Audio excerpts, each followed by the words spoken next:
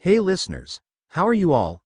Thank you so much for being our awesome members. There's a lot to come more. Sit tight, be comfy, put your headphones, now let's begin.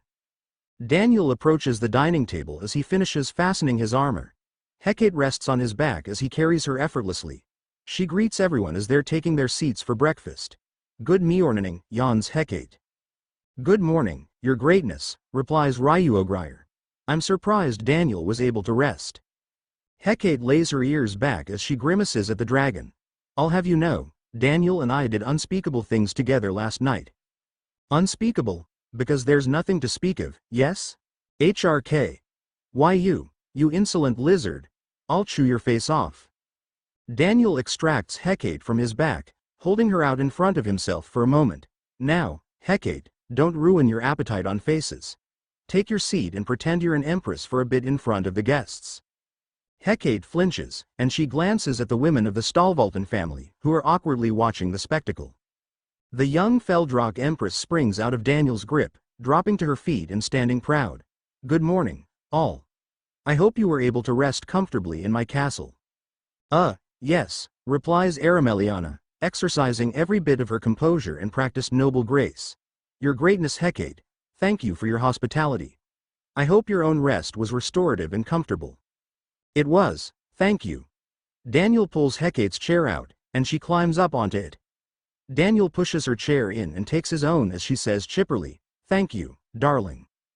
Hecate then huffs, now then, Ryuo, what's this I hear about you wanting to return to the Dragon's Keep? Asks the senior-most dragon. Daniel told me last night. Hecate crosses her arms and looks away. It sounds like an adventure, so I obviously intend to accompany him. I thought you were trying to get rid of me again. Ryuogrier dabs bread crumbs from her lips with her napkin, explaining as she prepares her waffles with syrup. I have some personal effects still in the keep. Mukori offered to retrieve them on our behalf in order to avoid us risking being cursed again. Cursed? Asks Bunraimi curiously. Indeed, replies Ryuogrier. She looks to Daniel, asking gently, Mukori, how much of our tale can we share? Daniel asks Zyriko as she sits beside Ryuogrier, even though she can't partake in food. Zyriko, can the curse be replicated by anyone outside of the Citadel? I do not know that I could replicate it, my lord. Since its true nature was lost upon inoculation, I doubt anyone else could reverse engineer it. Arameliana offers, I have no intention of threatening the dragons who are allied with you, your grace. We will explore defenses, but curses are far beyond our house's specialty. And you don't have to worry about me making any, your grace, adds Wenliana urgently. I didn't even really want to help with the air pulse cannon. For which I'm still very sorry, Great Aunt Reina. It's fine, Wenliana. Thank you for telling me more about my sister's descendants. Wenliana blushes and nods. Daniel adds, and, you don't have to be so formal with me. I'm still just Daniel. Arameliana replies warmly, forgive us, your grace. You may not favor formalities, but we must remain practiced and disciplined for the courts where it is not optional. Daniel nods. As you wish, your grace. Just know I object. Ryuogrier then explains, then, allow me.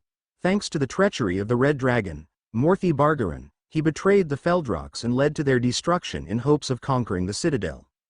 However, the feral Feldrock was able to repel him alone before he could take control, leaving the Citadel uninhabitable until Mukori, that is to say, Daniel, arrived. As well as Hecate. She fidgets with her meal for a moment using her fork, and she adds softly, the curse began around the time when the Citadel became uninhabitable. We female dragons began having almost no success even conceiving an egg. What few were successfully conceived were celebrated until they hatched.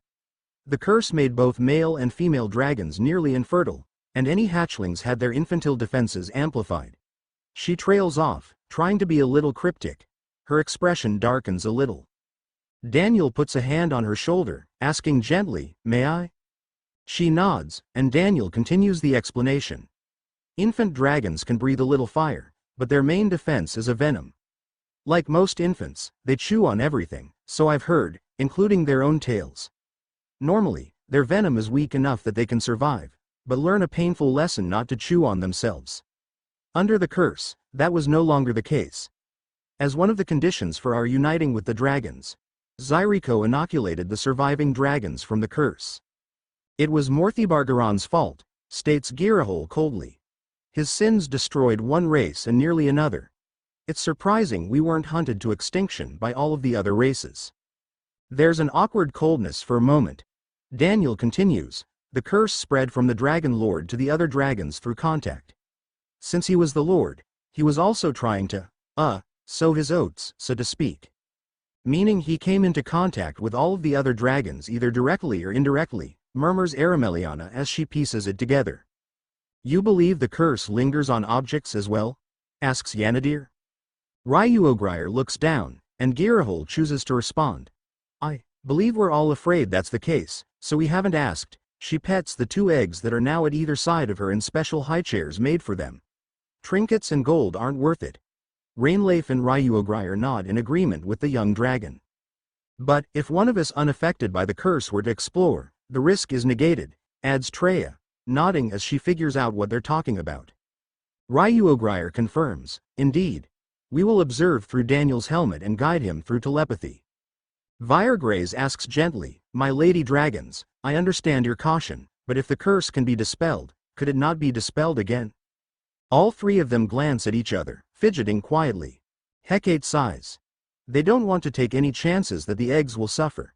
She teases dryly, you dragons are a superstitious bunch. Girahol pouts, you'd be cautious, too. True, so then, Grand Duchess, what are your plans from here? Me? Oh, your greatness, I suppose we'll have to return to the Grand Duchy? You don't have to if you don't want to. Actually, I don't see why you couldn't come with us. She looks at Daniel, grinning at him. I doubt they want to risk it, Hecate. But if we have more people, we could carry more magic bags and bring more treasure back. We could bring goblins and ogres for that. And there could be hostiles present, adds Zyriko. It's likely the Covenant tribes will already be trying to raid the keep. Hecate frowns. She hadn't thought of that. It's not easy to get to, offers Rainleif. Viregraze adds, she's right. Wyverns won't approach the keep, and dragons are the only ones that can reliably control drakes and winged drakes. Even if they could get individuals in, it would only be individuals. We also had cultists serving us, adds Girahol. They worship dragons and gave us treasure because of something in the past older than any of us. I doubt they could be convinced we're dead. And they definitely won't side with the demons in place of us. If I may, your grace, what of the dragons that aren't present here? Asks Gwenisphia. Ryuogrier is the one to answer the Geishanine lieutenant. Many of them are lying low in the Citadel or faraway villages and avoiding conflict or responsibility. To my knowledge, they are avoiding the keep in case Daniel revives Morthibargaron, who was violently protective of his treasure. Our focus is on retrieving personal effects for Ryuogrier, Rainleif, and Girahol, replies Daniel. We'll collect everything else if the danger is minimal, but we can survive without treasure. Yanadir elbows Wenliana gently, and the latter flinches. She blushes, finally speaking up. Your grace, your greatness, I would like to accompany you on this expedition. Everyone looks at her, and Arameliana asks, Wenliana? I'm certain, mother. I trust Emperor Daniel's companions, since he trusts them. I may be a burden, but I will gladly help however I can. The Grand Duchess sighs. I agree, though this is highly abnormal. Still, abnormal has benefited the Grand Duchy under your watch, my dear Wenliana. Wenliana's sisters all nod in agreement, confirming for Daniel that the diamonds and anything else Wenliana has been producing have been providing substantial income. Lady Wenliana, starts Daniel. I can't guarantee your safety completely. There shouldn't be any traps, other than the cultists, replies Ryuogrier. They won't bother you if we give you our seal, adds Rainleif. She casts a small spell, creating a simple little trinket that looks kind of like a dream catcher on a blue dragon scale. If they won't listen, they're not our allies. She passes the trinket to Hecate, who passes it to Daniel. It's not string or yarn forming the webbing on the scale, but lines of small, gem-like sand. Rainleif adds softly, their mages will be able to tell it's mine, Mukuri. I figured. But, I was actually admiring the design. She blushes. Ryuogrier and Girahol quickly create their own as well, while Rainleif explains, don't get it wet. The crystals are my venom. Hecate suddenly flinches, leaning away from the scale. Why your venom? You tell me after I touched it. Daniel chuckles as the others watch him nervously, excluding Ryuogrier and Girahol, who finish their own, blushing at each other that they had the same idea. I'm sure it's fine, Hecate. If it's like table salt, it'd have to be submerged to dissolve completely. And, am I safe in assuming the poison isn't easily absorbed in the skin? Zyriko answers, correct, Daniel. My belief is that in the event of swallowing small amounts of their own venom, it is broken down by their saliva and stomach acids prior to entering the bloodstream. He sighs. Then, what about travel? If one of you three is escorting us for the drop. Ah, about that, interjects Zyriko. The shuttle is ready. Drop-off won't require an airdrop, and my golems will fly in an orbit out of range of spells. Daniel licks the biting surface of his teeth briefly as he realizes they seem set on making Wenliana able to go. Very well. Are you certain, my lady, your grace? There could be magic devices that I've never seen, your grace, replies Wenliana passionately. And, no one in the East has ever seen the Dragon's Keep. Seeing the unknown, well, you know. Arameliana smiles, and she adds elegantly, as you can see, your grace, my daughter may gain much from seeing something so unique. That said, Wenliana, you are to stay close to the Emperor and his companions at all times. Do not stray or get distracted. Wenliana nods. Yes, mother, of course. I swear I shall obey their instructions and not become a greater burden. Very well. Your Grace Daniel, your Greatness Hecate, please allow my eldest daughter to accompany you. Daniel looks at Hecate, who nods, I'll allow it. With a nod, Daniel looks at Zyriko. Zyriko, please make a set of armor for Lady Wenliana. Focus on mobility for her. As you wish, your grace. Emperor Daniel, asks Yormolit. Lady Yormolit. What can I do for you? I just wanted to ask, were you planning on jumping from one of, the dragon empresses while flying? Daniel's companions, with exception of Zyriko, sigh with exasperation. He chuckles softly, replying sincerely, that was the plan. I have a way to land safely. Did you learn magic? No, a magic device, then, asks Wenliana excitedly. Not quite. It's just fabric and ropes, retorts Girahol with a hint of sourness in her voice. Daniel smiles, teasing her, and it worked very well, thank you for making it for me, Girahol. If I had known what it was for, I wouldn't have. Oh, that was when I thought you didn't like me. Girahol blushes at Daniel's retort, and she huffs, turning her attention to her food. Wenliana, we'll leave in 2 days. Grand Duchess, you are welcome to stay through or return or depart whenever you need to. We'll see. Wenliana returned home safely. Arameliana smiles. Very well, we may take you up on the ladder, then, if it's not too much of a burden. We have been away from the Grand Duchy for some time, after all. I completely understand. I'm going, too, declares Treya sternly. I've seen you fight, Daniel. Gwenisphia adds, me too. Lady Hecate said more helpers would be better, yes? Then, I would like to accompany you as well, adds Viregrace. Me too, says Aulone quickly. Thymeria starts to volunteer, but both Viregrace and Ileana object. Ryukana says softly, I'll watch over you from here with the Lady Dragons, your grace. Daniel nods at her, knowing that she has to remain an unknown in all senses. She's not banished from the divine realm, per se, but if her presence is revealed at large, it could cause situations Daniel doesn't want to deal with. With her power, though, she could easily teleport to Hecate and provide backup if anything goes wrong.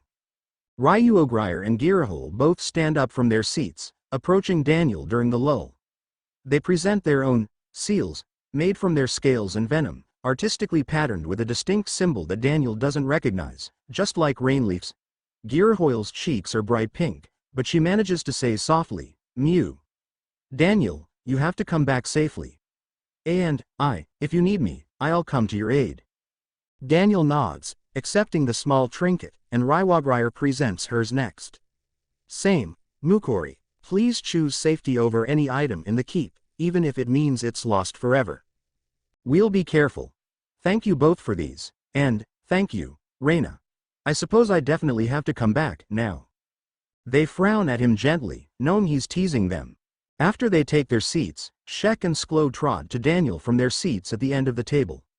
Daniel, Shek and Sklo make charms, too. Please take to keep master safe. Shek presents a small hand-woven purple shape that looks like a flower to him. A flower? Asks Daniel curiously. Shek nods happily. Yes, Shek's so happy. She gives it to Daniel, and he smiles. Thank you. It's my favorite color of flower. He fastens it to a button on his left forearm bracer. Noticing in his peripherals as more than one person seem to take note of that. Sklo then presents hers. It looks like a small creature's face. Daniel studies it for a moment. A goblin? Sklo and Shek both gasp as they look at each other. Sklo exclaims, yes, master guess right. Sklo happy. She sways bashfully a little, adding, is baby goblin. Sklo give master lots. Shek, too, exclaims Shek. Daniel hugs them both. Thank you. I feel safer already. They both hum happily as they hug him, and he attaches the goblin trinket to his left bracer as well, since he's right-handed and worried about damaging them if he blocks with his right hand. Arameliana remarks gently as the two goblins return to their seats, you keep interesting company, your grace. Daniel smiles. I'm fairly confident I keep company with Peel worth keeping company with. Treya raises her glass, saying warmly, I'll drink to that. The others join her, with the dragons and goblins mimicking the others, since they don't normally do a drinking toast. A large, unlikely group crossing divides of all kinds shares a toast before enjoying breakfast together. After breakfast, Daniel makes his way to the shuttle with Zyriko and Hecate. He wants to see it, as well as prepare for the trip. While Daniel and Hecate are admiring the inside, which is plenty large enough for more than 20 people to travel in comfort, Wenliana's voice calls out to him carefully, Daniel? Daniel turns, finding Wenliana near the entrance to the hangar, which was originally just an entrance used by the Feldrox. He and Hecate disembark the shuttle, and Wenliana admires it. Compared to her airborne sailing ship, look, the shuttle Daniel and Hecate helped design looks more like a spaceship from a science fiction movie, sharing some of the shape of a fighter jet, but larger. I have to say, your shuttle looks better than my airship. Daniel and Hecate glance at each other, and Hecate says softly, about that, Lady Wenliana. Please just call me Wenliana, your greatness. I don't care for noble etiquette. The young Feldrock Empress smiles. Same. Please just call me Hecate. At least in private with Daniel or our friends. She nods, and she looks at Daniel, who adds what she said. Wenliana sighs in relief. I'm glad you haven't really changed, Daniel. For a brief time, I was worried. I'm sorry. I'm sorry we shot down your airship. I'm sure you worked hard on it. She smiles. It's okay. I hear you managed not to kill any of the soldiers flying it. We'll reimburse the cost, replies Hecate. But please understand they hurt Rainleaf, and it was only thanks to Daniel that we spared them. Wenliana nods. I learned that Rainleaf is a distant ancestor, so I have profusely apologized. I feel so foolish. You didn't know, replies Daniel gently. She nods. Truth be told, I also wanted to help for Great Aunt Raina, so thank you for letting me accompany you. Sure. Glad to have you. She smiles. However, she gets to the thing she actually wanted to bring up. Daniel. About your phone artifact. Ah. Yes, sorry for worrying you, but I took it. I did believe you were our enemies at the time, and I didn't want you to have anything more lethal to the dragons. She looks down, but nods. Sorry, no, it was all a misunderstanding. I was impressed that you were able to make use of it. But you didn't trust me enough. Hecate comes to the rescue, saying, it was never about you, Wenliana. Your family banners were carried by soldiers we thought were trying to assassinate Daniel. Daniel was always certain you could be trusted. And, if you were enslaved to produce his technology, terrible things could be made. Hecate looks around, saying quietly, Zyriko, make sure no one comes in here.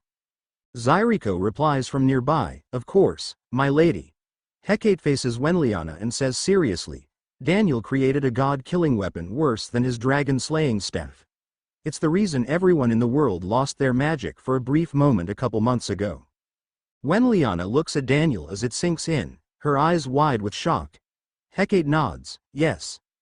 We were killing a very dangerous and powerful monster that even all of the dragons and the demon queen couldn't defeat. Daniel turned it into a crater. Even Daniel's dragon-slaying staves could become dangerous weapons in the wrong hands. Daniel jokes, maybe we should bring you in here permanently, if only to protect you from being imprisoned. Hecate chuckles, but Wenliana blushes softly. Would you? Asks Wenliana quietly. What? Would you consider taking me as a wife? If, hypothetically speaking, I did have feelings for you. Daniel cocks his head, and Hecate watches him, resisting her own urge to make an outburst for some reason. Daniel glances at the Feldrock girl, and she huffs, crossing her arms. Don't look at me for help. I already gave my blessing for her to be a mistress. She points at Wenliana, sternly snipping, but I will be his first wife, his true empress, and his favorite. Wenliana blushes and looks at the ground. Daniel sighs gently. He takes a seat on the ground, trying to think. Daniel? I don't understand it. I'm sorry, it's not you, Wenliana. I don't understand. Allow me, darling, coos Hecate as she takes a seat next to him. Power draws people to you. Your kindness keeps them. If that's the case, you should have men crowding around you, jokes Daniel dryly. She smiles. And they would all be my minions. I don't always like the idea of sharing you, but it made me sad when I realized you don't have anyone to care about on Earth. And if they're your family, they can be my family, too. She suddenly perks up, pointing at him fiercely. Don't tell Ryuo I said that. Daniel chuckles, and Wenliana kneels in front of them. Daniel, I have thought about it since Hecate mentioned it yesterday. And I've been thinking about you ever since you were taken away that day. I was so happy to see you again. She wipes tears from her eyes, trying to recover her composure. I only realized it after you were gone. I love you, Daniel. She begins crying, and she throws her arms around Daniel's neck, hugging him as she cries. Daniel gently hugs her, doing his best to comfort her. He, cackles Hecate as she rubs her hands together. Soon, the Grand Duchy of Stalvalten and its greatest magic artisan shall be in my pocket. He. Daniel scoffs and rolls his eyes with a smile. Wenliana murmurs from his shoulder, if I can be with Daniel, then you may have me, Hecate. Hecate puts her fists on her hips, saying proudly as her tail swishes back and forth. Perhaps this harem is really mine. She frowns, glaring lightly at Daniel. Since my husband won't touch me in a wifely manner. Where I come from, I'd go straight to jail, Hecate. So, we're not there, we're in the Fevigal now. I'm creating a new law. Daniel must marry me immediately and do unspeakable things. The end. Laws don't usually have the end in them. Hecate growls impotently as she swings her hands at him harmlessly. Shush you. You're digging a very deep hole for yourself. Daniel chuckles. I'll take my chances. Wenliana chuckles as well. Thank you, Hecate. Daniel, will you? Daniel sighs. I care a lot about you, Wenliana. I'm sure I'll come to love you. If this crazy situation is fine with you, then I will. Hecate chuckles as she hugs his neck from beside him. You love it, Daniel. Yeah. He smiles and adds softly, I guess I do. Wenliana nods. Thank you, Daniel. I will accept this situation because no one else captured my heart, and no one else can capture my heart. Daniel smiles and flops onto his back. I feel like an ancient emperor on Earth. Hecate snickers. You are an emperor here, my darling. There's no way I actually qualify. Well, until we're both assassinated, you're the emperor of the Fevigal. Whenever you need a break, you can hide in my lab, Daniel, teases Wenliana. Oh, and, may I have a lab, please? Consider it done, replies Hecate proudly. She says a little bashfully, the Citadel has a lot of unused space, still. All three of them chuckle together. Wenliana asks a little sheepishly, Daniel, Hecate, can I be considered part of the family now? Hecate cocks her head, and she replies, of course. I think so. You were already someone special to Daniel. Thank you. The eggs ladies Ryuogrier, Rainleif, and Girahole have. Woo! Look at the time, acclaims Daniel as he tries to climb to his feet. Hecate pounces him, shouting, no you don't. Answer the question, Daniel. Assume what you want, replies Daniel as he wrestles Hecate off of his back. I'm just curious, adds Wenliana sheepishly. One of them is my relative, I think. Hecate perks up as she keeps Daniel from rising to his feet. You mean Raina's? Yeah, you're right. They'll be your cousins. Daniel, what would they be? I don't know. Distant cousins, I think, since there are so many generations between them. Hecate rests her chest on the back of Daniel's head, laying on him like a lounging sofa. Wait, did you say, they? Asks Wenliana. Hecate sighs. Yes. Raina has another one in her belly. Oh, I guess, she gasps. Lady Girahol, she was so thin this morning. The Feldrock Empress cocks her head curiously, flopping her big triangular ears to the side. Did you just think Raina and Gara were fat? Wenliana blushes sheepishly, avoiding eye contact. Yeo, don't tell them that. Or, praise them for their eggs. Hecate hits Daniel's leg with her tail in irritation. Daniel, you did that to them. So, the second two, replies Daniel sincerely. I only helped for the first eggs for all three of them. Wenliana smiles softly. I see, then, you probably won't want any additional children. Hecate smirks. Daniel is an emperor. He has to have lots of children, though, ours will be the heirs to the Fevigal. I don't know how it works, but yours can be the heirs to the Grand Duchy. Wenliana looks at Daniel, and he chuckles nervously. I wouldn't consider it if I didn't have access to the Citadel. Zyriko is a huge help with everything. And, that goes for, being with multiple women as well. He sighs. I definitely like the idea of having children. The dragons were in a tight spot to begin with, and they asked nicely. Shek and Sklo asked nicely. Though, lessons were learned with them. Hecate scoffs. You get what you deserve, Daniel, teases the Feldrock girl. He chuckles, yeah, I guess I do. Did something happen?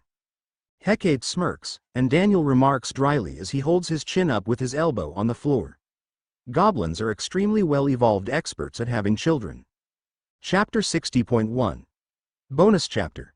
Drinking party during dinner after making early preparations for the mission to go to the Dragon's Keep. Arameliana speaks up. Your Grace Daniel, if I may. Yes, Your Grace, replies Daniel. You once spoke to me about a poison that you intentionally drink, and Wenliana was unsure how to finish the batch you started. Daniel chuckles. Oh. Yes, that. As it turns out, I've just about perfected the one I like to drink back home, as well as a couple of wines. Wines? Asks Bunraimi curiously. Daniel nods as several of the women in Daniel's inner circle perk up. The wine isn't quite as good as if it were properly aged, but one of the batches is fairly smooth, so I think everyone here will like it. Hecate immediately jumps up, shouting, Zyriko. Bring them now. She flinches when Daniel's hand plops down on her head. Daniel. I know you'll fight me, so I'll jump straight to the compromise. You may taste them, but you are not allowed to drink. What? Why not? You're too young. But. I trust you, Hecate. It was illegal entirely in my home country until 21 years old. But, many countries allow younger people to try it with responsible adults moderating them because encouraging mature habits with alcohol is just as important as waiting until you're old enough. She's still downtrodden, so Daniel comforts her. Hecate, look around you. Of the girls over whom I have say, you're the only one who is too young. That means, another Hecate privilege is that you'll be sharing my glass. She perks up. Really? Daniel nods. It's the least he can do, since he knows it'll make her happy. Hecate sits back in her seat triumphantly. Very well. The human mechanic then adds, I'll do my best to watch over everyone, but Zyriko has also been briefed. If we cut anyone off, it's for your safety, please understand. Everyone agrees, and Zyriko brings in a handful of golems with 4 carts. On the leading one are the glass bottles with a fairly dark brown liquid inside. They have a label that depicts some sort of hand-drawn round-headed creature with big eyes and multiple tentacle arms. It reminds Arameliana of the legends of the Strelak, though the head very much does not resemble the artistic drawings of the Strelak. There are also tiny glass cups accompanying the drink, barely enough for a single sip. Daniel explains, the first one is as close to my favorite rum as possible, so I honored it with a drawing of my own so I don't lose track of the bottles. It's a very strong alcohol, so definitely use caution. Behind the rum cart are another 3 each with a large wooden barrel with a simple valve already tapped into one of the flat faces of the top, though it is perched on its side. Each of these 3 barrels represent a different batch of red wine made using the grapes I could get a hold of. I've got a vineyard going to start cultivating, but from my memory, the blue band barrel equates pretty closely to a fairly mild Cabernet, the red band is pretty close to a Shiraz, and the green band I haven't figured out yet. But the green band is the smoothest, so it should be the one we start with to let you try it. Daniel thinks for a moment. I'm certainly no sommelier, and I've never had any trouble going in whatever order I want, but it can affect the flavor a little. Daniel, starts Treya. He looks at her, and she suggests, your rum is definitely a specialty taste, right? And none of us have had the wine, so maybe we could start with that, and then the bravest of us can try the rum. Is it really that scary? Asks Yormolit nervously. It's an experience, replies the Gaishanine sergeant. Anything anyone doesn't like, starts Daniel, I'll finish later. So, don't worry about drinking all of what you're given. The rum, especially, keeps for a good long while. Daniel helps Zyriko and her golems pass out the wineglasses first, and Daniel says gently, for anyone who is pregnant, I must ask that you taste, but don't drink any of the alcohol. Why is that? Asks Yanadir. Earth has studied many of the dangers, and the simple answer is, the smaller the body, the faster you blow by drunk, and go straight into poisoned. A baby is too small for even a little alcohol, and it can have extremely dangerous effects on them.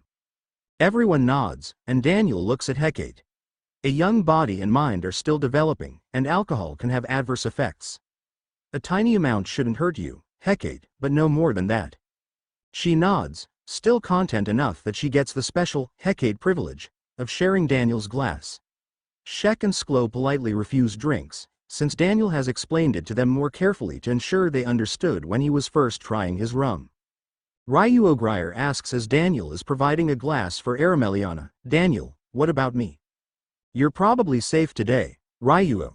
Any later, and I'd tell you, no. She smiles and nods.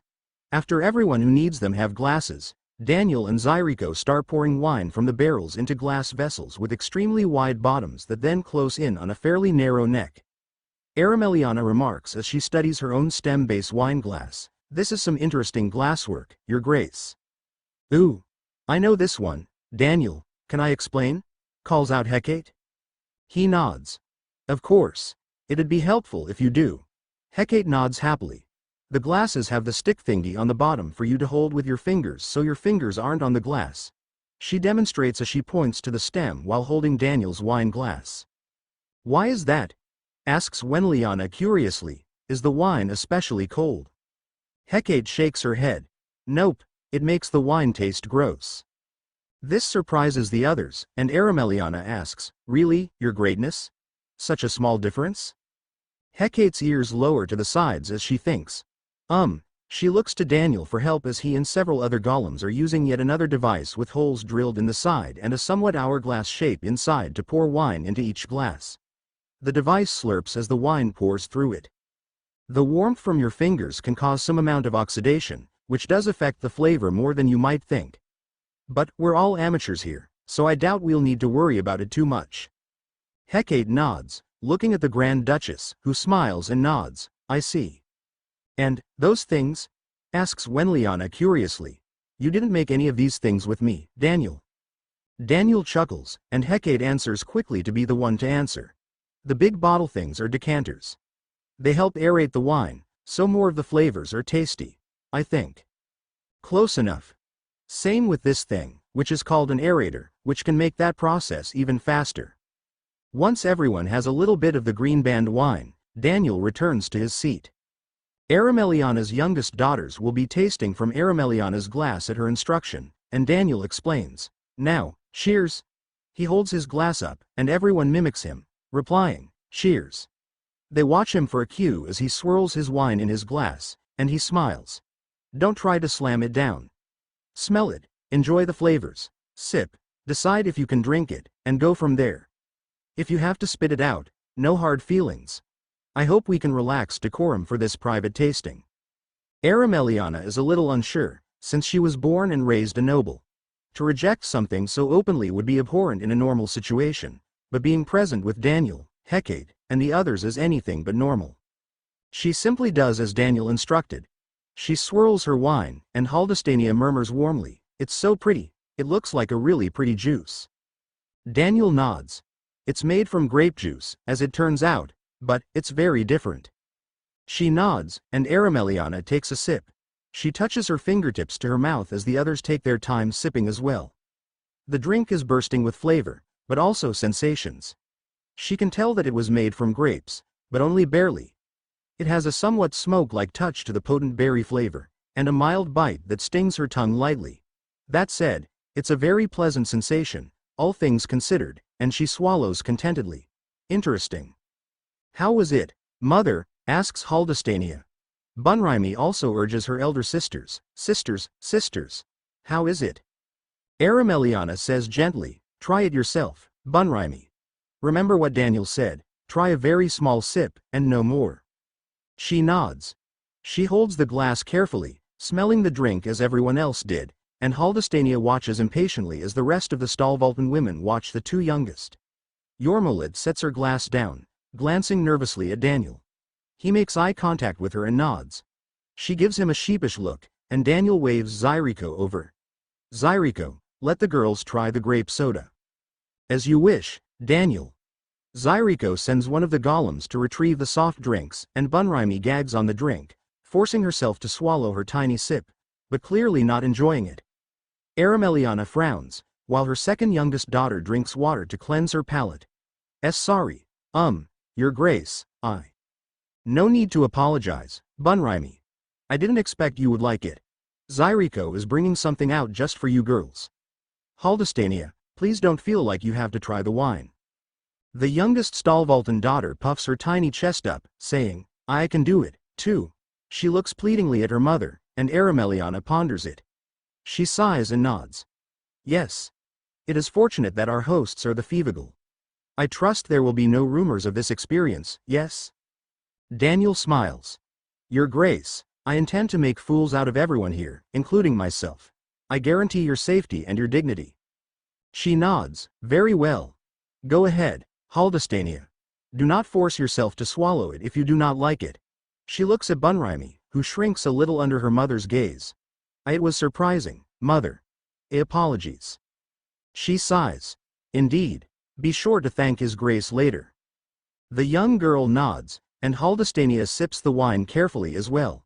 She obediently hands the glass back to Arameliana while she thinks about her tiny sip, swallowing it without any noticeable issues. She doesn't seem to have struggled, and she looks at Daniel. "Daniel? I did it. Can I have more when I get older?" Daniel chuckles. "Most definitely, in moderation, of course." She grins and nods, and Zyriko arrives with the sodas, which are kept in glass bottles sealed with crimped caps like classic bottles. The golem removes the cap and pours out glasses for Haldestania, Bunraimi, and Jormalit. Meanwhile, Ryuogrier and Girahol finish their first glasses contentedly, and Rainleif tries only the taste, disposing of her wine in a separate cup with a subtle and nearly unnoticeable motion behind her mantle after she has savored the taste. Treya hums as she enjoys her glass, and Gwenisphia cautiously tries hers. Viregraze has a very similar reaction to Arameliana, nodding as she enjoys it, and Thymeria tries it, but pours the rest into her elder sister's glass. Ileana regularly started drinking with Daniel and Treya, so she is used to the alcohol, but seems to like the wine. Karatai sips hers, and she gasps. "Whoa! This is like a potation, but doesn't taste like junk." She gasps again, looking around. "Sorry." Everyone chuckles, and Aulon asks, "Is the process the same as potations, Daniel?" "Very similar. Potations, to my understanding, require magic, though. Alcohol is a natural process even without magic." She nods, finishing her own glass. "May I have some more?" "If you'd like, we'll move on to the next." Interrupts Daniel, and everyone looks at Haldestania, who is swaying happily in her chair. She flinches and squeaks, Sorry, it's so good." Trying to cover for her younger sister, Bunraimi adds, "Why yes, thank you, Your Grace. This is very good." Jormolit nods in agreement. "I'm glad. It's a bit tedious to carbonate sodas without being able to buy CO2 at the store or the sodas themselves, but it's worth it for smiles like those. They all grin, and continue sipping at their grape sodas. Hecate sips Daniel's wine, following the rules as she ponders the flavor as well. She grimaces, but swallows the sip. She glances at Daniel, and then looks away. I think I'll try the soda as well. Daniel laughs and pets her head. All right. If you don't like this one, I doubt you'll like the others. It's a very bold taste, if I must describe it, states Arameliana. Definitely unique. She finishes the glass that was returned to her by her youngest daughters, smiling as she enjoys it. It's definitely very interesting. Daniel explains, on Earth, there were hundreds or even thousands of different vineyards, each with their own production styles, different grapes, vines that were cultivated for as long as possible in some cases. And they'd profile the flavors by a bunch of categories I don't fully know. You'll hopefully be able to tell a little bit of the difference between the three we're trying today. She nods approvingly, and the golems bring the blue band wine around to everyone still in the tasting. Those who are done with wine, Haldestania, Bunraimi, Yormolid, Hecate, Shek, and Sklo enjoy a variety of soft drinks. Daniel has asked Aulon, Zyriko, and some willing participants from Town Tea work on making. The carbonation is minimal, since it's not so easy to make in large quantities as of yet. As such, it's slightly tingly juice and other sweet drinks that the young girls all enjoy immensely. For the blue band wine, the Cabernet, the flavor is a little more bold, earning many hums of approval from those who already liked it. As before, Thymeria gives the remainder of her wine to Ileana this time, as she doesn't seem to like it too much, but wanted to try it to have an objective opinion. Daniel asks Hecate, want to try the blue band? She studies the glass for a moment, sniffs the edge of the glass, and thinks for a bit longer. She nods, why yeah. She takes the glass and tries a taste, grimacing again. She shakes her head, quickly washing it down with her soda. She sighs. Pua, okay. Yeah, I'll leave it to you, Daniel. Maybe I'll try again when I'm older. Daniel gently pats her back. That's perfectly fine. I didn't even try anything until I was almost 30. Really? Most of my social circle liked beer, which is from fermenting a special grain similar to wheat. And, to be frank, I can't stand the smell of it. There are wines and rums I don't like either, and we usually trade the batches that still have good quality, but that I don't like. If anyone tries them and wants to keep a batch, let me know. The others chuckle. We'll take your word for it, Mukori, teases Ryuogrier. I can only barely tell a difference between these two wines, though I can tell there is one. As you learn what the differences are, even I can attest that it becomes easier to tell. Though, there's a job called sommelier on Earth, who specialize in wine flavors and what kinds of foods go well with them. Smell EEI, repeats Bunraimi innocently. Daniel laughs. Thankfully, the Eastern Imperial trade word for smell is different than the pronunciation, so it's a joke they won't get. So mel EEI, clarifies Daniel. If I remember right, it descends from the French language, one of the different languages from a country across the sea from mine. I'm looking forward to opening trade with countries across the sea, states Arameliana a little deviously as she sips at her second glass of wine. It will make transporting goods between ourselves easier as well, so I have no objections. We'll just need to be careful not to get ambushed or dragged into more war. Couldn't agree more, murmurs the Grand Duchess. Lastly, the golems serve the red band wine, which reminded Daniel of a Shiraz. It has the most potent of flavors of the batch, and a more noticeable dryness compared to the others. Ooh, Kuz Viregrace. That's one of the strongest flavors I've ever tasted in anything. She sips again as Gwenisphia agrees. Yes, it's the strongest of the three. And, I think, a little more berry flavor? As I said, starts Daniel warmly. Each wine will have its own profile determined by where the grapes are grown, what kind they are, soil quality, and even natural disasters like wildfires can have an effect. It's actually quite fascinating. Is there a way to speed up the process? Asks Wenliana. Magic equipment can be used to stop food from spoiling for a long time. I only know a few basic things we could make with magic equipment that could help somewhat, but it can be a delicate process. For every successful barrel we have right now, we have 2 more of waste and 1 not to my tastes. But, I'll run you through the full process. The magic artisan nods, taking notes on the wines, including her own impressions. Scarcity would make this quite valuable then, replies Yanadir. I wonder if you would teach my husband and I how to make it, Daniel, so we might be able to share in the profits. Arameliana can't help but smile pridefully at her second daughter. No problem. It'll take years for you to establish vines, so be mindful of that. We have Datakorian foragers who knew of some well-established wild vines, and they've been retrieving the grapes we're using the most for the red band. Viregraze and Ileana hum happily. I approve, declares the Ultal Archpriestess. Yes, it's fascinating how so many different flavors can come from the same juice, adds Rywagrier. Daniel smiles at the various other talks occurring around the table. Those with sodas are giddily trying the different flavors and remarking on the bubbling. The dragons have scooted closer to Daniel while Hecate is distracted, and they offer to pour Daniel more. Arameliana is discussing the wine with Viregraze, Wenliana, Yanadir, and Karatai, and how nothing else compares. Treya ensures to joke, if you think this wine is strong, wait until you try the rum. It's a truly peaceful and jovial gathering. Last is the brave souls. Daniel, Treya, Gwenisphia, Karatai, Aulone, Viregraze, Ileana, Arameliana, Wenliana, Yanadir, Ryuogrier, Rainleif, and Girahol, who all volunteered to try Daniel's rum last, with the promise that they'll get to have as much of the remaining wine as they could want. A few of the demon kin, namely Aulone and Karatai, know what it's like to be drunk, from having used too many potations in their lives, or seeing others who do.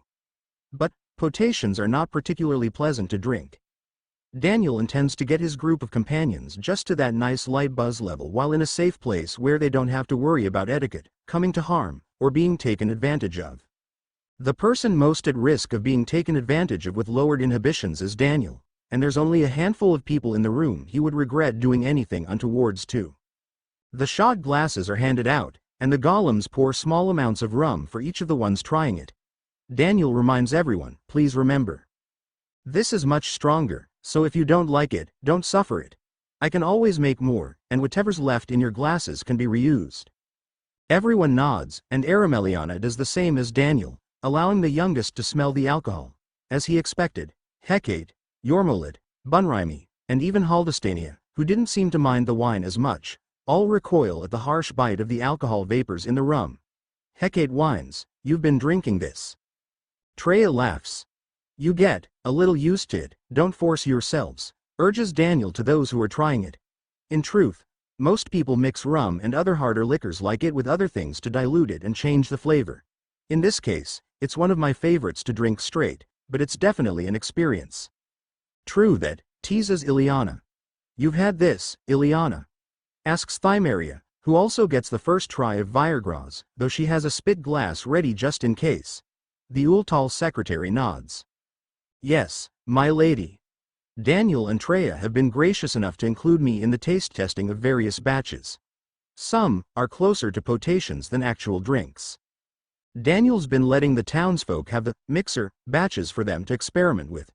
They've been trying various combinations and selling the results, bottling some of it for trade. Aging is something most of these are lacking, so in time, we'll have even better and better batches, adds Daniel. But that's for another time. Let's enjoy ourselves tonight. Cheers. Daniel toasts again, and everyone mimics him, even the girls with sodas. Everyone tries the rum, and they get very different reactions this time. Treya and Ileana know what to expect, so they enjoy their shots. But the two along with Daniel can only watch in amusement as everyone else tries it. Gwenisphia grimaces just like the girls did for the wine, and she makes sounds like, oof. Yee, as she shakes her head. Her ears flick side to side in response as she experiences something intense and new. The same goes for Thymeria, who quickly hides her face and uses her spit glass subtly, quickly rinsing her mouth with grape soda. Hecate sips from Daniel's shot glass, barely letting the drink touch her tongue, and she cries out, immediately chugging her water and soda in turn. Yanadir and Wenliana are lost as well. They finish their first sip, but can't finish the shot glass, so they set them down, breathing to cool their mouths off a bit. Karatai does similar, but she laughs as she enjoys it. Wow, you weren't kidding. Right? Asks Treya. I was suckered into trying it the first time. Hey, I was drinking alone just fine, retorts Daniel. You asked me. Same as poor Hecate here. He pets the Feldrock Empress's head, and she immediately whines. Daniel. That burns so much. How can you drink that? Ha ha ha. You get used to it, my dear little Hecate. I better never get my mouth burned when you kiss me, complains the black-haired girl. She glares into his eyes with fiery gems of gold. Daniel concedes, fine, fine. There are plenty of ladies here who are fine with it apparently. Hecate's mouth drops open as she stares at her beloved companion, betrayed by his words as the said ladies, Ryuogrier, Rainleif, and Girahol, as well as Treya, Karatai, and Aulon, all chuckle. Arameliana, for her part, is slow to drink her shot, but she doesn't disapprove of it. She admits, I would think I would like to try this mixed at some point, but I can see the appeal. Again, it's a very intense flavor unlike anything I've had before, and it really stimulates the tongue. She exhales noticeably, amused by the cooling sensation in her mouth in relief to the stronger burn of the higher alcohol content, as well as the combination of spices Daniel has been experimenting with to get it just right. The Citadel has a humongous stockpile of ingredients to feed presumably dozens of Feldrocks, which are very large beings, meaning those ingredients go a lot further for Daniel's needs. After everyone has given their impressions, Daniel asks what everyone wants to continue having for the rest of the night. He, Treya, Ileana, Karatai, Ryuogrier, and Girahol go with rum, while Arameliana, Viregraze, Aulon, Yanadir, and Wenliana choose the red band wine, the fairly bold Shiraz, since it's more flavorful than even the blue band, which is a mild Cabernet, as far as Daniel can remember. He'll likely have to create his own system for Zenkon, just so it doesn't get too confusing and doesn't insult the legendary winemakers of Earth too much. Shek, Sklo, Hecate, Yormolit, Bunraimi, Haldestania, and Thymeria stick with sodas, and this time, they try a raspberry soda, which has a touch more than simple raspberry juice, what Daniel calls raspberries from Zenkon, and has a very sweet flavor, even more so than the grape soda. If he didn't know better, he would think it was alcoholic from how excited the girls get, and how energetic they get when Hecate goads them on. Haldestania is the youngest, with Daniel estimating that she's around Eremia's age at 10 to 12 years old, though it's sometimes hard for him to tell. The people of Zenkon age a little differently than Earth, since Zenkon has longer days and years at 29-hour days and 450 days in a year. It's undoubtedly a factor of having been born and raised on Zenkon, as well as some factor that magic applies, since those who know how to use magic and have the affinities for it, like Wenliana, can extend their youth much longer, not to mention those with high monopools like the dragons, elves, Ultal, and Feldrocks, who can live for much longer without effort. After a few more glasses, Daniel can feel his own buzz, which means he needs to be more careful and monitor everyone. He moves everyone to the nearby lounge to get more comfortable, particularly if a sudden bout of sleepiness comes on.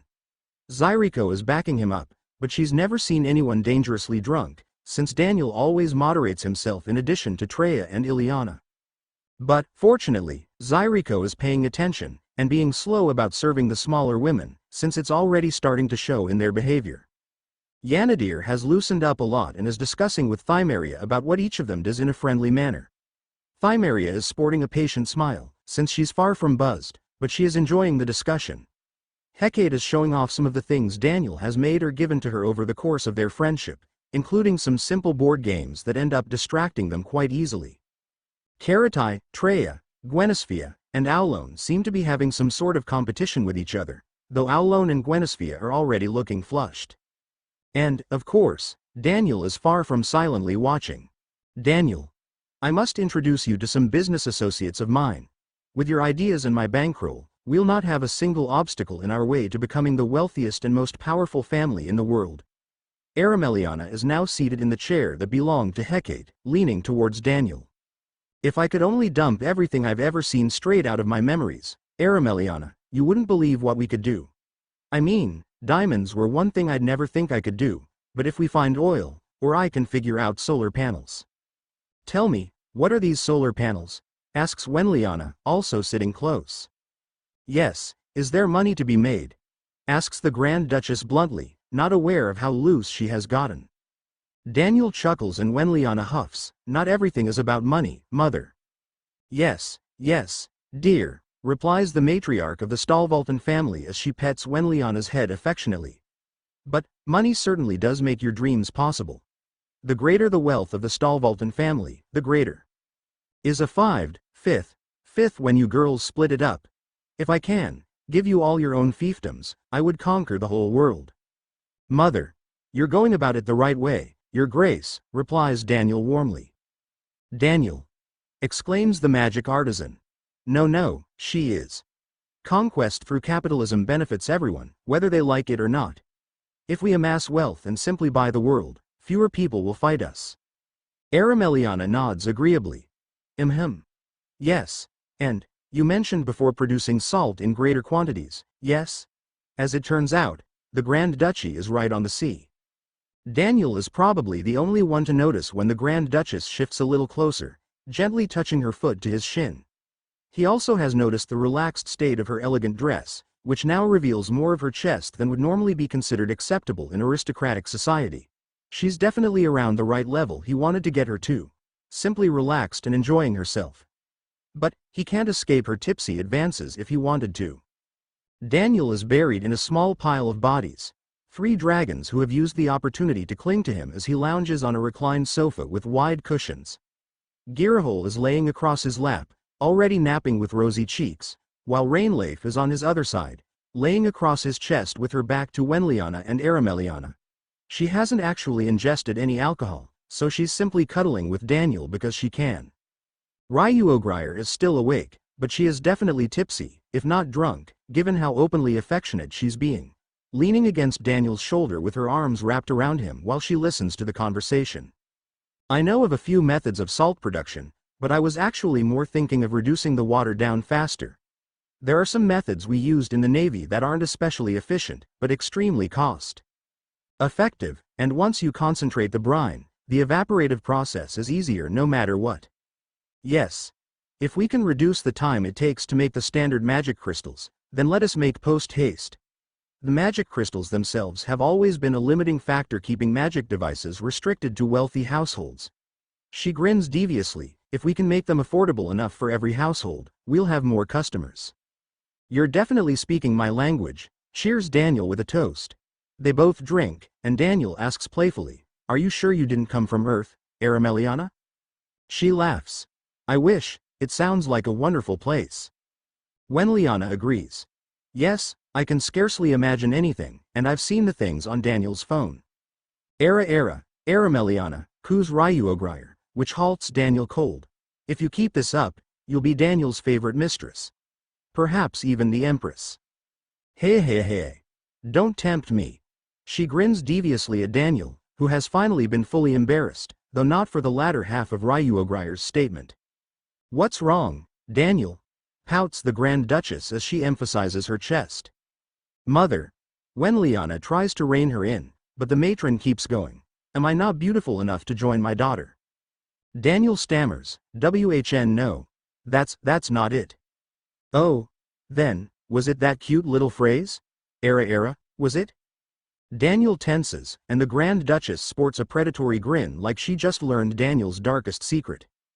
Given what's about to be revealed, since Ryuogrier is shameless, it probably is in the running for top 5.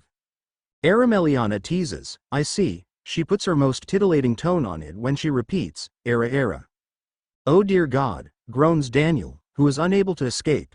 Rainleaf's tail slides against him, and he notices her smiling up at him as well.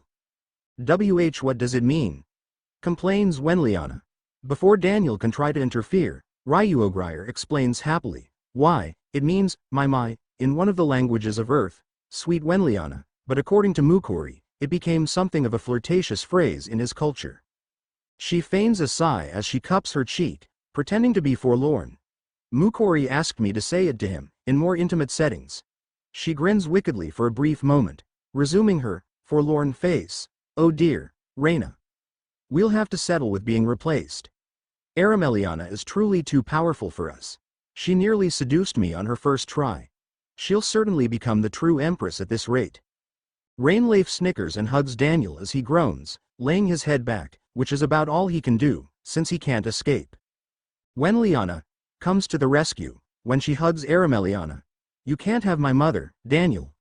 You have me, I'll say it if you want." "No, please God, no, I." He halts when Wenliana pouts, looking to the side. This is. Ryuogrier chuckles. Why, it's rare to see Mukori flustered like this." She kisses his cheek, and Rainleif nods in agreement. "He finds it funny when he teases us," retorts Rainleif. "I can see the appeal, now. It's very cute." She cuddles against him, flipping her tail over Daniel's leg. Ryuogrier, still enjoying Daniel trying to endure his embarrassment, does somewhat come to his rescue. "In truth, Mukori asked us to keep it private, since it's something like this. And it's a special treat, so it's not to be used too often." Wenliana nods, accepting the lesson wholeheartedly. Daniel sighs. He can usually keep his composure, even when any of his companions are being affectionate or clingy. But revealing one of his secret interests did more psychic damage than he thought. He'd probably actually die if he had shared one of his even more liked playful terms. Arameliana leans back in her own seat wearing a fairly triumphant smile as she sips at her wine once more. Empress Arameliana Kos Stalvalten, or wait, I suppose it would be Empress Arameliana Kos Lawson, wouldn't it? She sips again, nodding, as Wenliana whines, "Mother, what about me?" The Grand Duchess pets her eldest daughter's head. "Very well. I suppose I could settle for Empress Consort. My beloved Wenliana." She snickers when Wenliana groans and Daniel closes his eyes, trying to hide himself from reality as Ryuogrier giggles and presses herself against him. After a moment, Arameliana looks off into the distance with a contented smile. She seems to be looking up, more than anything, and she silently toasts before finishing her glass. She relaxes in her seat while Daniel tries to convince Ryuogrier and Rainleif to never reveal that phrase to anyone else ever again, which they lovingly refuse. The Grand Duchess of the Stalvalten Grand Duchy remarks softly to no one in particular, "It's been a long time since I had this much fun." The other four look at her, a little surprised. She smiles happily. "Daniel, thank you for this." He nods. "Thank you for enjoying it with us, Your Grace." The relaxing night continues for a while longer, and Daniel, Wenliana, Arameliana, and Ryuogrier continue discussing future developments, which eventually draws Viergra's attention to join in. Daniel finds himself agreeing with the Grand Duchess wholeheartedly. He wouldn't trade away a single moment of this night, even the embarrassment. It truly is a nice, fun reprieve. Chapter 61. The Dragon's Hoard Part 2. On the day of the expedition to the Dragon's Keep, Daniel meets up with his mission team: Hecate, Treya, Gwenisphia, Aulone, Wenliana, a couple of Stalvalten guards assigned to protect Wenliana specifically, Viergra's, and several of Zyriko's heavily armed machine gun golems. However, Daniel is surprised by who he finds at the shuttle waiting for them. "Master, you're here." "Karatai, I thought you were still in the surrounding town with your people." She sports a wide smile. "I was, but we're all settled in. Thank you for letting us move here. The other tribe leaders are still talking about invading East. I've heard mention of it. If I knew how to stop it without exterminating a lot of people." "I know. For now, being out of reach is fine. So, I also heard from Shek and Sklo that you're heading to the Dragon's Keep." Treya murmurs, "Shouldn't you have told them to keep it quiet, Daniel?" "It's fine. No one will be able to overtake us, and if they arrive after we do, they still have to fend off our defenses. Hopefully, the cultists around the keep will be friendly with us."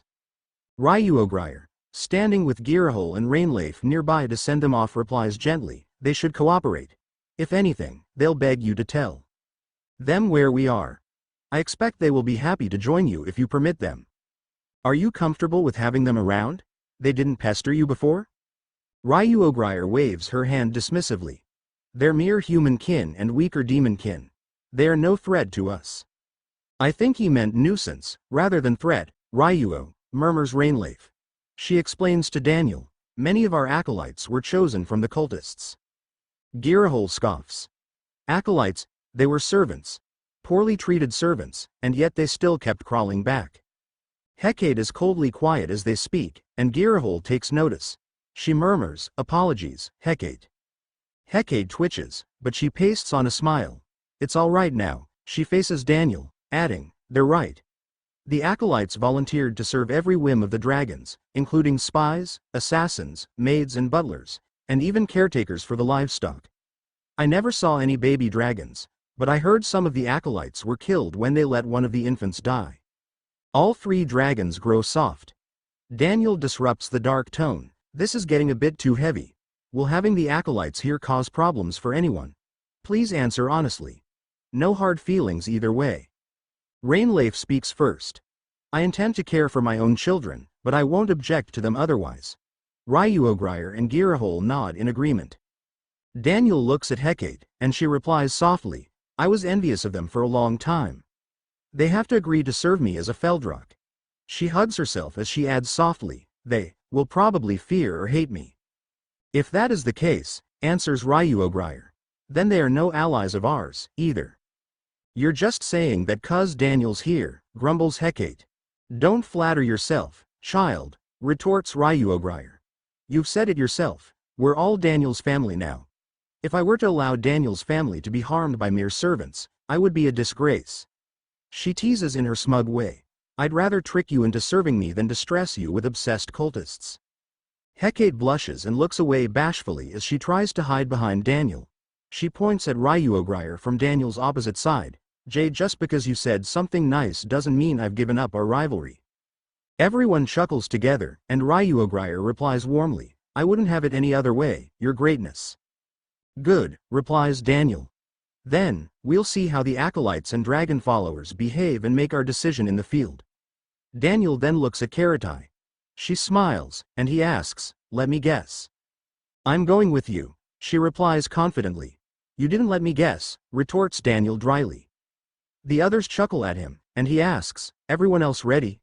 Karatai, are you prepared for a trip? She nods, and Viregraze replies, I have brought several magic bags, as well as a handful of potations and curse-dispelling devices if we need them. You have magic devices that can dispel curses? Asks Wenliana eagerly. She's wearing armor similar to Daniel's, but much lighter and more mobile, primarily protecting her head, torso, neck, forearms, shins, and knees. Normally, she's wearing her lab smock, but she looks like a proper adventurer. Viregraze nods her head politely in response to Wenliana. Indeed.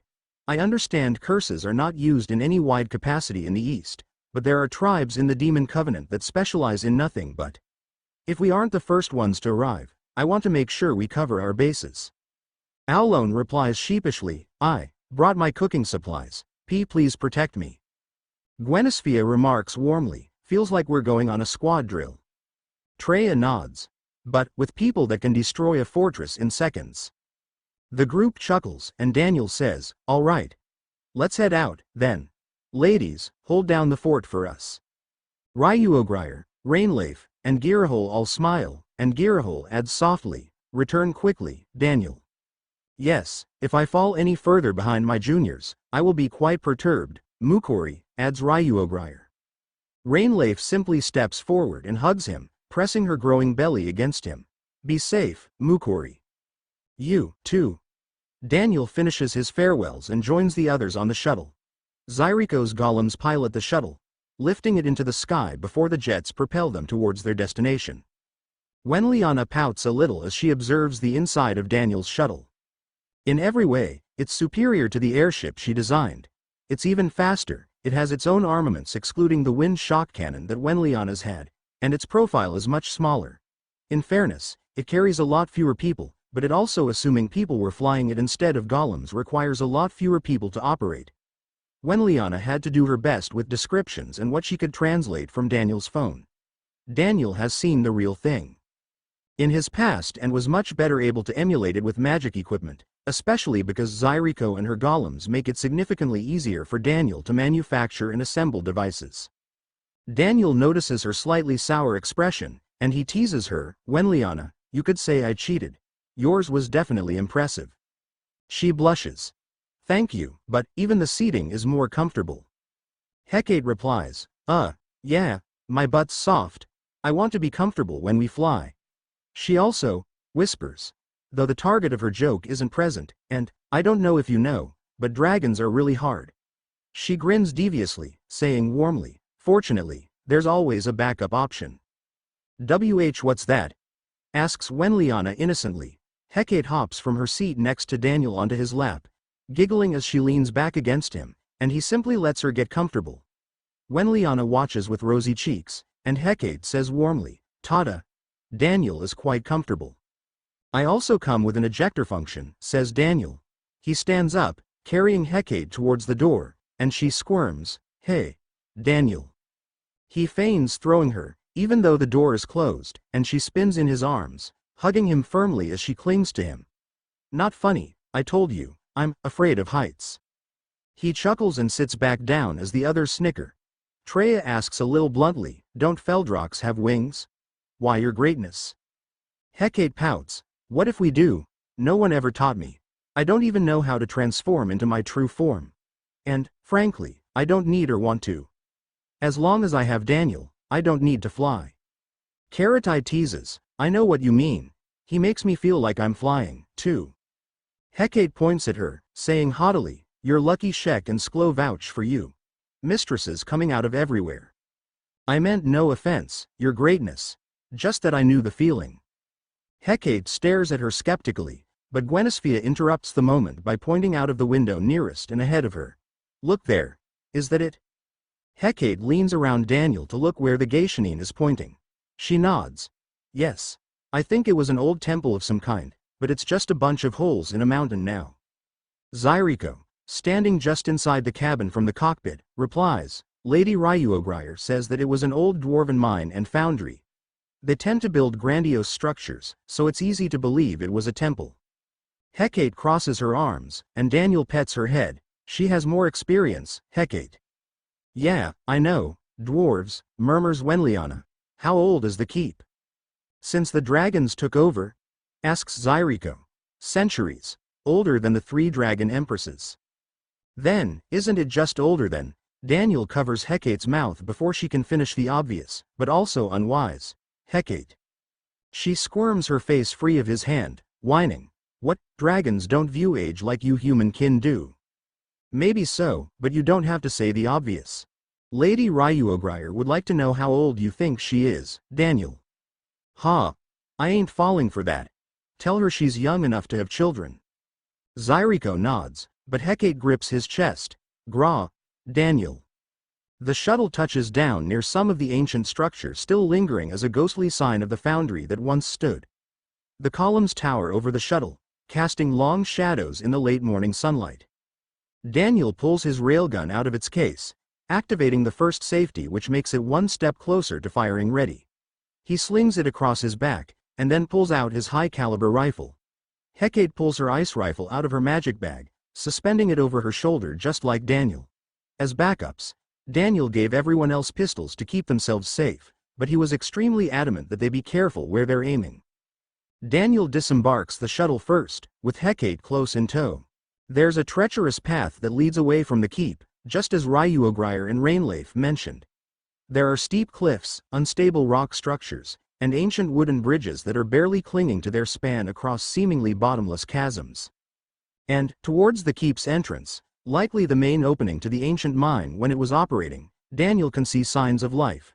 Small farms, docile wildlife, and a small waterfall working down the mountain into a creek that flows ever towards the base of the mountain far below them. The others cautiously step down when Daniel signals them, and Wenliana Baines huffing a little.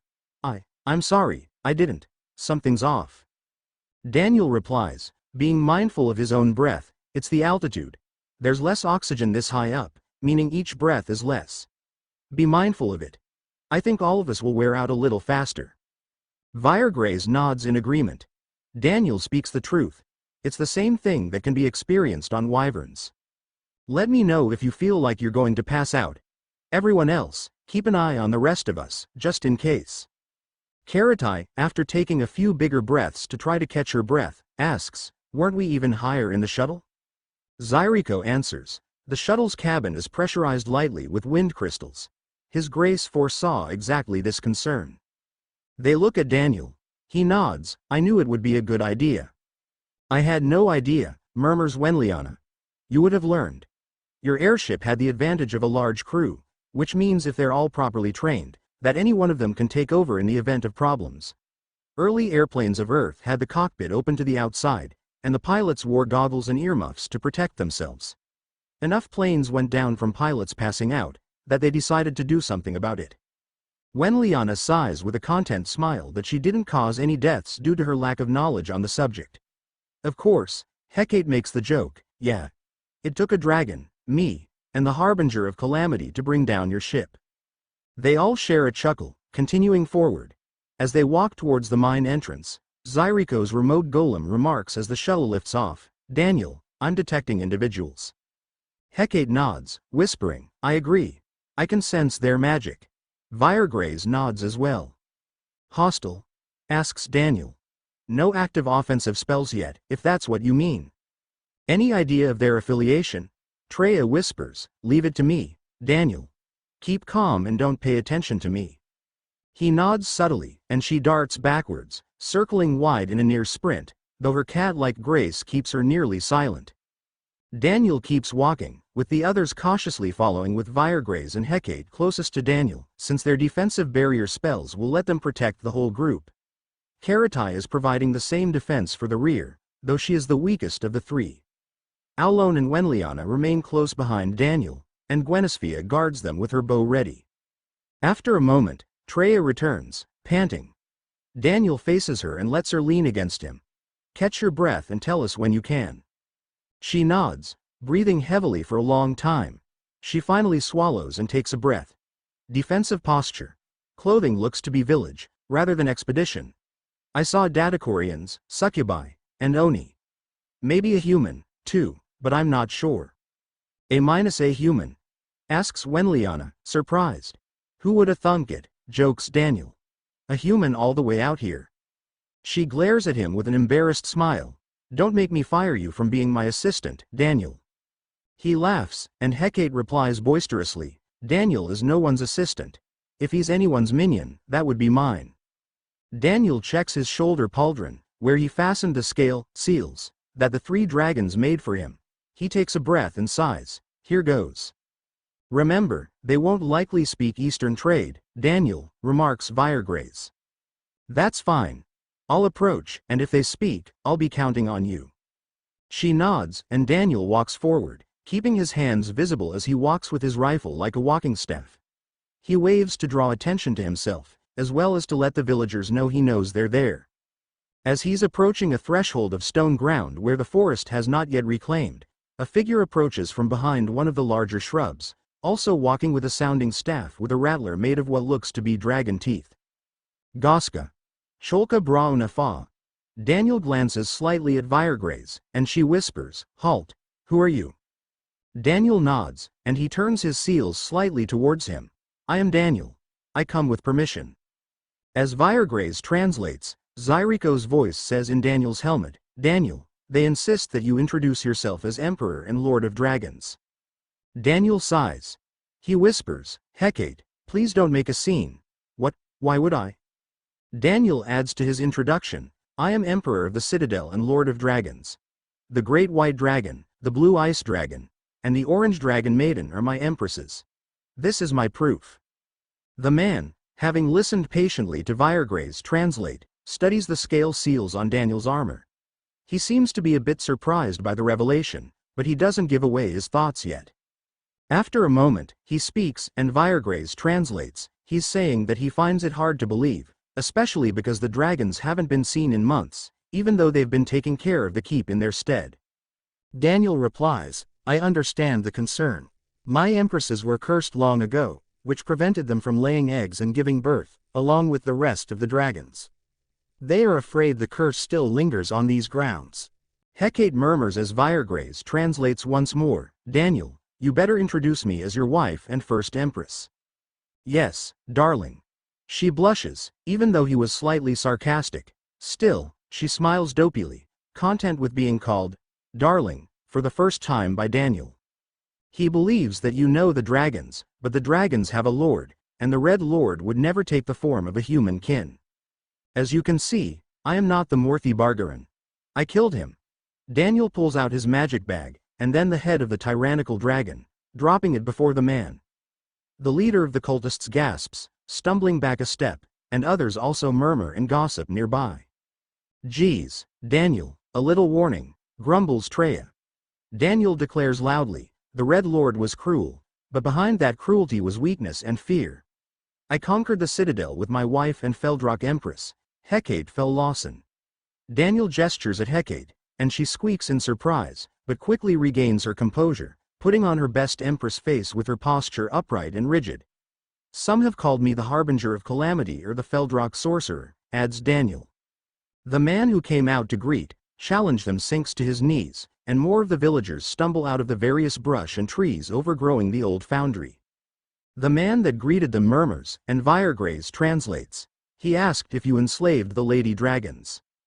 Without warning, a teleportation glow appears, and the massive form of Girahol appears behind Daniel.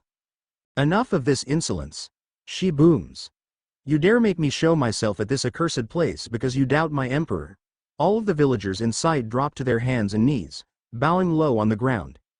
Girahol transforms herself back into her human form, landing next to Daniel.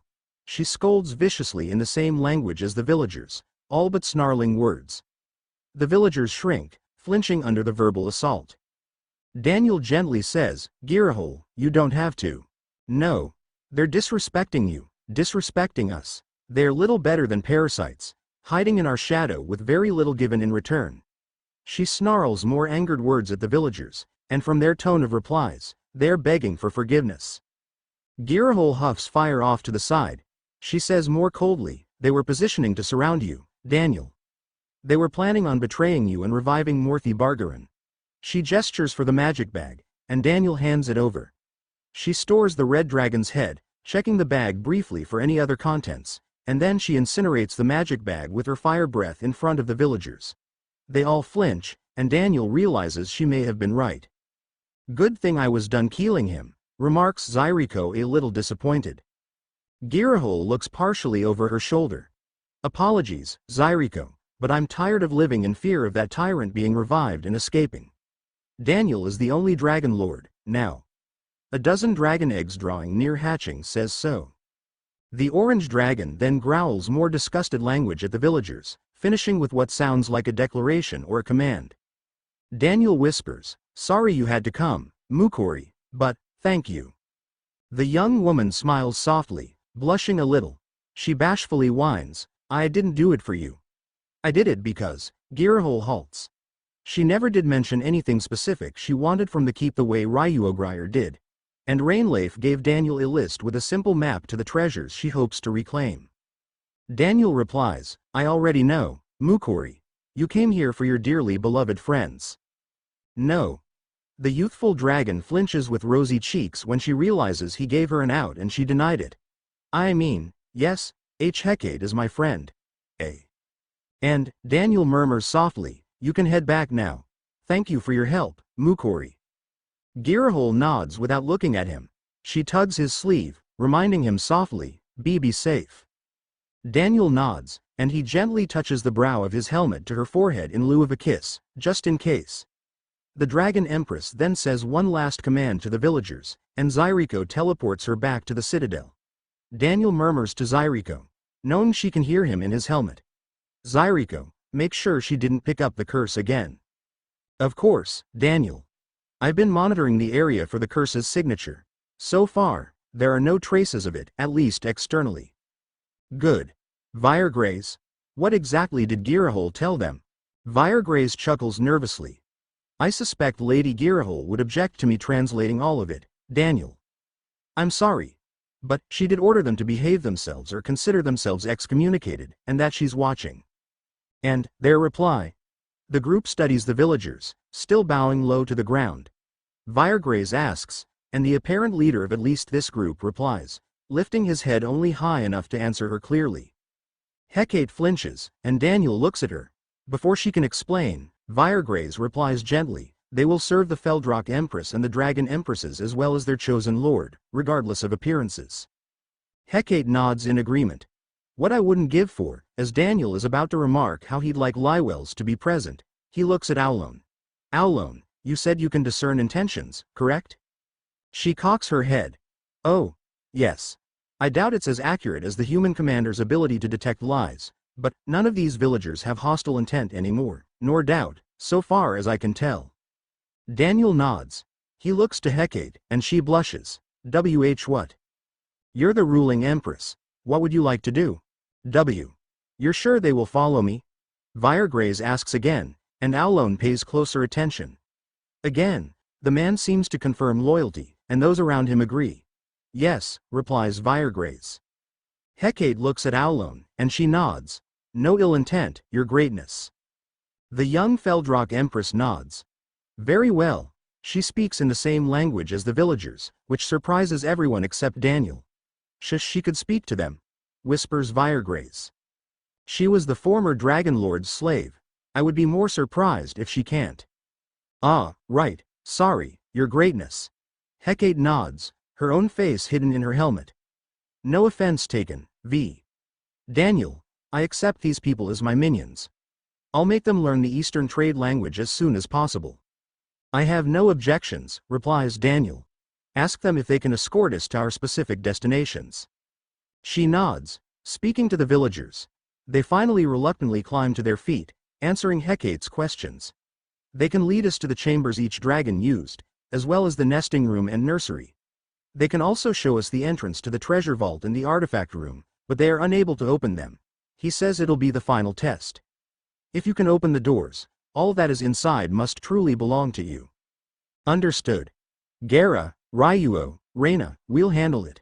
There's a pause, and Zyriko says to Daniel only, Lady Girahol was just about to return. I figured. But, trust me. I can open a door. They nod, and Hecate confirms to the villagers. They then offer to lead, and Daniel's group follows, staying alert just in case. Lord Hegemon, there is urgent news. What is it? Asks Zolarad, the leader of the restructured Demon Covenant, now assembled as a proper hegemony with one true ruler. Have Viregraze and her followers been found? No, Your Excellency. It's the Dragon's Keep. Our spies have relayed an urgent message. Someone claiming to be the new Dragon Lord has arrived and intends to claim the treasures in the vault. A male dragon survived the Citadel. The spies said he took human form and is wearing armor. He also claimed to be the harbinger of calamity. Zolarad flinches. There are few in the upper echelons of the Demon Covenant that doubt the existence of the harbinger of calamity at this point, and many believe for certain he or she is either the self-proclaimed Empress Hecate or one of her companions. It's also possible, in spite of Viregra's claims before she was deposed, that the harbinger of calamity is the one who struck down the Devourer. Even ignoring that, Zolarad and his allies have been trying since the dragons were rumored to have been exterminated or enslaved. Mixed reports have found his ears to enter the Dragon's Keep and plunder the accumulated wealth of unknown centuries. Artifacts, magic scrolls and other texts, and a vast wealth of gold and gemstones are just the idea of what's stored in the Dragon's Keep. Can our spies retrieve the artifacts? They are in proximity, but the Harbinger will have to open the doors. Until then, the artifacts are inaccessible, Lord Hegemon. Hegemon Zolarad ponders this information. It would take time to send reinforcements, and by Wyvern, they would be sitting ducks for the winged drakes still prowling around the keep. And the unity of the Great Dragons, a cult of villagers of various races that lives near the keep, are fiercely loyal only to the dragons, having abandoned all attachment to their racial tribes and nations, and by extension, the Covenant. Many of the cultists have passed down magic spells more powerful than conventional wisdom allows, and only the most trusted are allowed to learn, which makes it difficult to steal the draconic spells being used. And, because of those very spells, the cultists are dangerous enough to hold off anything short of a large invasion if they become hostile. To waste troops for unknown gains would be risky. After all, there's no telling if the rumored treasure vault of the dragons even has anything in it. Summon our best assassins and give them the fastest wyverns. We must not let the Harbinger gain any more power than he already has. As you wish, Lord Hegemon. The spy master retreats from the council chamber, and Zolarad scrapes his fingernails against his horns. The Harbinger is an unknown factor as far as power is concerned. The dragons were said to be among the most powerful beings in the world, and Viregraze could only overpower one at a time, though she was able to subdue the Red Lord long enough for him to acknowledge her as a leader. If the rumors are completely true, and the Harbinger of Calamity was able to kill the dragons, or even just one with a single spell, then not even Viregraze, let alone Hegemon Zolarad, could pose a threat to him. Spy Master, calls out Zolarad. After a moment, the summoned Master of Spies returns. Yes, Lord Hegemon. Make a concerted effort to learn more about the Harbinger of Calamity, and see if he is somehow tied to child-playing ruler, Hecate. We need to know what his weakness is. As you wish, Lord Hegemon. I will send my best infiltrators at once. Zolarad nods, and the Spy Master retreats once more. Before anything else, Zolarad may need to remove the Harbinger as an obstacle to conquering the West before continuing with the real goal. Chapter 62. The Dragon's Horde Part 3. Daniel looks at the chamber the members of Unity of the Great Dragons showed him and his companions too. The Unity of the Great Dragons is a religious sect of disillusioned peoples from the various nations of the continent, including several from the east, lost and having found their way to the village. Most revere them as a cult, but their practices are a pretty straightforward worship of the dragons as the original race of Zenkon, and thus descendants of the gods or gods themselves. Daniel's not too sure from the translated meanings. Regardless, the villagers stop at the threshold to the chamber, which they claim was the Platinum Queen's private chamber. Unsurprisingly, it looks like little more than a cavern with raw ore veins visible in the walls, and a curved tunnel that loops around deeper. Daniel steps into the offset walkway, and he can feel a slight static tingle as he passes into the corridor.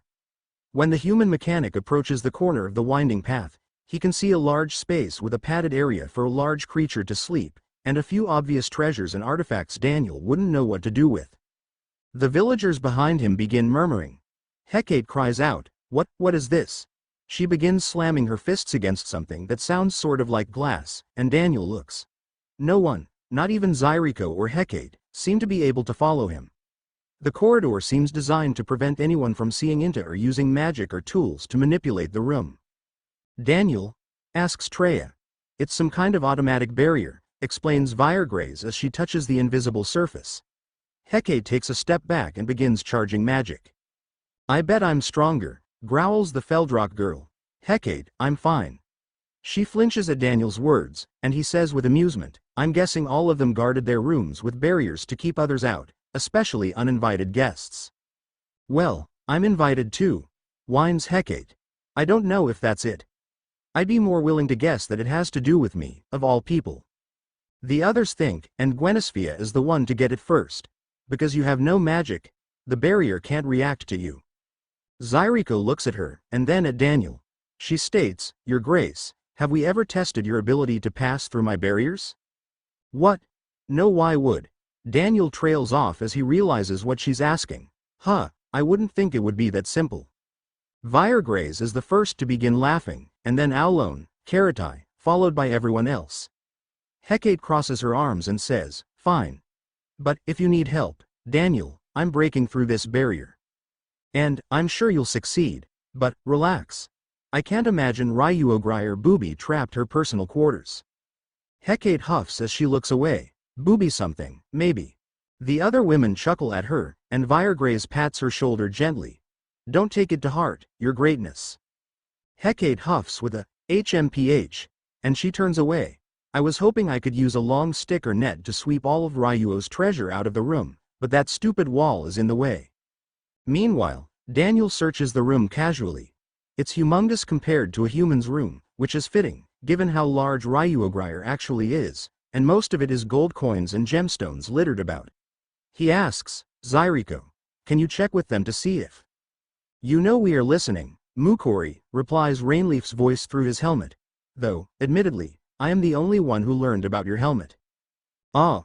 Well, then, Mukori, can you ask Ryuo what I'm looking for? Also, if it's alright if I find a way to lower the barrier." "The barrier probably can't be lowered, Mukori. There is a magic glyph set at the epicenter of the barrier, which prevents tunneling into the perimeter. One would have to dispel the glyph, which requires magic."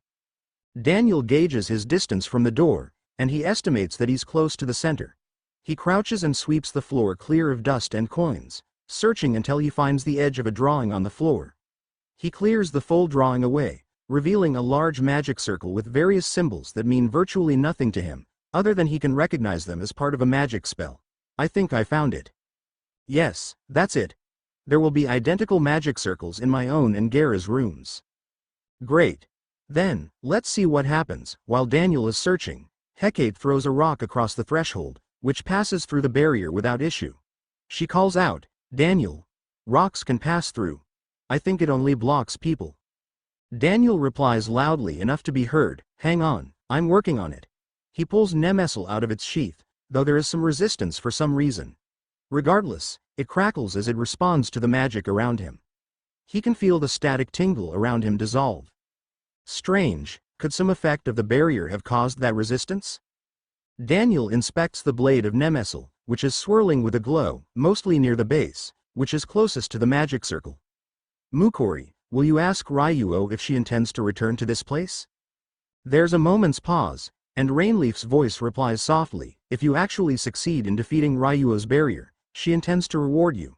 To answer your question, no, she has no attachment to the Dragon's Keep. Great. Thanks. Tell Ryuo I'm looking forward to my reward. Daniel slashes the symbol with Nemesel, and the sword's blade crackles as it easily slices through the stone floor and the symbol with ease. Daniel is blown backwards by the discharge of energy as the spell is broken, and he manages to stay on his feet in a stumble. He brings Nemesel up to block, but most of the magic energy has already dissipated. He catches his breath for a moment as the magic disappears completely, and Nemesel's glow fades to a faint light, illuminating the room comparable to a mere match. Thank you, Nemesel, says Daniel as he sheaths the mystical magic blade, and for some reason, it almost feels like the SS Cabbard pulls it in. He never noticed it before, but it is a strange sword with some kind of anti-magic power, so he doesn't really think too hard about it. All right. Try it now, calls out Daniel. Hecate hops forward, bracing to impact the barrier, but nothing impedes her, and she cheers. Haha. Yes. Treya asks a little skeptically, why your grace, what if the barrier was still active? But it wasn't. Yes, but what if I had complete faith in my darling? You could learn a thing or two from me. Hecate puffs her flat chest out proudly. Daniel teases, blind faith in anyone is like walking towards a cliff with your eyes closed. Hecate frowns at him. Weren't you the one that told me about trust exercises, Daniel? Yep. And trust is not the same thing as blind faith. I don't need mindless minions in, my companions. Hecate flinches, and she points at Daniel, declaring loudly, you're wrong, I disagree. You disagree that I don't need mindless minions? She flinches, realizing she did in fact just disagree with Daniel's statement, rather than trying to disagree with him to prove she's not a mindless minion. Shut up, Daniel chuckles, and he begins scanning the room as the others enter to help him collect what there is to collect. Since the gold coins and gems are tedious to collect, they'll gather some, but the focus is on the main treasures. Daniel asks aloud, so, Mukori, can you ask Ryuo what the special thing she wants is? There's a seemingly abnormally long pause, and Rainleaf's voice finally replies. Mukori, I never addressed it, but, is that, truly Nemesel? Daniel is surprised by her question. Huh? Have we not talked about it? So far as Zyriko claims, it's the sword known as Nemesel. Why? Again, there's another awkward pause. Mukori, we'll be waiting to reward you when you return home. Daniel chuckles. So, I won the wager, huh? The others are upset at me that I kept this method of communication secret. For Ryuo, her Drasholik Barachan is against the south wall, near her nest. It resembles a dragon egg in abstract form, Mukori. I hope that makes sense. Daniel looks, and he finds a statue taller than he is, and judging by its size and metallic construction, easily weighs over 1,000 pounds, most certainly more than 6 times Daniel's weight. Is it made of mithril or something? Correct, Mukori. A Drasholik Barachan is made of mithril, that it might survive the ages. I think it goes without saying we don't want you to melt them down. Duh. Thanks. She told me it was a family heirloom. I wouldn't melt it down.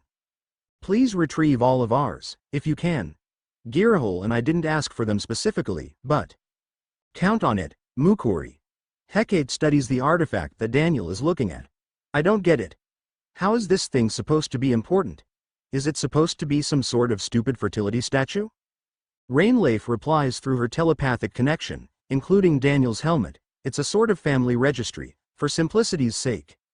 Dragons can trace their heritage through such an artifact. It can serve to prevent blood-related relations, as well as hear the voices of our ancestors. Tales of our ancestors can be useful to even us dragons. Sounds good. Zyriko? Zyriko steps up, stating warmly, "Allow me, my beloved master." Yep. Looks clear of curses. Daniel chuckles, replying warmly, "Can you actually check it now, please?" She scoffs, adding softly, "Of course. One moment." She casts a spell, and after a moment, she declares, "I have truly confirmed no curses are present. You may safely take the artifact." "Thank you, Zyriko." Daniel pulls out a medium-sized magic bag from his standard carry, and he stores the statue in the bag. It fills to about half full, which is more than a single small bag can hold. One down, two more to go. Anything else Ryuo wants from her bedroom? It's not a bedroom, Mukori. It's fine, it's a bedroom. But, well, it's a haven, more than anything. Or, it was. Our haven now is, well, collect what you want, Mukori. Your haven is the Citadel, now, right? Is that so embarrassing? Mukori, focus on your mission. The longer you dawdle, the lonelier we'll be. Daniel doesn't think too hard on her words. The blue dragon is being deflective, and she's the most shy of the three, even considering Girahoil's more combative shyness. If Rainleaf is holding back, she probably has a reason. How are we doing? Daniel's companions, each carrying magic bags, have gathered up anything of significant value, and they each give him a thumbs up. If you wish for all of the treasure, Your Grace, starts Viregrace, it will take time. Just the important things for now. Treasure is secondary. We can send golems to collect the rest at a leisurely pace. Agreed, replies Zyriko. Karatai jokes, we're getting a cut of this, right? The others chuckle, and Daniel replies, you can take that up with the lady dragons. I value my life, thank you. Hecate walks over and slugs his arm. You should have said, ask Hecate. Obviously, all of this now belongs to me. He smirks at her, and she mumbles, twitching her tail. He pets the top of her helmet, and she hums contentedly. It's not the same with a helmet on. Yes, but this isn't Hollywood, it's a potentially hostile area. We keep our helmets on until we're home or in a controlled area. She nods. Right, but, who's Hollywood? Someone I should know about. Daniel bonks her helmet. Don't worry about it.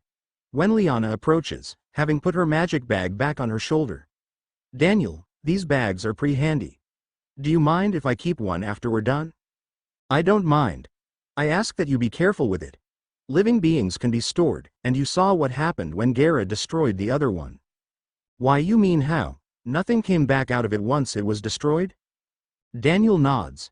And, time doesn't elapse inside, so, you'd never see the light of day again. She nods grimly. Hecate bats his chest. Stop scaring her, Daniel.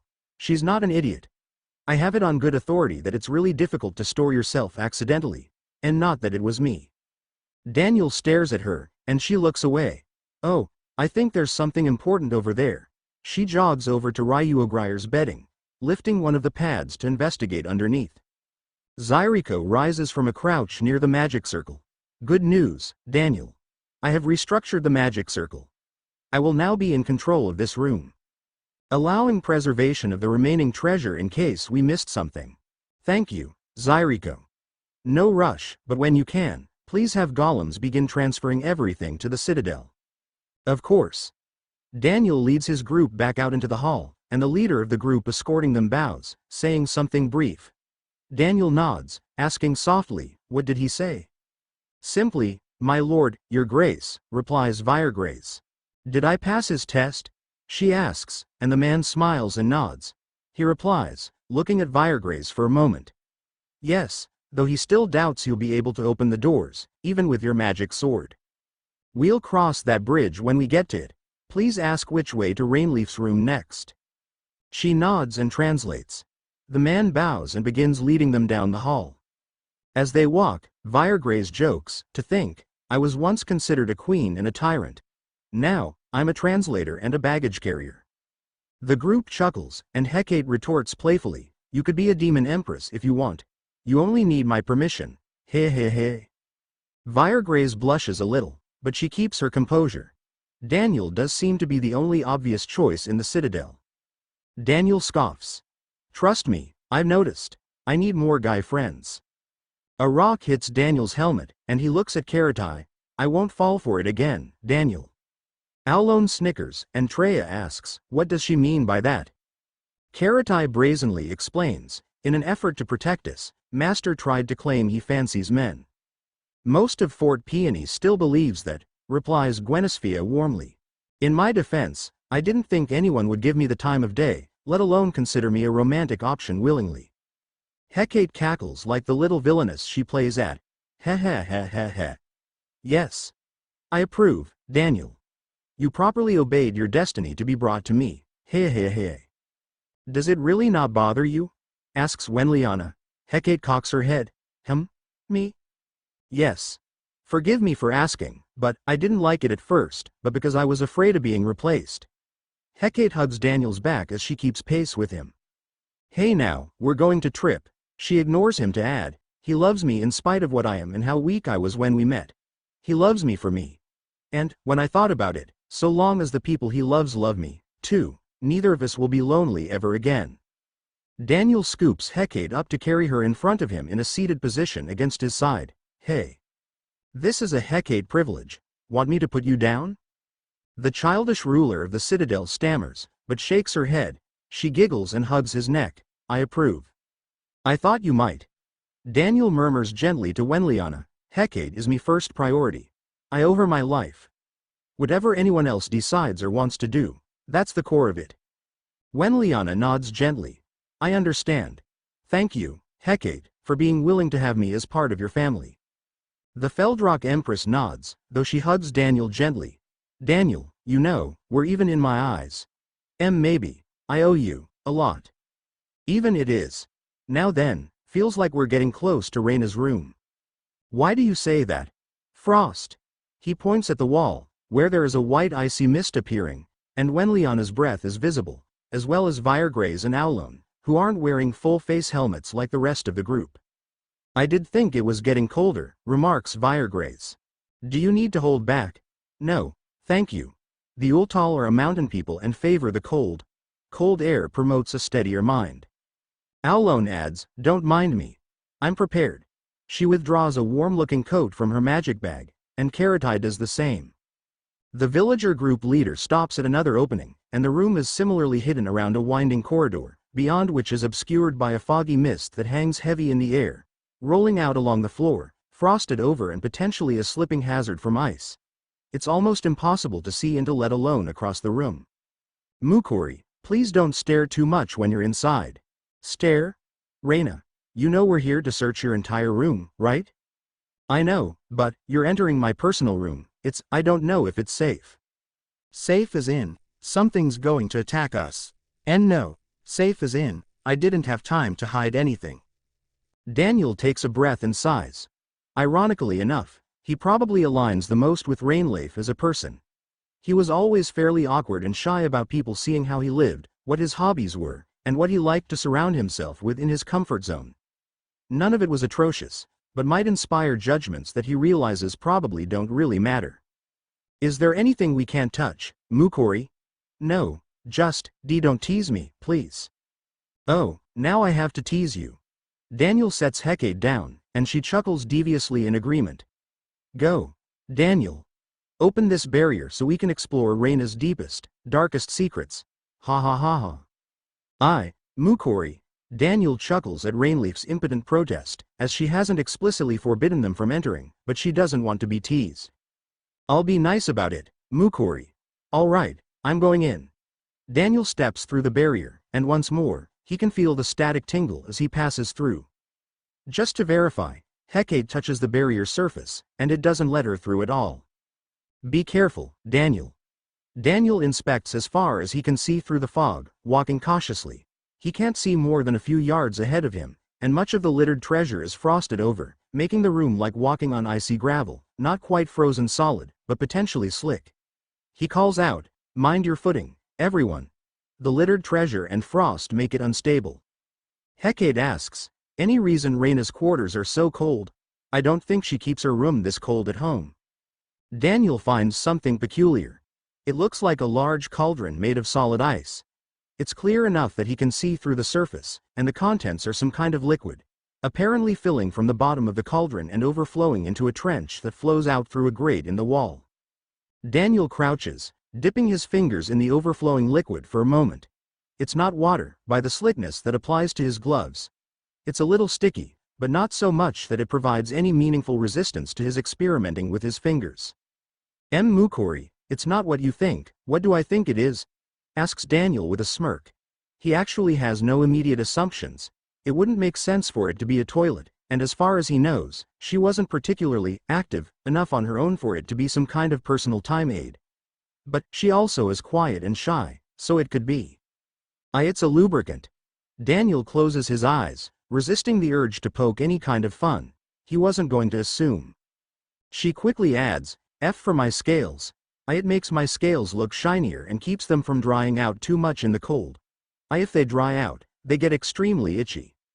Hecate, hearing the same conversation in her own helmet as well, asks, why keep your room here so cold, then? I don't want to answer, replies Rainleaf softly. Hecate softens her voice gently. Understood. She then perks up. Daniel, bring it with us. It looks like the source comes from below the floor. It coagulates quickly, so there's a spell that recycles the ingredients over and over and it flows up through the cauldron. Why, you can leave it. I can make a new one if I need it. Daniel, leave it, calls out Hecate in the same tone as she used when she told him to bring it seconds earlier. He chuckles, continuing his investigation for the magic circle in particular. As he searches, Daniel finds several stone statues of various races, each made of different types of stone, it seems like. More surprising, given what he knows, is that it's the various demon-kin and human-kin races, including a Datakorian, an elf, a dwarf, an oni, and an ultal, by the looks of it. Daniel touches the Datakorian statue. His first instinct looking at the statue is that it's a chess piece, but chess didn't exist in this world until he taught Hecate and Eremiah unless Rikudo made a board first, and being from Japan, he'd likely favor shogi, which is the Japanese equivalent. He wonders if they're action figures or just simple decorative models, given what he knows about Rainleaf. And her voice asks, are you going to ask? I know you don't hate anyone, Mukuri. Were you studying them? Why? Yes, I wanted to understand. I wanted to know, art, and idols. Heroes. Things I found in books. Awesome. Did you make these yourself? Awesome. Yes. I carved them from stones I liked. Do you really like them, Mukuri? I do. They're really detailed. You gave a lot of attention to every little piece. If it weren't for the stand, I'd believe they were actual people. Thank you, Mukuri. May I take them? Please do.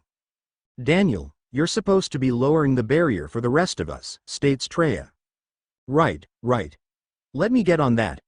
Daniel estimates his position, searching more diligently where he believes the center to be, which is far enough away that he can no longer see the statues, and he notices frost building up on the metal of his armor. He's thankful his armor is resistant to all elements, keeping him warm. Mukuri, is the source of the cold directly over the source of the barrier? Yes. Sorry, Mukuri. It's fine.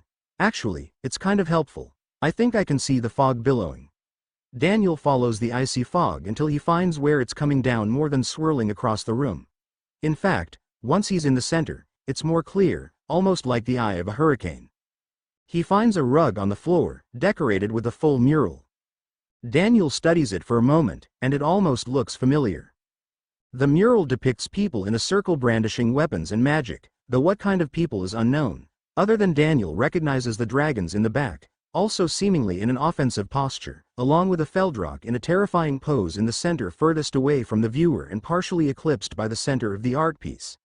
In the center of the circle is a humanoid figure floating in a beam of light, while even larger hands seem to be dropping the figure from the sky. Daniel touches the image, asking softly, is this the first summoning, Mukuri? Yes, I believe so. I found a picture LKE that in an old book, and I made the rug from memory. This is beautiful. You're a talented artist, Mukuri. I'm disappointed that I didn't know this sooner. Sorry, You don't need to apologize. I should have asked. Please share your hobbies with me. Why yes, I will. Daniel rolls the rug up, storing it in a medium magic bag before he turns his attention on the magic circle producing the barrier. Alright. Let's see if we can go 2 for 2. Daniel draws Nemesel, and again, for some reason, he's noticing a slight resistance to the draw. But, as long as he can use Nemesel, he'll stay focused on the task at hand. He slashes the magic circle once more, and the blade crackles as it interacts with the magic of the circle, severing and disrupting the spell. Daniel can hear Hecate pounce forward with a, "Ha! Yes." She cackles as she jogs around the corner tunnel and towards Daniel, audible by her footsteps long before she's visible. Good work, Daniel. Now then, let's loot all of these goodies. Hey hey hey. Zyriko approaches as well, immediately setting into taking over the barrier by rewriting certain parts of the magic circle. She works quickly as the group gathers around Daniel, and before long, the barrier appears. There. I've left the radius low enough to block the cooling effect. Lady Hecate, Lady Viregraze, if you would, please warm up the interior of the new barrier. Viregraze nods, and she immediately produces a red glow from her hands. Hecate, in turn, produces fire above her own hands using magic. However, Daniel bonks her on the head, and she whines, "Ow. Hey, what was that for?" Look at Viregraze, replies Daniel. Hecate looks at the former demon queen, who is seemingly producing simple hot wind as she walks slowly, projecting heat waves forward. I don't know what she's doing different, she's heating the room up. When Liana replies softly, Daniel is worried about fire. Fire consumes breathable air in confined spaces. We don't yet know how air is replenished in the keep, but a fire might overtake it. Daniel nods in agreement. Specifically, oxygen. I appreciate the enthusiasm, but you have to be mindful. Hecate huffs and crosses her arms. Then, what should I do? I don't know that spell. Viregraze replies gently, I can teach you, of course, but it would take time. It's a delicate manipulation of fire and wind magic. When Liana digs through her own gear bag, separate from her magic bag, she produces a diamond that is glowing faintly red. If you don't mind powering this crystal, Hecate, this should be able to produce heat using your mana. She hands the diamond to Hecate, and Hecate gives it a try. Sure enough, it begins to get hot. Now what? If I may, starts Karatai, try using wind magic with your free hand to blow the heat. Hecate nods, and she casts a simple wind spell with her left hand. Sure enough, she is able to blow much warmer air around, and she can increase both with her nigh limitless magic power. She laughs proudly, jogging around the room to chase the foggy areas away with her newfound power. Thank you, murmurs Daniel softly. When Liana smiles. My pleasure. I have 2 more, if someone would like to help me. She offers one to someone else, and Karatai volunteers. Thank you. We'll clear the air in no time, Master. As Karatai joins Viregraze and Hecate, spreading out, when Liana lingers behind to ask softly, Daniel. How come, do you have slaves? Daniel sighs. No, she's the one who convinced Shek and Sklo that the 3 of them are my war brides. The only ones who can't disobey me right now are the dragons, though I'm looking to remove the contract. Zyriko nods. Progress is drawing near to completion, Master. I have had several successful test runs on goblin and ogre volunteers, but there is resistance based on the magic of the contracted person, which is substantial for the dragons. I need to refine the spell's mana channeling to prevent waste and make it capable of removing the contract. Daniel nods, please continue to do your best. Of course. Though, I suppose in this case, it's more specifically the spellmaster working on the refinement process. I will review prior to application. I still need to meet the spellmaster. Don't let me forget when we return. Me too. Cheers, Hecate. Daniel withdraws his water bottle as he walks towards Rainleaf's Drasholik Barachan, her family heirloom. Like Ryuogryer's, it looks like an abstract egg shape, with fragments of the shell branching off and painted with various shades of dark red in various spots. He's not entirely sure what the addition that's made is when a new family member is added, but he's certain Ryuogryer and Rainleaf will explain it. He lifts his helmet and takes a sip from his water bottle, and he coughs, shocked by the taste that hits his tongue, which surprises him. Everyone stops what they're doing, and Hecate asks, Daniel, Zyriko, It's cursed, you have to. Daniel waves her off, coughing for a moment as he takes his helmet off completely. He wipes his face with his forearm, and he finds an alabaster creamy white liquid, rather than the water he was expecting, and it's supremely sweet, like liquid frosting. He's highly familiar with the taste, but he was expecting water. Once he can speak, Daniel says, though his voice is a little raspy, "I'm fine. Just a little went down the wrong pipe." What is that?" asks Wenliana. "Milk," replies Daniel. "Someone wanted to prove her wifeliness." Daniel takes a drink, which is refreshing, even though he wasn't expecting it. It's extremely sweet and creamy, and it makes him feel like he's back at the Citadel, comfortable and at home. He puts the lid back on, and he stores his bottle. He notices Hecate growling as she trembles a little. "Hecate, you're growling." "She beat me again. I'm fighting her when we get home." "It wasn't Ryuo," replies Daniel confidently, which halts Hecate. "Whwa? How do you know?" "Just a hunch." Daniel puts his helmet back on, and he looks at the Drasholik Barachan, digging his medium magic bag out containing Ryuogryers. Zyriko confirms that the heirloom is safe from curses, and he stores the large statue in the magic bag, speaking as he does. "Mukori, I have a question." "Why yes, Mukori? Where is your haven?" Chapter 63. The Dragon's Haven. As Daniel is investigating Rainleaf's chamber in the old Dragon's Keep, Ryuogryer holds the arcane gem panel that Zyriko made for them, which is showing what Daniel's helmet sees. At the moment, there's not a lot to see because of the hazy air created by the frost spell Rainleaf placed to keep her room icy cold. Rainleaf herself is laying next to Ryuogryer where she can see the crystal panel as well, hugging her first egg as she scrolls on Daniel's phone, which contains books that he wrote himself. They're works of fiction, but Rainleaf reads them every chance she gets. Girahole is laying a little further away under the blankets, cuddling with both of her eggs as she hugs one of the pillows as well as a plush doll modeled after a somewhat strange-looking bear. She hums in soft irritation. "It's not fair, I want to talk to him, too." "Oh?" asks Ryuogryer teasingly. "What would you say to our beloved Mukori, dearest Gara?" Girahole blushes, hiding her face under the blankets. The senior of the three dragons chuckles, adding softly, "I am a little disappointed as well, Reina, that you would keep it to yourself. I can't detect his helmet. I can reach any of the others, but..." Reina replies softly, "It's not an active magic connection like telepathy. You can't detect it. You have to be able to see it and use a targeted spell. Afterwards, you will be able to visualize the connection again." After removing the barrier and the spell casters dissipate the haze, Dial approaches Rainleaf's Drasholik Barachan. He studies it for a moment, and then pulls out his water bottle, taking a drink. He begins coughing, and the three dragons both tense and crowd around the panel. "Mukori!" cry all three together. Rainleaf quickly says, "He can't hear me, he took his helmet off." "Should we go?" asks Girahole quickly and passionately. "Did something attack him?" After only a brief moment of his helmet shaking around and Daniel coughing, he says calmly, though his voice sounds rough, "I'm fine. Just a little went down the wrong pipe." What is that?" asks Wenliana, directed at Daniel.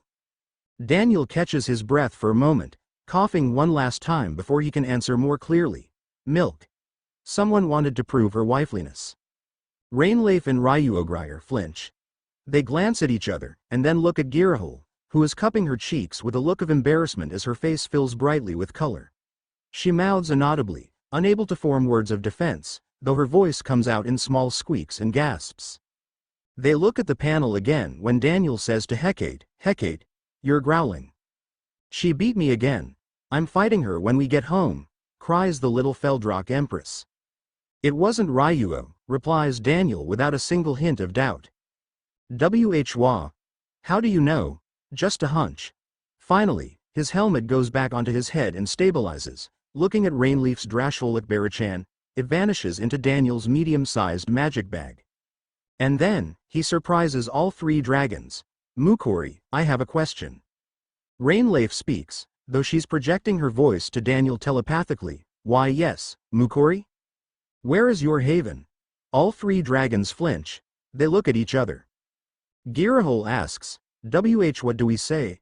She is currently bundled in Daniel's blanket with her eggs nestled by his pillows, And the plushie doll she is hugging is something Daniel made in anticipation of his first child, with more that he's working on. Rainleif, in addition to reading his stories on his phone, is also wearing one of his shirts instead of her normal dress. Ryuogrier already put some of her hair and scales in strategic places around the room to antagonize Hecate, and she's covered only by one of his sheets, otherwise nude. "Are you referring to me, Mukori, or Ryuo or Gera?" asks Rainleif, stalling for time. Ryuogrier nods with an approving smile. "All three of you are using the same one, are you not?" They flinch, and Girahole asks at a whisper, "How does he know that? I thought Zyriko doesn't monitor private quarters." Rainleif murmurs without projecting her voice, "Maybe she lied?" No, Mukori knows we can often be found together, including basking on the roof or relaxing on the point overlooking the lake. He knows we're together, and he's assuming we're in our haven because we're worried about him. The younger two nod in agreement. Will he be mad at us if we tell him the truth?" asks Girahole. "I doubt it," replies Ryuogrier. "But he'll undoubtedly tease us, and Hecate might forbid us from continuing." Having been unanswered for a long moment, Daniel asks, "Can I ask why you chose my room?" They all gasp, and Girahole cries out with rosy cheeks, "How does he do that?" "Zyriko must be seeing us," murmurs Rainleif. "Everything okay, Mukori?" asks Daniel's voice, a little worried. "I'm not angry, but it's gotten pretty obvious at this point. I'm just curious why. Isn't a haven where you get away from things that might cause you problems?" The three dragons look at each other once more, and they all smile tenderly. Rainleif replies softly and tenderly, carrying the tone through her voice projection, "Mukori, we chose your room as our haven because it's yours. You make us all feel safe and happy, wasn't that obvious?" Daniel is quiet for a moment, and they can see that he's studying the things around him, working while he thinks. He does pause a little, but he does keep on task. "I try not to be too presumptuous. Do I have Gera Mukori to thank for my drink?" "Why yes," replies Rainleif sheepishly. But I'd happily do the same, Mukori. As soon as I can." Daniel chuckles. "Thanks, ladies. Everything's going smoothly here so far.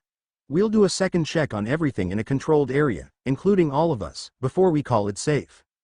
"Thank you, Mukori." Tell him," starts Girahole before pausing. She blushes, fidgeting with the plush doll. Tell him I also made a lunch for him." Rainleif and Ryuogrier both sigh at her with looks of frustration. Ryuogrier retorts coolly, "You're a sneaky one, dearest Girahole." Rainleif nods sternly in agreement. You cheated." Cheated, I thought, I just wanted to make him happy." "And that's why you're cheating," whines Rainleif. She pouts softly. Daniel never expresses what he likes. This time, Ryuogrier nods in agreement. "Agreed. His wants and needs should be imperial declarations, not secrets. Even less so from his empresses." Rainleif grumbles, "Mukori, Girahole says she made a lunch for you, but you can throw it away." "Hey!" cries Girahole. She wrestles Rainleif to try to force her to submit. "That's not what I said. Tell him he has to eat every bite. And he has to enjoy it, or I'll never forgive him." Daniel finds the small box in his magic bag, and he inspects the contents. It's full of several kinds of cookies. "Gera, darling, what is this?" asks Daniel a little skeptically. She whines, "It's lunch." Tell him it's his lunch. Rainleif sighs, she says, "It's your lunch, Daniel." The other women with him inspect the contents as well, since they've collected most of the important things from Rainleif's old quarters. "It's nothing but cookies," replies Daniel with amusement in his voice. Hecate bounds over, exclaiming, "Cookies. What's wrong with cookies?" asks Girahole. The blue dragon grumbles, "I see the error of my ways. I should have taught you. Obviously, ask him what's wrong with cookies. I worked really hard on them." She blushes as they watch Daniel eat one, and he hums in approval. "They are good, though. Extremely sweet." Girahole squeals giddily, and the other two watch her in amusement, even if they know their competition is heating up. Before Rainleif can relay the question, though, Daniel explains, "Gera Mukori, I genuinely appreciate the gesture, and the cookies are really good. But they aren't a lunch, they're a snack." But he said he likes sweet things. That's why he likes." She blushes, gesturing at her chest. I swear, when mine begins, I will never hand him over to you again, grumbles Ryuogrier. Girahole gasps, and Rainleaf relays the objection to Daniel. I do like sweet things. A lot. But there is such a thing as too much of a good thing. Plus, between the milk and these cookies, I'm on the fast track to diabetes. Daniel shares the cookies with the others, and they all hum in delight. Lady Girahole made these? Asks Gwenisphia in surprise. She grumbles softly, I'm falling further and further behind. The human otherworlder sighs. It's not a competition. What would the prize even be? Me. Girahole squirms and rolls around in Daniel's bedding in frustration. How was I supposed to know? He said he likes sweet things. Gaw. Rainleaf and Ryuogrier watch her silently for a moment. Ryuogrier leans over and pets her head gently, and the young orange dragon pouts from under Daniel's blankets. Hecate says boisterously, Gara, if you ever want to give up being one of Daniel's mistresses, I will happily keep you on as court baker. These are amazing. She shoves another cookie into her mouth, humming happily as she eats them, and Daniel has another one as well. Goes pretty well with the ilk, adds Daniel warmly. Maybe we will call this lunch. The others chuckle, and they express thanks through the magic connection. Girahole pounces on Rainleaf, startling her. Tell him he can't share the milk. It's embarrassing. Then why did you do it? Teases Ryuogrier. The youngest of the three dragons blushes furiously even more, squirming. It seemed like a good idea at the time. Ryuogrier sighs gently, patting her junior's head. I hate to admit it, but it was a very good idea, and I envy you so much. Our human Mukori has standards for what he wants. We must learn them and master them. Girahole and Rainleaf nod in agreement. As Daniel and company collect Rainleaf's belongings from her personal chamber in the Dragon's Keep, Zyriko approaches, inspecting the book Daniel is holding. It's an extremely old book, which ironically, the cold probably helped preserve it a fair bit. There are a few black and white pictures that are rather detailed and well done, but he obviously can't read any of the text. It looks to be an almost cursive form of a language of Zenkan, meaning that it's twice as difficult for him to read. Daniel, have you taken notice yet? Daniel doesn't look, but he asks softly to confirm they're aware of the same thing. One of the villagers tried to get into the room? She nods, taking the book when he offers it to her, and she pages through it. I believe not all of our new villagers are as loyal as we'd like. He seemed quite frustrated that my barrier was preventing his entry. That's natural. As far as the leader is concerned, I haven't passed all of his tests yet. Signal Viregraze over and pretend you can't read the book. Zyriko cocks her head, but she nods. Very well. She calls out, Lady Viregraze, His Grace and I are curious about this book. Viregraze approaches, and Hecate bounds over as well. The young Feldrock girl snatches the book first, looking through it. She cocks her head in frustration as well. These look like scribbles. Viregraze, looking over her shoulder, inspects the page Hecate is open to. Hecate sounds out a couple of words, indicating that she's able to read some of it, but that makes it likely it's cursive. He's not sure how it works, but Feldrocks and dragons supposedly can inherently understand and read any language, even if they can't speak it. But a language made even more difficult to read because of efficient handwriting, known by the young as the accursed cursive, isn't quite the same as its true written self. Viregraze replies, this looks like an old chronicle of an explorer. The language is a dead Gruyen dialect. Gruyen? Asks Hecate. Zyriko answers, ancient demonkin said to have arrived from another continent. I've seen Feldrock research information that they may be the ancestors of modern goblins. Really? Asks Daniel. Viregraze confirms, indeed. In fact, I believe I've heard Shek and Sklo speaking in the modern dialect that descended from ancient Gruyen. Karatai explains, if you recall Master, goblins speak various languages depending on their region. They tend to speak it poorly regardless, but it's their own language. Daniel nods. Makes enough sense. As much as I love them, I doubt Shek and Sklo have any great insights into the Gruyen. More importantly, we actually had a real question, Viregraze. She cocks her head, and then looks at Zyriko, who nods subtly. She blushes a little when she realizes there was no way Zyriko didn't know all of that already. I see. What would you like to know? Daniel speaks softly. When you were at your last job, did you use infiltrators to keep tabs on the The three goofball empresses? Hecate blurts out a, huh. But she doesn't question what they're talking about yet. Viregraze is confused at first, while Daniel hears Rainleaf's voice, Mukuri. You aren't referring to us, are you? No, of course not, my beloved Mukuri, it was just a figure of speech. Viregraze answers Daniel, I did. And, I was not the only one. I wouldn't necessarily call them spies, but it was the primary way I could communicate with with the denizens of a certain place. Daniel nods. Thanks for that. One of our new companions is curious about this room, more curious than I'd like. They're not mine, replies the former queen nervously. I know that. I just wanted to confirm that someone may be keeping tabs on us now. She gasps. Do you think they know who we are? Unlikely, or they would retreat, retorts Zyriko. After the display outside, and the combined forces in here, they should realize we're best left alone.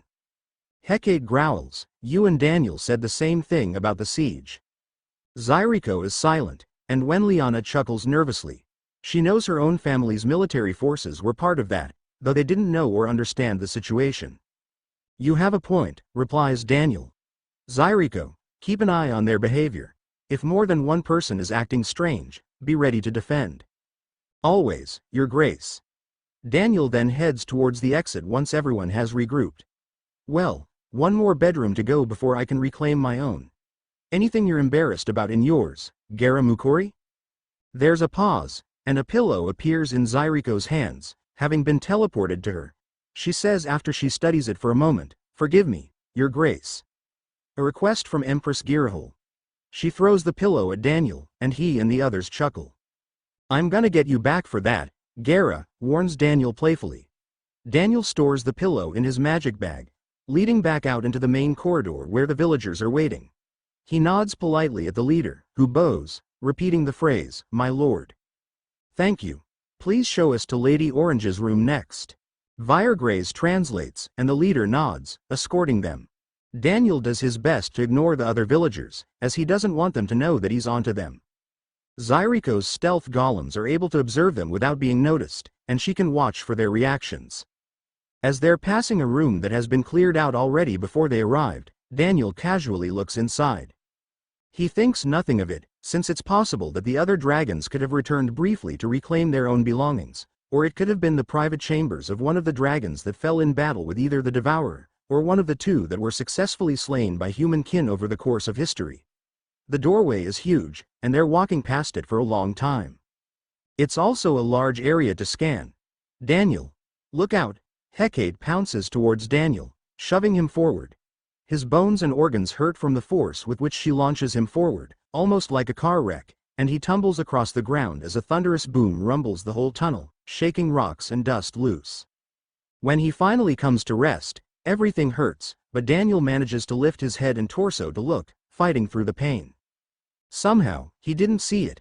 Where he was just standing is a colossus of metal, rivaling the Red Lord in size, the largest of any of the dragons he encountered. This metallic-looking dragon is fully armored, and it slammed its claw down on the ground. Hecate! Shouts Daniel. The armored dragon looks at Daniel, focusing its gaze on him. He instantly pulls his rifle forward from his back, taking aim. The dragon begins speaking, but it's clearly in the draconic language, and a second voice, seemingly from the dragon, speaks in the Eastern language. You think you can outchant me, pathetic insect? Daniel aims for one of the eyeholes of the dragon's helmet, firing. Boom! The god of thunder shouts, and everyone, including Daniel and the armored dragon, are flinched by the otherworldly volume of his oversized rifle. The dragon's magic circles, which had a part with his chants, suddenly vanish as the dragon roars. A small magic explosion erupts from under his foreclaw, and Hecate is spit out of the blast as he is flinched back again. During the brief moment of an opening, Treya and Gwenisphia are evacuating Aulon and the villagers past the dragon, sprinting past Daniel and Hecate as Daniel cycles the bolt of his rifle, loading the second round in. The dragon shakes its head, finally clearing the disorientation as Hecate tries to rise to her feet. Daniel, she groans. Daniel fires again, and she flops onto the ground, clutching her cracked helmet. Please forgive me, Hecate, thinks Daniel. He'll definitely make it up to her, but he has to protect himself and everyone else as much as he can. The golems appear in force, firing their machine guns relentlessly. Metal sparks fly from ricochets on the armor and Daniel's second shot was unable to penetrate the armor itself. He's also not seeing blood, so it's possible he didn't even penetrate the dragon's skull with his first shot. Lightning flashes and a lightning bolt hits the dragon, creating an impressive display of light and electrical arcs, as well as a comparable clap of thunder, but Daniel knows why it's ineffective. The armor. Ignoring that it's probably resistant to magic, the metal armor would create a path of low resistance to ground. A spear of rock jets out of the ground, pinning the dragon to the wall briefly, but again, its armor is unscathed, and it's able to buck free of the rock spire. Viregraze and Karatai, using magic on the run, follow Treya and the others, escorting Wenliana and a couple of stragglers. Several golems jog into position, tossing smoke grenades to cover their retreat as they fire at the dragon, ensuring its attention would be on them instead of the three retreating. Karatai, shouts Viregraze as the dragon takes a deep breath. They both whirl, now between the dragon and everyone else. They both cast a barrier, combining their magic together, and a small opening opens in the helmet, allowing the dragon to breathe a lance of fire that instantly reminds Daniel of what he has witnessed Rainleif and Ryuogryr do. A gigantic laser that spits off licks of fire as it tears the very air apart with heat. Viregraze and Karatai channel their magical power as strongly as they can, and the number of rifle shots drops as golems are incinerated.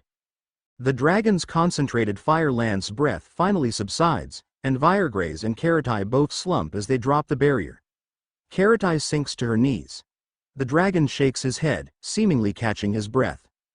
Zyriko, don't transfer anyone in. Daniel, replies the golem's voice in his helmet. Evacuate who you can first. Daniel slings his rifle, pulling a flashbang from his normal gear bag. He pulls the pin and throws it, shouting, "Flash out." He repeats several times, each flashing blast ensuring the dragon is disoriented when it sees at least one of them. It roars and rears back, clutching its helmet. Daniel moves quickly, pulling his magic bag up so he can find his railgun, withdrawing it quickly and priming the final stage safety. He can't hear the capacitors whining softly as they charge, as his ears are ringing even though his helmet protected him. Please work, please work, please work. Daniel aims at the dragon's chest, waiting for it to steady for a moment. Given the relatively small distance, the travel time will be inconsequential, but he can't take any chances. Daniel pulls the trigger right as his balance shifts from the dragon stomping, and the bullet rips by, missing the dragon. He curses under his breath, pulling the bolt-like mechanism back to evacuate the excess heat, and he turns the railgun to access the breach, quickly loading in the next slug. The dragon bellows and shakes its head clear once more, and Viregraze calls out, Daniel, we must retreat." "Go. I'll cover the retreat." Zyriko appears in front of him, and he reacts quickly. Just as she grabs his shoulder, he pulls Nemesel out, interrupting her spell. Again, the sword seems like it's resisting him a little, but it also protects him from being evacuated. Zyriko, everyone else is priority. Daniel. Go. He nods his head towards Viregraze, who is helping Karatai walk to Hecate, who has her own rifle as she wipes blood from her chin. Hecate, Kara, use ice and lock it in place, hurry. They look at Daniel, and then at the dragon. Viregraze and Hecate nod, and Hecate aims her ice rifle, firing it instantly. She winds the mechanism that resets the crystals, aiming and firing again. She hits the dragon with ice blasts that begin to create jagged crystal bursts of ice that freeze the dragon's foot to the ground. Viregraze summons a great deal of ice magic with magic circles hovering around her, and she blasts the dragon with a jet of ice as it snarls, trying to exhale a more standard fire breath in counter. Karatai uses the last of her magic to cast a longer, targeted spell that creates ice at the dragon's other foot, anchoring its feet. As it tries to step, it loses its balance, falling forward. "Move!" shouts Daniel. They're right in the path of the dragon's fall. However, Hecate and Karatai are too weakened to move away. Viregraze braces to create a barrier, but Zyriko appears next to them, retreating in a teleport at the last second as the dragon slams the ground, and Daniel has safely avoided being crushed himself, though he does stumble as the massive head slams the ground next to him. Now, he has a moment of the dragon at his complete mercy with its head directly in his line of sight. Daniel sits up in a kneel with Nemesel on the ground close to him. In a last-ditch effort to kill him, the dragon pivots its head and exhales a different element. Pure black fog. Daniel flinches, especially when he sees the fog corrode the dragon's armor quickly. Thankfully, Nemesel, repelling all magic, creates a small safe zone behind itself, and Daniel crouches instinctively, realizing that if he had stood up, he would be dead now. Part of his helmet is dissolving, and he quickly yanks it off, tossing it aside. It lands in the black fog as he stays low. Within seconds, his helmet is nothing but dust. His Charmelkel helmet, which is supposedly indestructible, is nothing but dust in seconds. Daniel takes a breath, saying softly, "Thank you, Nemesel. You've saved me again." The breath dissipates, and lingering effects roll around the hallway, still keeping Daniel trapped. Fortunately, he now has a direct shot at the dragon's head as it looks at him in shock, obviously surprised and a little horrified to see him still alive. It also seems like the dragon's skin is aging before Daniel's eyes, drying out and wrinkling. Either the dark breath that the dragon just used afflicted the dragon, or it used almost all of the dragon's magic. Given that it dissolved the dragon's helmet, which Daniel suspects as Charmelkel or Mithril, as well as Daniel's helmet and the stone wall behind him, Daniel would wager a lot on the gamble that the spell amplifying the dark breath to be able to dissolve Charmelkel, and presumably, the most powerful sorcerer in the world, used virtually all of the magical power that a particularly strong dragon possessed. And now, Daniel is ready to unleash his spell, his railgun already aimed at the dragon's unarmored head. "Eh, human?" asks the dragon. Daniel hesitates. It's dangerous, since he's relatively defenseless without his magical companions, and now he can't speak to Zyriko. "But," he retorts, "you're not one of Morthibargaron's allies, are you?" The dragon cocks its head a little. Daniel suspects he's still alive because the dragon is completely out of magic, as it's panting and still hasn't broken free of the ice. "Are you here to kill him, too?" asks the dragon. "Too." The dragon nods, which is a relatively big motion for Daniel, as close as they are, but it's a cautious nod for a giant being. Morthibargaron is a cruel Eichthylo beeve. He is an enemy of humans as well. "That you have achieved such strength, are you the one they call the Harbinger of Calamity?" Daniel nods once, and the dragon seems to slump on the ground, giving out what strength he has left. "I see. I heard of the death of Mulmonbargarnet at the hands of a single sorcerer, and I knew it was my chance." "Mulmon, was that Big Red's little brother?" The dragon nods once more. "Indeed. That I would find my fate determined by the Dragonslayer himself. Go ahead, human. I have been defeated." "Really?" "Yes. I have no strength left. I can barely move. Once I suspected you were the Harbinger, I tried to unleash all I had to defeat you, and I still lost." The dragon scoffs, casting a swirl of the lingering black fog. "I traveled the whole world searching for methods to kill that traitor." Daniel takes notice of that last statement, and he relaxes his aim. "Traitor?" asks Daniel. "Please explain." The dragon's eye tilts towards Daniel. "I only learned of it recently from a faraway Doncier able to peer into the past." The dragon's eye facing Daniel becomes profoundly sad. "I was a student of the Citadel. The beings who ruled it took me in when I had nothing, and they taught me the ways of magic far beyond conventional wisdom. I struggled to learn, but I loved my master like a father." Now, the dragon's expression twists into anger. "That traitor, he slayed our master, and he managed to kill many others by tricking them into storage magic and annihilating the storage unit. One by one until the one known as the feral Feldrock came to be. Not even I could reason with the feral child, and it repelled all dragons from the Citadel." The dragon's gaze goes distant, and his voice softens once more. "Morthibargaron is the strongest of us, though. He is too powerful to be as impotent as he is with the largest dragon harem in the world. Our race is going extinct, and he cannot produce a single child." The dragon looks at Daniel. "When I heard of the death of the feral child, I feared if nothing was done, we dragons would go with the Feldrocks into oblivion." Daniel fully relaxes now. The fog is still lingering, and it's possible that it's keeping Zyriko at bay, as she hasn't returned. He hopes she wasn't harmed by it. It's a strange magic ability, and it could carry over. "You've told me a lot, great dragon, apprentice of the Feldrocks. So, allow me to ease your burden.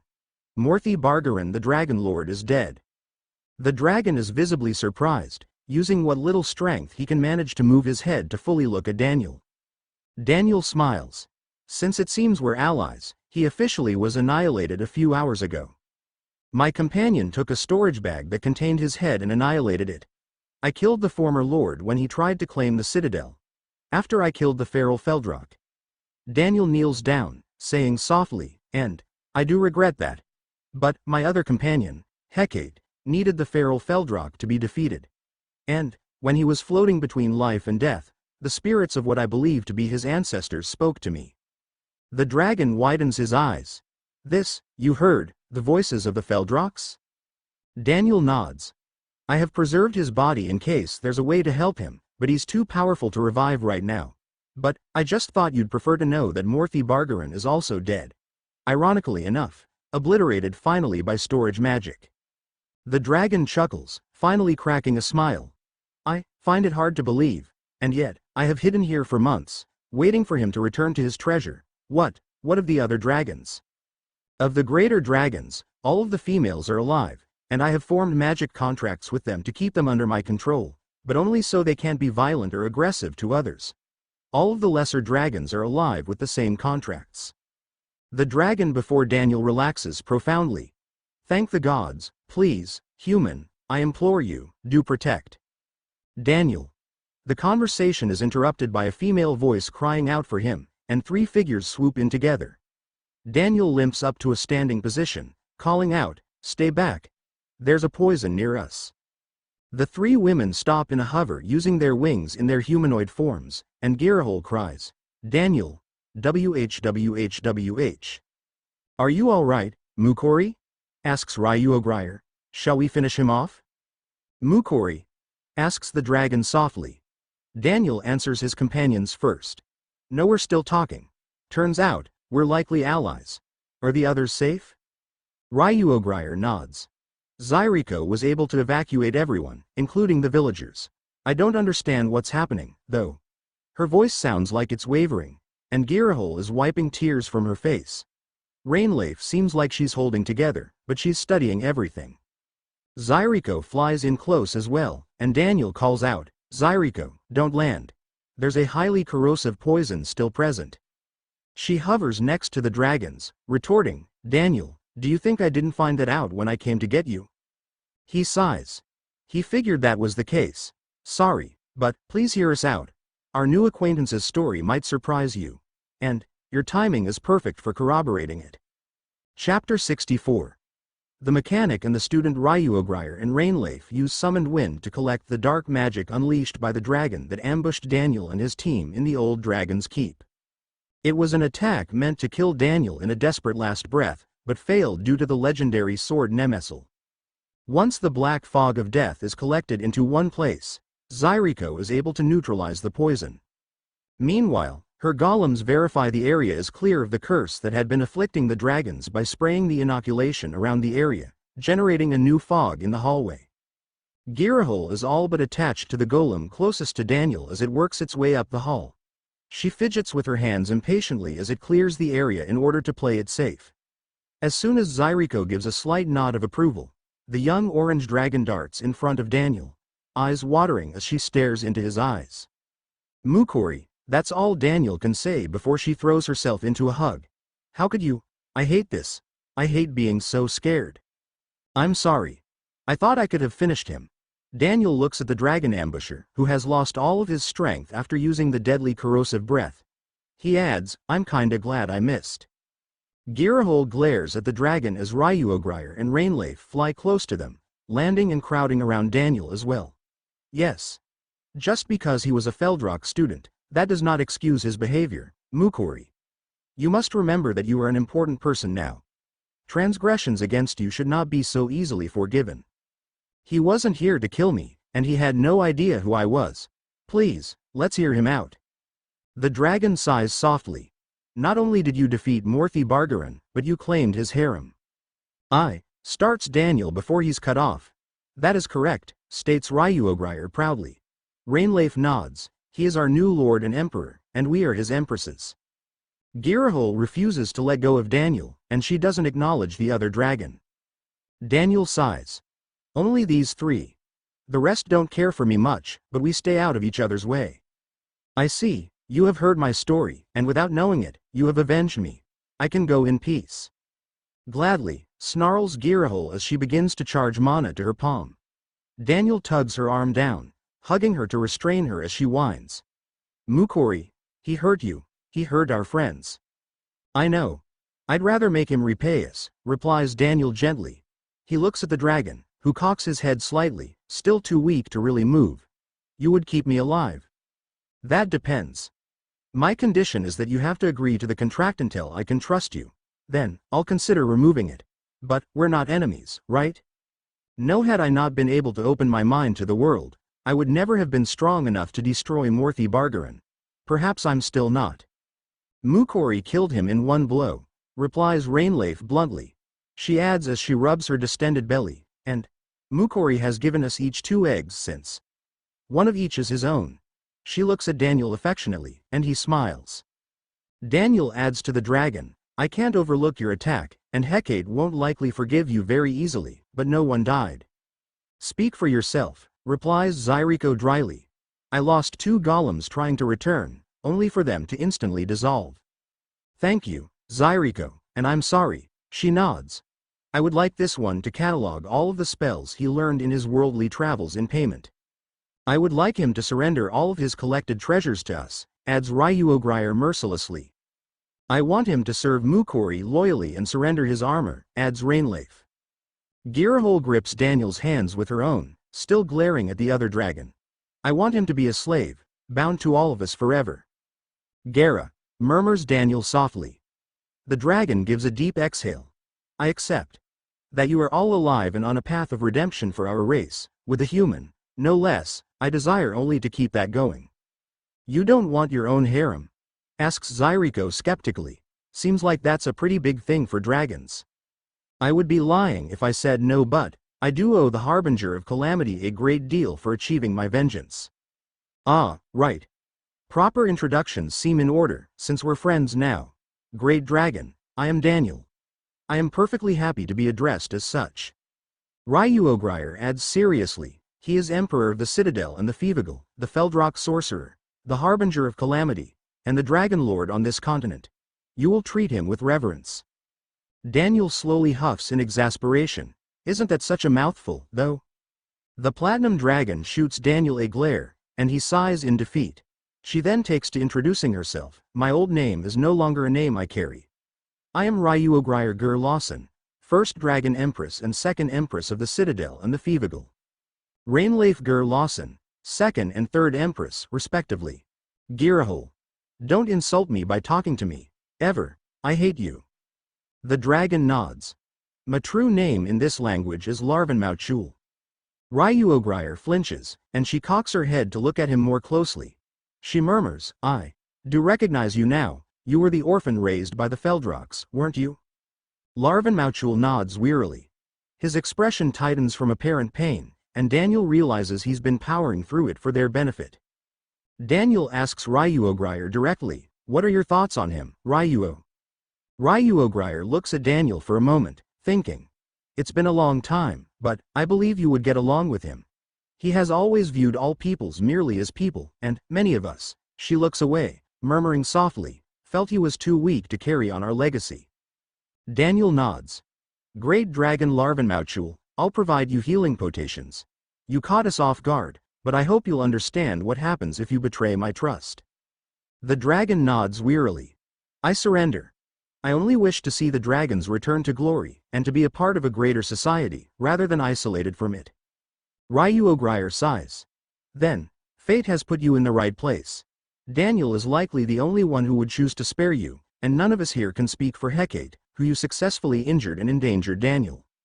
Daniel releases Girahole, and she begins to cling to his arm, trying to stop him. In spite of her efforts, he withdraws his potation bag from the void bag he carries, and he finds the healing, antidote, and blood potations.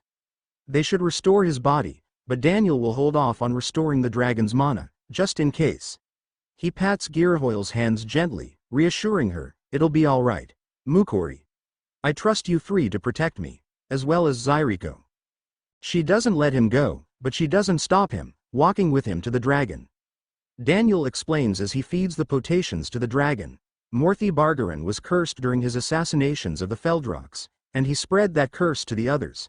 It made adult dragons nearly sterile, and children, too strong to survive their own biology. Larvan Mauchul looks down as he lets Daniel pour the liquids into his mouth.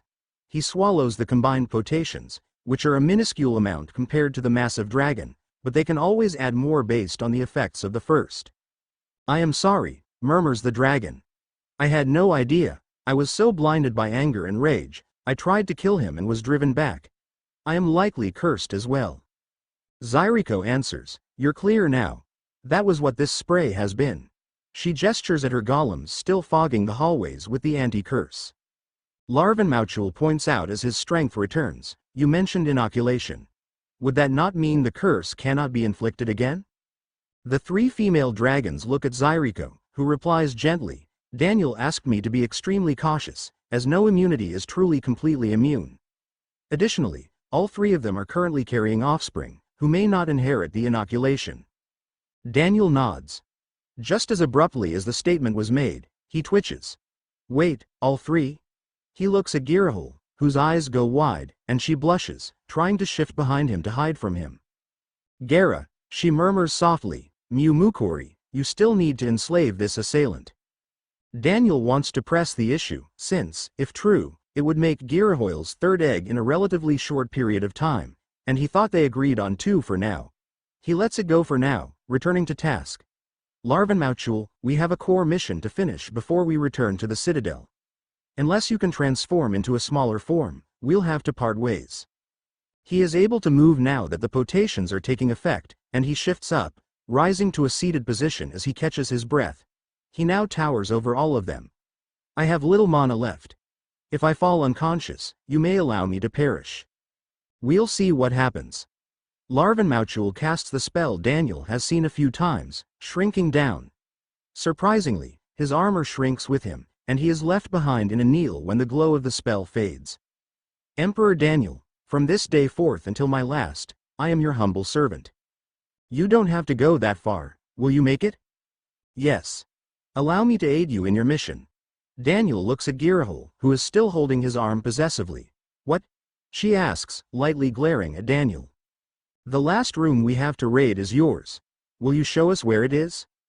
She blushes, nodding. She shifts tones as she growls, I still don't want him anywhere near us. Daniel sighs, but he nods. Larvan Mauchul, I mean no offense, but your name is really long and difficult to remember. Do you mind if I call you something shorter? The other three gasp, likely upset that he's giving the new dragon the same privilege as them. The mechanic is hoping the gray dragon will agree to simply shorten his own name. I am at your service, my lord. Call me how you wish. Girahul instantly retorts coldly, scum. Rainleif adds in an icy tone, Jostog. Larvan Mauchul shifts uncomfortably, but he lets out a breath. He says gently, forgive me my lord. Fair and noble empresses, I unknowingly attempted to harm and kill your Mukori. I deserve your ire, but I do ask for your forgiveness. I will prove my loyalty to Lord Daniel and his harem. My lord, I accept any term you deem fit for me. Daniel exhales deeply, glancing at his 3 dragon empresses. Ryuogrier comes to the rescue, suggesting what Daniel would HPE as the easiest suggestion. Perhaps merely shortening his name, Mukori, Shul, should be easy to remember.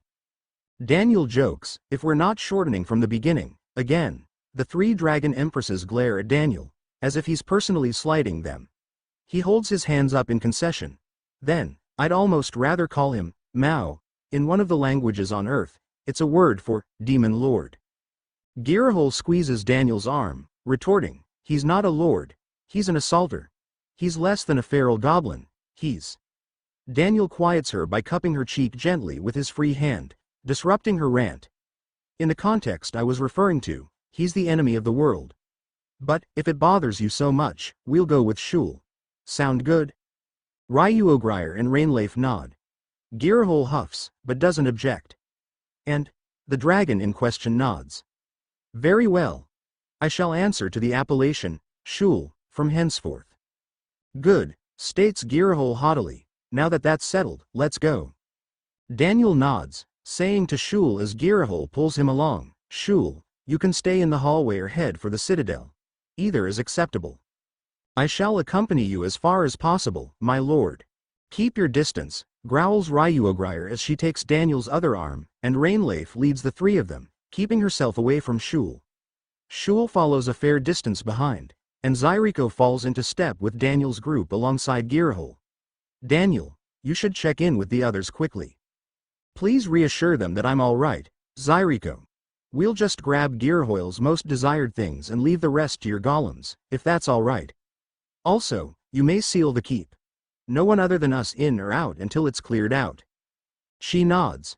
As you wish, and, are you sure you can trust Sir Shul? I'm confident enough in his sincerity, though he may suffer more than if we just killed him.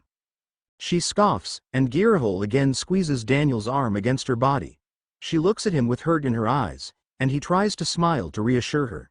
Everything was under control, Mukori. You're lying. I won, didn't I? Daniel steps in a low spot, and it flares the soreness in his body, which he was successfully hiding. All three dragon empresses instantly face him and crowd him. Daniel. I'm fine. Blame Hecate. They gasp, and he chuckles. Seriously, relax, please. You're the ones stressing me out. We were worried sick. Cries Girahole. You're not. She flinches, glaring at Shul for a moment. The defeated dragon simply cocks his head, but makes no expression or remarks. Girahole pulls Daniel close to her, whispering, you could have been killed. Daniel sighs. I accepted that risk because I was afraid of him surviving and being able to attack you, before I knew anything about him. Hecate saved my life, and I definitely owe her something special, just as you three helped me once it was all done. But, I would do anything to protect you, my family. They all smile softly, and they crowd in to hug him. Ryuogrier grumbles, Mukori, your uniqueness is its own curse to us. We have precious little time with you already, and, to think, she trails off, and Rainleif adds softly, you're the only one we can't revive. You should make more use of us. Daniel is touched by the concern. He had very close to nothing to lose before coming to Zenkon. He had things, like his computer, his house, his car, but his life was far from fulfilling. Now, the thought of losing what he has makes him desperate and reckless. Rainleif isn't wrong with the cold conclusion that anyone else in the world who can make use of potations can be revived. Anyone except Daniel. But, that also assumes their body can be recovered quickly, and Daniel would rather not even risk it. He does understand their feelings though, and he doesn't try to belittle them. Thank you for being concerned, and I'm sorry I worried you. I'll try to do better, but please understand, my highest priority is protecting the rest of you. They sigh together, and Ryuogrier remarks pointedly, Mukori, the best way for you to protect us is to survive and continue to protect us. You're right. I'll make it a priority as well. She smiles and nods, taking his arm again. Girahole frowns at him still, but she hugs his arm and they walk further down the hall. They reach Girahole's personal chamber, and she lowers the barrier herself, allowing the others inside without Daniel needing to destroy the barrier. Her room is more cluttered than the other two, containing mostly various plants, and a special arcane gem that glows bright enough to emulate sunlight. It feels somewhat like a rainforest, with lots of obstruction hiding the majority of the room. I like flowers, grumbles Girahole somewhat defensively as she tugs Daniel's shoulder armor. I would never have guessed, teases Daniel, and she glares at him softly. Daniel notices flowers that he recognizes or, at least, close enough to what he knows, which could help him confirm his translations. What's that one? Asks Daniel as he points at what looks to be a rose, thorns and all. Daniel commits the word to memory when she answers, thankfully using the same word Daniel had already learned. That's a rose. And, that one? Daniel points at a bundle of oleanders. Oleander. Unfortunately, that one doesn't match what he thought. He asks, then, what about oleander? Asks Daniel, using the word he thought was oleander. She cocks her head. She looks around, walking with Daniel and the other two until she finds it. She perks up, pointing at a flower that Daniel believes is similar to wisteria. It's this one. Wisteria. I see. And, that one over there. Is it, peony, by chance? Girahoyle's eyes light up, and she says brightly, yes. Daniel looks when he feels a tug on his back.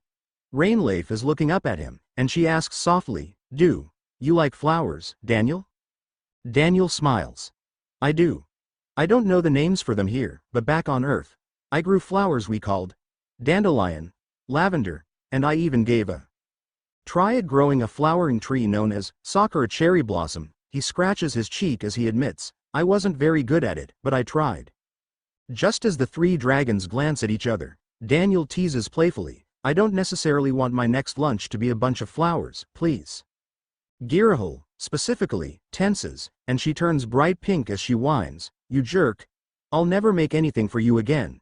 She shakes him as she continues to hold his arm, and he laughs. No, please do. They were really good, I swear. Then you have to forgive me, exclaims Girahole. As Daniel calms her down, he asks, forgive you? She looks away, fidgeting. In my defense, you didn't explicitly make me promise. Daniel sighs. That. He does recall. They went back and forth about it, and then Ryuogrier interrupted before Daniel got Girahole to say the words. It's fine. But, seriously, we need to know whether or not we can handle them. She smiles sheepishly and nods. Daniel then looks at Zyriko. Zyriko, I'd prefer to give the plants real sunlight if possible, so I'd like to find one of the turrets or the roof where we can put a garden. Of course. I think the roof would be the best. It's already a favored place of our graceful empresses. Mukori, I have begun to appreciate more things in life since meeting you, so I would also like to take part in this garden. Daniel nods, if that's what you want, or we can also do what you want to do. She smiles, and Rainleaf asks, can we also collect books and read together? Of course. You've been reading mine, haven't you? She blushes, looking away as she shrinks into the high collar of her mantle. She nods sheepishly. I haven't had as much time to write recently, but it was one of my favorite hobbies. I've had a lot more inspiration now, that's for sure. They chuckle together, and they work to collect Girahoyle's precious belongings, though she becomes impatient about gathering her favorite plants and flowers, which is virtually all of them. Fortunately, the magic bags can store things virtually indefinitely, so the plants should be fine. Girahole asks softly, Mukori? Daniel looks at the fiery young dragon, and she looks away from him briefly as she asks her question. Why did you decide to share so much? Is it because we yelled at you? Yelled at me? I know I upset you, so I probably deserved that. I shared because I learned something else today. I'm setting you up for failure if I don't. She blushes, and Rainleaf hugs him from behind. You have to keep sharing. Our children will enjoy your hobbies and favorite foods and places as well. Ryuogrier and Girahole nod in agreement. All right, you have a deal. May we return? I suspect I'm in for a vicious scolding a few more times. Girahole pouts. You deserve it. You worried everyone, even Zyriko. Daniel nods, saying gently, I am sorry, Zyriko. I genuinely believed I had it under control. What I didn't have under my control was everyone else's safety. I know, replies Zyriko softly. But, as they said, just because I promised to carry on your legacy for as long as I exist, that does not mean I will accept living without you so soon. Thanks everyone. Daniel stretches a little, trying to loosen his aching body up as much as possible before he's likely tackled by his companions. I'm ready. They chuckle, and Zyriko secures the keep before the group regroups with Shul. Zyriko then returns them to the Citadel using the teleportation spell. Eremiah tries to sneak back into her room, now that she has returned safely from her excursion. However, the moment she opens her door, she flinches. Be big sister, asks the second princess, surprised. Where have you been, Eri? Snaps her elder sister. What concern of it is yours? I'm safe, aren't I? That's unacceptable. Herales takes Eremiah by the wrist, pulling her forcefully down the corridor. Where are we going? Asks Eremiah nervously. Herales doesn't answer, simply guiding Eremiah quickly. They arrive at the personal quarters of the king and queen, Gretel and Orphelsia. They both seem to have been worried, and their expressions immediately relax a little as they see Eremiah. Eremiah? Asks King Gretel. Where have you been? Do you know how worried we were? Mother, father, how long have you been back? squeaks the second princess. Answer my question, Eremiah, growls the king. She squeaks, tensing. I was on a diplomatic mission. Diplomatic mission? Asks Hercules. Without telling anyone? No one would have allowed me to go. Of course not, snaps the king. Not when you don't have a full escort. But we received word of loyal troops of Mornastay at Fort Peony needing to be verified of their mission. I was the only one present at the time. Were you?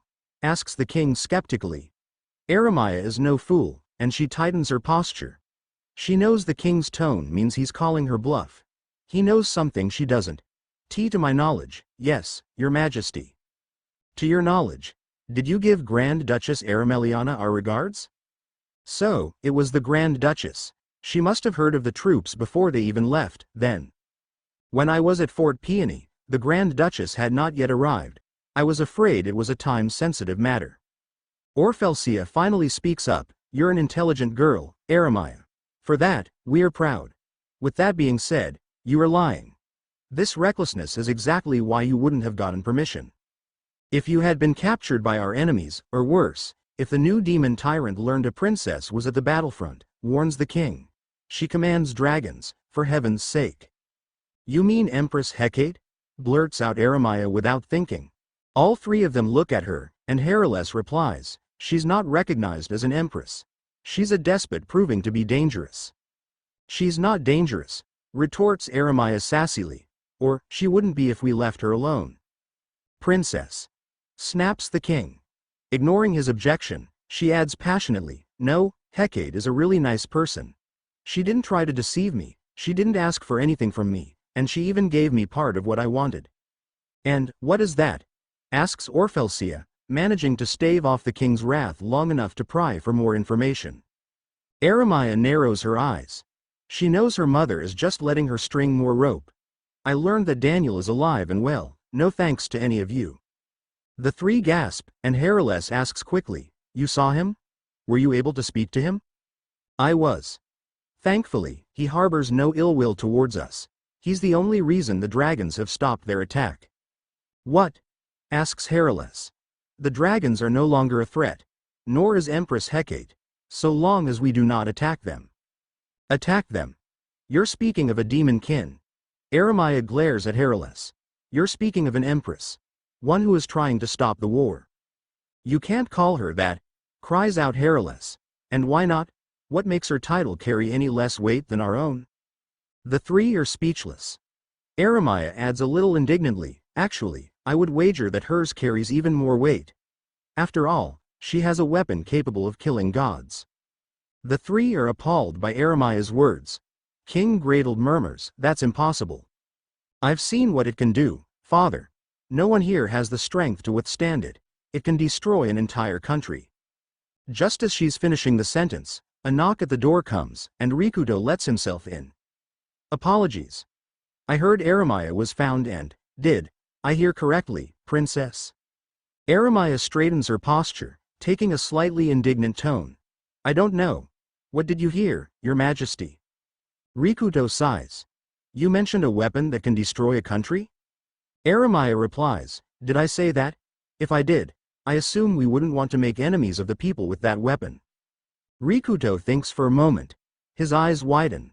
Daniel, what have you done? Eremiah's expression becomes nervous following how grimly serious Rikuto has become. Rikuto looks at Eremiah, saying coldly, you are not to reach out to Hecate or Daniel again. He turns his gaze to the other three of the royal family, adding, we need to gather every artisan and artificer we can, as well as mages and scholars. Why you can't? Cries out Eremiah. Empress Hecate is my friend. You don't understand. I finally know that it was Daniel that day, the day magic dipped. The weapon he created. He used it to defeat something terrible, and now, he can use it to destroy everything, growls Rikuto seriously. 80 years after they were used on our world, the aftermath still remains. I can't allow him to use any more. Eremiah clutches her chest. She finally made a friend that was a friend she chose, and, she's being taken away. All because she tried to convince her family that they aren't a threat because they already could have done something. Chapter 64.1. Bonus Chapter. Hecate and the Dragon's Hoard Part 1. Back on the day of the departure to the Dragon's Keep, Hecate fidgets with her armor, idly thinking as she readies for the trip. She has already confessed one of her biggest fears to Daniel, since she doesn't know how to fly, doesn't know how to transform even partially, and she doesn't want to. Thankfully, Daniel's shuttles don't remind her that they're high up, since she doesn't have to look out of the windows, and she has a solid floor under her feet, as well as the seat belts to hold her in place. And, if she needs extra comfort, Daniel will hold her and reassure her. Unfortunately, what is bothering her now isn't the fact that they'll be flying high up in the shuttles, but the location to which they're headed. That place is the Dragon's Keep, sometimes called Shaiulvalgaro's Hoard after the dragon who conquered it long before Hecate was even alive. She never met Shaiulvalgaro himself or herself, as it was Morthi Bargaran, the Red Lord, who ruled the keep when Hecate was born. And who enslaved her. The little Feldrock had no idea she was one for most of her life, until that fateful day when Daniel defeated Lugray the feral Feldrock and spoke to Zyriko the first time. She was always taught that Feldrocks are hideous, ugly creatures to be feared, because they are disgusting monsters. They were the only things the dragons seemed to hate more than the little fox-eared slave girl herself. Or rather, the little Feldrock-eared slave girl. She suffered every day in the mountainside fortress belonging to the dragons.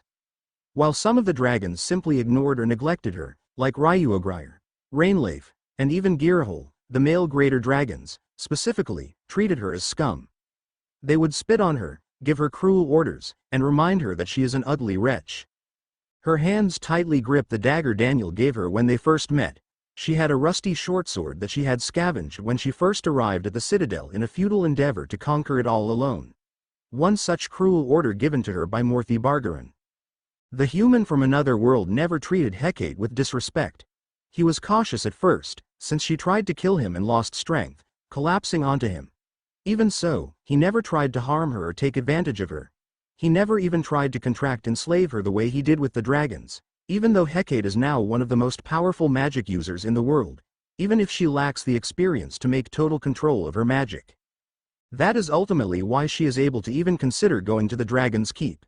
She is still technically contracted to Morthi Bargaran, but because he's dead, no one really ever thinks about trying to remove hers. In fact, it's possible everyone has forgotten about it. Unfortunately, she sees his name etched into her chest every time she bathes, and it makes her feel sick. She takes a deep breath and exhales to try to steady herself. Daniel will be with me. I'll be all right, murmurs the young girl quietly. He can kill anything scary, even if that one comes back to life. She trembles, twitching with a start when the door to her room opens. Hecate? Asks Ryuogryr from the door. Why yes, chirps the young ravenet with surprise, trying to mask her worries. Before you depart, the platinum-white dragon steps into the room, not yet making eye contact. Hecate stands up, hiding the dagger behind her back so Ryuogryr doesn't ask about it. What is it? If you're here to tease me about Daniel. No. Interjects the dragon with a suddenness that startles Hecate. It's not a sharp or cruel interjection, but a desperate one. The voluptuous blonde murmurs even more gently, no, there is always time to tease. But, I came here. She finally looks at Hecate, and the young empress is taken aback by the serious expression of concern on her elder's face. It makes Hecate begin to become worried. I came here to ask, will you be all right? The Feldrock girl cocks her head, and her triangular ears flop to the side, emphasizing her confusion. Given the fact that Ryuogryr continues to look directly at her with that same serious expression, it suddenly registers to Hecate that Ryuogryr has seen right through her, causing her ears to jerk back up to their alert position. At the least, the dragon matriarch knows something is wrong. I'm fine, replies Hecate, looking away somewhat without thinking. She realizes immediately that it only confirms that she's lying. Ryuogryr steps a little closer, cautious not because of Hecate's immense magic power, but because they have a more rival-based relationship, meaning Ryuogryr should be ecstatic by Hecate being distressed. Instead, she's showing concern. Hecate, your greatness, it's reasonable to be afraid. I'm not afraid. Snaps the Feldrock girl. The dragon slumps her shoulders a little, losing what remains of her usual haughty and elegant posture. Now, she is an elder trying to console a younger companion. That place is a place of darkness, your greatness. I would be lying if I tried to claim I wouldn't be afraid. So much happened there. She looks down, ashamed of her own silence at the time. None of it was worse than what happened to you. The Feldrock girl squeezes the dagger for comfort, still keeping it hidden. I told you, I'm fine. I'll be fine. Instead of trying to deny Hecate or dispute her claims of being alright, Ryuogrier instead smiles and simply says softly, "Then, you are stronger than me, my dear little empress."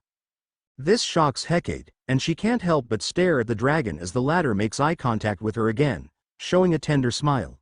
She adds, "Just know, no one will think less of you if you need to leave that place. Least of all, Mukuri." This time, Hecate is the one to break eye contact as she looks to the side. "There won't be anything to think, because I'm not afraid. Morty is dead, his stupid brother is dead, and the stupid green one is dead. They're all dead and they can't hurt me anymore. So, I'm going to steal and destroy everything those stupid." She winces as she is unable to say it. Her hands are trembling, and her eyes water a little as she tries to close them to hide the pain she's feeling from the dragon. She can hear the white dragon approach, from her footsteps to the way her dress moves, and the ambient sounds around them change with the woman moving through the room.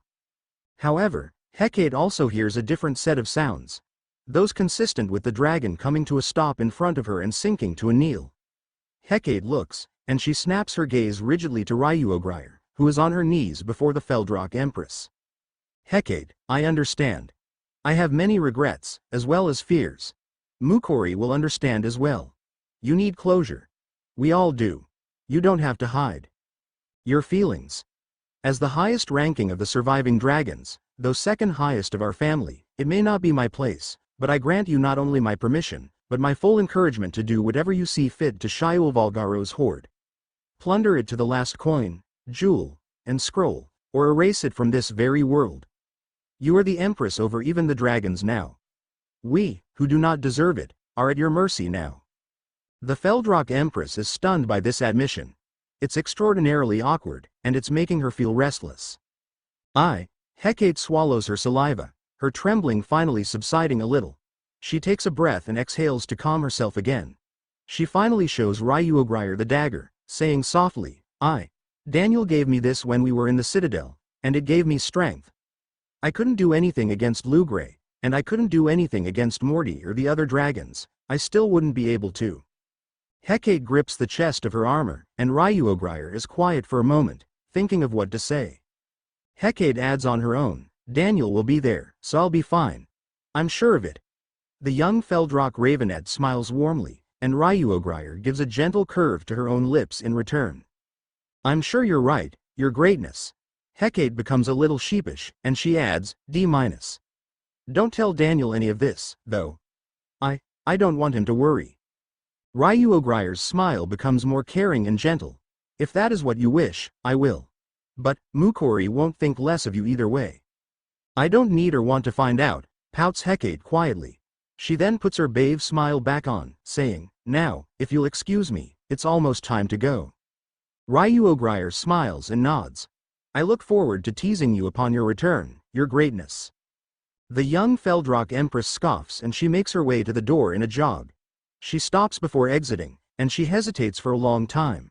She finally takes a breath and says haughtily, "If you touch any of my things, Ryuo, I'll bite your face off, and then your hands."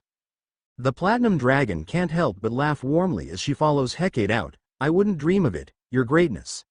After all, Mukuri is not a thing of yours." The Feldrock huffs and growls impotently as she chases Ryuogrier out of her bedroom and stomps childishly past the blonde seductress to make her way to the hangar, since they're both going the same way. She can't refute, since Daniel isn't a thing, but she won't agree, since she won't hand him over to Ryuogrier without a fight. On the bright side, the dragon successfully distracted the young empress from her worries for at least the time being. After arriving at the Dragon's Keep, the group is confronted by members of the Unity of the Great Dragons, as it translates. They are essentially cultists that chose to live around the dragons and worship them. And, for the lucky few of their number, they might be chosen as acolytes, who would be able to serve the dragons directly. In actuality, the acolytes were nothing more than elegantly named servants, holding a slightly higher status than the slaves, of whom the lowest was Hecate, back before she ever even had a name. the name which her beloved companion Daniel gave to her when he saved her mind, body, and soul. Now, the doorway into the ancient mine serving as the home of the dragons of the continent for centuries feels bigger than it ever did. Hecate is thankful that she has her armor and full face helmet to hide her face and ears from everyone else. She's terrified of this place, even now, but she looks to her rock of safety, Daniel. He is studying the columns and other structures of the exterior of the dragon's keep, which have mostly been taken over by the dragon worshippers as their homes.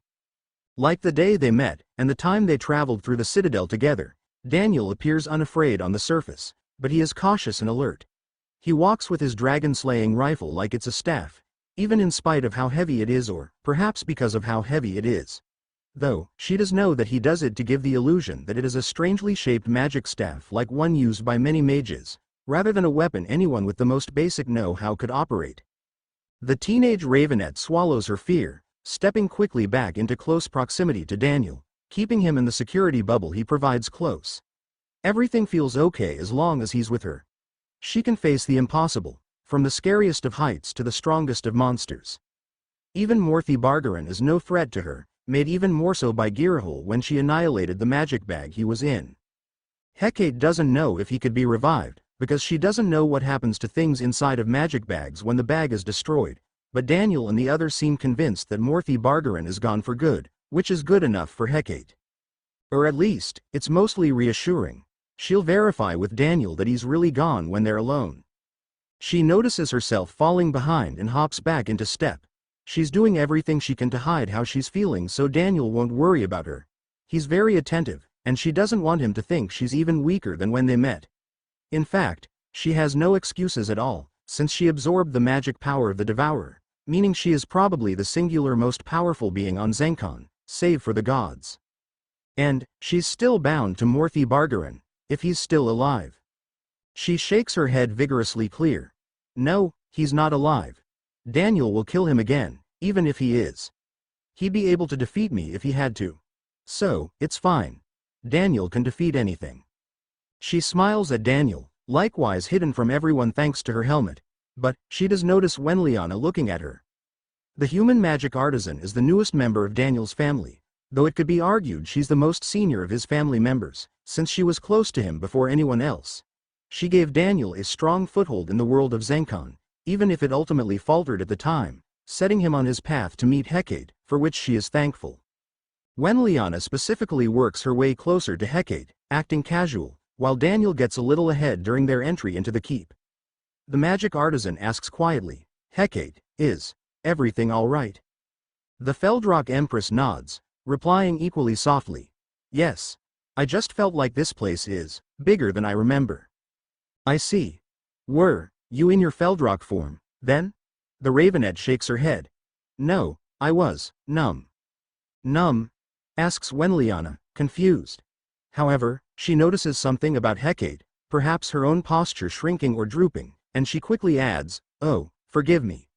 If there's anything I can do."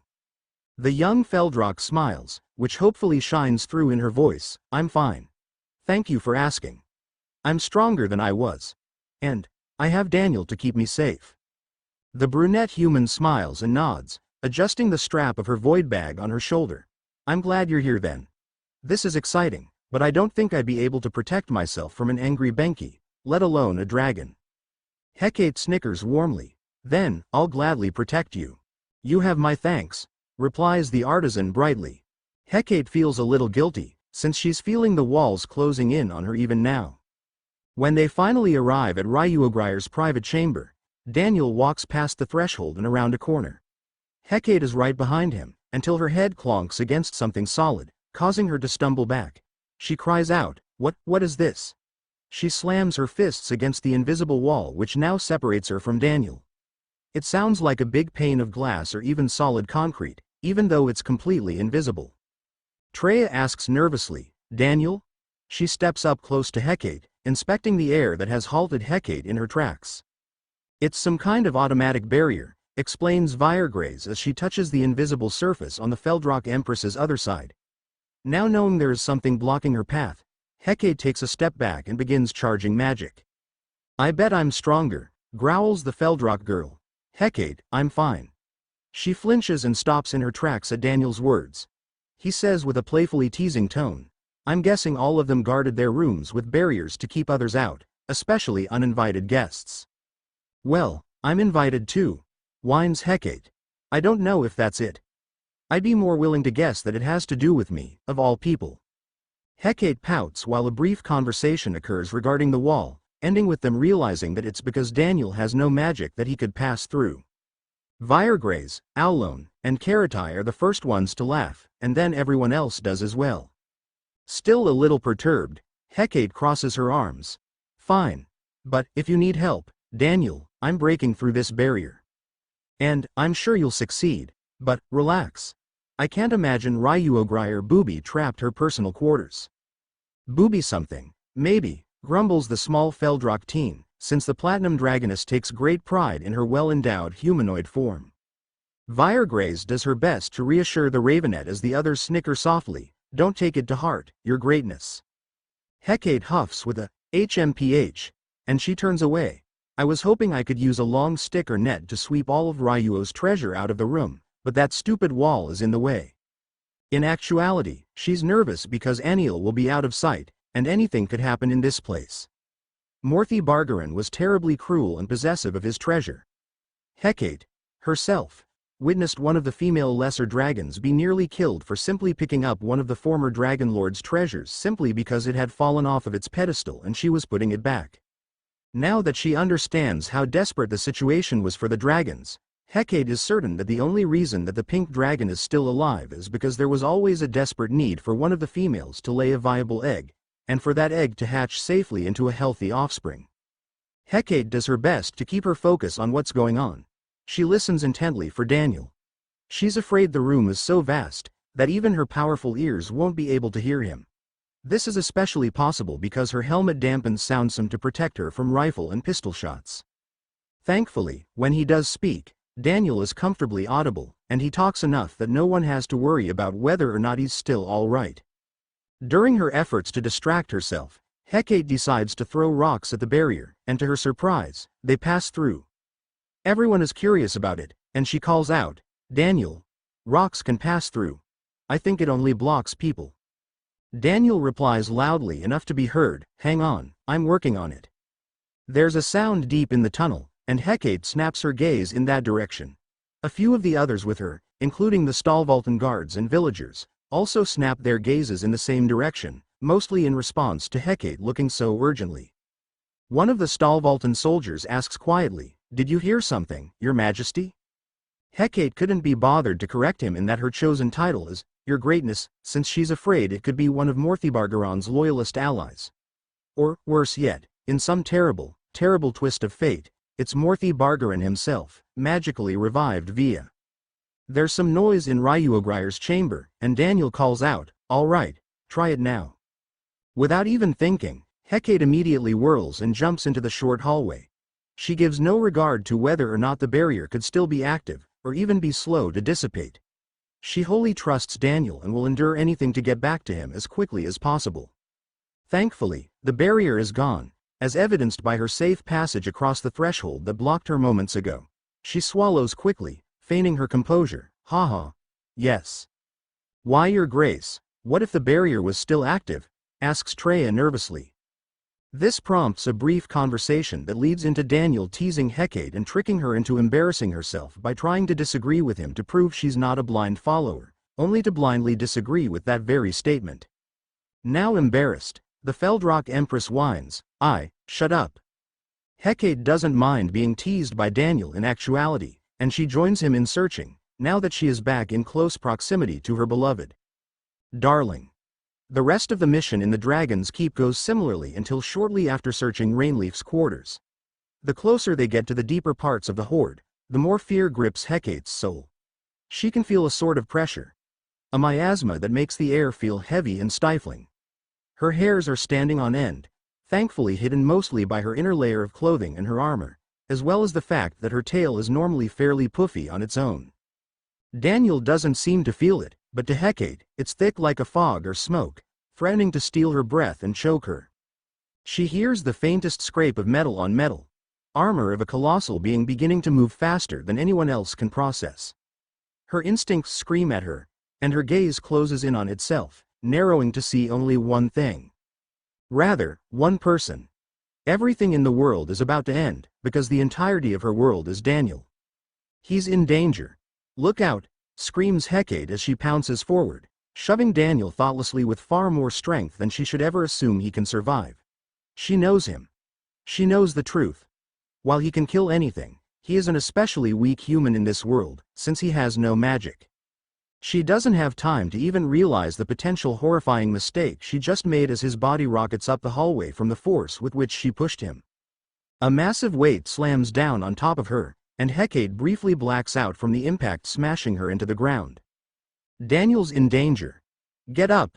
Get up now. Do something. What even is this? Who cares? It's trying to kill Daniel. Don't let it hurt him. There's nothing. Without him. Nothing. I can't survive. She hears the muffled boom of the dragon-slaying rifle being fired, and the weight shifts. It gives Hecate just enough sense to focus and breathe, and she casts the first spell she can think of to give herself some space and free her. A magic beam out of her palm that, even at point-blank range, should be diffused enough by her armor not to hurt her too much. The beam explodes against the floor of the hallway, and the weight disappears as Hecate is launched by the blast through the air a ways and into a tumble on the ground. She coughs as she climbs to her feet wearily. She flinches when the rifle fires again, this time very close to her. Even with her armor and helmet, the volume of the rifle's report is terrifyingly loud and startling, made no less so by the massive dragon-suitable hallways of the ancient dwarven mine. Thankfully, she will never do anything to have that rifle pointed at her by the person she loves most in this world. Even if it causes her pain, she knows it is the thing that has protected her life and freedom many times over now. And it is what brought Daniel to her. That's right. Daniel is fighting, which means we'll win. Get up and help him. Hecate climbs wearily to her feet, trying to make sense of the battle quickly as most of their allies are being evacuated, especially the non-combatants like Wenliana and Aulon. Hecate just needs to help Daniel buy them some time. The Titan, which turns out to be an especially large dragon in full plate armor, stomps right as Daniel fires the railgun, and his shot misses narrowly. The air cracks like a clap of thunder, but the railgun is significantly quieter when firing than the proven dragon-slaying rifle. Hecate finds that her magic bag is still intact, and she withdraws her ice blaster to join Daniel in fighting this dragon. Its armor appears to have the shifting rainbow hue of Charmelkel, meaning magic will be almost ineffective, especially coming from an amateur like Hecate, whose precision leaves a lot to be desired. Viregraze and Karatai are working their way closer to Hecate, and the hallway is chaos, even though it doesn't feel like it has even been that long. She feels hot liquid running down her chin inside of her helmet, and she wipes it with her wrist, finding the crimson ichor of her own body staining her armor. It's her blood, flowing steadily from a wound somewhere inside of her helmet, though her whole body is rattled, somehow simultaneously feeling too numb and painful to determine where it's at. Still, she is on her feet and able to fight. And, like a beacon in the midst of the fight, Daniel's voice calls out over the noise, Hecate, Kara, use ice and lock it in place, hurry. That's just perfect for Hecate. She already has her ice blaster, so all she has to do is aim and fire. She can feel her body growing weaker, but she is the Feldrock Empress, first wife and darling to her beloved Daniel, who protects her and guides her every chance he gets. Together, they can defeat anything. She confirms Daniel's order with a nod, focusing on the thing she has to do. The Ravenet fires her ice blaster, and the ice magic explodes, locking the armored dragon's foot in place with a sudden bloom of solid crystals, which throw off the dragon's balance. Hecate cycles her ice blaster as Viregraze and Karatai cast spells. The dragon meets a wintry ray from Viregraze with his own fire breath, while Karatai locks down the dragon's other foot with her incantation. It's then that Hecate looks up at the colossus looming over them in the hallway. It was easy to forget about when focused on its feet, but now the massive dragon is falling forward thanks to its loss of balance. And its trajectory places Hecate, Viregraze, and Karatai in its path. This realization shatters Hecate's remaining resolve, and her body feels even weaker as a result. She's losing what strength she still has, and the last thing she can hear is Daniel calling out. Hecate instinctively takes a step back and her body gives out from the pain and exertion. Her tunnel vision closes in completely as she blacks out. Chapter 64.2. Bonus Chapter. Hecate and the Dragon's Horde Part 2. Where am I? What was I doing? Her voice sounds strange to her. Is it younger? Older? Is it near? Far? Whatever traits it has, it sounds alien to her, even though she knows it's her own voice. It was even her thoughts. Kaboom! She is startled by the suddenness of a terrifying noise, but she quickly calms herself. I know that sound. Why am I still afraid of it? Wait, what is it?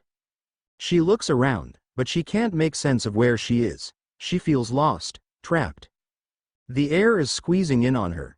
Her breaths are weak and barely able to keep her awake. Her body is sore, and the bite of hunger chews at her from the inside.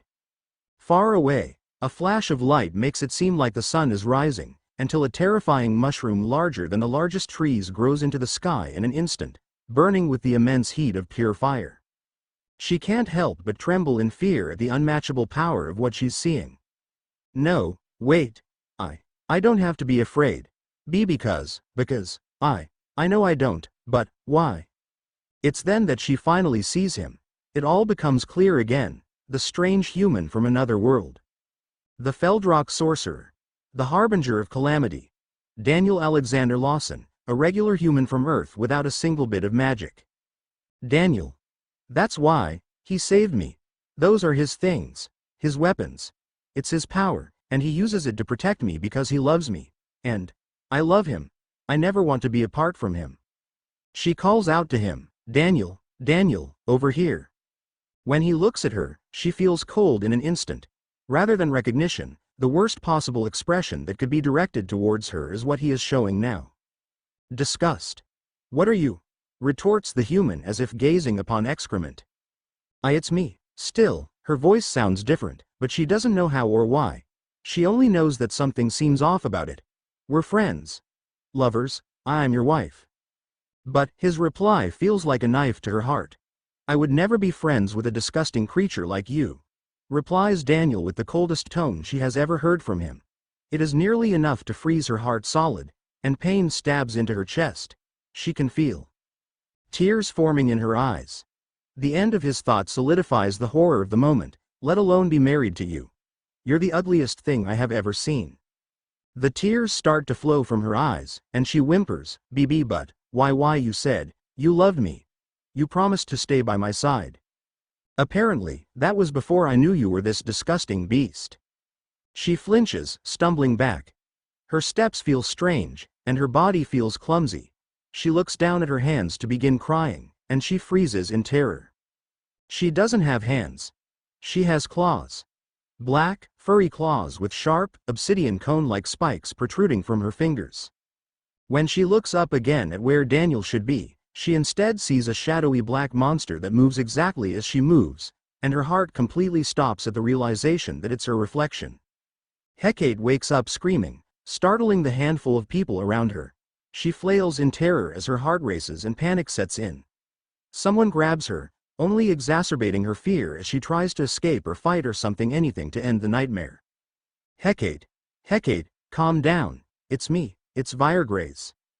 The voice sinks in and strikes all the right chords to be familiar. Viregrace, the former queen of demons. She is very kind and wise. She never speaks an ill word to Hecate, and it is safe to say that, in spite of her being a woman who poses a threat of stealing Daniel away, she is one of Hecate's dearly cherished friends. The young Feldrock Empress is finally able to calm down a little, though she remains panting for a long time. She looks at her hands with nervous urgency, and she is instantly relieved to find two childlike hands that would belong to a human girl were she fully human. Are you all right? Asks Viregrace gently as the other women look at her with concern. She doesn't feel any malice or disgust, but simple worry for the sudden outburst from the dangerously powerful young empress. Hecate finally looks at the Ultal archpriestess who is holding her gently in an embrace, as much to restrain the teenage Feldrock as to comfort her. Where's Daniel? This causes the former demon queen to smile and sigh a little in a combination of exasperation and amusement. Always the first thing on your mind, PP please tell me, whimpers Hecate. Sensing the urgency in the Feldrock girl's voice, Viregrace finally realizes the gravity of Hecate's concern. She replies sincerely, Daniel is safe. He defeated the dragon that ambushed us, and the 3 dragon consorts have joined him. They should be finishing Girahoyle's quarters quickly and then they'll return, from what Zyriko has reported. The keep will be sealed to be explored at a later time so we can all recover. Hecate nods, absorbing her words as she reflects on the nightmare she just had.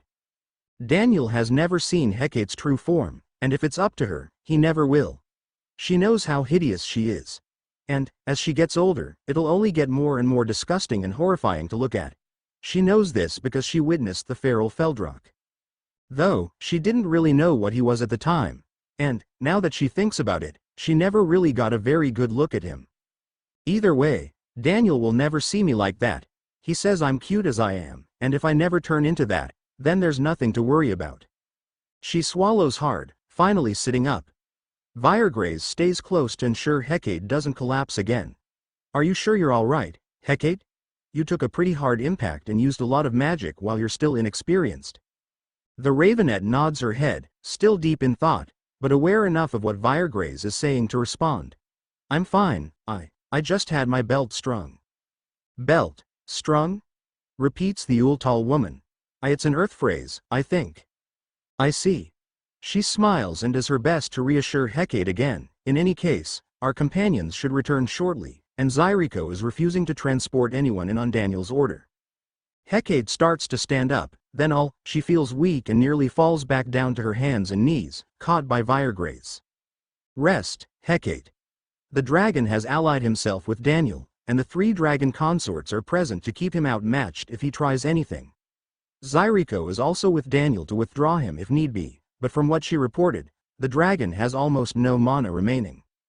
Hecate sighs, slumping back down to sit on her knees. Fine. Did you have a nightmare, Hecate? Asks Wenliana gently.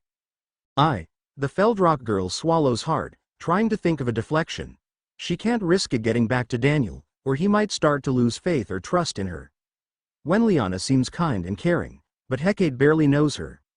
Even if it's in good faith and well-meaning, Wenliana could tell Daniel whatever Hecate confesses now. When the teen tries to peek, her mouth feels dry suddenly, and she almost flubs her words. I was still worried that the fight was still going on. That's all. Oh, that makes sense. I'm honestly surprised to have seen how strong you are, though. What do you mean? Asks Hecate, a little skeptical. When her ear tries to move, something itchy seems to restrain it, and she touches her head to find bandages. She doesn't need an explanation to know why they're there.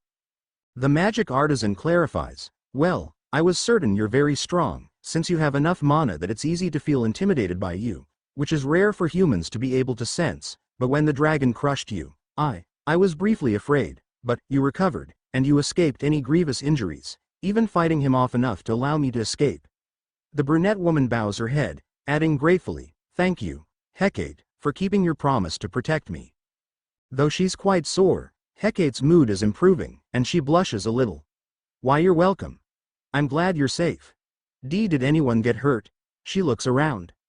Everyone but Daniel, Zyriko, and the 3 dragons close to Daniel are present, recuperating together as they monitor Daniel's status through the golem reporting on their movements and a clairvoyance spell that is showing them what Zyriko sees in order to reassure them even more.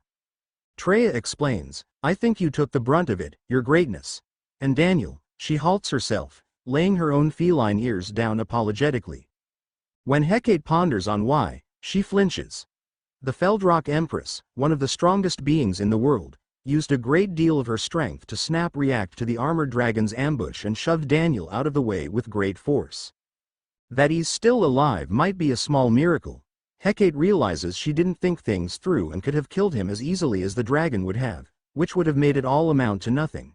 She feels sick to her stomach, and the terror she felt in her nightmare and upon waking starts to creep back into her. Wenliana, sensing something wrong, urgently adds, he's all right. Why you're, Hecate. I mean, he's a little hurt, but you undoubtedly saved his life. So, you did the right thing. The young empress squeezes her hands together, disappointed in herself. She hopes she was only having a nightmare, and not a premonition. It would be reasonable for Daniel to be upset at her for risking his life because she wasn't careful. She has a lot of power, but she doesn't have the skill or wisdom to use it properly. She is ashamed of her inadequacy. Daniel returns soon enough with Ryuogrier, Rainleaf, Girahole, and Zyriko, as well as a new man with gray hair, the distinctive silvery horns and tail of a dragon, and fancy Charmelkel armor. Hecate wants to run to Daniel, but she hesitates. Do I have a right to? Is he angry with me? Will he forgive me? Before she can decide what to do, he is swarmed by his companions who were sent back to the Citadel ahead of him. They scold him for his recklessness, since he stayed behind to fight the dragon, whose name is apparently Shul. Everyone was worried sick, since Daniel has a great deal of attack power with his weapons, and he continues to add versatility with new ones, but he doesn't have any means to actually defend himself if the dragon were to have successfully landed an attack on him. The best defense he has against superhuman powers is Nemesel. And he normally doesn't have Nemesel drawn so that others around him can use magic. Once he can extract himself, Daniel makes his way directly to Hecate, kneeling to check on her. Hey, Hecate. How are you? Are you all right? She nods with watering eyes, and she can't help but hug him, which surprises him a little. He grunts from the pain in his body, but he doesn't shove her off or yell. Instead, he hugs her, and she can't help but cry. I'll give anything, do anything, if you'll only stay by my side, Daniel. Please, don't ever leave me. Hecate sobs in his embrace for a long time. A couple days after the mission to the Dragon's Keep, Hecate goes looking for Daniel. In order to hide why she was sobbing the moment he acknowledged her, she scolded him like the others for being reckless with his already discomfitingly short lifespan, especially because he promised to stay with her. It was easy to do, since she does feel that way, and she doesn't want him to know what she fears most. She doesn't know if she would be able to live if she ever heard those horrible words from Daniel. Thankfully, for now, everything seems to be back to normal. Daniel hugged her and comforted her, and he let her sleep in his bed with him, since he was too exhausted and injured to do anything strenuous like he normally does. Now, according to Zyriko, he's participating in some light gardening with Ryuogrier, Rainleaf, and Girahole. The orange dragon is the resident expert, surprisingly enough, since her hobby was to grow flowers and other plants and hide in a small jungle of her own making. While Girahole wasn't especially kind to Hecate during their mutual time under Morthy Bargaran, she also rarely crossed paths with Hecate. Knowing what she knows now, Morthy Bargaran was quite disliked by most, if not all, of the other dragons in Shiulvalgaro's horde. They only tolerated him as long as they did because he was a vicious tyrant, so it was easier to hide within their own little sanctums, rather than to present themselves for threats or usage by the former dragon lord. Now, though she can be a bit fiery, Girahole is another person Hecate would consider a friend. She's envious that the dragons are old enough to be with Daniel in more special ways, but she has all the time in the world, and in the grand scheme of things, Daniel isn't planning to make her wait that long. She finds the four she expects as they work on planting seedlings and transplants taken from Girahole's personal quarters in the Dragon's Keep. Thanks to void bags, the plants are as healthy as the day they were taken, but only time will tell if they'll take to the new planting location on the roof of the Citadel. Given Girahole's apparent talent for gardening and horticulture, though, it should be a rather easy transition. Rainleaf spots Hecate approaching, with the young Feldrock girl wringing her hands gently. It's obvious something is on her mind, and it has been bothering her since Ryuogrier came to speak to her privately prior to the mission. Rainleaf's voice has always been soft and gentle, and as she thinks back, Hecate isn't even sure that she has ever seen the blue dragon angry. Hecate? Did you want to join us? All four of them are rather dirty, but they look like they were absolutely enjoying themselves. The Ravenet nods bashfully, but she has something else of higher priority right now. It won't stop bothering her until she deals with it. I do, but, Daniel. Daniel turns to face her, giving her his full and undivided attention when he realizes she's about to ask something serious. Yes, Hecate. What is it? I want to go back to the Dragon's Keep.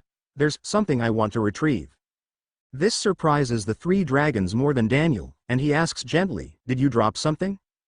No, not that, she looks down. I just want to go, please. Daniel nods. He shifts from a seated position on the surface of the Citadel's rooftop tower to a kneel. Without hesitation or even any clarifying questions, he asks, did you want to go right away? She can't help but smile in adoration.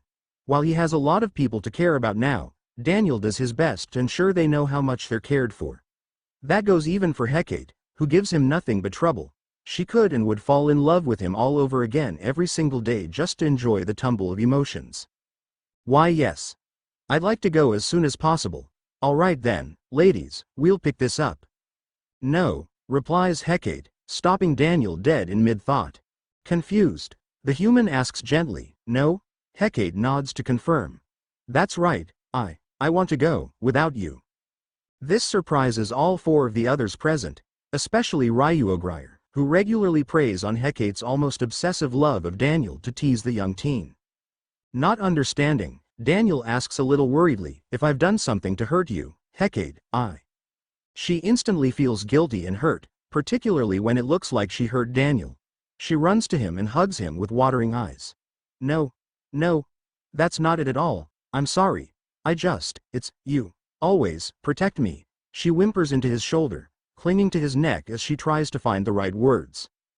Daniel's arms wrapped around her give her all of the comfort in the world.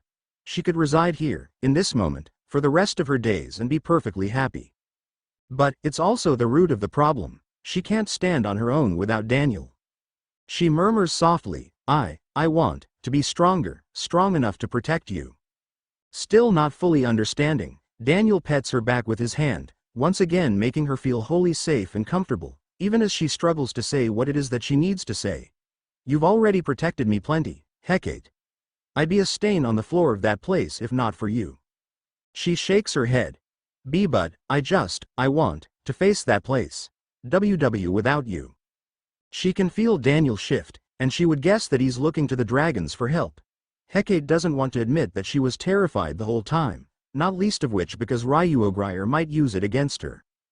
However, to her surprise, it is Girahol that comes to Hecate's aid.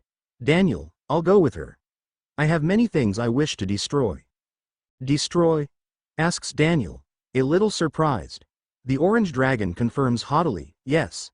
Morthibargaron's legacy still remains, since we were interrupted. It is our right to erase that evil from the world. Closure? Asks Daniel gently, shifting so he can see Hecate's face. The Feldrock girl nods gingerly. Daniel knows almost everything. He doesn't need to know the entire why, so long as he accepts the answer that works. I understand.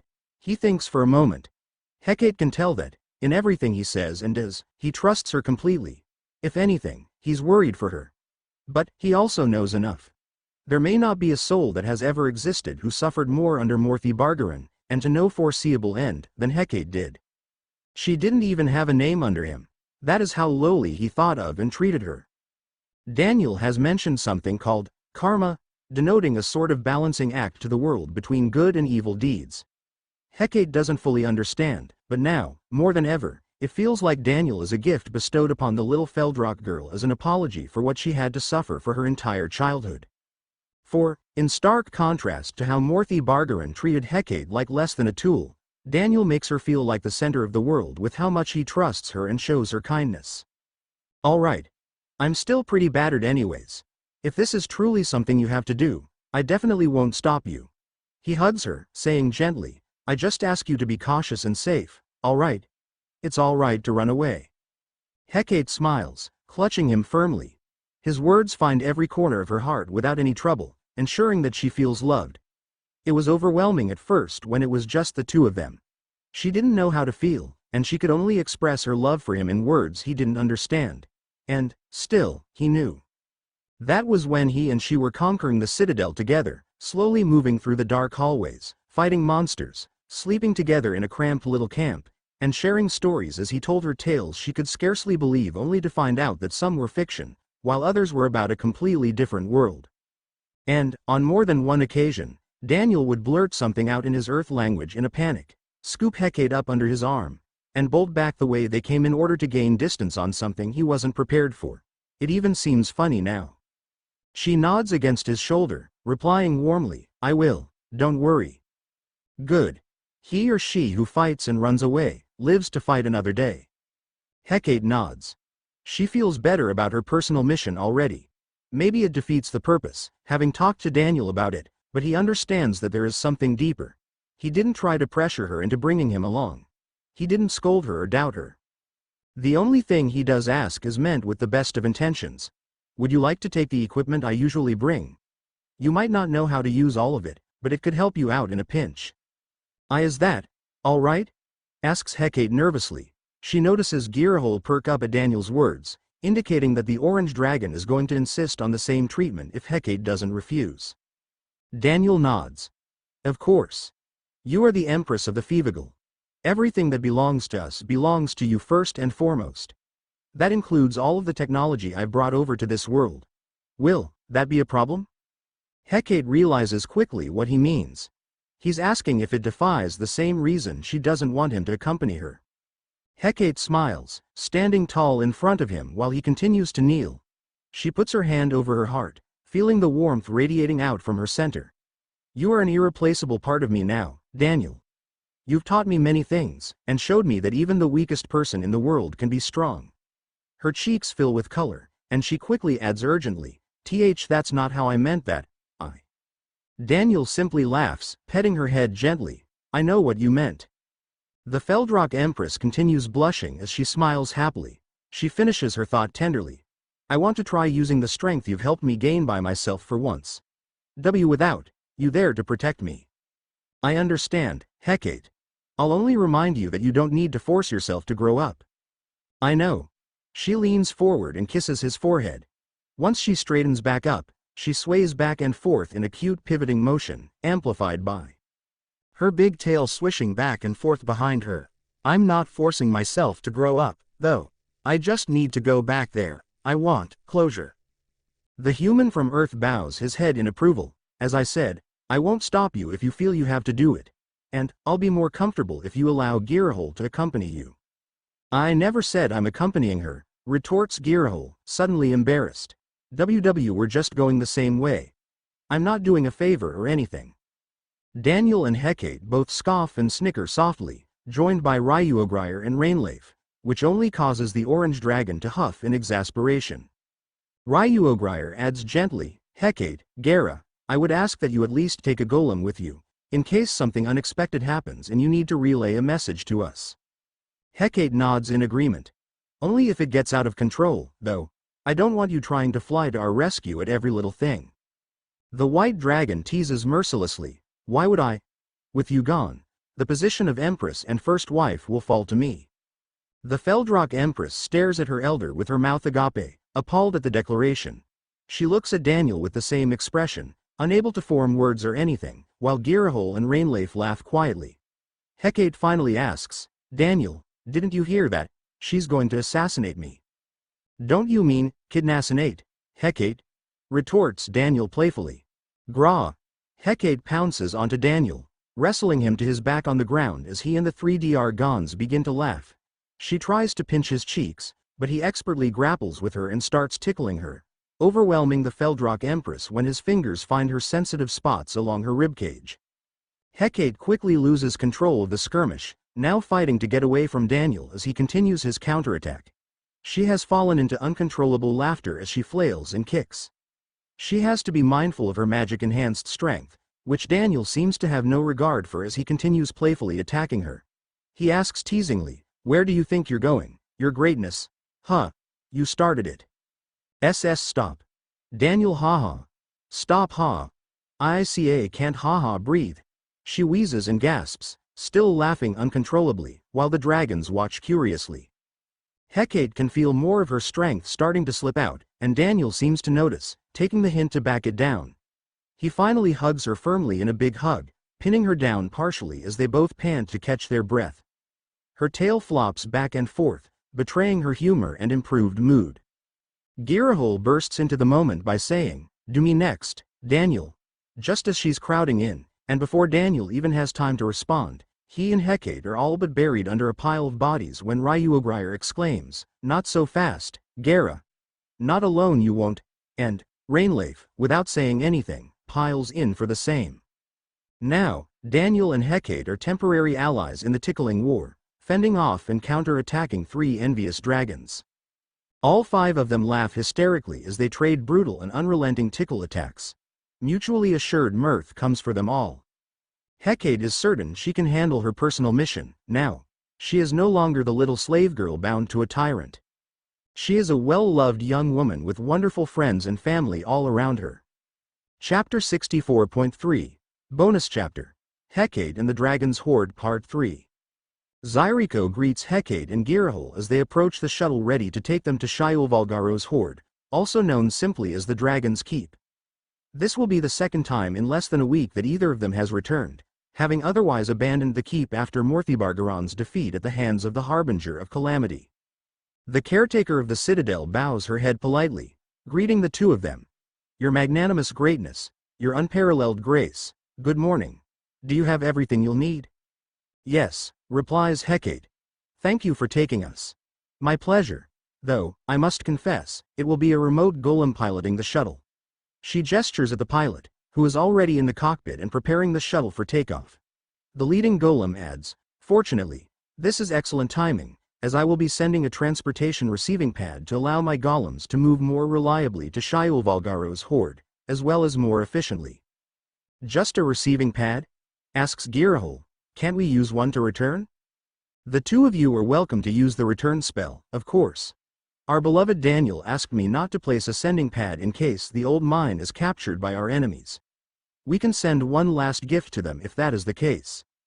Girahol and Hecate glance at each other, only able to speculate what horrors Daniel could concoct as a parting gift for enemies capturing one of their strongholds. Given that it could range from anywhere along the lines of instant death via rifle to total annihilation via the god killers, there's a lot of open ground for him to cover in between. For now, they focus on the trip. That makes enough sense. Will you be needing help? I won't object, of course, but you may carry out your own missions. Setting up the receiving circle will take time. Once complete, I'll begin sending golems in force to begin clearing out the treasures hoarded within. Be gentle with my flowers, warns Girahol. Daniel likes. I worked very hard to grow them, so I don't want my effort to be wasted. Hecate smirks at the orange dragon, who is looking at Zyriko at the moment. She makes that claim, but she didn't worry about her precious flowers for all of the months that she has been at the Citadel, never once wanting to return before.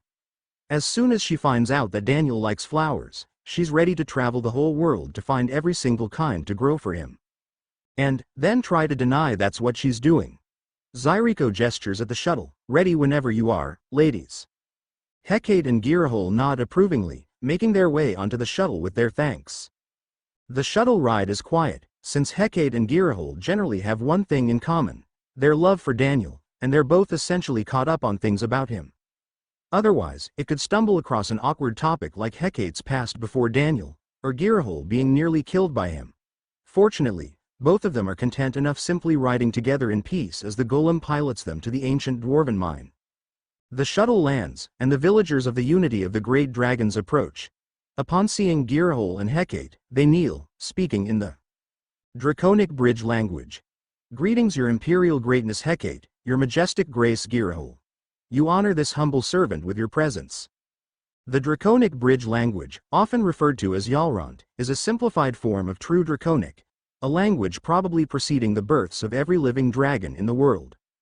Yalrant was formed for slaves, servants, and worshippers to communicate with the dragons, while minimizing the struggle to pronounce some of the more difficult sounds that only dragons and Feldrox can typically make.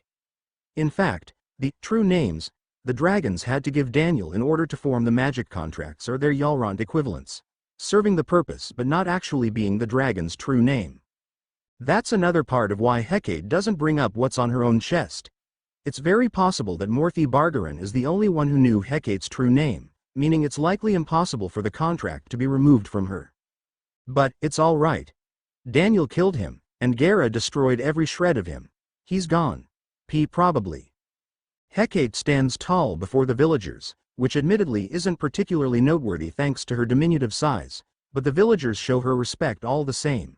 Greetings, replies Hecate in Yalrant, though her less educated accent is rather noticeable, since she's gotten rusty on the language. I hope you all have been well.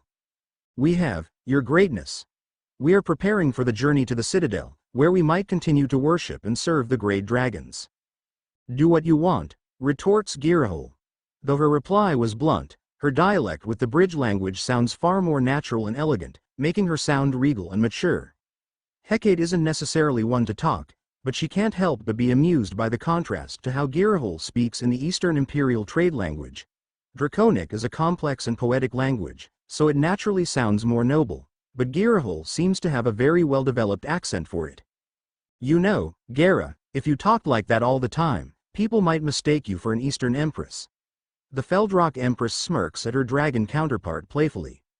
The dragon returns the amusement with a slight curve to her own lips.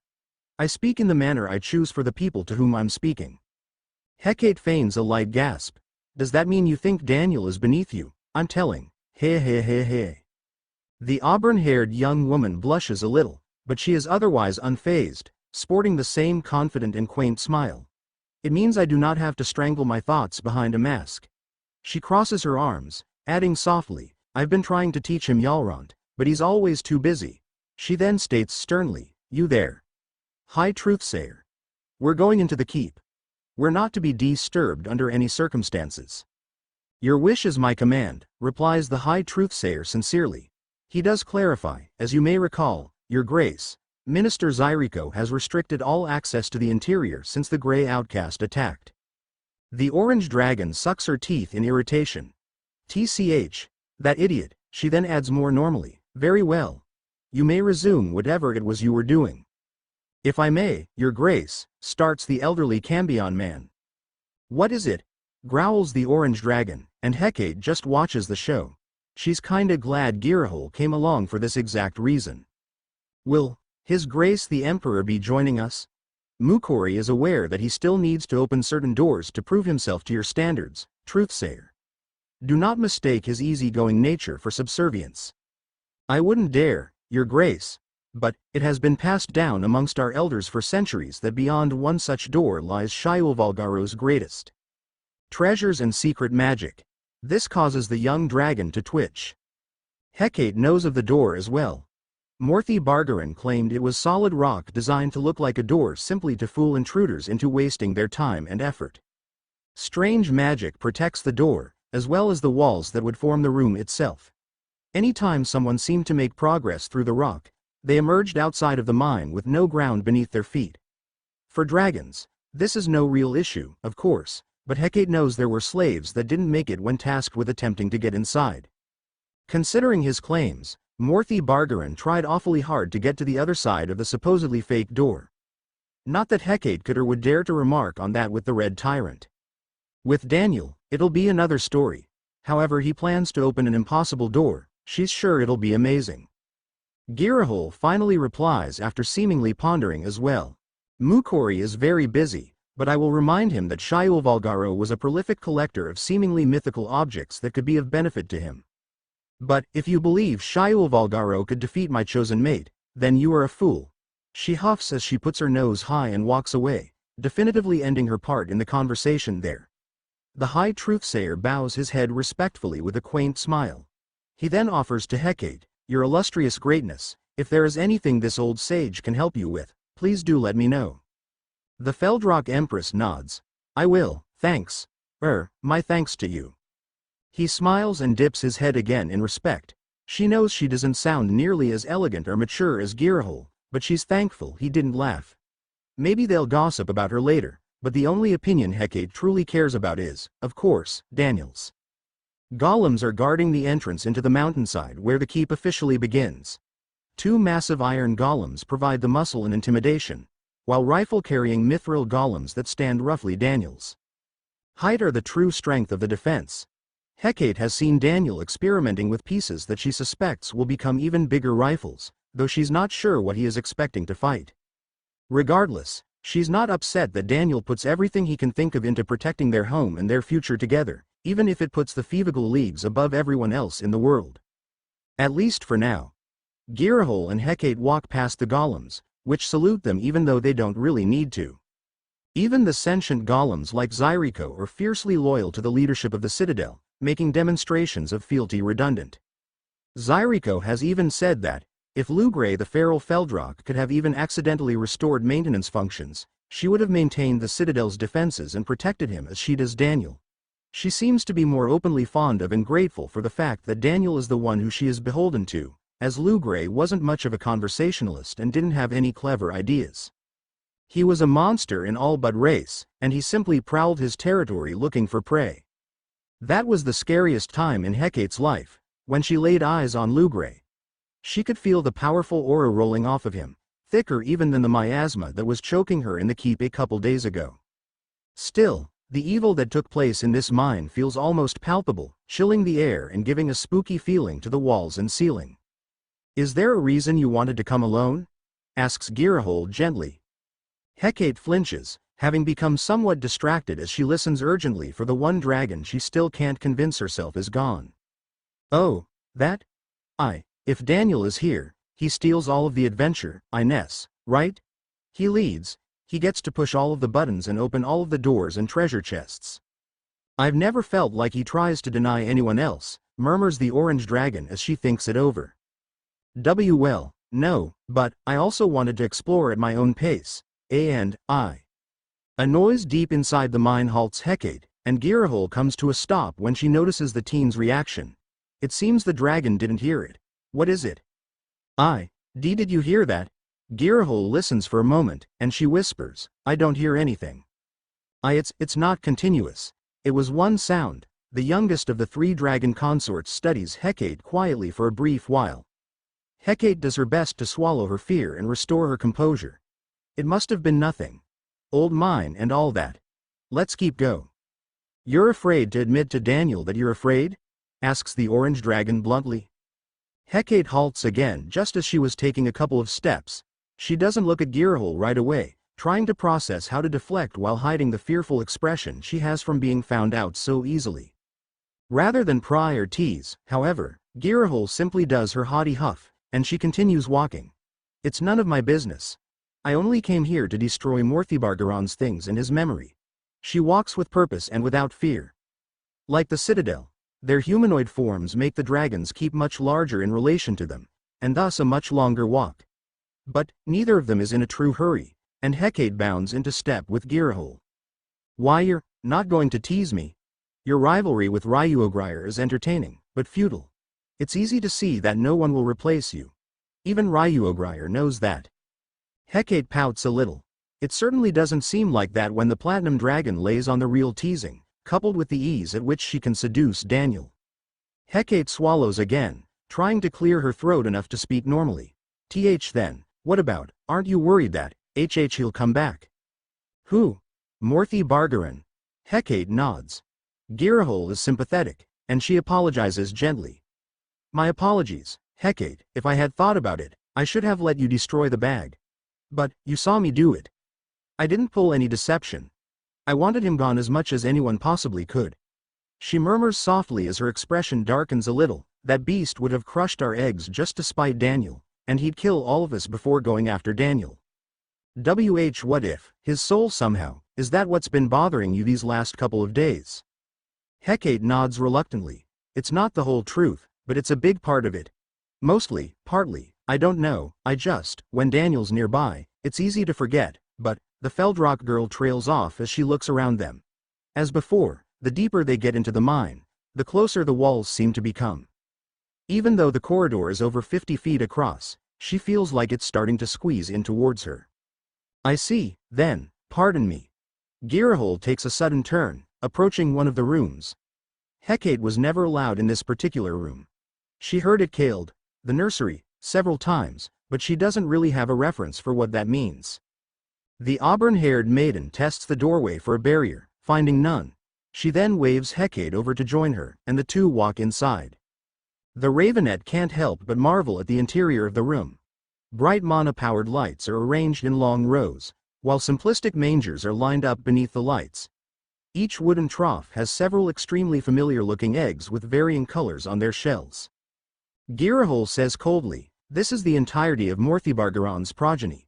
At least, the ones he was able to preserve for that green fool to study." Just scanning the room, there must be over 30 eggs, though there are some shelves and enclosed boxes that may obscure even more. All of these are his? Asks Hecate, feeling a sense of terror at the thought of a multitude of cruel and selfish dragons like Morthibargaron or his younger brother. The orange dragon simply nods. "Yes. Reyna, Ryuo and I were spared because we never conceived. Not for lack of trying. She gingerly holds her own bicep as she looks away from everything towards the floor a fair ways away. Hecate is respectfully quiet for a moment. All three of them acted like dopey airheads with their first eggs, seeming to confirm that they truly are each dragon's first egg, respectively, with every indication that the offspring will be healthy. Are any of them going to hatch? Asks Hecate, unsure how to word it. Not anytime soon, replies Girahol bitterly. These are simply the ones that are in magic preservation. They should be fertilized, but there's almost no chance they weren't ruined in one way or another by the cutthroat's curse. All of the other ones either died midway through, or after hatching. This time, Girahol looks at Hecate gently. It was a terrible thing to see and hear. From the way the dragons avoid talking about it, the hatchlings and pre-hatchlings died screaming, with the dragon mothers helpless to aid the agonizing infants. Hecate observes the eggs for a long time, processing the information. She finally asks quietly, having some suspicions already, "What are you going to do?" The auburn-haired woman is quiet for a moment, staring seriously at the eggs as well. She replies softly, "I came to destroy his legacy." But, starts Hecate, before she falls silent. She doesn't want a rise of Morthy Bargarons in the future, but she also doesn't know what the right answer is.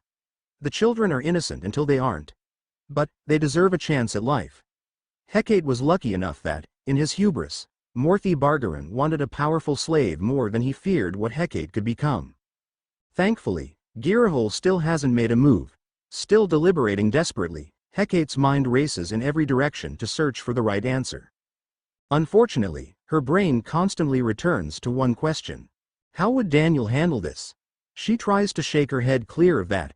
The whole reason she came here without him was to try and deal with her demons without using him as a crutch. Her ears flick as she tries to think, and her tail sways back and forth. Girahol watches her patiently, though she could easily destroy the whole room without warning if she chooses to. Is there any way to know which eggs have a chance of hatching, and which ones don't? Asks the Feldrock Empress after some deliberation. It might be listed somewhere on the boxes. But why bother? These are all the would-be offspring of that tyrant. If you have some qualms about killing them, then allow me. Even if we try to take them back to hatch them, there is a very high chance the hatchling will suffer endlessly until it dies. Hecate looks up at the orange dragon pleadingly. She replies urgently, a child is not guilty of the things their parents did. Less so when they haven't even hatched yet.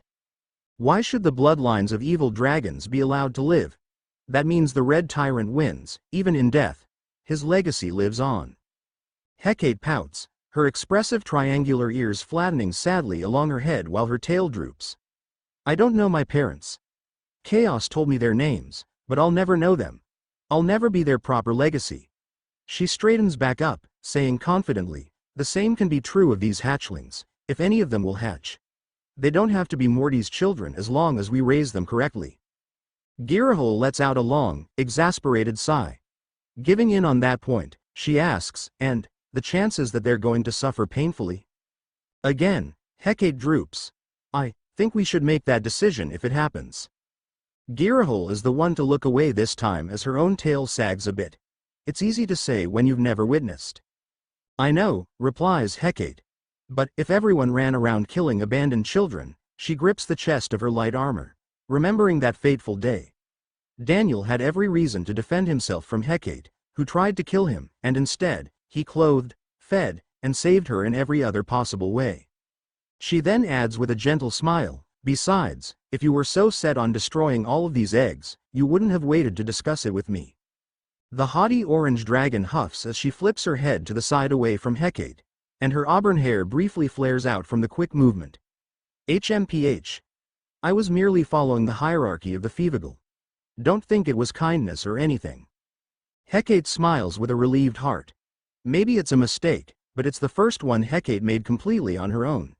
It gives her a little more courage for what's to come. The two make their way back out into the hall. The eggs can be retrieved later, since they're in magic stasis presently. It's not quite as perfect of a stasis as putting them in void bags, but they also won't disappear into oblivion if they are forgotten in the void bags and it runs out of power. The oppressive evil seems to be reaching towards Hecate from one particular room at the end of the hall. the center of the dragon's keep and the most important space during Morthibargaron's room, the Red Lord's lair itself. In terms of what Hecate saw with Empress Sundenel and other things the Feldrock Empress has read, it also served as Morthibargaron's throne room, where you would make all of the dragons gather, where you would give out orders, and where you would greedily show off his treasure, all but taunting anyone to try to take even a single trinket. As they walk, though, Hecate's gaze falls upon a small passageway in the wall that leads down a dark, cramped tunnel. She is drawn to the familiar corridor, as if by instinct. It's one of the few places that, if she could reach it, she could sometimes escape the attention of the dragons. "Hecate?" asks Girahol when she notices the ravenet drifting towards the hole in the wall. Hecate murmurs, I want to go down here, first." The young dragon hesitates for a moment. She can likely smell what is at the other end of the tunnel. But, seeing that Hecate isn't stopping, she reluctantly follows the Feldrock girl this time. The tunnel is fairly long, and though Hecate can walk through with relative ease, only bumping the tops of her ears against the ceiling occasionally, Girahol has to crouch multiple times, as well as squeeze through a particularly narrow portion of the tunnel. And, as both of them can smell, it lets out into the now neglected inner stables where gulpoxen were herded into prior to becoming food for the dragons. Large, flat piles of excrement have been broken apart and mixed into a near-total floor cover, rotting and filling the air with a foul smell that causes Girahol to recoil. Hecate finds it unpleasant now, where once upon a time, she was able to tolerate it without thinking much about it. She truly has come a long way. She walks across the huge stables, dwarfed by the size of the space due to how large gulpexen are.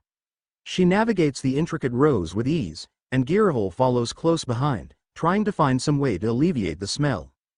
The dragon eventually settles on igniting her ignitial pilot flame in her mouth, licking her teeth constantly to create a fuel-rich environment blended with her venom to increase the smoke she's producing.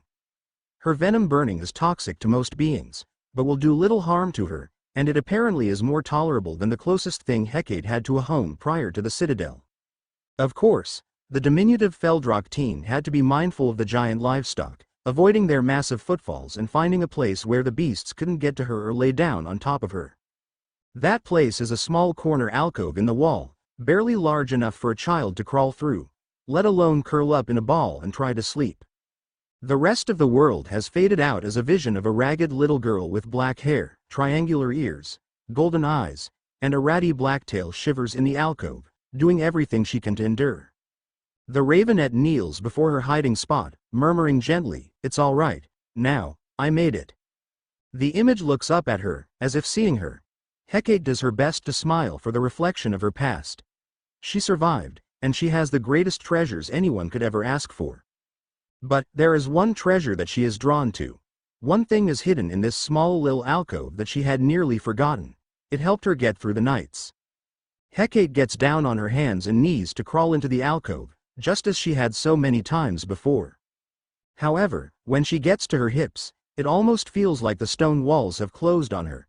She wriggles as much as she can, trying to squirm into the hole in the wall, but to no avail. She grunts and whines in frustration, and Girahol simply watches, unsure what Hecate is trying to do. When she finally decides she can't get in, the Feldrock teen tries to withdraw, and the walls keep their firm grip on her hips. "What?" whines Hecate. "What is this?" She tries to push with her hands, but she can't get enough traction to extract herself, and her knees slide in the detritus making up the floor of the stables. "I'm stuck," exclaims the teen. "I can see that," retorts Girahol dryly. "How can I be stuck? I think it's called getting fat." "Gra. I'm not fat." Her tail rapidly swishes back and forth in time with her frustration, and she squirms every which way she can think of to try to free herself, all to no avail. "You're a lot bigger than you were. Frankly, I don't even know why you tried that."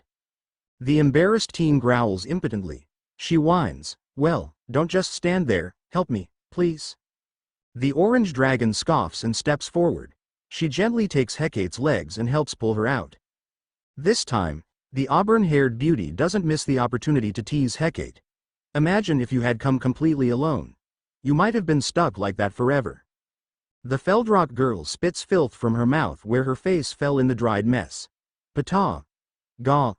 Yuck," she then hums as she glares at Girahol. "Never speak a word of this to anyone.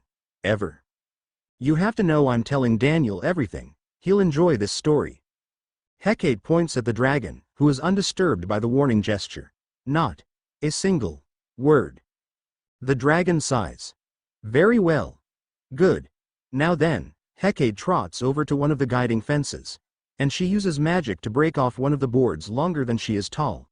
She then jogs back over to the hole as Gearhole watches with a fairly neutral expression, still fighting off the stench with her idle fire breath.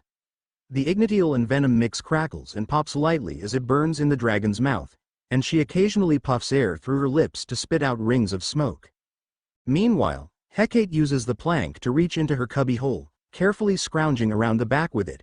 She couldn't let it get discovered, lest it be used to torment her before being destroyed. Once she gets it with the plank, she carefully drags the delicate object out of the hole, tossing the board aside when she's done so that she can claim her prize. Upon seeing the item Hecate came to retrieve, Gearhoil's expression drains of all color. Hecate hugs it to her chest gently as tears form in her eyes. It may partly be from the eye-watering odors present in the abandoned and neglected stables, but there's also a sentimental part of Hecate that is thankful this little object survived. Gearhole mindlessly murmurs in horror, Hecate, even though it is a happy moment in this place of nightmares for the little Feldrock girl. The treasure she retrieved is nothing more than a few clumps of straw bundled into a humanoid shape with big protrusions from the head, an object so crudely made that it could barely be called a doll. The orange dragon is speechless as she watches Hecate care for the wretched little doll almost as tenderly and affectionately as the dragons do with their eggs.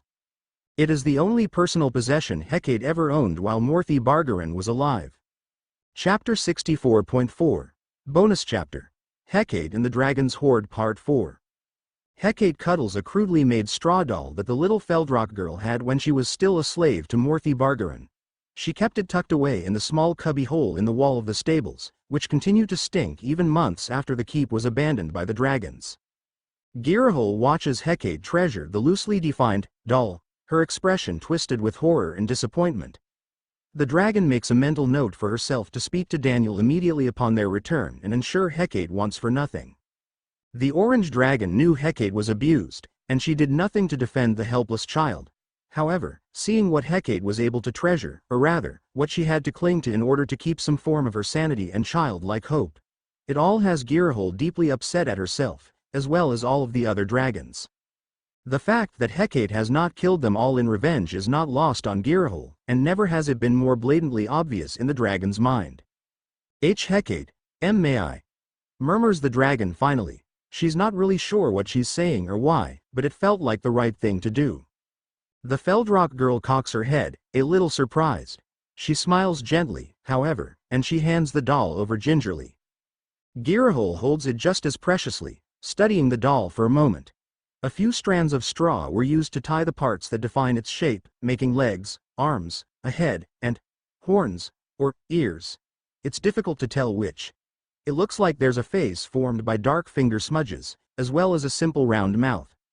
But, due to the filth, Gearhole could just be seeing what she wants to see on the doll. She replies softly as she hands it back, "It's cute. Did you make it yourself?" Hecate shakes her head, still staring at the doll now that it's returned. A placid smile spread across her face. "No, I just remember having it for as long as I can remember." She touches its backside, saying softly, "It used to have a tail, but I lost it." She pouts, seemingly recalling the event. "One of the stupid gulpoxen ate it." She scoffs, grumbling a little sarcastically, "I hope he appreciated it when it happened to him." Gearhole knows she should laugh. It's funny enough that she normally would.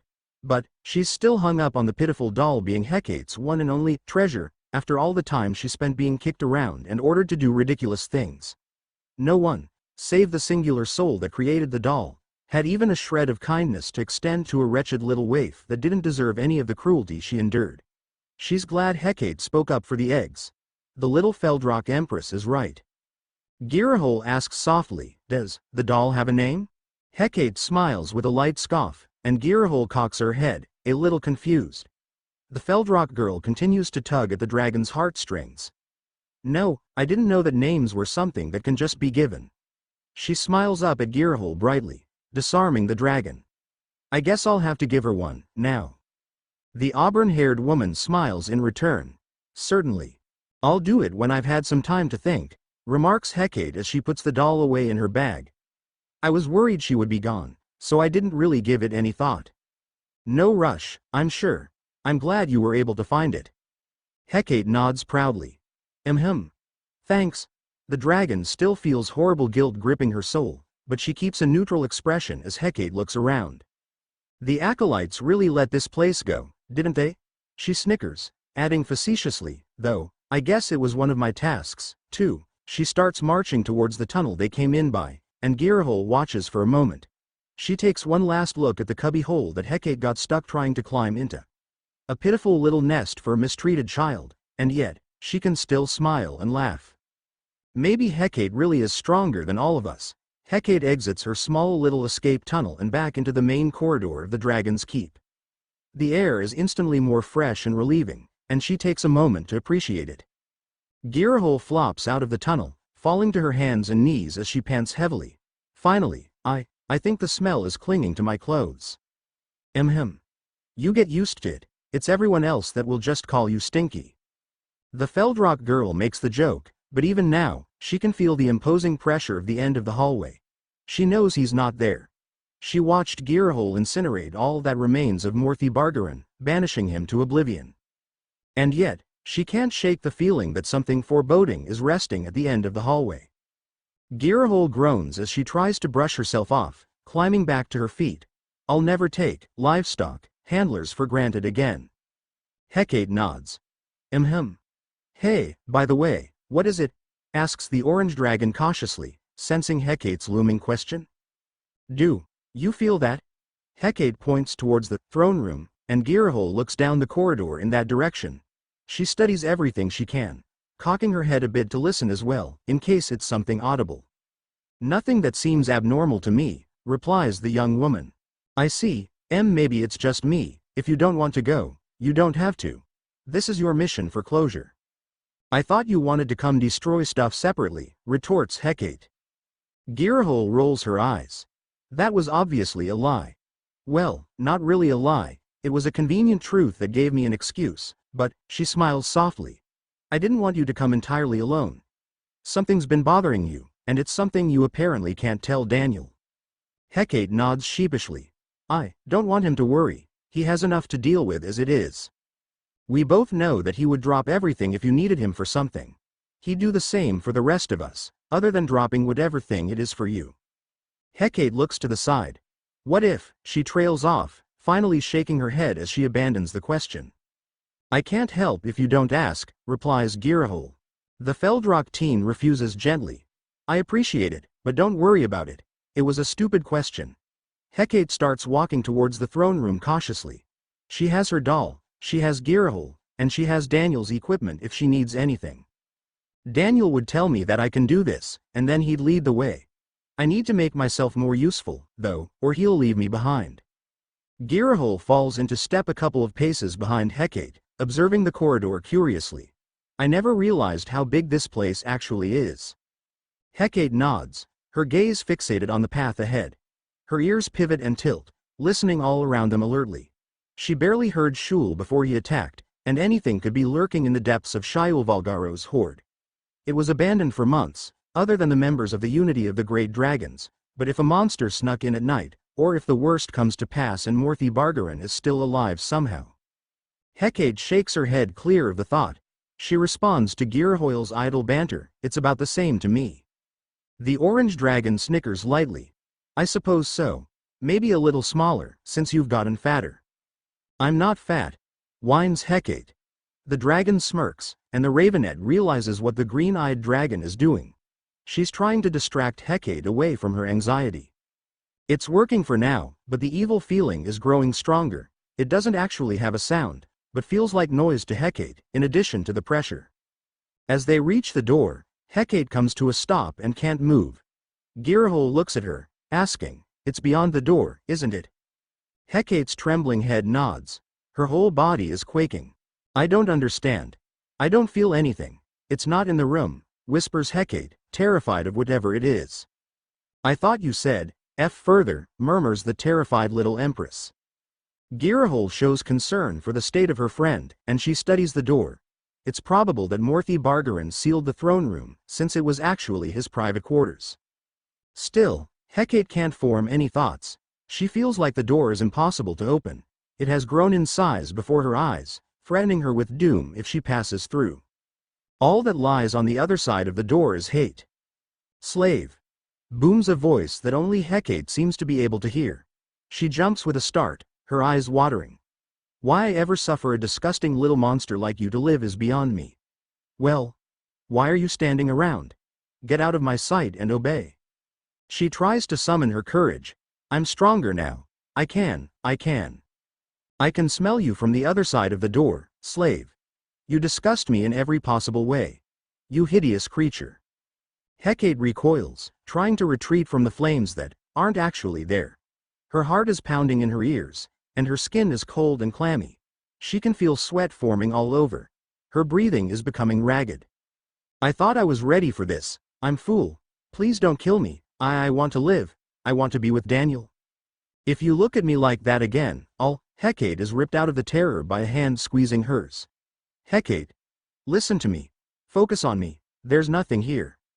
Somehow, the Feldrock girl ended up against one of the walls away from the door, curled into a ball and sobbing. Girahole is holding her hand with one of her own, while her other palm is gently cupping Hecate's cheek. Stay with me, Hecate. I don't know how to help. There's nothing here. I don't sense any magic, and the Feldrock Empress whimpers, I'm sorry. She begins sobbing into her hands, and the orange dragon jerks herself in stuttering motions, trying to decide what to do. She finally hugs Hecate to her chest, cooing with inexperienced caregiving skills, it's not you who should be apologizing. I should have done something, anything. I'm sorry. Hecate cries into Girahole's chest for a long while. The dragon does her best to console the teen. There is nothing Hecate needs to apologize for.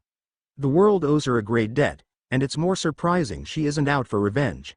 Especially now that she has so much raw magic power from the Devourer. Girahole finally says softly, we can go back. I'll tell Zyriko not to move.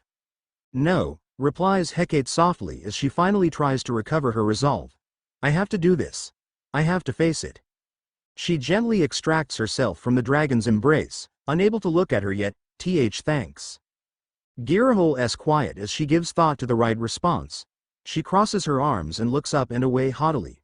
I told you, it's not really any of my business. I only consoled someone younger than me. Nothing has changed. Hecate sniffles as she smiles, wiping tears from her cheeks. Yeah, nothing has changed, because you were never a bad person, Gara. The two climb to their feet together, and Hecate approaches the door again. Girahole hesitates, unsure if she should give Hecate her independence, or offer the young girl help. She settles on following Hecate, rather than guiding or pressuring her, since that's exactly why she left Daniel out of this personal journey. Hecate is thankful for the dragon's consideration. It's reassuring having someone with her, but as long as the young Feldrock can branch out, then she won't be helpless if Daniel is the one that needs help. The Ravenette clenches her fists one last time and then moves quickly so she can't stop herself. She shoves the door open, and the same voice booms, you dare enter here without permission, slave. Hecate's eyes have closed instinctively, trying to protect her. She knows very well that it doesn't work. But, as she takes a few steps forward into the room, no pain ever comes. Not this time. She cracks one eye open to warily peek around the room. The room is understandably huge, being the largest space in the Dragon's Keep. Morthy Bargaran kept it at a fairly dark level of light to mask some of his more subtle movements when he lashed out. The room is spooky, and Hecate's gaze is drawn to a specific spot. Blood is faintly splattered, and black fur is scattered and matted by the mix of dried blood and built-up dust. Blood-stained pieces of gold, various jewels, and other rocks are scattered around as well. Hecate comes to a stop to study the spot, and Girahole shifts uncomfortably as she looks as well. A nameless little Feldrock girl is curled in a ball, sobbing in pain. Her fur is unevenly patchy on her tail, and blood is running down her back and arms. I didn't even do what he said I did that time. What was it? He blamed you for the bowels still being in one of the meals, murmurs Girahole, even though it was the acolytes that prepared the food. Hecate looks at the orange dragon emotionlessly. That's right. I was too filthy to be allowed to handle food.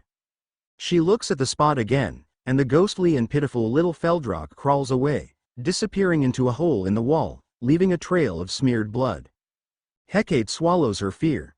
She is able to look all the way around, and there are no signs of any living thing, let alone the one living being she fears above all others. The one who could order her to kill the person she loves most in the world. She steps away from the painful scene, which happened only a couple of weeks before she was sent to the Citadel. They didn't even bother to clean it up. But, then, why? He constantly snarled how foul I smelled, how much my fur disgusted him. Did it bring him joy? She trembles at the thought, but she hears the calm and patient footsteps behind her. Girahol is neither trying to provide commentary nor excuses. She is simply patiently accompanying Hecate as she faces her past. Rather, the dragon seems almost more disgusted than Hecate. She sucks her teeth, remarking, "We should have made him suffer more. I see that now." Hecate manages to crack a small smile. "You did the right thing. Keeping him alive meant he could escape and eventually come back for revenge." She touches one of the statues that towers over her. A statue carved by the acolytes to depict the majesty and ferocity of Morthy Bargaran. "As you said, we both knew him. He would definitely come back for revenge." Girahol is quiet for a moment. She murmurs with a subdued ferocity of her own, "Let me know when you're done so I can destroy it." The Feldrock teen giggles. "Almost. I just want to find." She approaches the large padded pedestal that Morthy Bargaran often rested upon. She trembles at the sight, though it's far more relieving to see it empty than occupied. The Ravenet stares at it for a long time. Her ears twitch lightly when Girahol hums in thought, though she doesn't say anything yet. Hecate faces her dragon companion, and Girahol looks at her attentively. "Do you think I should do away with the dais?" asks Hecate sincerely. This confuses Girahol at first. She then asks, "You mean the raised platform thing our audience seats are on?" Hecate nods. "There are thrones, but," she looks at Morthy Bargaran. She murmurs, "My only example of leadership." Girahol takes an obviously deep breath. With a suddenness that startles Hecate, a lance of fire explodes out from next to her and incinerates the entire padding and begins melting the dais that the dragon tyrant once sat high upon. The room starts to noticeably heat up. After all, magically enhanced dragonfire is hot enough to melt or outright burn seemingly anything. Given enough time, it's believed it could even melt Charmelkel. When Hecate is just beginning to sweat from the heat, the fire breath cuts off, leaving behind a pooling puddle of amalgamated materials that never should have melted. The intense heat of the igneous substance continues to melt down the dais as it flows onto the floor, melting the stone like little more than butter. "Forgive me," states Girahol as she wipes her lips with her sleeve with surprisingly elegant posture. Ignatiel is highly flammable, so it's likely her saliva, which protects her mouth and teeth from her own flames if the fuel-air mixture blows back into her mouth. It stunk of disgusting beast. Hecate flinches. Those are words she heard far more than anything else. When Morthy Bargaran treated her like a living being, it was as a wretched beast. Foul-smelling and ugly, and a blight on the dragon's keep. Never could Hecate understand why he would have kept her around before she learned that she's a Feldrock. "That's right, I'm a Feldrock. The only thing that could become stronger than a dragon. He was afraid of me. But, he also wanted to use me." The Feldrock Empress looks at her dragon counterpart. The auburn-haired beauty looks at her, innocently, asking with a seemingly guileless and cute tone, "What?"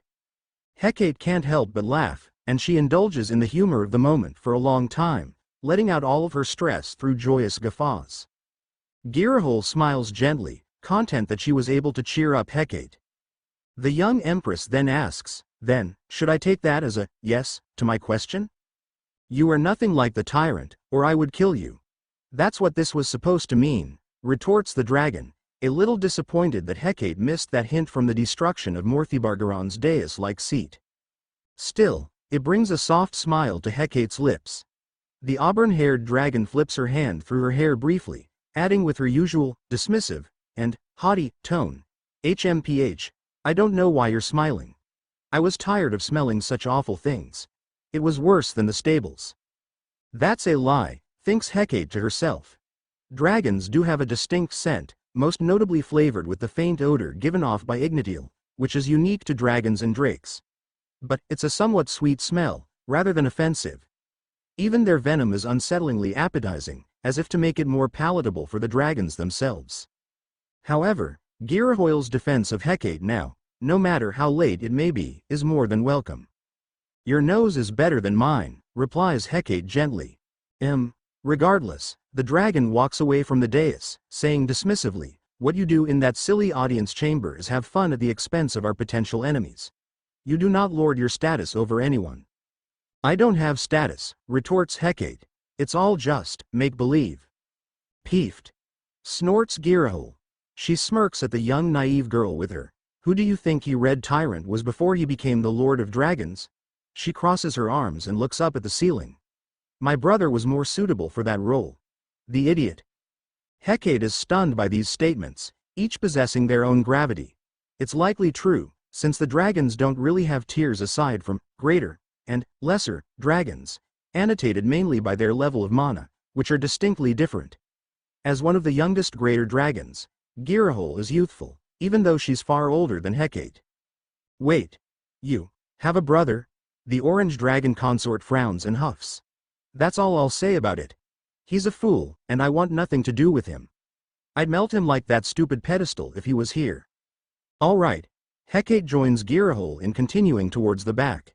The oppressive evil seems to be emanating like a near-tangible aura from beyond the back wall. Treasure is piled high, but Hecate notices something immediately behind the pile of gold in every shape and size, since dragons have no need, desire, or care for coins specifically. What she noticed, however, is something familiar from the last hour or so, a doorway that is etched into the stone and seemingly impassable in spite of the intentional form of an entryway being carved into the stone. And, likewise, the same symbols and glyphs are what make it truly familiar. It is one of Shaiulvalgaro's specifically secured doorways that even Morthy Bargaran couldn't figure out how to get through. A doorway, murmurs Girahoil. She snickers deviously, and Hecate can't help but laugh along. The Feldrock girl remarks, looks like another one of the old ruler's secret doorways. Indeed. Can you imagine? Asks Girahoil facetiously. When Hecate looks at her curiously, the auburn-haired dragon continues deviously, all those centuries, and there was a door right here under his tail that he could not open. She approaches the wall, touching where the unmarred doorway suddenly gives way to deep gashes in the stone of the wall around it. The self-proclaimed strongest dragon in the world helpless before a simple door. I cannot wait to watch Daniel open it. Hecate scoffs and snickers softly.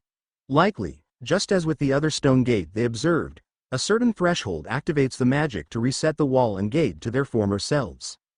In this case, it's probable that Morthy Bargaran, in a fit of anger or frustration at either the door or something else unrelated, slashed the door with his claws, following through across the wall as well.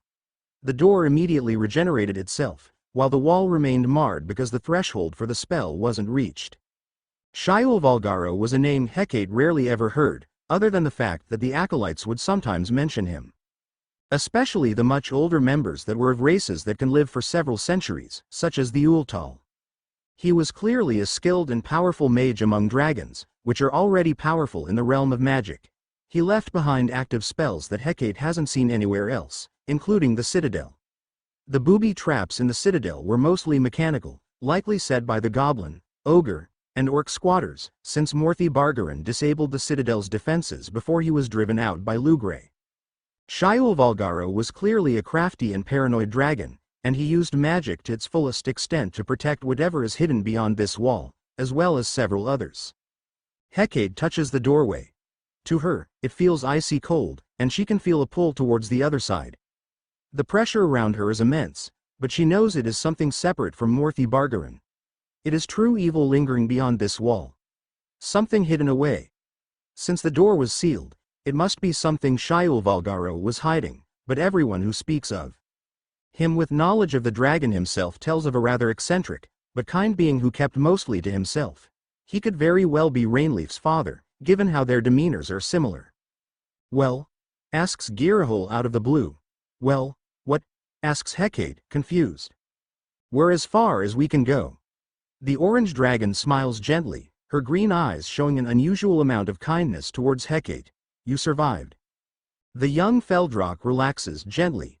Yes, I guess I did. Thank you for accompanying me. I told you, I came for my own reasons. I've only held off for consideration of your feelings. If you're done, I'd like to begin burning things. Hecate snickers warmly. Haven't you already begun? She looks pointedly at the dais. Rather, she is gazing upon the remains of Morthibargaron's elevated seat. Even now, the heat in the room is stifling because of the liquid stone that lingers where it settled. I told you, it smelled abominable, retorts Girahol a little childishly. Hecate smiles happily. Well, avoid burning anything of use to us. Spell scrolls and things. I will, but you should join me. The fox-eared girl cocks her head, surprised. Pardon? You heard me. Join me in annihilating that beast's precious belongings. Let us erase his memory together. Hecate blushes. You deserve to more than any of us. Give it a try. Hecate fidgets. I can't breathe fire. Girahol simply smiles gently, and something about her suddenly seems even more mature than ever. She has a level of adoration for Hecate that was never present before. Her tone is inviting and kind. Then, I suppose we can start from the very beginning. Feldrocs are considered the most powerful beings in the world, both due to their natural abilities and their capacity for magic. Hecate herself witnessed Lugray use multiple elemental breaths to attack a drake, though she was frozen in fear and blacked out sometime through. Neither Hecate nor Girahol know how Feldrocs fought without magic, but the orange dragon seems set on finding out. Daniel lies on the grass planted around the garden on the Citadel's roof. The flowers fill the air with sweet scents, and it makes him think of the varying flower garden that has appeared around him. He has gathered all flavors of the spectrum, and he still hasn't figured out quite how. Roses with thorns, bright and energetic peonies, zinnias with hidden beauty, lilacs, wisteria, and irises. He knows he's in an impossible situation. It should be a minefield, and while he's careful not to disrespect any one individual, his garden is, at least for now, rather harmonious.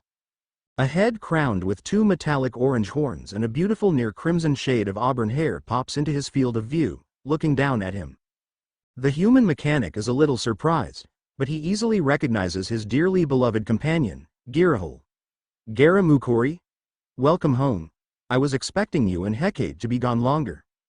We need to talk, states the orange dragon in human form seriously.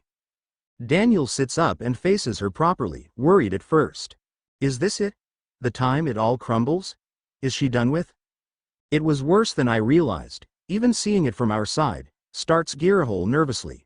Hecate, she looks down, fidgeting. She treasures a thing made of straw.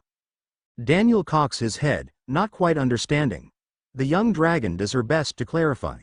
It's supposed to be a doll, I think, but she deserves better. And there's still something in the keep that bothers her. Pleasantly surprised, Daniel remarks gently, I see, did she ask for something specific? I have no reservations about giving Hecate anything she wants, but she has very humble tastes. Girahol scoffs, though she looks a little distant and disappointed. Daniel notices the newest smell to enter the garden. The acrid odors of smoke, scorched metal and stone, and incinerated biological fibers. Daniel's sense of smell isn't particularly robust, but his experience in varying fields of industry have given him some taste in regards to the scents specific to those of both destruction and creation. At least, those that are possible within the reach of human beings of the early 21st century on Earth. The dragon retorts to Daniel's question. Her tastes are indeed far too humble. She crosses her arms under her breasts, looking up at the open sky. When she's brave enough, you should take her back to Shaiulvalgaro's hoard and open his secret gates. Something behind one of them seemed like it was of interest to Hecate. Any idea what it was? Asks Daniel curiously. Girahol shakes her head regrettably. No, it was behind one of Shaiulvalgaro's alleged fake doors. While the Red Tyrant never wanted to admit it, we all knew they're actual doors. They're protected by powerful magic that Shaiulvalgaro left behind. Shaiulgaro is a dragon, asks the human mechanic. Girahol grumbles, Shaiulvalgaro. She pouts softly, it's a Yalrant name meant for other races. Sorry, I remember the name you gave me when we met, Bystuiricone. Girahol recoils in surprise and blushes. She stammers, WHWHWA. How did we start talking about me? Daniel laughs, and he returns to the matter she brought up as she drops to her knees to grip his shirt. Okay. Okay. More importantly, do you really think I'll be able to open them? The auburn-haired beauty halts. She stares at him with a skeptical expression, like he's one of the dumbest people she has ever encountered. I'm more afraid they'll open when you simply touch them, retorts the dragon dryly. I'm not truly immune to magic, and the spell only reverts everything back to the way it was and expels the attempted intruder to the outside. She smiles proudly. Even if you fail at first, I'll catch you. Now, Daniel is the one looking at her with skepticism clear on his face, though his is marked with an amused and slightly sarcastic smirk. I could try blowing it up, but I'm guessing Dragon's fire couldn't get through the door. So, I'll have to work on some other methods to try to do it safely. Do you think Hecate will be alright until then? Girahol nods. Yes. We let our anger out on Morthibargaron's things, and she's happier here than ever. She smiles softly. I think she was able to make peace with her past, at least a little. As long as you know, as long as we continue to give her the treatment she deserves, I think she'll be all right. Daniel nods. I have no objections. If you ever stumble across something she wants or expresses interest in, please share it with me. Only if you do the same. Girahol then kisses Daniel, surprising him. She adds softly afterwards, I failed Hecate for her entire life. I tried to help her as much as I could today, but she sits up and proclaims confidently, I should be better at caring for others. I have no excuses if I want to be a proper mother. The otherworldly human smiles softly, laying his hand gently on her thigh. I'm sure you'll do fine. And I'm sure Hecate will appreciate you looking after her, just as you have been since we met. The orange dragon blushes and smiles. I'll continue to do better. The two lay back down on the grass and look up at the sky. While she smells like destruction, she wasn't destroying the past, so much as clearing the way for a proper future. History's lessons seem to have been learned by the surviving dragons, and Hecate represents a second chance at moving forward beyond the mire of an unpleasant series of events. Morthibargaron is dead, and time will march on without him. It is the responsibility of those who are living to keep moving forward with it. Chapter 65. A quiet moment's drive. Daniel was met with exactly what he expected upon return to the Citadel. Hecate scolded him, just as the three dragon empresses had, and Wenliana, Treya, and Gwenisphia expressed their worries as well. Viregraze admits that he made a practical choice, and that she heard of Shul, the dragon known as the Grey Outcast, since he never got along with the Red Lord or his fellow dragons.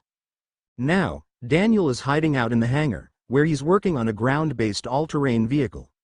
Zyriko's production facilities made the majority of the vehicle and parts from designs on Daniel's phone, but because he had to modify for magic crystals to serve as a battery for an electric motor, he has to experiment and work through the principles. Zyriko is a fast learner, but she's doing her own experiments to understand the electrical principles Daniel walked her through. He's mainly killing time and getting some space after taking a verbal and emotional thrashing from his family. Of course, as always, that very thought makes him happy. He doesn't like that he worries them, but it's profoundly different having someone to come home to than his life on Earth, where he returned home night after night alone.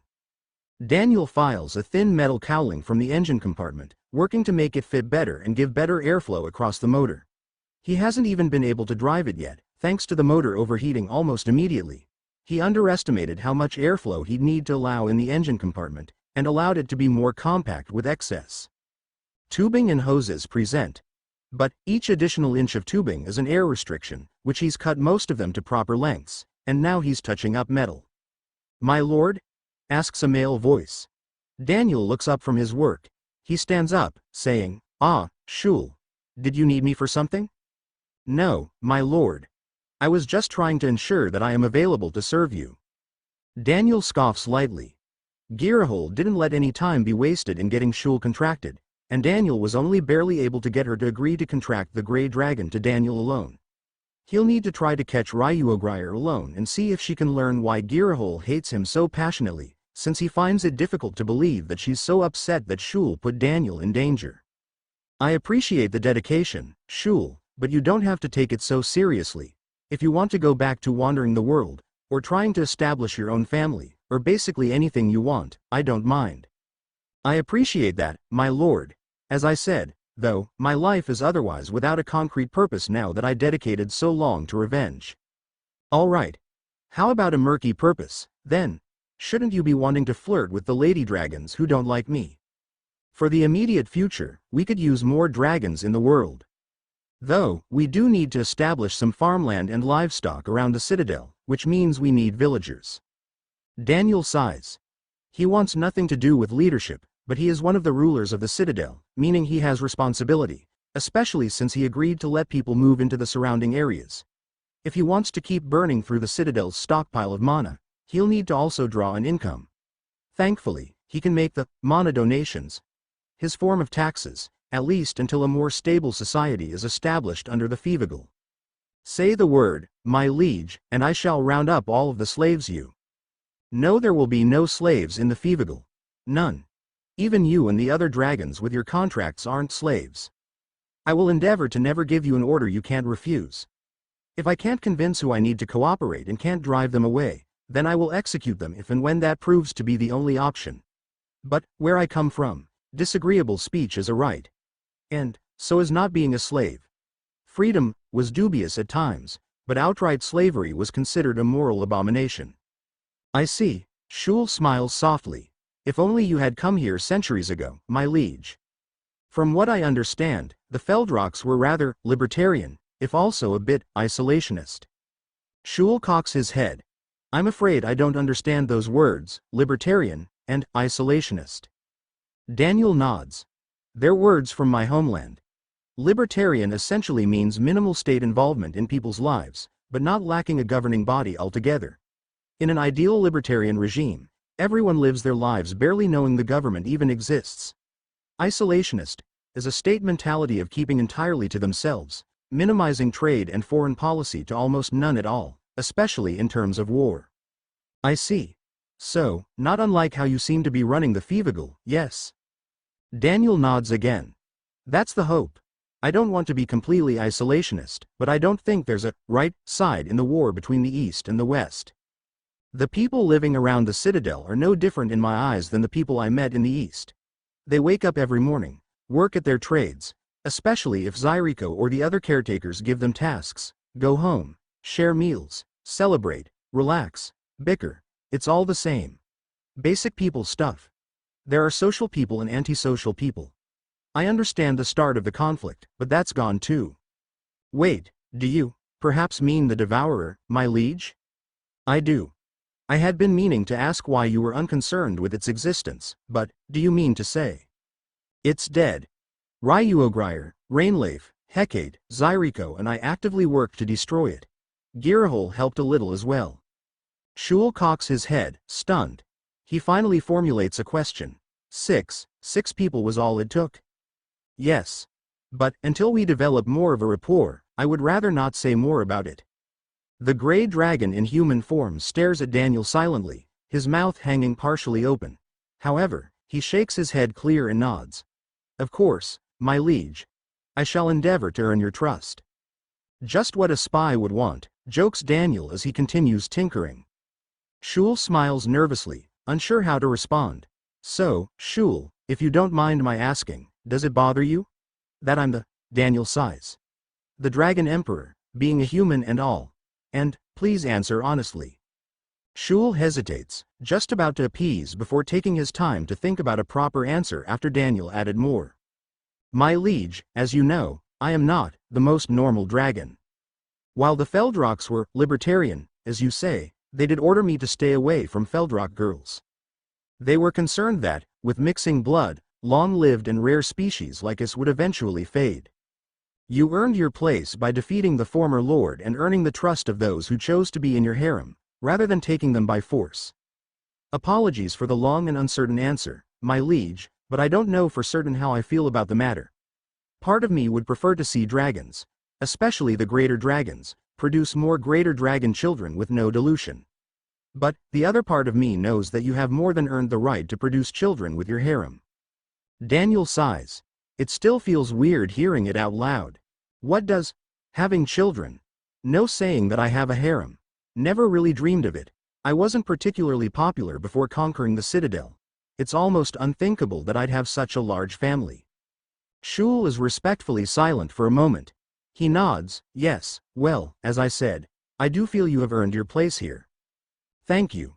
And, to address your concerns, I wasn't just floating the idea. If you can convince them, I'd like you to earn the trust of and, if it comes to it, try to find a wife among the other surviving dragons. I don't know if they'll hate you, or if you'll need to earn achievements as my companion, but I definitely agree with you. We need more greater dragons to restore them to honor. My liege, I couldn't possibly, those women should. I don't like or dislike the others. I'm probably in over my head as it is with who already has pledged themselves to me. I'm asking you to do this, so that in the future, our unrelated children can choose from each other, ideally. Shul nods once more as he understands Daniel's point. If that is truly my liege's wish, then I shall do my best. Thank you. I'm not trying to force you or anything, but I really hope you'll do it. Daniel fastens the cowling back into place, checking some of the other components. It's still pretty early in the morning, and Daniel can't help but feel restless. He finishes off a water skin filled with milk, courtesy of Girahul, and he stores it in his refill bag, one of many of the smaller magic void bags where he puts his lunchboxes and water skins that he had prepared ahead of time, finished, and now need refilled. Honestly, my harem just kind of fell into my lap, so I'm flying by the seat of my pants.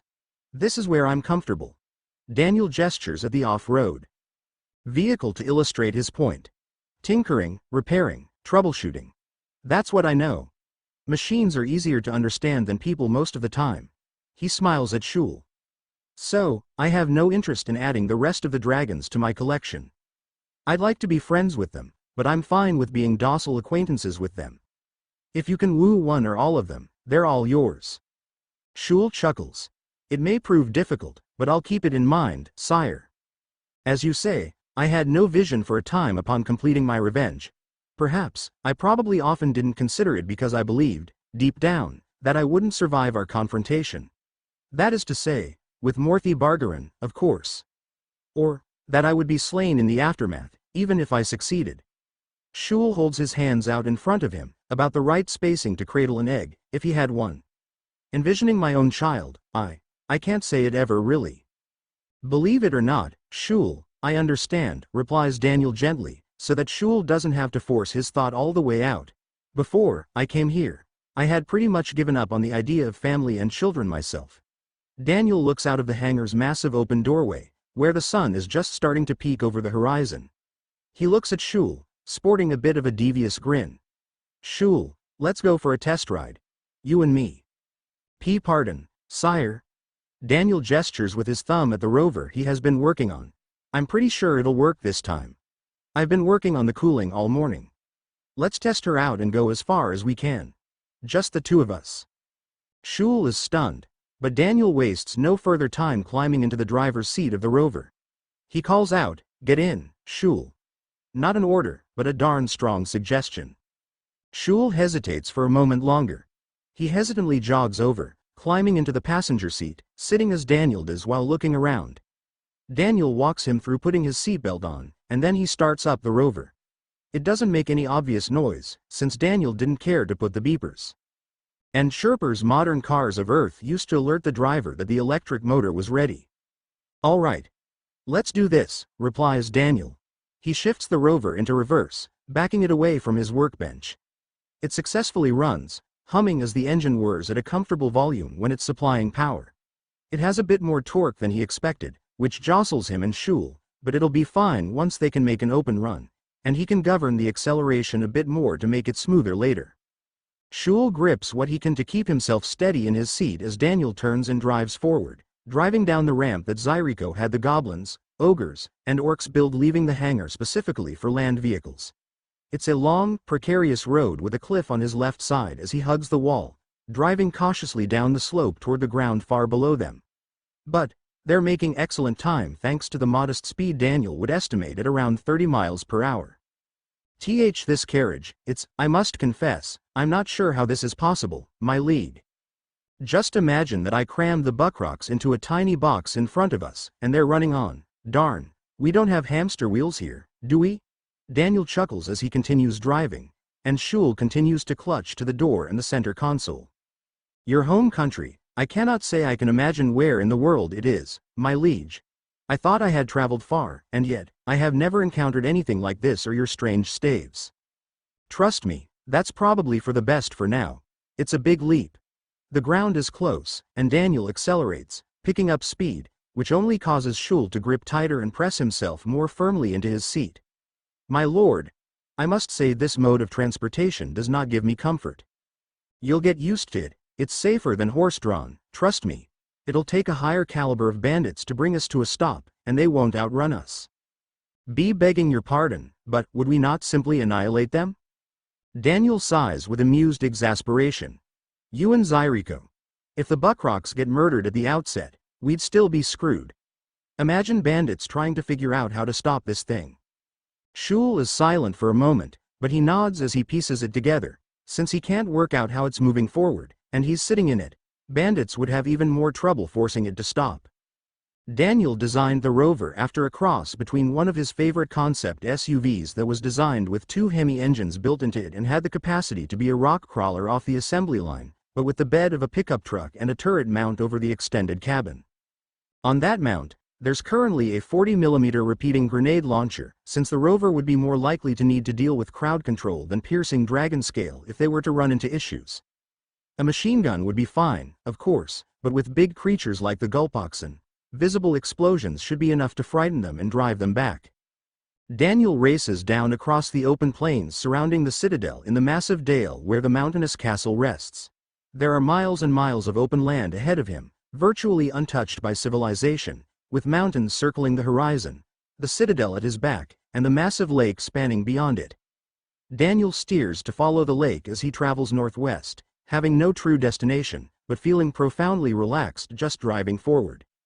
Shul is able to relax more as well now that they're on relatively even ground, and he looks at Daniel a couple of times before remarking, "You seem rather more at ease than I've seen you so far, my liege." Daniel sighs with a smile. Yeah, between you and me, it's a heavy weight. Not a burden, per se, but I feel the pressure. The pressure of being emperor. Daniel nods. That, as well as, he sighs again. The guy surrounded by a bunch of women, specifically ones that actually want to be with me. I'm afraid I'm going to screw up and not live up to their expectations. Shul is respectfully silent for a moment as the planes race by. Daniel is probably driving between 50 and 60 miles per hour, which is extremely fast over unpaved terrain. But, thankfully, the big tires, robust shocks, and fairly soft and smooth ground provide little turbulence on the drive so far. You were focused on your purpose, to the detriment of everything else, remarks Shul softly. Daniel nods. Yeah. It was lonely if I kept wishing and hoping for change in those other departments. So, I shut that part out. Now, it really has fallen into my lap.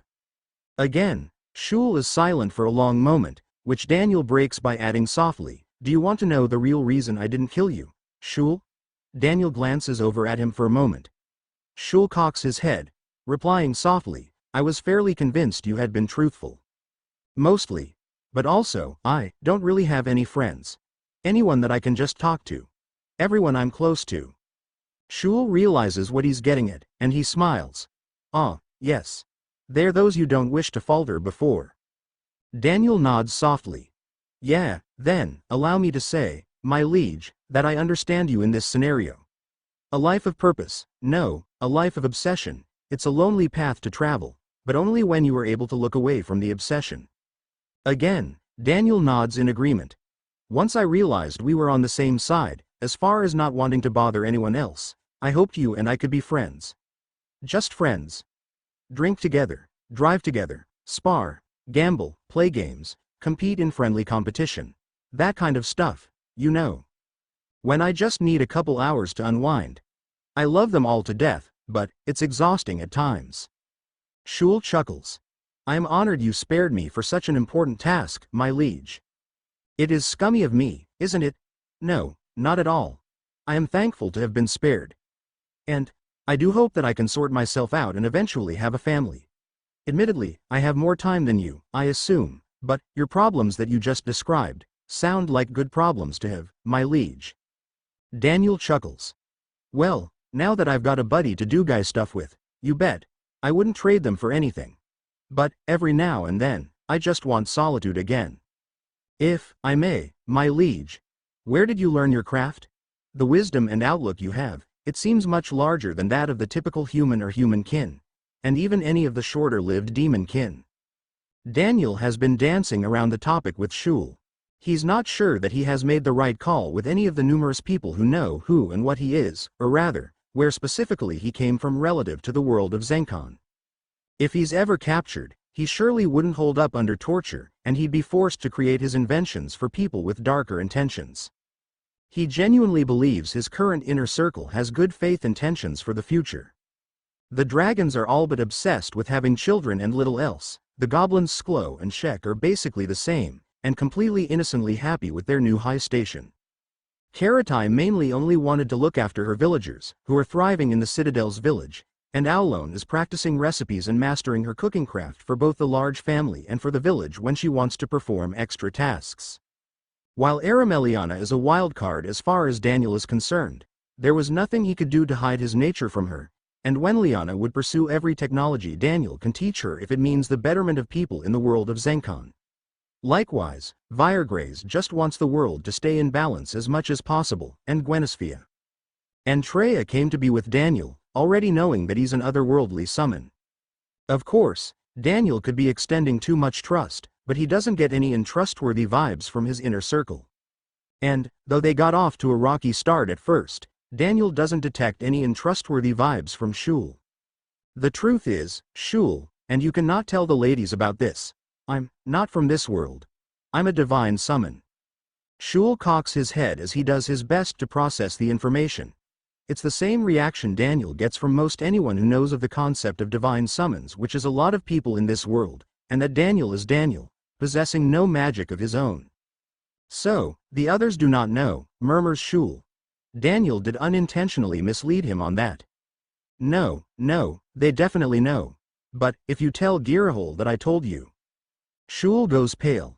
While he's probably stronger than any of the other living dragons, at least in Daniel's vicinity, he would be against 3 of them all at once if he picked a fight. Intentionally or unintentionally. Yes, now I see what you meant. Apologies for misunderstanding. Nah, that was my fault. It does make sense now, sire, starts Chul as he thinks.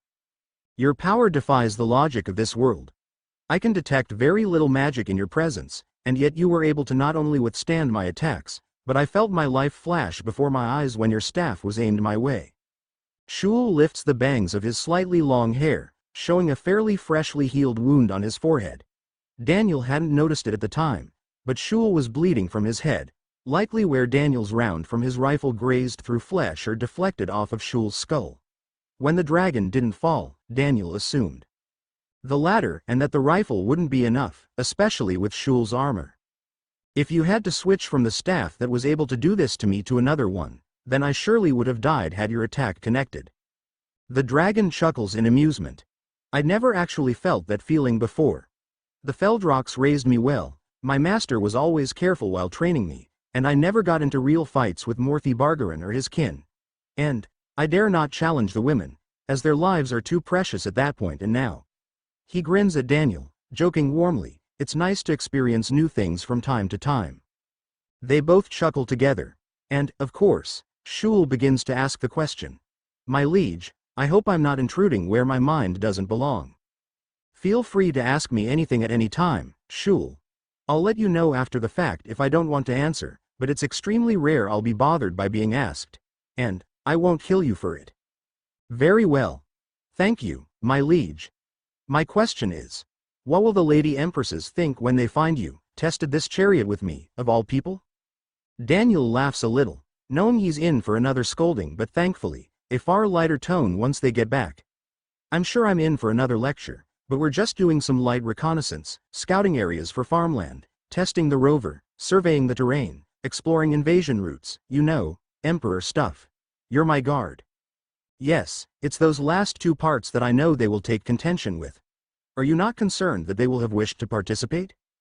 Daniel scoffs. You know I'm just making up junk, Shul. Those are called excuses. Besides, they know I'm safe. Or, I'll be able to convince them. Not only are you with me, Even if you're probably not back up to 100% yet, but Zyriko has been stalking us the whole time. Daniel points with his thumb up and behind them, and Shul looks. His eyes widen, as he can likely detect Zyriko's magic. A moment later, the golem appears in the middle row of seating, directly under the turret hatch. I was certain you were unaware of my presence, Daniel. Daniel chuckles. If you want to fool me, Zyriko, you should have been hanging all over me up until we left, or at least appeared to send me off. Of course, I was going to expect this no matter what. Everything all right? Indeed. I have had my wing golems following from above in case the engine overheats once more, or something else goes wrong. I have also been recording data on speeds and terrain management. Sounds good. I haven't noticed any major issues. The steering's a little overreactive, so we'll have to tone it down a touch, and I think one of the shocks is at an uneven height. Feels like we're leaning a little. Zyriko nods, making note of Daniel's observations. You can tell all of that just from this ride? Asks Shul. Daniel nods. I can. We had these in my homeland, so I know what it's supposed to feel like. The steering just means that, if I make a quick movement, it could turn too sharply and roll us over. The shocks aren't too big of a deal, though it can affect steering as well, since the weight is distributed unevenly. Oh. Which reminds me, we'll need to tune down the acceleration more, Zyriko. In the wrong circumstances, the torque could cause the tires to spin, and they'll dig themselves right down into the dirt if we're not careful. Really? Asks Zyriko, surprised as well. Yep. Especially soft soil like what's around us now. The grass helps, but if the tires start spinning and can't escape their own holes, they'll dig straight down until the chassis is resting on the ground and the tires have no more traction. Fascinating. I've made a note of it, so we can perform service upon your return, Your Grace. Thanks, Zyriko. Oh, and I don't know what I can give you, but I will pay you not to tell the others about what Shul and I discussed today. Shul looks at the golem a little nervously, and Zyriko cackles softly. Is that a fact, Master? Because I have something I want, as it turns out. Daniel hesitates, glancing over his shoulder at her for a moment. Please let it be something within my capabilities. I know you know them well. I do. And it is. Especially with a dragon trained in what I believe to be a school of necromancy magic. Chol flinches a little, but he nods. I am far from a master, but necromancers specialize in causing death just as much as reversing it. Though, as you saw, it can be dangerous and costly, even to the caster. What is it you want, Zyriko?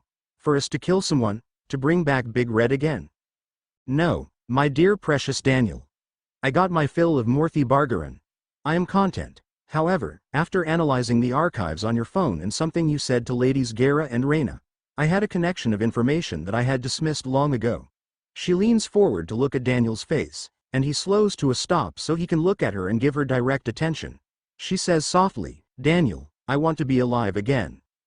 Daniel cocks his head, definitely surprised by this declaration. You do? Are you not, huh? No, more importantly, I assume you have a plan to accomplish that? I do. It was your idea, actually.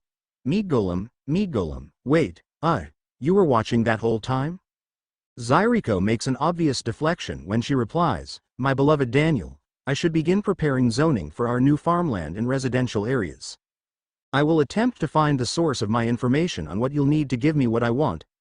I discredited the information because it mentioned an artifact capable of light and dark magic to create an empty living vessel into which a soul can be transferred using the soul arts the Feldrox mastered. They produced the vessels, but the transfers always failed, and the souls were lost. But, I trust you to come at this problem with a perspective not available in our world. Daniel nods. All right. May I ask why? Isn't it obvious, my master? Teases Zyriko softly. She pets Daniel's head, chuckling as she relaxes back into her seat. Immortality is more challenging when riddled with envy. That's one of the 7 deadly sins, jokes Daniel. Yes, well, I'm hoping to maintain my status as Prime Minister of the Citadel. I just want to be able to smile again, and a few other things. If it's your request, Zyriko, then I have no choice.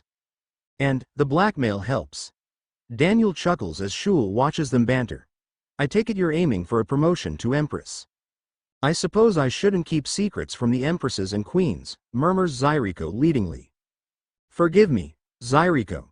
But, are you sure you want to be restored to life for me? She stares at him, replying dryly, Master, you refused a potentially unlimited wish from a goddess, prompting her to magically evolve Lady Shek so you could make her a queen instead of an empress. In my defense, I tried to explain that to Shek, but she lights up when she hears herself called a queen. Who am I to crush that? An emperor worth coming back to life for, your grace. Daniel, having followed the shoreline of the lake for a fair number of miles, turns the rover around to begin heading back to the Citadel. As a final word, though, Zyriko teased deviously, my beloved lord, I will caution you. You and Sir Shul might want to concoct an excuse or lie for what has transpired here. My silence has not been paid for yet, and your beloved consorts have noticed your absence. Daniel sighs. All right. Tell them Shul kidnapped me. Sire. Daniel and Zyriko both laugh as Daniel drives towards the Citadel. Chapter 66. Reforged Bonds. Eremiah paces her room as she desperately tries to think. Rikuto has begun gathering all of the magic artisans who are citizens of Morniste and the vassal territories, as well as any scholars and mages. He has become distant and distressed, gearing up for a more direct offensive, as if the war with the demons is an afterthought. She wants to warn Hecate, since Hecate believes that Morniste will be on neutral or friendly terms with her thanks to her efforts to protect Eremiah and see her home unmolested. Suddenly, an idea hits her. She looks around. She picks her sheet up, and she casts it across her room. She tries to look, but nothing stands out. She picks it up again, and then does the same thing several more times. Still, she sees nothing out of place. She looks around, whispering, Lady Zyriko. Please, if you're there, I need to talk to you.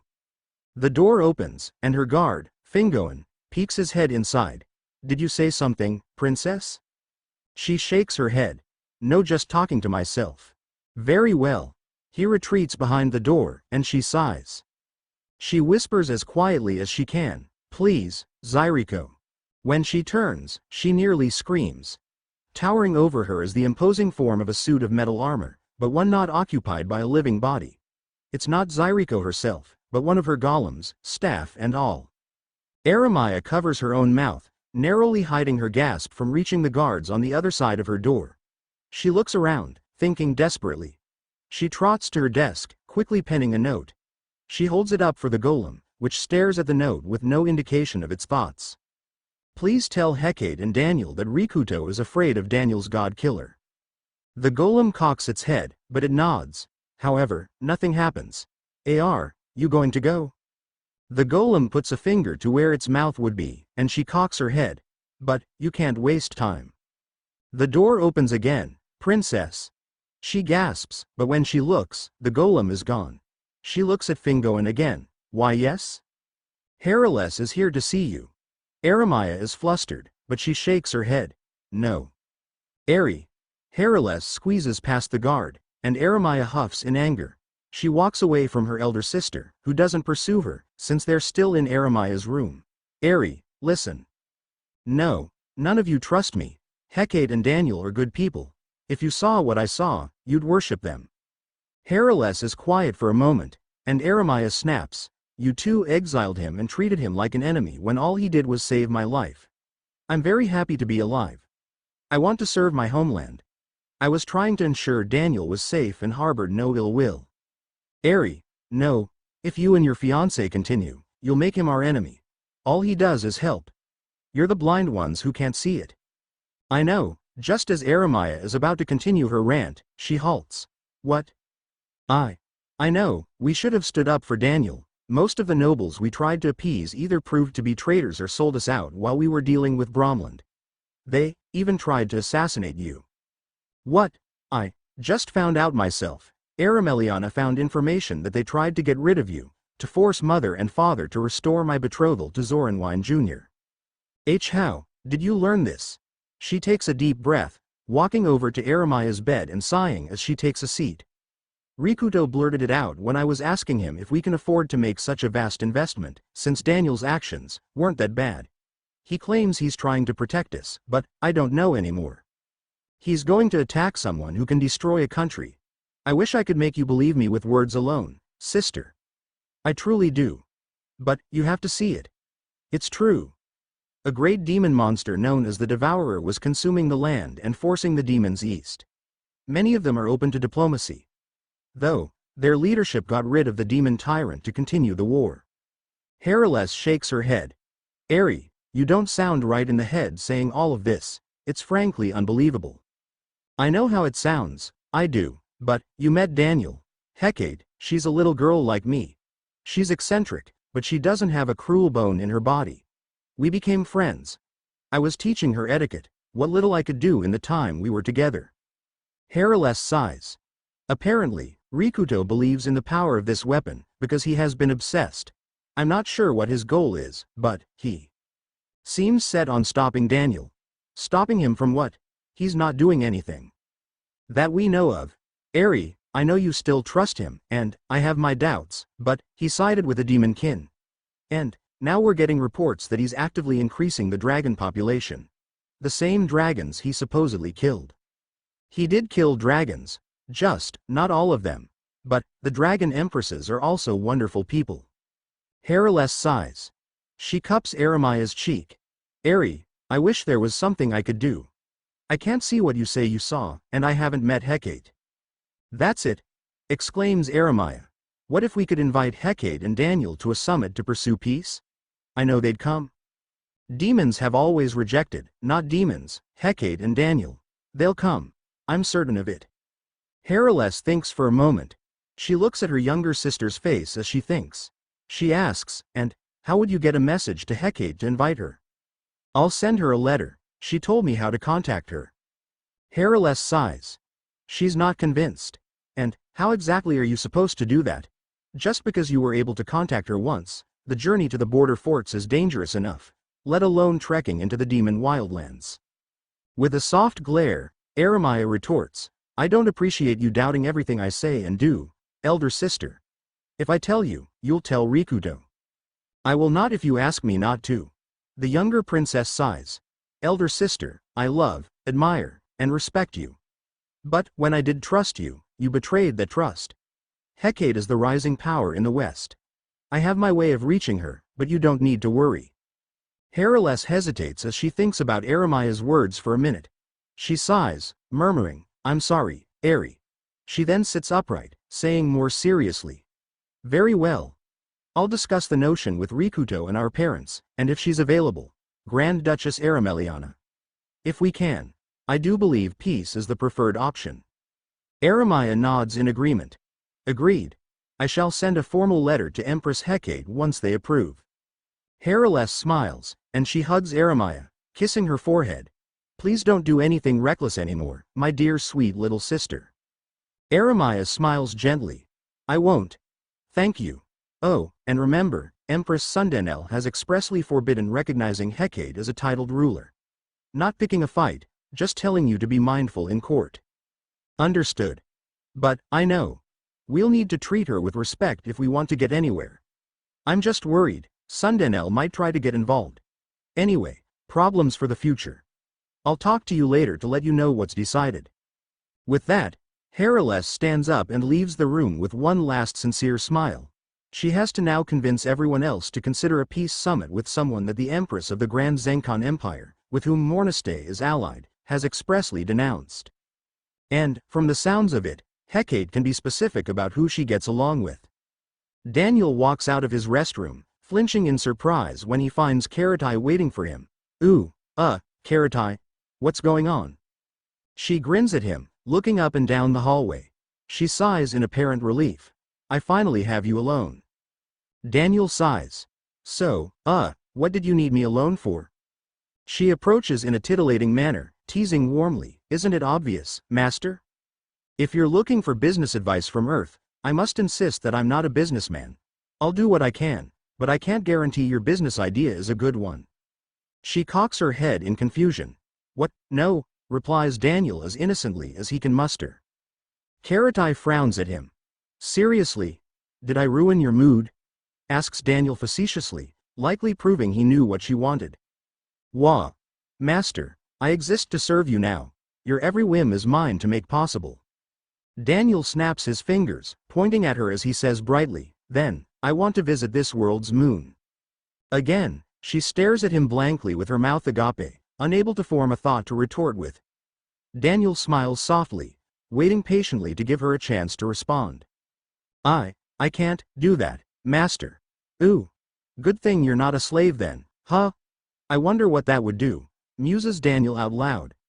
Not that he wants to test it, but he does ponder the notion of giving an obviously impossible order to a magically bound slave. Would they immediately die? Or would it be like Hecate, where they would have to endeavor until they die? Regardless, Daniel replies, anyways, I'm heading down to the contract chamber to meet Zyriko, Ryuogrier, Rainleaf, and Girahol to remove their contracts. Karatai slumps a little, smiling softly in defeat. Oh, I see. Daniel sighs as he rubs his neck, looking away from her for a moment. Listen, Karatai. I don't know what I'm doing. 7 have me hooked, which just sounds ridiculous. But, if you, look, I can't bring myself to force anyone I care about to do anything. You'll stand a better chance treating me like someone you care about, rather than your master. B. But I do care about you, M. Daniel gives Karatai a serious look as she starts to call him, master, once more, and she halts, taking the hint. She softens, murmuring, you said you'd let me abide by my cultural traditions. You may. But, you will also live with the consequences. If you view me as a master instead of a friend, then there is no room for anything else. Daniel smiles at her gently. Please excuse me. You're welcome to accompany me, but I have to meet with the others. Daniel starts walking down the hall, and Karatai watches him for a moment. She jogs into step, wrapping her arms around his left arm. Daniel, if you must insist, I shall make you fall in love with me. I am quite confident in my charms. She giggles playfully, leaning against him as they walk. Daniel simply chuckles, replying warmly, you make it sound like a challenge. Perhaps. But, you're not my opponent, dear Daniel. Do what you want, replies Daniel. They make their way to the intra-castle transport station, which are the fixed teleportation circles Daniel can use. He selects the receiving circle for the floor and section where the contract chamber is set. The walk is uneventful, as Karatai simply enjoys the alone time that she can get.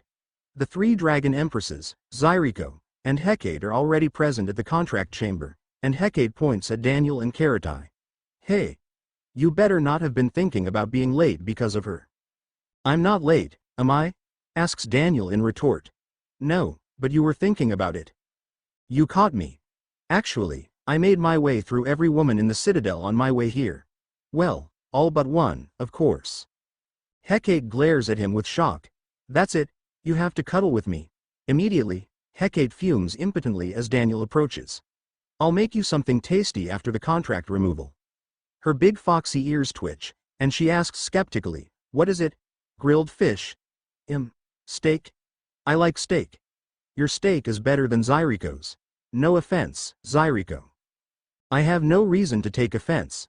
I suspect bias plays a part in your opinion, replies Zyriko. None of those, replies Daniel.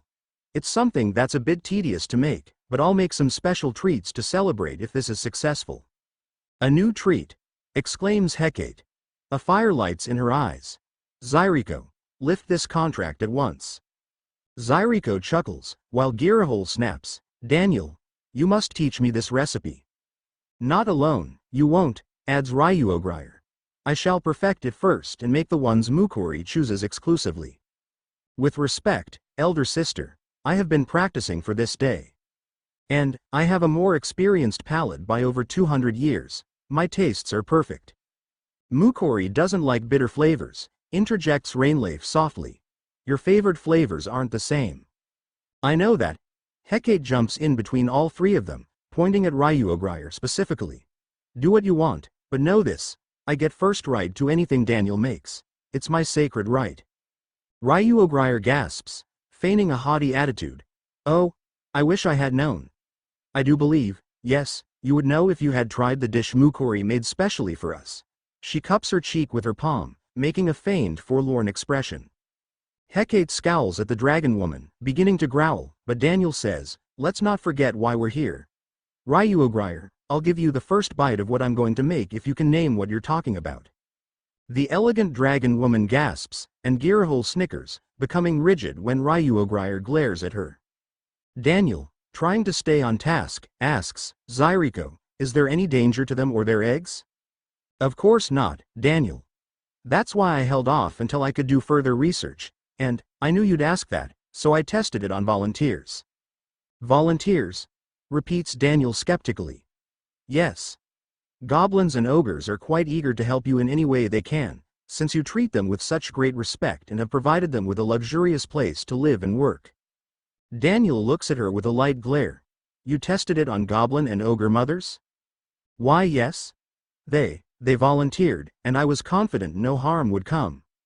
Daniel takes a breath and sighs. Zyriko adds softly, I am sorry, Daniel. No, I appreciate you pursuing and confirming safety, but you know I don't like you testing on living beings. And, I didn't say it before, but I dislike testing on unborn children even more. I can't argue with the mothers consenting, as long as you properly informed them. I did. Good. But, next time, let me know if live testing is needed, and I'll make the call then. If I am to be considered the emperor of this place, then I should bear responsibility, authority, and accountability. I don't believe the ends always justify the means, and I want to avoid crossing lines. He looks at Zyriko, adding sincerely, I doubt there was an alternative in this case, and I would have come to the same conclusion. The only thing I would have done differently is try harder to discourage participants from participating. Ryuogrier asks softly, are you even certain you wish to remove the contract, Mukori? True to your word, you have not exercised your authority over us in any significant capacity, and we have managed to defend what we care about. I am personally content with things the way they are. The only thing to change by removing, as far as I can tell, is that we would be able to return to our old ways. Daniel looks only with his eyes at Girahol, who looks down a little, and Rainleaf, who is watching him for his answer. He returns his gaze to Ryuogrier with a smile. I'm certain. It was a request, and I trust you three not to go overboard anymore.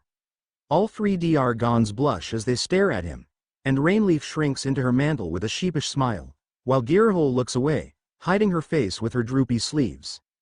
Daniel adds seriously, though, allow me to remind you that you are significantly stronger than I am when interacting with me. They chuckle together, and Karatai remarks softly, forgive me for saying so, but I'm still surprised that you befriended the dragons of all things. Or, that you earned their trust. Ryuogrier responds instantly, that's because Daniel is fun and comforting to be with. He doesn't try to intimidate us or command us. He also isn't a warmonger, adds Girahol with a slight bitterness to her tone. If we weren't dragged into trying to conquer this place at that monster's behest, I wouldn't know what it's like to die. She rubs her chest gently, remembering that day. Daniel looks down for a moment, scratching his neck as he considers for a moment. Gara, Ryuo, Reina, I am truly sorry for hurting you that day. I haven't properly said it. I don't regret defending myself and Hecate, but I am sorry. I hope you. Ryuogrier hugs him, laying her head against his collar. I forgave you the day we confirmed my first egg was coming, Mukori. I fell in love with you as the days went on. Rainleaf approaches and hugs him as well. She's shorter than Ryuogrier, and she lays her head against Daniel's collar on the other side, listening to his heartbeat. Girahol squirms, since she knows the apology was specifically for her, since the other two were only knocked unconscious. One of the other female greater dragons, the gold dragon, was also knocked unconscious, but still holds some bias against all of the non-dragons. Girahol murmurs, I'm sorry, Mukori, FF for speaking so wretchedly and attacking you. And for disrespecting you. Daniel smiles. What they said. I forgave you long ago. She blushes, glancing at him as she retorts, why you didn't have to. It doesn't change anything. Neither will removing our contracts. Daniel smiles and nods. He asks warmly, so then, Zyriko? Are we ready?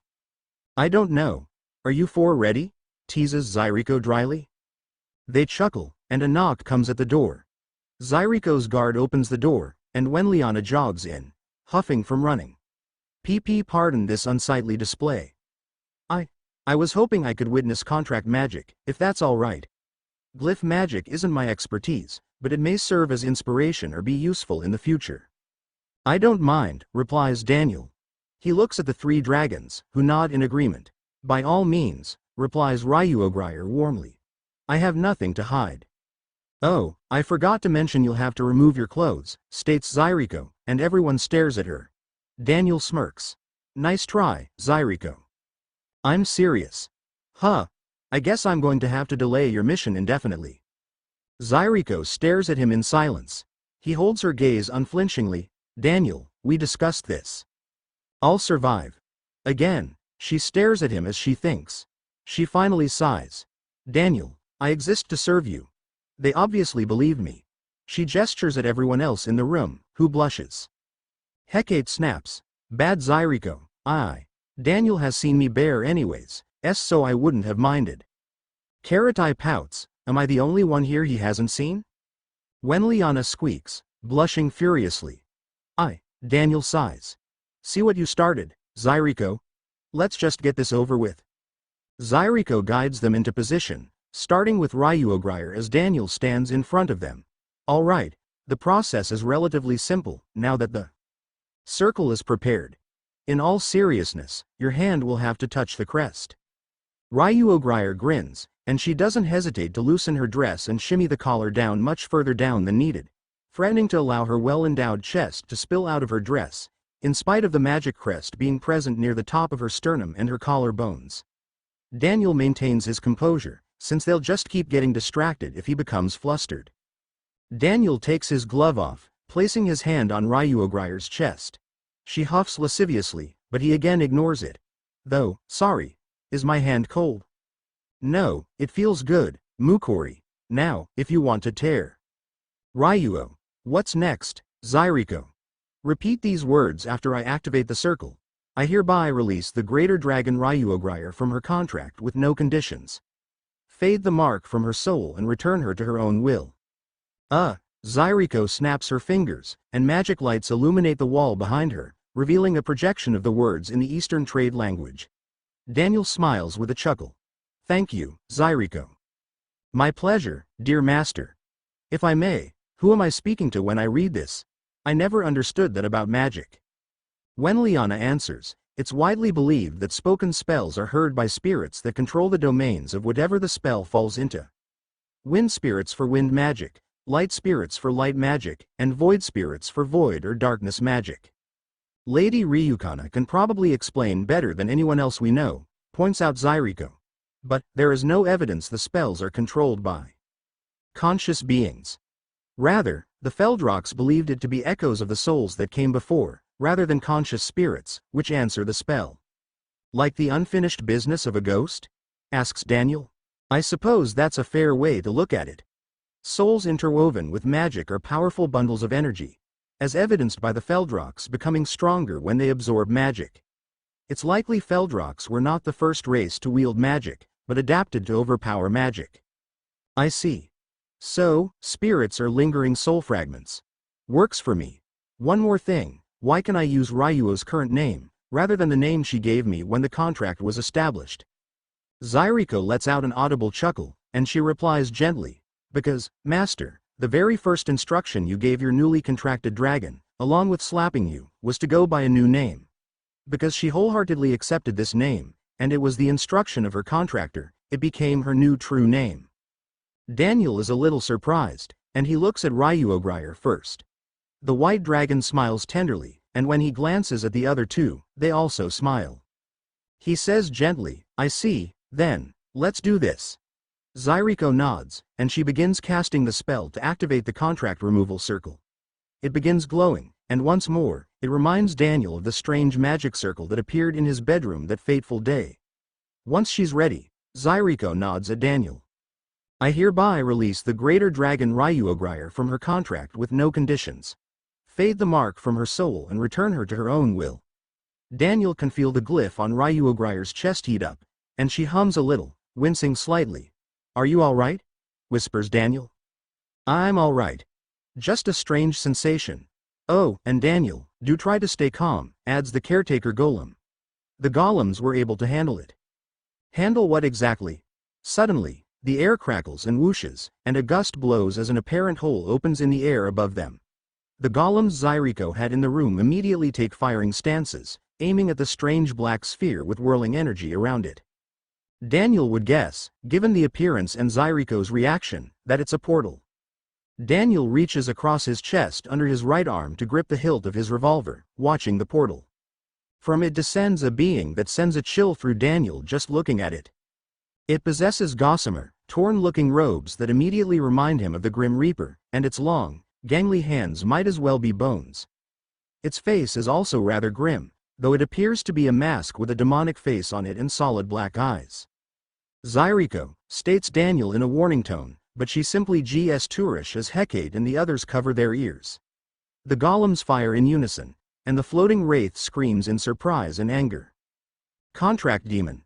Don't stop touching Ryuogrier," calls out Zyriko, before a second volley follows the wraith as it tries to retreat, finding a barrage of fire with specialized bullets from every direction. After the second volley, while the wraith is screaming in agony, Zyriko adds, they try to hijack contract spells when conditions are fulfilled for its removal, when the spell is in a transitory state and the contractee is still bound. A third volley thunders, and Daniel winces, switching his hand to Nemessel's hilt. He tries to pull the sword from its scabbard, but it doesn't move. He tugs and tugs, finally managing to pull it out, though the sword does seem heavier than usual. Meanwhile, Ryuogrier holds his hand to her chest, keeping their connection so he doesn't accidentally remove his hand. The mechanic keeps his magic-repelling sword towards the wraith, ideally to defend Ryuogrier, since she's the one apparently targeted by the demon. Thankfully, it loses strength quickly, and the golems close in, firing relentlessly in volleys until the wraith cries out, disintegrating into a pile of ash. Afterwards, Zyriko finishes the ritual, and a cool sensation reaches through Daniel's palm. "You may take your hand away, now, Daniel." Hecate instantly snaps, "Zyriko, what was that thing?" "I told you. A contract demon." Karatai remarks, "That doesn't look like a normal demon." Daniel adds as he inspects Nemessel for a moment, "Why didn't you tell us about it beforehand?" "I had hoped it would be unnecessary. From testing, the ratio of successful contract removal to contract demon arrival is 10 to 1. Though, I suppose they may be able to tell what the target is and choose to ignore goblins and ogres." Daniel sighs. "Y'all think?" He shakes his head. "Anyway, those things can hijack contracts?" "Yes. They reside in a pocket dimension, similar to storage magic. In fact, I believe storage magic was passed down by contract demons." Suddenly, Ryukana appears, saying rather urgently, "I detected an extraspatial intruder." "Where is it?" "Not to worry, your divinity. It was a mere contract demon. It would have provided trouble before Daniel's arrival, but they are no match for the overwhelming firepower of Earth combined with our magic materials." Ryukana looks at Daniel and he rolls his eyes and shrugs. "She caught me by surprise, too. Zyriko, are there any other things you're keeping secret from me regarding this ritual? Please tell me before we do the others." Zyriko hesitates for a brief moment. There is a slight chance that the being that comes through is a mana devourer, which is what it sounds like. Like the devourer, it could become a great threat to this world. I doubt one will arrive here, though. Daniel looks to the goddess, and Hecate says the obvious, "I'd be more comfortable if we didn't invite mega monsters into the Citadel." It takes time for Daniel to make his god smiters. "I've heard that term a couple times," replies Wenliana. "What are these god smiters?" "Sorry, Wenliana. That's one thing I won't be sharing with anyone who doesn't already know," answers Daniel. Ryukana speaks to Hecate's concern. "I shall remain close and seal any portals that open. I agree that we should avoid making an opening for something that threatens the world once more." Daniel nods, and Rainleif trades places with Ryuogrier, waiting on her turn. She has to strip her mantle to be able to reveal her own chest, though she doesn't go overboard with trying to expose herself like Ryuogrier. Again, as they're performing the ritual, a portal opens, but Ryukana simply waves her hand, and the portal crackles and vanishes. "Where are they coming from, and how do they know the spell is taking place?" asks Daniel. Ryukana replies, "There are worlds that produce beings capable of transcending from their own worlds to a place not unlike the divine realm.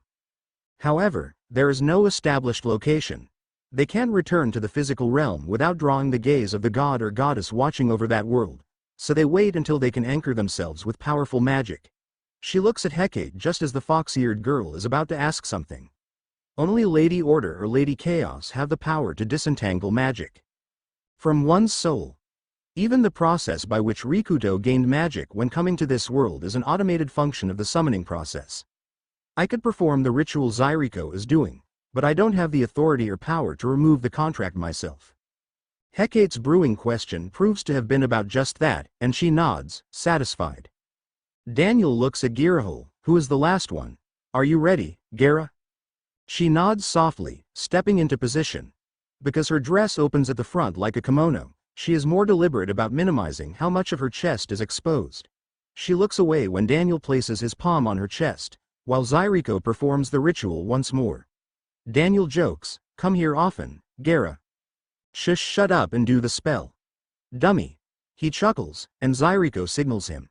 He reads the spell once more, substituting Girahole's name in, and he can feel the spell taking place under his palm. Girahole winces, squeaking softly.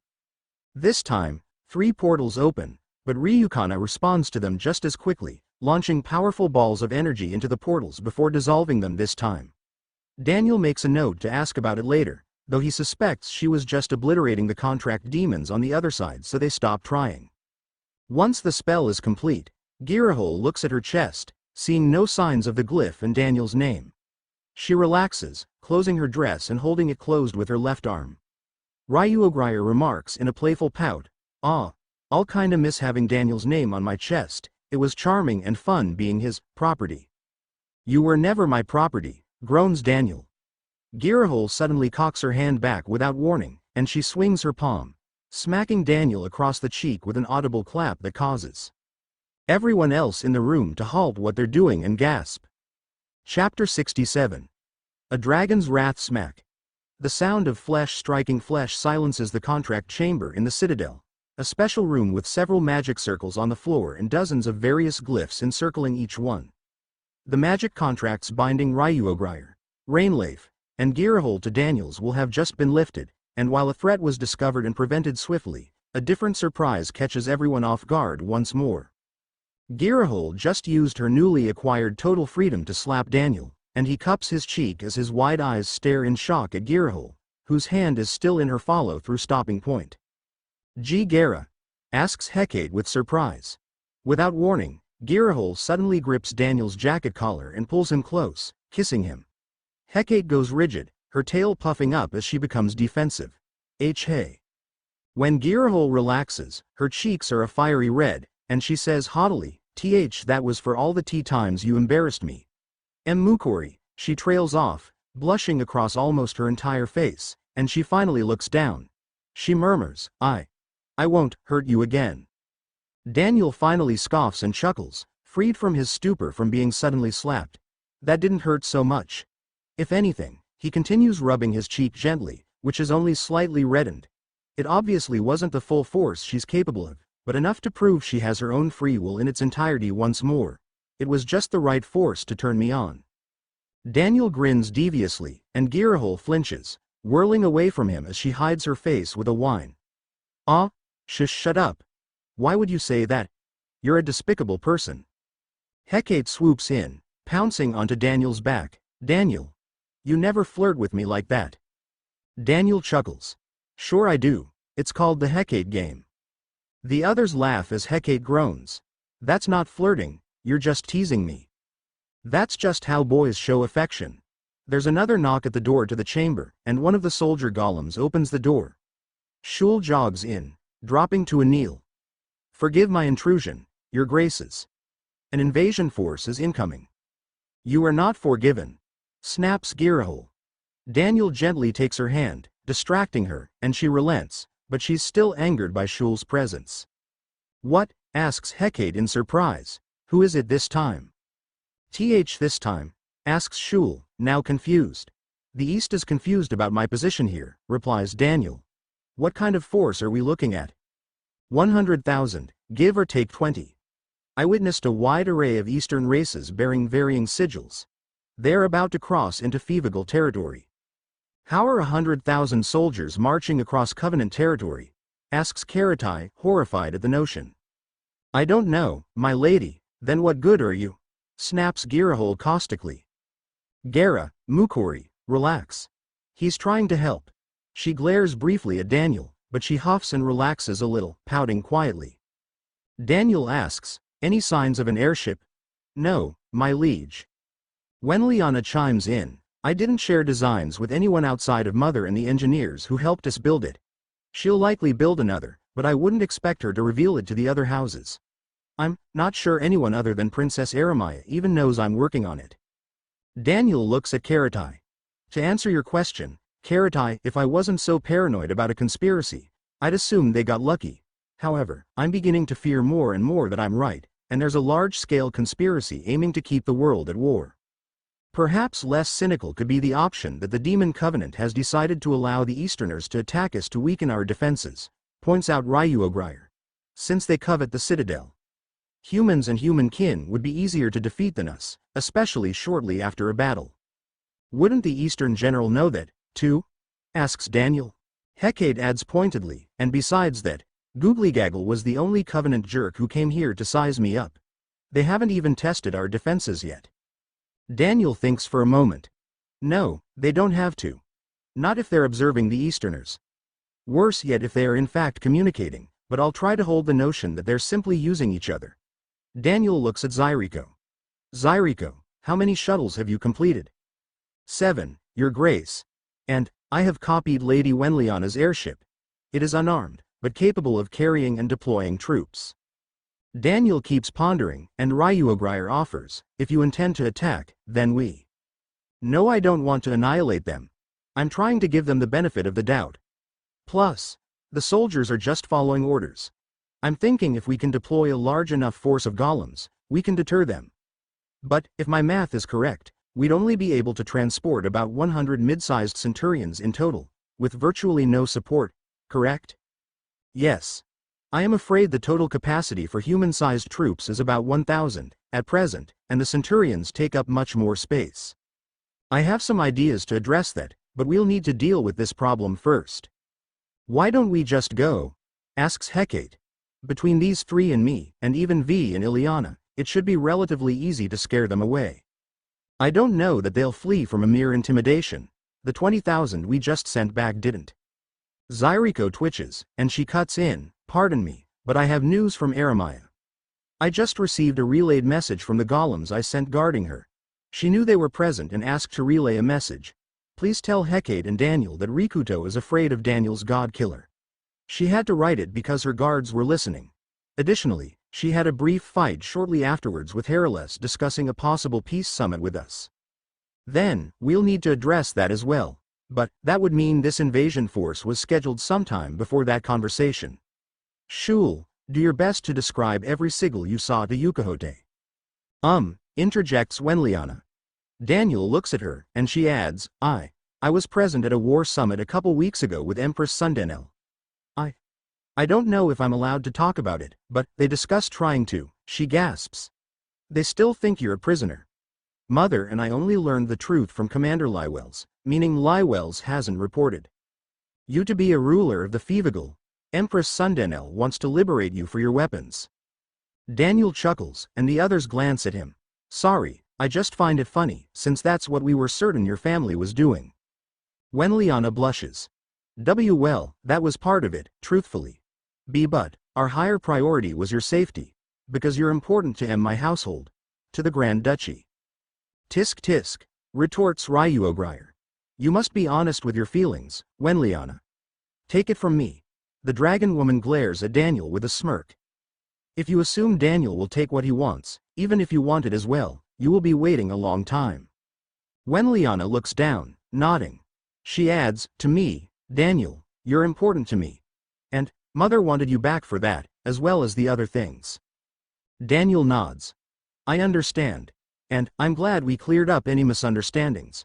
But, for this most recent development, I don't want to kill anyone if we don't have to, but I can't let invasions continue. You say Heracles is open to a peace summit, Zyriko? She nods in turn, but Wenliana adds, I don't know how far that will go, though. Empress Sundanel expressly denounced Hecate's claim to be an empress, and she won't recognize the Fevigal as a sovereign entity. I don't think she'll allow a peace summit, and even if Morniste holds one, she won't recognize the outcome. Daniel thinks for another moment. If they won't recognize our sovereignty, then I guess we have to send a message. A much louder message this time. Daniel looks at the others, saying seriously, we'll repel the invaders one last time. Then, we're going to conquer Fort Twilight in retaliation. After that, either they sign a peace treaty, or we begin capturing territory from both sides. He looks at Zyriko. Will that be possible? It is for now, Daniel, but we'll need to increase our mana donations vastly to support a war. We have a large stockpile, and Sir Shul's donation helped greatly, but I'd like to return to positive income. We'll need a remote way to set up donations, then. We can't have everyone making pilgrimages here just to feed a war. What about magic crystals? Asks Wenliana. If we set up arcane gem charging stations with larger magic crystals, we could have your villages fill those crystals, and then make regular pickups, like normal taxes and banking. Karatai asks, bank? Ing. Daniel explains. Demonkin don't handle finances the way the East does. Most of their trades are direct or bartering, and there's no formal currency. Hecate says proudly, though it doesn't quite fit, and I have yet to decide on an official currency of the Fevigal. Why are you proud of that? Asks Daniel. She flinches, blushing. It sounded libertarian. Daniel chuckles. I was just describing things from Earth. We don't need to stress over fitting into a political mold. There are times, though rare, that even socialist ideals can keep society from fracturing. But that usually falls to corruption, just as capitalism can. Capitalism just has slightly more incentive to force altruism. Everyone stares at him, and he sighs. Never mind.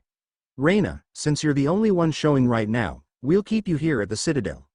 Ryuo, Gara, that doesn't mean I want you getting close to the enemy. In fact, I have a better idea. Zyriko, use the shuttles to begin evacuating the villages to the stronghold. I think Fevigal total population is less than 200,000, correct? By a lot. There are 3 villages and 1 larger town totaling about 3,000 demonkin in what we consider our borders. Good. We're going scorched earth. Scorched ground. We need to evacuate the villages quickly, and then burn them and the farms to the ground. The others watch him nervously, and Daniel adds, I know. But I'm going to pull out all the stops from now on. I've already crossed worse lines. He looks to Ryukana, who likely knows what he's talking about, and that he's not intending to use his god killers as everyone else knows them. He's just planning to do what he can with what he knows to further accelerate the technological revolution of the Fevigal. She nods silently in approval, also knowing that Daniel will stop if she gives the word. During that time, I'll confront the front lines while Gara and Ryuo burn all of the farms and villages to ash. Shul, while I'm confronting the enemy with Hecate and Viregraze, assuming Viregraze agrees, you'll fly high out of range and then dive bomb their supplies. While that's happening, Wenliana, I'd like you to drive the rover with Treya and Gwenisphia and poison all of the wells and springs with the dish soap we've been making. It floats and breaks down pretty quickly, so it shouldn't do catastrophic damage to the ecosystem, but will last long enough to make the soldiers regret drinking even a little bit. We can't do much about water, since there's also a river that they're likely to find, but they won't be able to feed 100,000 troops after we burn everything edible. Once they try to advance on us, and the 3 of us retreat, Shul, we'll have you burn their forward operating camp, and I'll take the rover with Hecate, Viregraze, Treya, and Gwen into the camp to capture their general and other commanders. That should allow us to cripple the invasion enough for the troops to retreat, or failing that, we'll contract the general and force him to give the order. Zyriko, artillery is a last resort if they refuse to turn back. We won't do the charade this time. I just want to get rid of them as fast as possible with minimal casualties. Shul, that obviously means you're in the most danger during your attack runs. Leave it to me, my liege. I shall destroy only what you designate and show these brazen fools the glory of the dragons once more.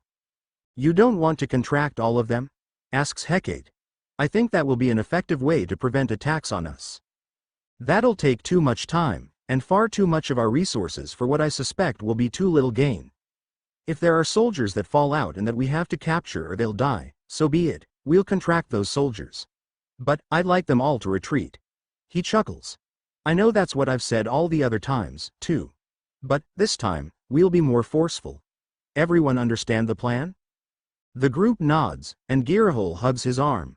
I should be with you to help Hecate. Why you need all the defense you can get. He smiles and pets her arm. I'll be fine. You'll be more help destroying anything they can seize on their way to the Citadel. Thankfully, our small villages are expendable, and we can protect the people. But, we need to be swift so that they can't catch up. Soldiers can go extremely far on pittances of rations, even if they lose strength. She nods reluctantly, adding, after that's done, though, I'm joining you. I will as well, adds Ryuogrier. I guess I can't stop you anymore. They both nod with triumphant smiles, and Rainleif looks dejected. Daniel smiles softly. Reina Mukori, please don't pout. You know I prioritize safety, especially with your eggs. Plus, there's a possibility that they'll infiltrate again. Use your ice magic and that frosty mist to slow them down and impair their vision if there's even a suspicion of them entering the Citadel. I'm counting on you to root out and capture any infiltrators. She smiles softly. Very well. Afterwards, Daniel excuses himself to prepare his equipment, during which he quietly summons Zyriko. She appears as he walks, falling flawlessly into step with him. Yes, Daniel? I have a concern. Daniel demonstrates by attempting to draw Nemesel, struggling a little bit to draw the blade. Once he does, again, it feels heavy in his hand, where before, it was lighter than any other sword he had held. Nemesel feels different. I know it's still Nemesel, because if I put it down, he leans the sword against the wall nearby and waits a moment. Sure enough, Nemesel disintegrates, reappearing in the scabbard by magic. It still returns to the scabbard. You didn't switch them out on me, did you? Zyriko shakes her head as she stares at the sword. No, of course not. Though, that would have been an amusing experiment. It would endanger you if you believed that it would defend you. I try not to necessarily go into a battle assuming Nemesel will defend me, but I have relied on it many times. I'm worried that, whatever made me worthy, is somehow, have I done something wrong? I'm not sure. As I told you, Nemesel was forged long before I was even born, let alone transformed into the caretaker. There are no records on how a wielder is chosen or why Nemesel repels magic. I only made assumptions the day I gave it to you, but it seems the mysteries of this sword go ever deeper. Daniel sighs. For now, it hasn't completely rejected me, but I wish I knew more so whether or not I can rely on it in battle. I am certain you will make quick decisions as always. Daniel chuckles. Thanks. Do you think I should try talking to it? Maybe I'm neglecting it? While I would not discount anything at this point, since as you know, otherwise inanimate objects can contain a soul, I don't have any specific advice to give, I'm afraid. It's fine. Thanks. What are the others doing? Hecate is suiting up in her armor and equipping her ice rifle, grenades, and backup magic crystals. Ryuogrier and Girahol are donning their own armor, and Shul has transformed into his dragon form. I have appraised Treya and Gwenisphia of their role, and they are also preparing. Virgraze and Ileana will join you shortly. Miss Ileana insists on accompanying you. Excellent. All right, begin the evacuations as soon as you can. Catch Yukahote and any others up on Citadel defense. Oh, and if you would, prepare one of the heavy launchers and a bag of smoke shells for me, if you would. Smoke shells? Asks Zyriko curiously. Yes. Something I noticed during certain historical battles on Earth, they would have been made significantly easier if smoke was deployed. Or at least, it would be easier to advance on certain positions. I see. That makes some sense, but wouldn't your own vision be impaired? That's less important when you need to cover ground across no man's land. Still risky, of course, but highly effective before the advent of the machine gun or cannons. He smirks. And, I do love putting on a show. Just remember, my beloved Daniel, we are going to war. I'm keenly aware, Zyriko. I want this to be nothing.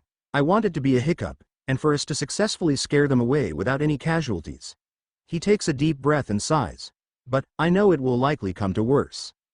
Zyriko is respectfully quiet for a moment before speaking. Lead, and I shall follow, my beloved Daniel. Daniel chuckles softly. Me leading. Maybe I hold be cursing Ryukana more. Shul glides through the air as he surveys the invading force. The massive invasion spans across a long stretch of land as they march in formation towards the Citadel. There's still a couple of days' worth of marching away from the fortress, and the terrain is fairly untouched, making it difficult for them to navigate quickly. They seem rather well prepared for a protracted siege against the Citadel. There are massive lines of buckrocs pulling siege engines, including catapults and trebuchets, large wagons carrying lumber, and scorpion ballistae. Shul has seen many of these weapons in action during his travels, as well as some that this continent's eastern kingdoms don't seem to use. The Grey Dragon looks down, where he can see the figures of Girahol and Ryuogryr looming over the villages before igniting them with fire. Likewise, the strange carriage Daniel calls a rover is cutting a path across the plains, carrying Daniel, Virgraze, Ileana, and Hecate towards the invading forces, while Wenliana, Treya, and Gwenisphia will drive the rover from there back to the villages and any known springs to try to prevent the invaders from having water supplies. It's a vicious strategy, though Daniel is trying to use it to break morale and turn the invaders around without bloodshed if possible. That said, Shul can imagine them eliminating all of the villages within a long distance, further than the army could make it to before dying. Once their own supplies are wiped out, they have limited options. But he also can tell the enemy is concerned about that, likely from the 20,000-man siege Daniel and his companions turned back before they went to the Dragon's Keep where they met the vengeful Grey Dragon. The invaders have disguised their supply carriages by making all of the carriages have the same fabric cover. Destroying all of the carriages would be advantageous, of course, but it would be difficult to prioritize supply carriages for a typical vanguard force. They can live without siege weapons, but they can't live for long without food. Fortunately, Daniel granted Shul a contract that allows the Grey Dragon to attack, though he can't exert enough force to kill enemies. But that is perfect for the parameters Daniel has set for this mission. Shul reports telepathically to Zyriko. Shul to Lady Zyriko, I am in position. Very well. His Grace orders you to commence attack. It shall be done. Shul swoops down low, coming at one of the carriage columns from the side, and he uses his wings to cast a powerful wind spell, targeting around 20 of the carriages with a massive and sudden gust. The soldiers cry out in shock as his massive form appears over them, and the blasts of wind slam the carriages and their escorting soldiers. The soldiers and cart drivers are blasted to the ground relatively unharmed, and, though some of the supplies are knocked out of the carriages, it's an easy way for the Grey Soldier to identify and clear the carts. Of course, the beasts of burden, pairs of buckrocs, panic, and some of them take off with their carriages in tow, barreling through the ranks of soldiers. Shul foresaw that, and he casts Dominating Glare on the buckrocs, which forces those caught in the effect which, with his power, is virtually all of the ones in his field of view to freeze in terror and sink to a kneel. Dominating Glare is much less effective on sentient races, particularly if they aren't looking at the caster, so only a fraction of the soldiers in his field of view are crippled by fear from the effect. Of course, that does not matter. His actual targets are clear, and 8 of the 10 carriages he captured in the first wave are definitely supply carriages, which he confirmed when their fabric covers were blown aside. He takes a deep breath, breathing puffs of fire as he flies over the carriages, targeting only the carts themselves, since he can't harm any living things due to the contract. He doesn't mind. Daniel seems like a particularly kind soul, though not completely naive. He was prepared to kill the vengeful dragon when they met, and nearly did so, and from what Shul has gathered, Daniel himself killed the feral Feldrock, as well as the former Dragon Lord, his brother, and the Green Sage. The Feldrocks were often similar. In spite of their massive power, they restrained themselves, avoiding bloodshed where they could because potential friends can be found in all places.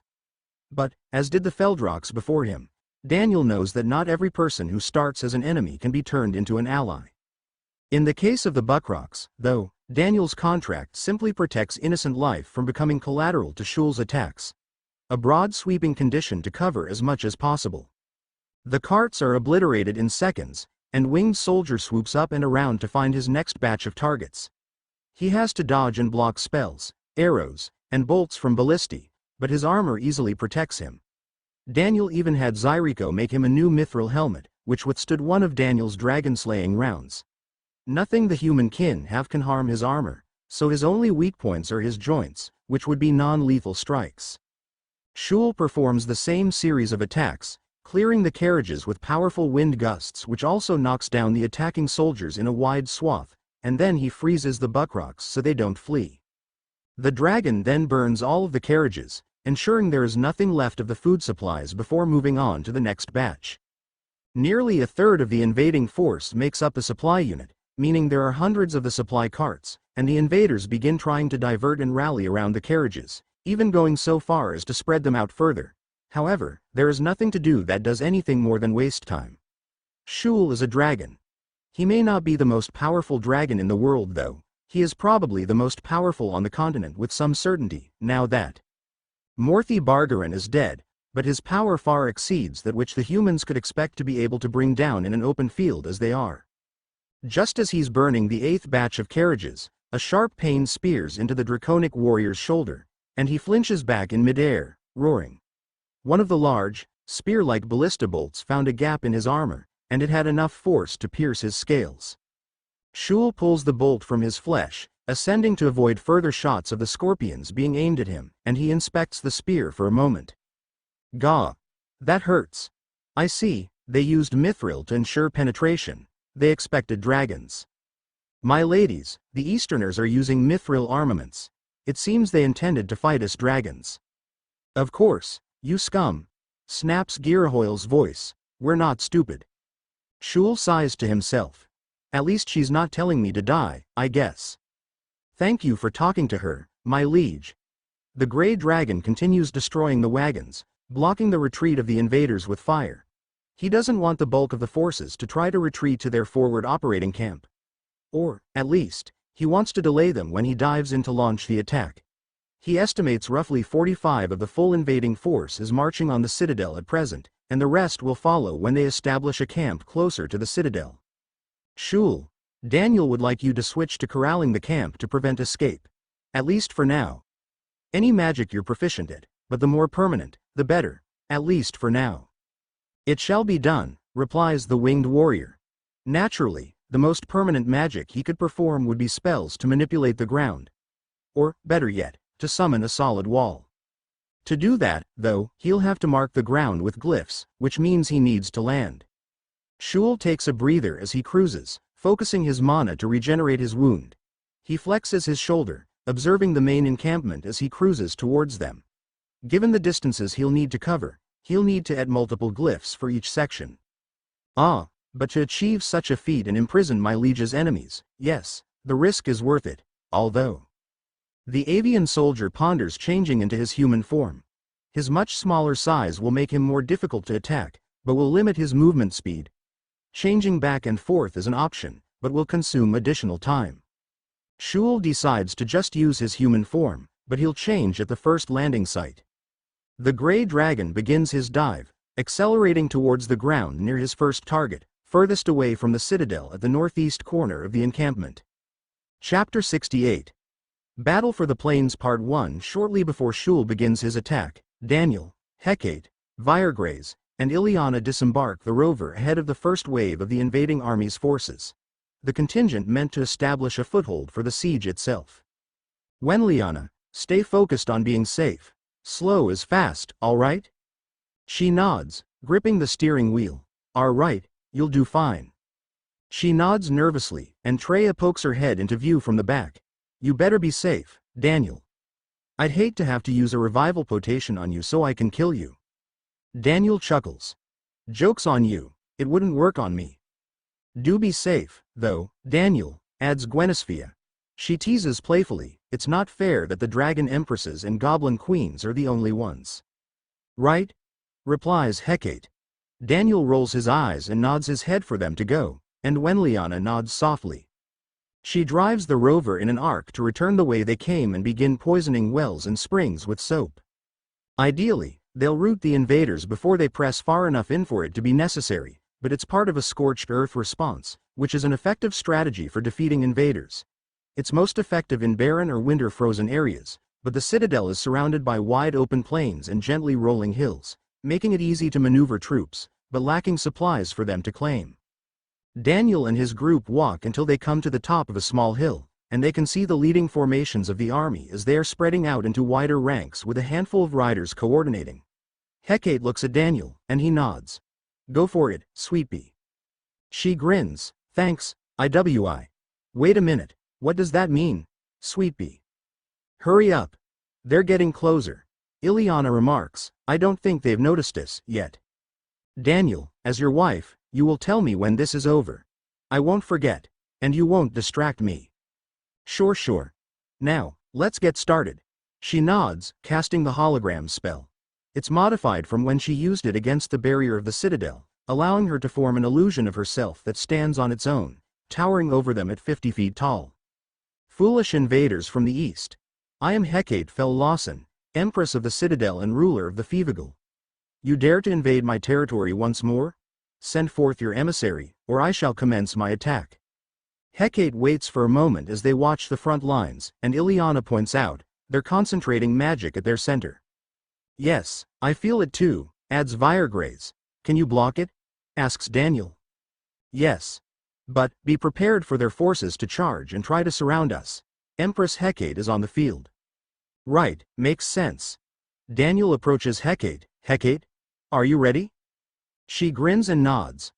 Why yes, darling. Her hologram and projected voice also repeat this line, and she steps slightly to the side, allowing Daniel to step into the projection with her. Thanks to the illusion, they stand relatively close in height, perhaps intentionally by the fox-eared little empress. Regardless, Daniel waves his hand over the field. He has his helmet off, revealing that he is a human, but most of these people wouldn't know his face. Soldiers of the Allied Imperial Forces, I am Daniel Al. He sighs. I am Daniel Coase Lawson, and there has been a grave misunderstanding and delay in relayed information. I am not a hostage of the Citadel nor Hecate. I am. Daniel struggles to say it, not because he's actually under duress, but because he has been denying it, and it feels far outside of ridiculous for him, a humble mechanic, to say. Emperor of the Citadel, Lord of the Dragons and the Fevigal.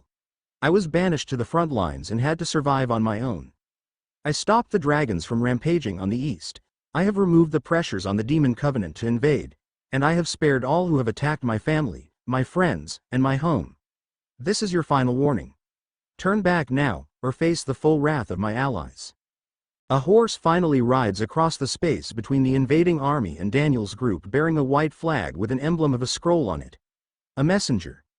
Daniel nods at Viregraze, and she allows the messenger to get close, but stops him when he's in shouting range. I am Baron Olganiath Coase Deorloden, second of my name, and I have a message from the United Army of the Grand Zenkon Empire, the only sovereign empire recognized on these lands. Our terms are simple. We shall withdraw if the demon kin hand over Daniel peacefully. Daniel sighs. Of course. Gonna explicitly say it right to our faces, huh? Very well. Know this, soldiers of the East, the Fevigal is sovereign. We have conquered what we have, and we will conquer what we desire. You have made enemies of the strongest power in this world. And, I tried to warn you. Daniel gestures at the sky, and his image does the same. He whispers, Zyriko, signal Shul to begin. She can't reply to him because he's not wearing his helmet, but he can see the glow in the clouds as a massive shadow descends. Shul begins his attack, and the messenger whirls as his Buckrock panics. Hecate ends the illusion spell, asking, now what? Do we capture the messenger? No, he's a baron, which is pretty low on the totem pole for nobles, who likely make up many of their officers on the field. Depending on what Shul does on step 2, we'll respond to their reactions for now. Lady Viregraze, Lady Ileana, Hecate, please keep your bombardments as clean as possible. If they continue to charge. I know, whines Hecate. Try not to kill anyone. Viregraze looks at the army with seriousness. Believe it or not, Daniel, I can't remember the last time I fought on the front lines against Easterners. She looks at him. And not because I wanted to take the easy way out, mind you. Because you were empathizing with them. I understand. That's also why I don't want to kill soldiers just following orders. There are good people in their ranks. Some of them will be fools, but most of them are just guys who were drafted, people with family and kids back home to take care of, and loyalty to their sworn allegiances. Ironically enough, no one here had me swear allegiance, or I might have been in those ranks myself. Really? Asks Viregraze softly. Hecate immediately springs in front of him, pointing up at him. Daniel, swear your allegiance to me immediately. Repeat after me. I, Daniel, swear to honor and obey, love and behold, cherish, obey, and give many children to. Daniel bops her on top of her helmet, and she whines, hey. He crouches down to her level, saying softly, Hecate, I pledge my undying allegiance, love, and respect to you and the rest of our family. To my very last breath, I will love and protect you and all we hold dear. On my very life, my soul, and all I have to give, this I solemnly swear. She squirms for a moment, no doubt blushing under her helmet. She hugs him, murmuring, Daniel, I love you, too. And, I swear my undying allegiance to you and our family, too. I'll do everything in my power to keep you with us forever. Viregraze smiles, but Ileana cuts in. I hate to crush this moment, but the enemy is charging. Incoming spells. Both Ileana and Viregraze face the incoming fire, and Daniel takes a dink from his waterskin, once more courtesy of Gearhole. Just before he puts it away, Hecate says, Give me that. I need some, too. She is surprised by the taste, but immediately recognizes it.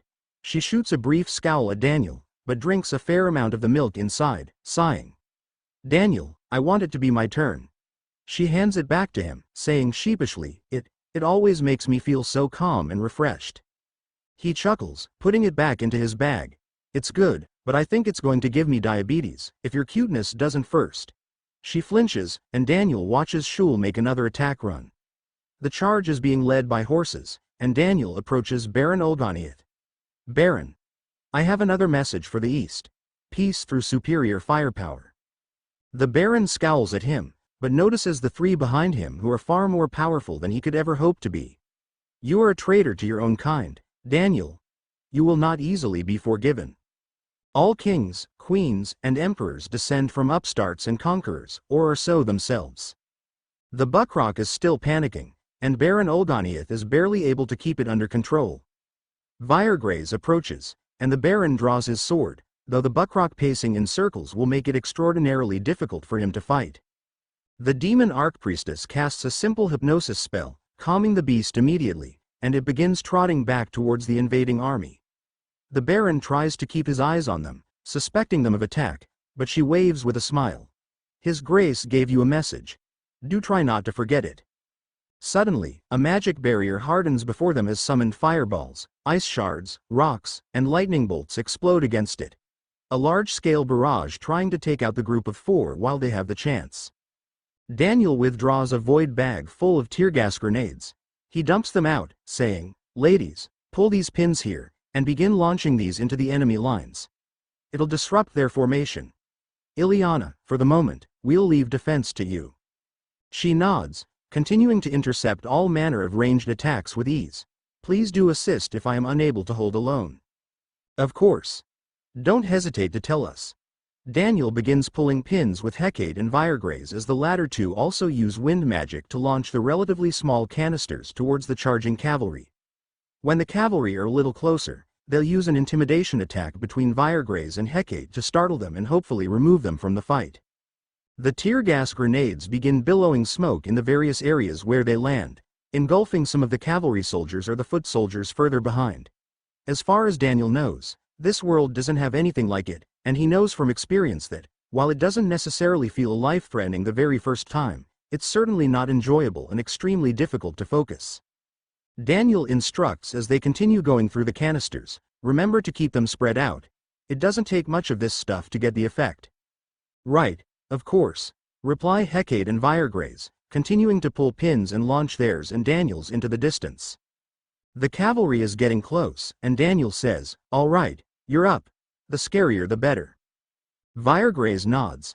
Hecate, I'm going to summon a Death Knight. Channel your magic into it as I'm summoning. The more magic, the stronger it'll be. They both begin casting together, channeling their mystical power into the same magic circle Viregraze created to summon the Death Knight, which Daniel has yet to see in this world. In fictions of Earth, they were usually demonic or undead soldiers of massive size and strength. In this case, it definitely doesn't match what he envisioned. If he had to compare it to anything, it would be a queen alien from a sci-fi movie made before he was even born, but still very much worth watching. It has 4 legs under a large, insect-like torso, powerful, claw-like hands, and a terrifying, monstrous visage. Even Daniel is a little uncomfortable seeing it, and it grows larger and more grotesque the more mana they put into it. Once satisfied, Viregraze calls, Go, my Death Knight. Bring terror and send these invaders fleeing. The Death Knight roars, reminding Daniel of a lion, with a powerful, throaty rumble. It charges forward on its 4 legs, stopping as the cavalry reaches 100 yards from them.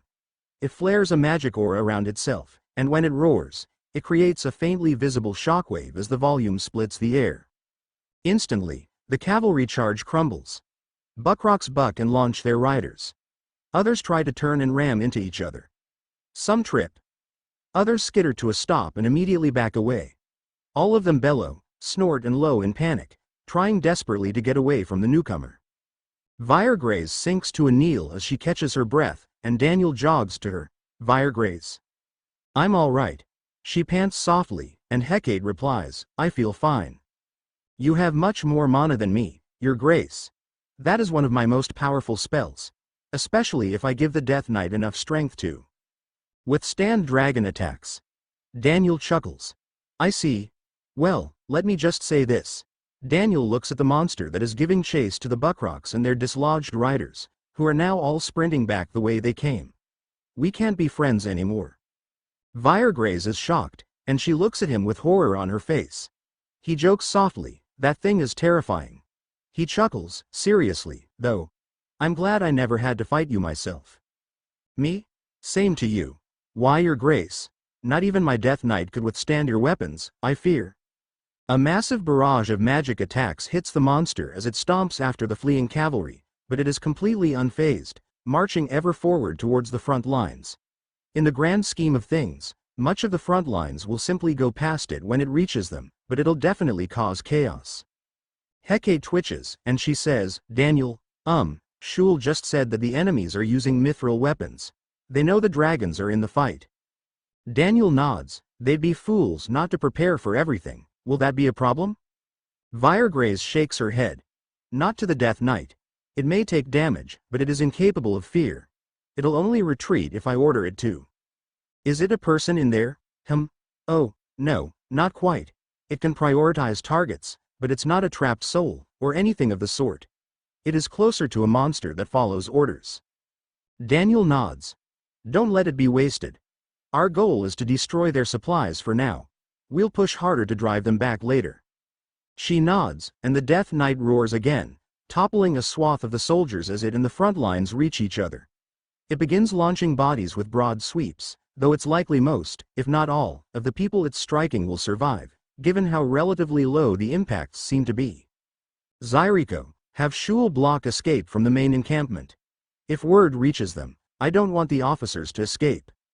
He watches as Shul, looking like a proper Hellfire dragon in the glow of the destruction he has caused, shifts, glancing in Daniel's direction. The dragon nods, ascending into the sky and heading further eastward. All right, we need to buy some time for Shul. Ileana, Hecate, how much water can you summon? Water? I doubt you don't already know. Mud as heck to march through? They all smile, and Viregraze tries to stand up. I can. Rest, my lady, urges Ileana. I can do this much. Your Grace Hecate, shall I take the left? Hecate nods with a sharp-toothed grin. Yep. I'll handle the rest. She hops forward, puffing her chest up as big as she can get it. Rain, rain, come and stay. Ha ha ha ha ha. She channels her vast magical power into a massive jet of water, spraying it far as Ileana weaves her own magic in a more elegant, dance-like ocean. Rather than spraying water downrange, as Hecate is, Ileana seems to be summoning water above the advancing soldiers. It'll take time to soak in, ladies. Make sure to douse the areas between us and them heavily. Hecate cackles, with this, I might actually run out of mana for once since we met, sweet bee, hey hey hey hey. Daniel laughs. I'll allow it this time, but I sincerely doubt you want to call me, sweet bee, sweet bee.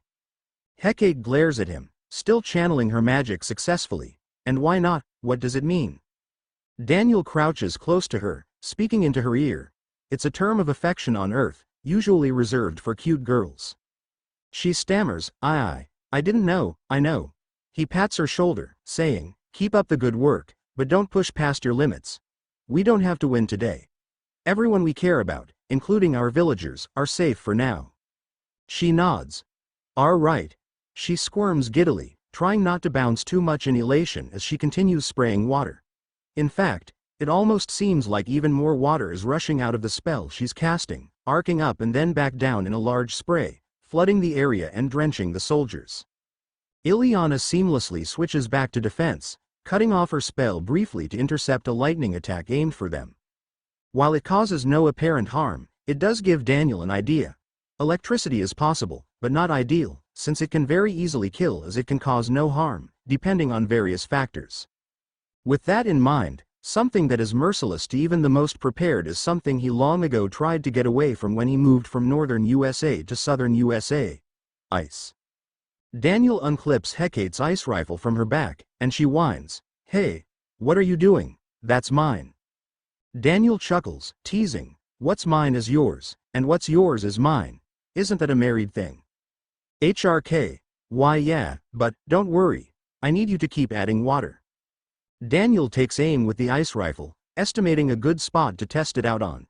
He fires, and the bright glowing whitish blue star races downrange towards the invaders, who are still trying to slog ahead through the rapidly softening ground, the deepening puddles, and the slippery footing. The ice shot impacts, exploding the mystical energy outwards in a misty-looking blast of fog. And, to Daniel's pleasant surprise, it rapidly freezes an even larger area of the ground in an instant. Some of the soldiers are frozen to the ground. Others manage to defend with magic, including fire or barriers, only to lose their footing and fall. Hecate laughs, taunting, "Dummies, you're no match for us." "Ice, your grace?" asks Viregrace. Daniel nods. "Yes ma'am. The only thing worse for traction than ice is wet ice. Mud's better for stopping vehicles and mounts, by far. But, ice will play havoc on a bunch of soldiers in heavy, unbalanced gear. Plus, there will still be mud as well." Hecate cackles, cheering, "Fire again. Fire again.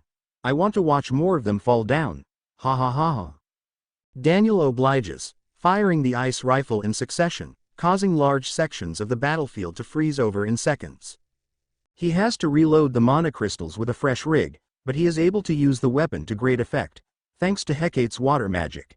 Some of the mages try to counteract either by using fire, which leaves the army with mud, still, or ice of their own, which doesn't help their comrades who are still unable to walk, especially as moisture from Hecate's magic coats their ice as well. "I almost feel bad for them," remarks Viregrace gently. "Such valiant and brave soldiers, being made fools of because their commanders don't recognize when they're beaten. Their commanders haven't gotten word, yet, most likely. They think they prepared. The East uses a metric of about 7,000 troops to 1 dragon to be able to take on dragons. They know of at least 5 or 6, meaning the advancing force alone is enough to take on 6 dragons, in theory. However, Shul is not fighting them face to face.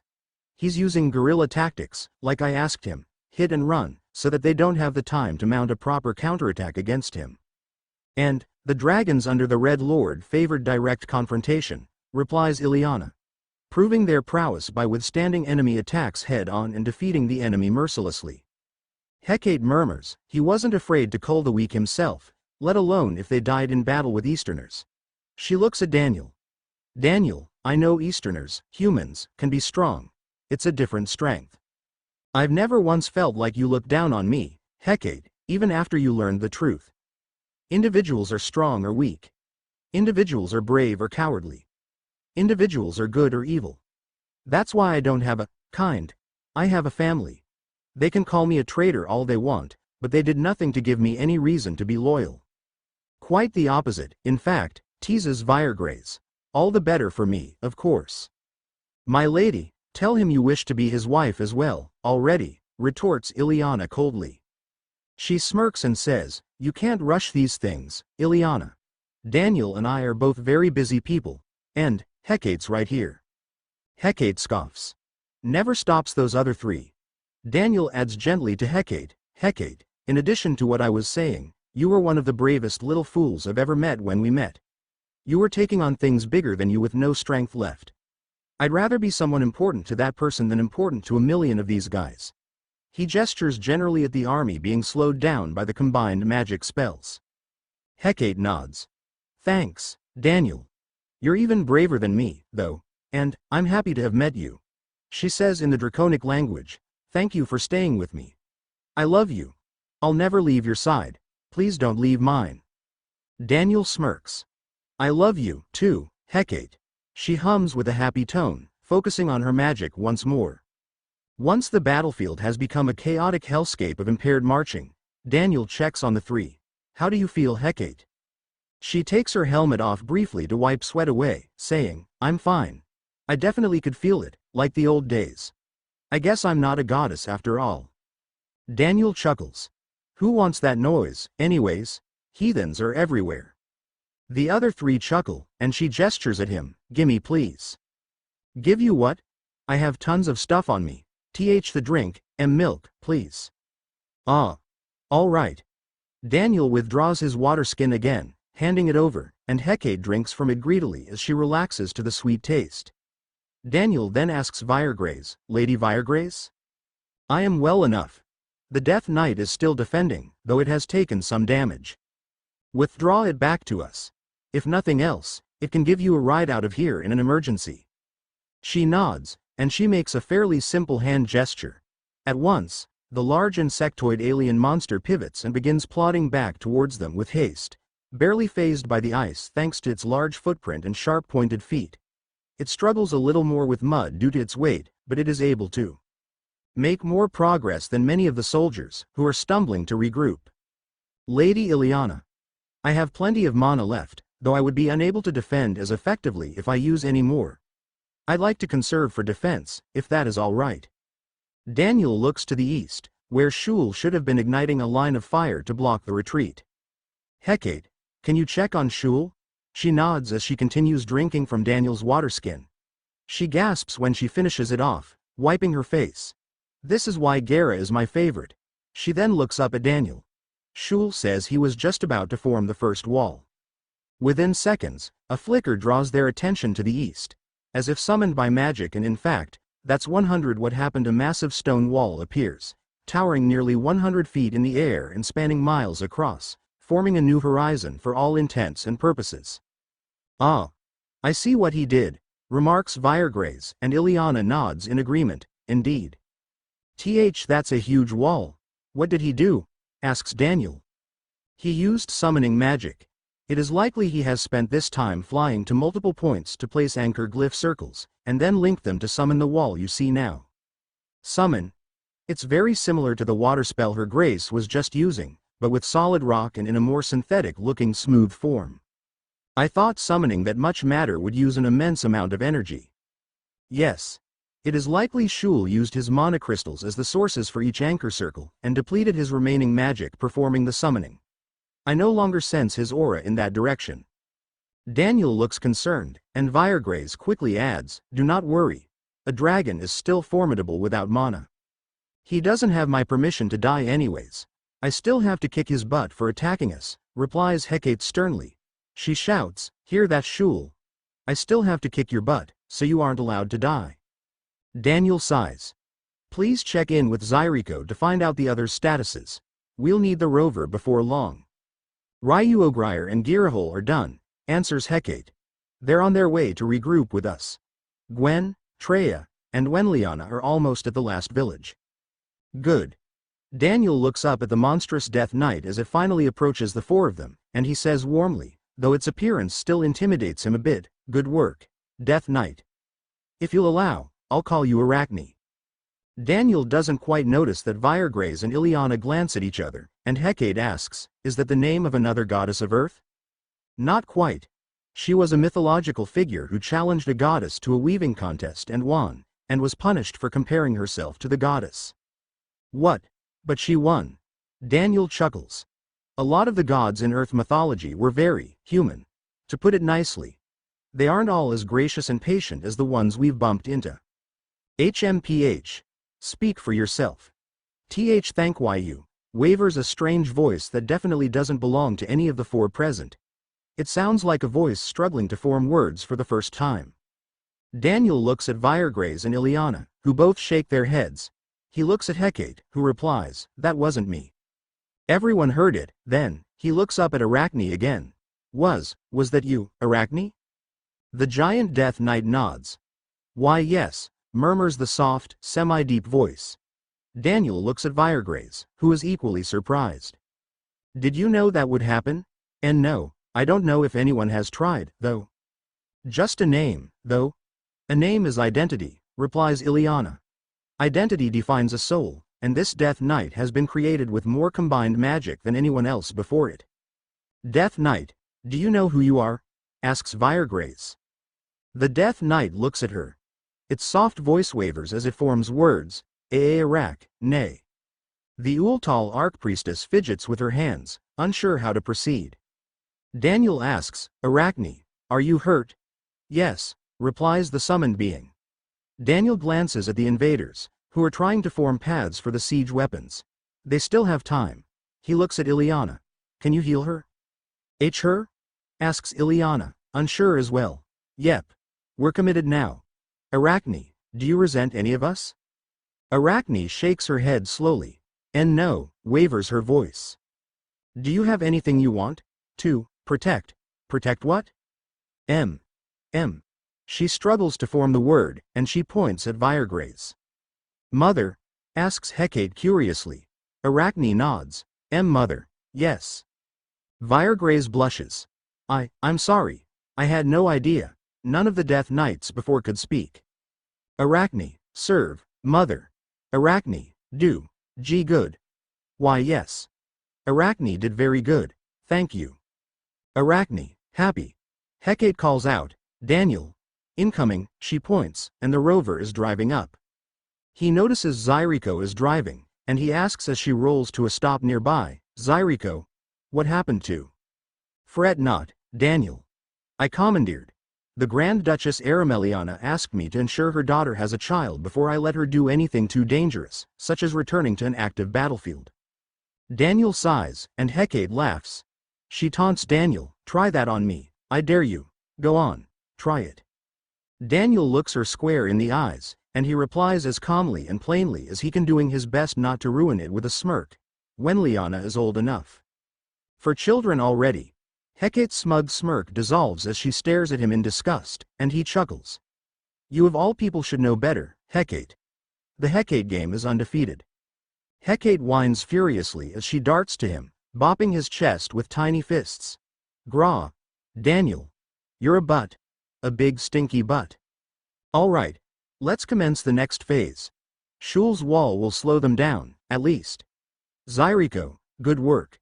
Please continue to watch over everyone. As you wish, Your Grace. Oh, and I should warn you. Just as she was about to teleport, she halts, and Daniel, now seated in the driver's seat of the rover, asks, what is it?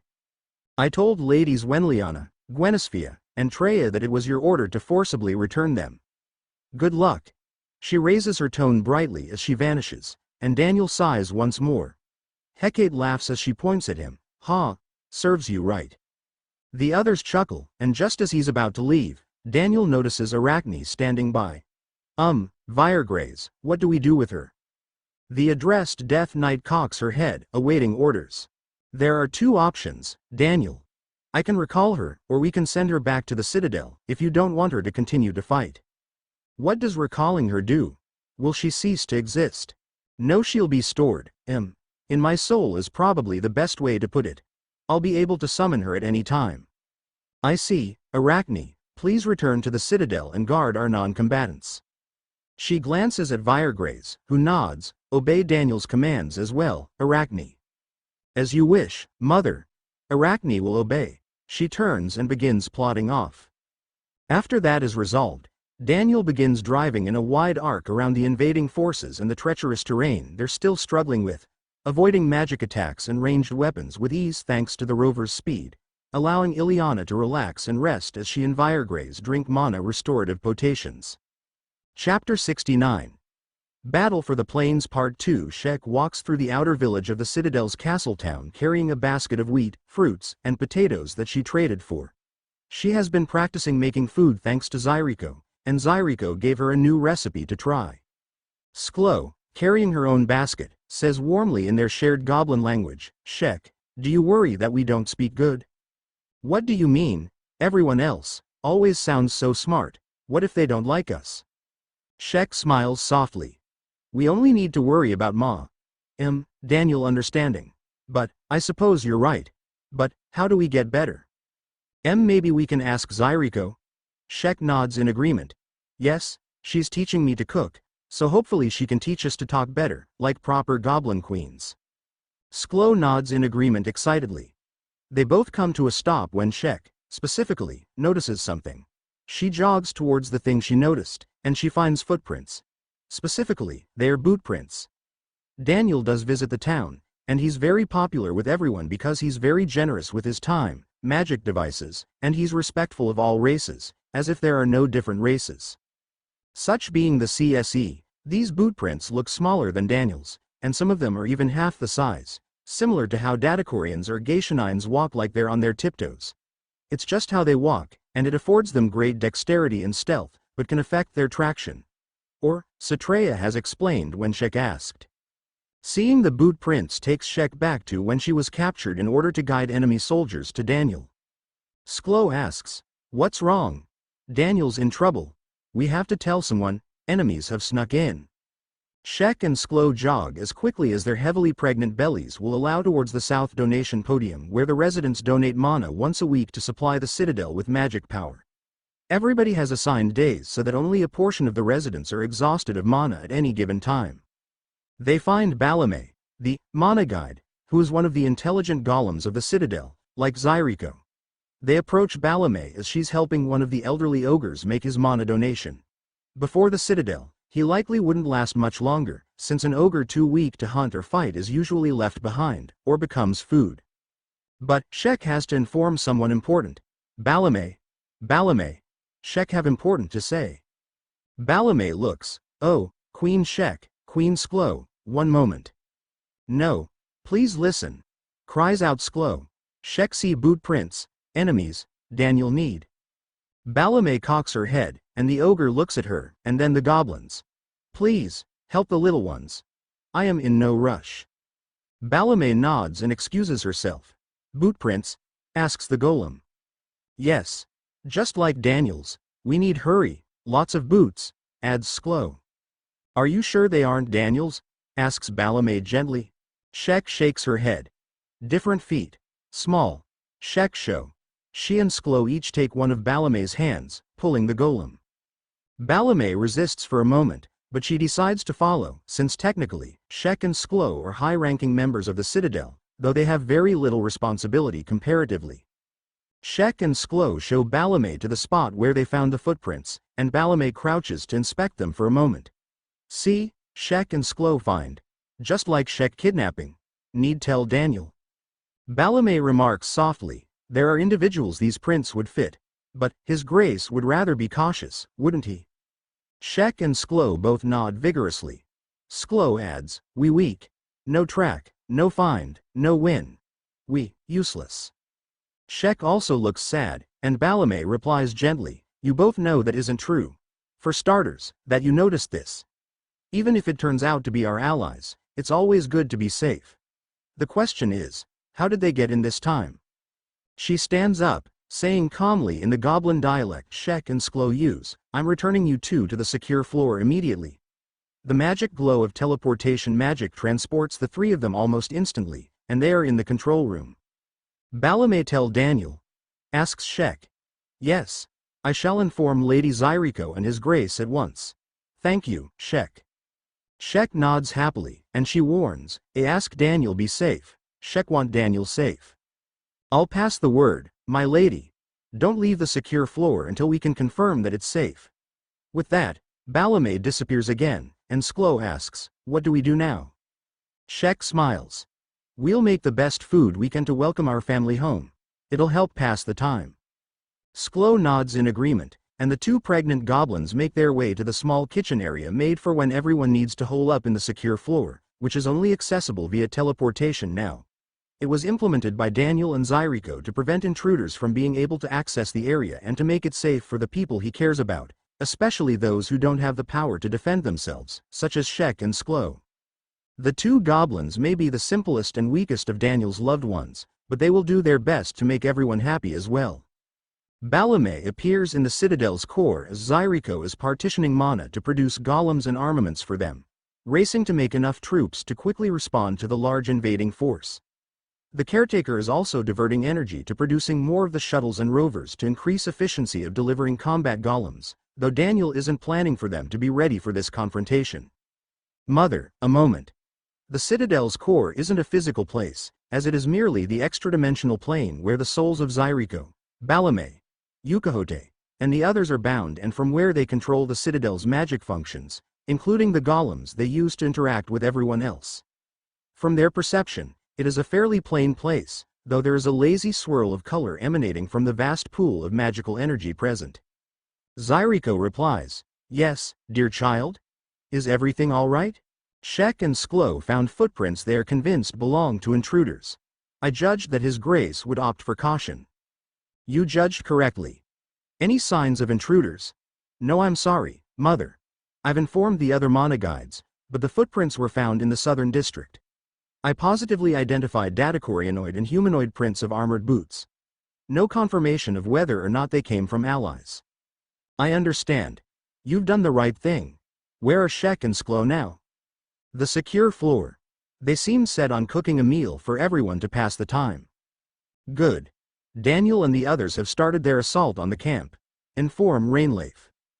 I will, but Mother, I had a thought, please share. His Grace operates rather unorthodoxly, often using himself as bait, yes? Regrettably, yes. I would like permission to make an announcement that His Grace, the Emperor, is heroically engaging the enemy. Zyriko thinks on it for a moment. May I ask why? I failed to see the advantage. Forgive me, Mother, if I'm being presumptuous, but if we announce that Daniel is the Emperor in context, it may disrupt the infiltration. I hope. Zyriko hums. Ah, yes, I see now. You hope they will be confused and concerned about following actions. Yes. If they are attempting an infiltration once more, they must still believe Daniel is a hostage, meaning word has not reached the appropriate levels. The senior-most soul-bound caretaker thinks for another moment. Yes, permission GR. Zyriko halts herself. She sighs a little. Let me ask him, first, to be safe. Zyriko goes silent for a moment, and Balame waits patiently. She continues to monitor her assigned zones, as well as Shek and Sklo. Zyriko's focus is on Daniel and his team, while Yukahote is mobilizing the battalions of golems she is producing, as well as briefing and arming the residents willing to fight in the off chance the invaders break through. Additionally, many of them are anxious to fight to free the territory around the Citadel to rebuild their homes. Zyriko finally replies, permission granted. Daniel suggests announcing that he will be returning to one of the gates. An illusion or placeholder to draw out the infiltrators is allowed. A living placeholder will be less likely to be discovered early. Recruit a willing ogre or ultal that has a similar build to Daniel. Do your best. Of course, Mother. Thank you. Are there any additional tasks you need of me? Not at this time. Focus on finding the infiltrators. If you need to, have one of the other guides take over your southern district duties. Yes, Mother. I'll return now. Come to me if something else comes up.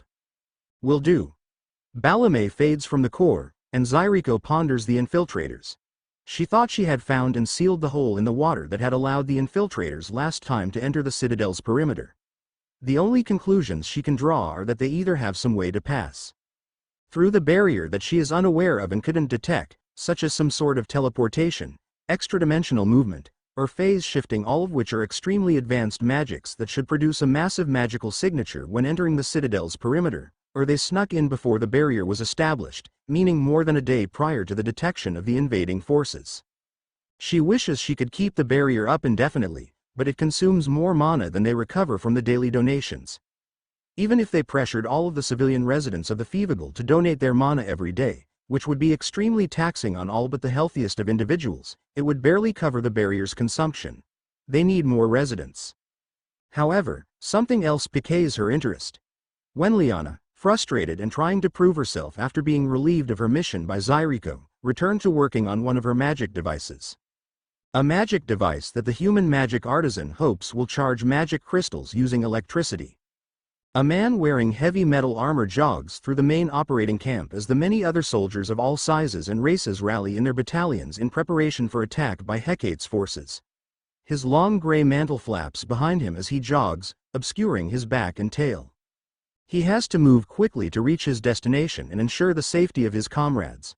The battle could very well hinge on him, in spite of his relatively low station.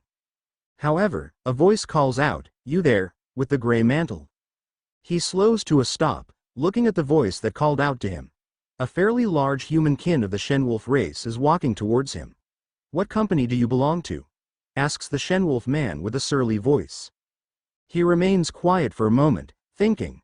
He doesn't have time to humor this confrontation, but he also can't make enemies out of those around him. "Out with it, whelp! And remove that helmet. Do they not show respect to officers in your realm?" "We do," replies the soldier. "But in battle, we prioritize safety." "Well, you're under joint imperial command, now. Shall I inform the general of your suspicious behavior?" He hesitates only a moment longer, and he removes his helmet. If it's coming to this, he might need to anyway. Removing his helmet reveals his gray eyes, metallic gray hair, and silver-colored horns, which are bleeding where he broke them off. What are you?" asks the Shenwolf. Other warriors and soldiers around them are taking notice, and they are equally surprised. Ideally, at a glance, he would appear to be a human, but his horns broke off unevenly when he fractured them, and the blood trickling down into his gray hair stands out. Additionally, his pupils aren't round like a human's, but faintly cross-shaped to help polarize his vision when he's breathing fire. His metallic gray tail is hidden under the mantle, but it seems his subterfuge has been discovered. "I'm part of the Stalvalton Infiltration Company. I'm a messenger looking for the general in charge. I have an urgent report." "Stalvalton? Where's your sigil?" A cow-like Boruan woman, standing taller and heavier set than all of those present approaches, remarking, "The Stalvalton Grand Duchy refused to send support for this campaign." He thinks quickly. "Our men have been caught twice attempting to infiltrate the Citadel. We can't risk the enemy detecting our involvement. The report I have for the general is urgent. It regards the Otherworlder, Daniel." This piques the interest of those around, though all of them remain on guard, many of whom have their hands on their hilts. "How do you sustain those injuries?" asks the Shenwolf. "My head was nearly crushed by a golem." "The general?" The Shenwolf glances at the Boruan woman. He then states, "I am General Barguile. What is your report, soldier?" The gray soldier uses only his eyes to study his surroundings as he continues to weigh his options and stall for time. An idea hits him. "Infiltrators from the enemy, is it?" "What?" growls the general. Several of the soldiers around them draw their weapons. "General Barguile is not part of this operation," replies the gray soldier. "To think so many would manage to infiltrate the camp." "You filthy spy. Seize him, worth a shot, I suppose." Shul spits a breath of fire at his own feet, exploding a flaming projectile around him as he leaps into the air. The fiery blast startles the soldiers that tried to lunge at him, including the Shenwolf, general. He's certain the Shenwolf isn't the general, but is likely an officer. Of course, it's equally likely the Boruan is an officer, potentially higher ranked, as are the humans, Geishanines, and Krogistes that had surrounded him. He knows virtually nothing about Eastern military ranks, let alone identifying them. The chances that he ran into the general of the invasion specifically, the general calling him out, were virtually zero. Additionally, testing a suspicious person with someone who isn't present is a sensible strategy. Shul lands behind the Boruan woman. He can't perform offensive maneuvers against people while under the contract, since it would be extremely difficult to account for all contingencies without allowing him to find loopholes to harm people important to Daniel. But that doesn't mean his enemies can't attack his enemies for him. He inhales deeply, and the Boruan panics, swinging viciously in a wide arc. Shul easily swoops under the swing, and her massive sword slams that of the Shenwolf as the Shenwolf narrowly blocks. However, the force of her impact knocks him to the ground. Shul twists his body to avoid a spear throw, and he dances between incoming arrows with skill. He swings his helmet up with his right hand, holding it like a shield. An extremely convex shield.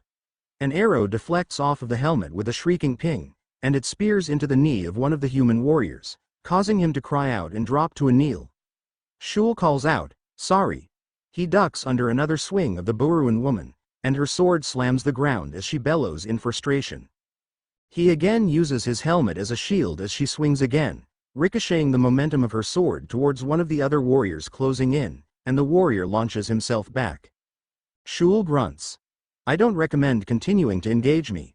We need help over here, calls out one of the soldiers. Shul parries a spear with his tail, spinning in a tight circle around the spearman trying to impale him in melee.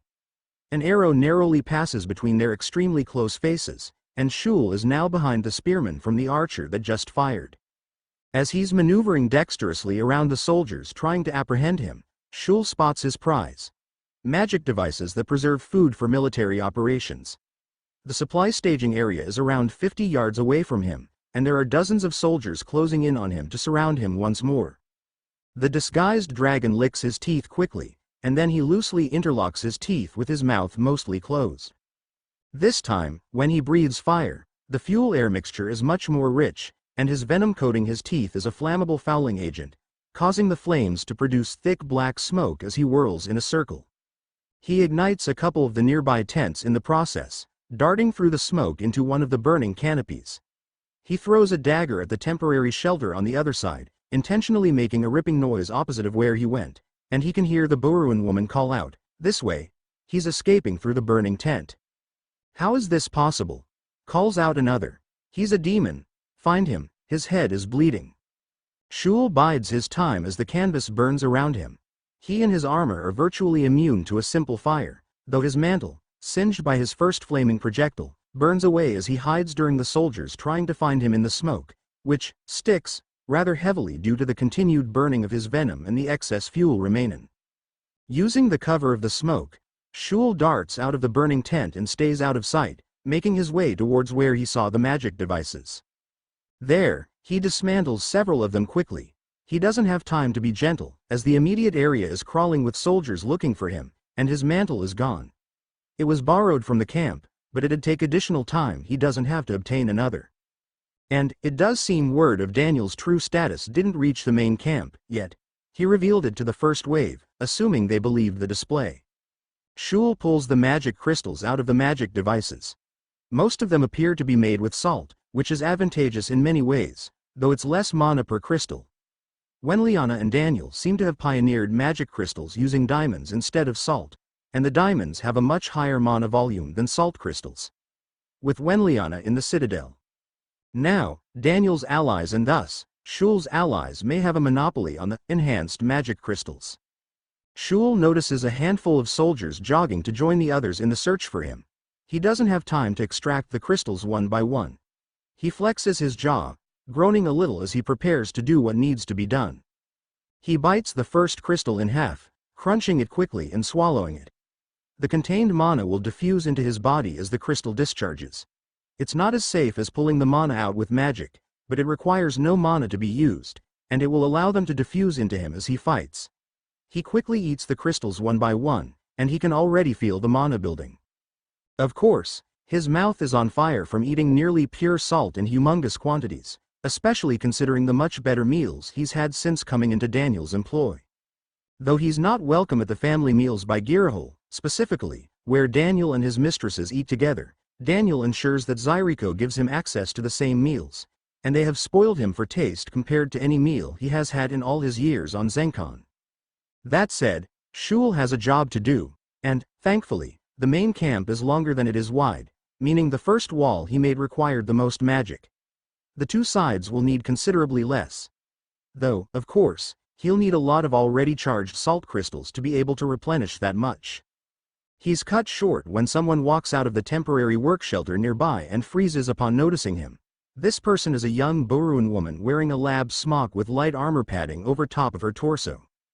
While she's still well endowed compared to most races, she would be considered scrawny by Boruan standards, as far as Shul knows. She's shorter than the average human by a small amount, and given the combination of factors, likely not a warrior. Given the magical device she's carrying and the tool belt she has, it's more likely she's either a magic artificer or a magic artisan present to repair any of the army's magic devices. Shul has only seen some at times, so he can't identify their functions. But, the one she's carrying seems to be an armor hardener, a sort of magic device that cycles between elements and allows armor to be hardened with a magic charge that can help resist against offensive magic attacks, which lasts for several hours per charge. What's more important, though, is the fact that her tool belt has a pouch full of magic crystals. Shul lunges in a blindingly fast step, closing the distance between them in an instant, and he wraps his arms around her to snatch her away to a secluded. Only, he can't move her. He can't apply any force to her as she begins screaming. Right. The contract. I can't do much of anything to non-combatants. He hears voices calling out, over here. I heard someone scream. Move. Find the spy. Shul sighs as she drops the magic device, trying to push away from him. She is able to pry herself free, smacking and punching him to try to drive him off, crying out, let me go. Help, someone. While he can't restrain her, her attacks are far too weak to cause him any harm, meaning she can't really drive him back. As such, he resorts to the next best thing. He swipes his hand across the front of the pouch with the crystals, but nothing happens. Apparently, he can't even harm her clothing. Anything considered part of her person, he can't cause harm to. My liege, I respect you, but you have greatly made this difficult. Shul simply scoffs at his plight. Daniel is the Emperor of Dragons, now, and he bested Shul directly. If he demands Shul end his own life, it is to be. Soldiers of the camp are aware of them, and they're rallying more troops to rush Shul. Shul sighs. He has one last plan. He can't restrain her, but he knows from what Daniel has mentioned and the fact that they could guide the process when the Dragon Empresses were still under the magic contract, that Shul can still touch the Boruan woman. He takes her head in his hands, kissing her. She gasps through his lips, stunned by the suddenness and flustered by the act as her brain tries to figure out what's happening. Sorry, my liege. This won't do wonders for your reputation as my master. His free hand wasn't idle. He bought himself enough time to reach into her crystal pouch and take as many of them as he can. He'll remember her face, so if the opportunity ever presents itself, he'll reimburse her for the trouble. She manages to shove herself away from him, shouting, "Get away from me, demon!" Rostrin. "Get clear," shouts one of the soldiers. Excellent. Rostrin is her name. Fear not, fair maiden. I shall take responsibility. My sincerest apologies, my lady. He bows, kicking into a backwards jump that clears the magic artisan's work tent. He lands on the other side of the canopy, buying him some distance and an obstacle from the charging soldiers. Though, several arrows rain down around him from them taking shots at him in the air. One deflects off of his shoulder pauldron, and he realizes he should have put his helmet back on, but left it sitting next to the magic devices. He'll have to let Zyriko know so they can try to find it once they begin marching on Fort Twilight. The gray dragon ingests the crystals as he runs towards the southern perimeter of the camp. He has to avoid several more patrols and rallied soldiers looking for him. The camp is a swarm of angered soldiers, all trying to find the intruder. Should have just resorted to this from the beginning. I broke my horns off for nothing, it seems. He reaches the southern perimeter, beginning immediately on placing the anchor glyphs. He needs to conserve his mana, since he has only a handful of standard crystals worth, but he'll be able to complete the 3 sides. It's unlikely the general has had time to process that he's the specific one being boxed in, since Daniel and his team will be arriving soon.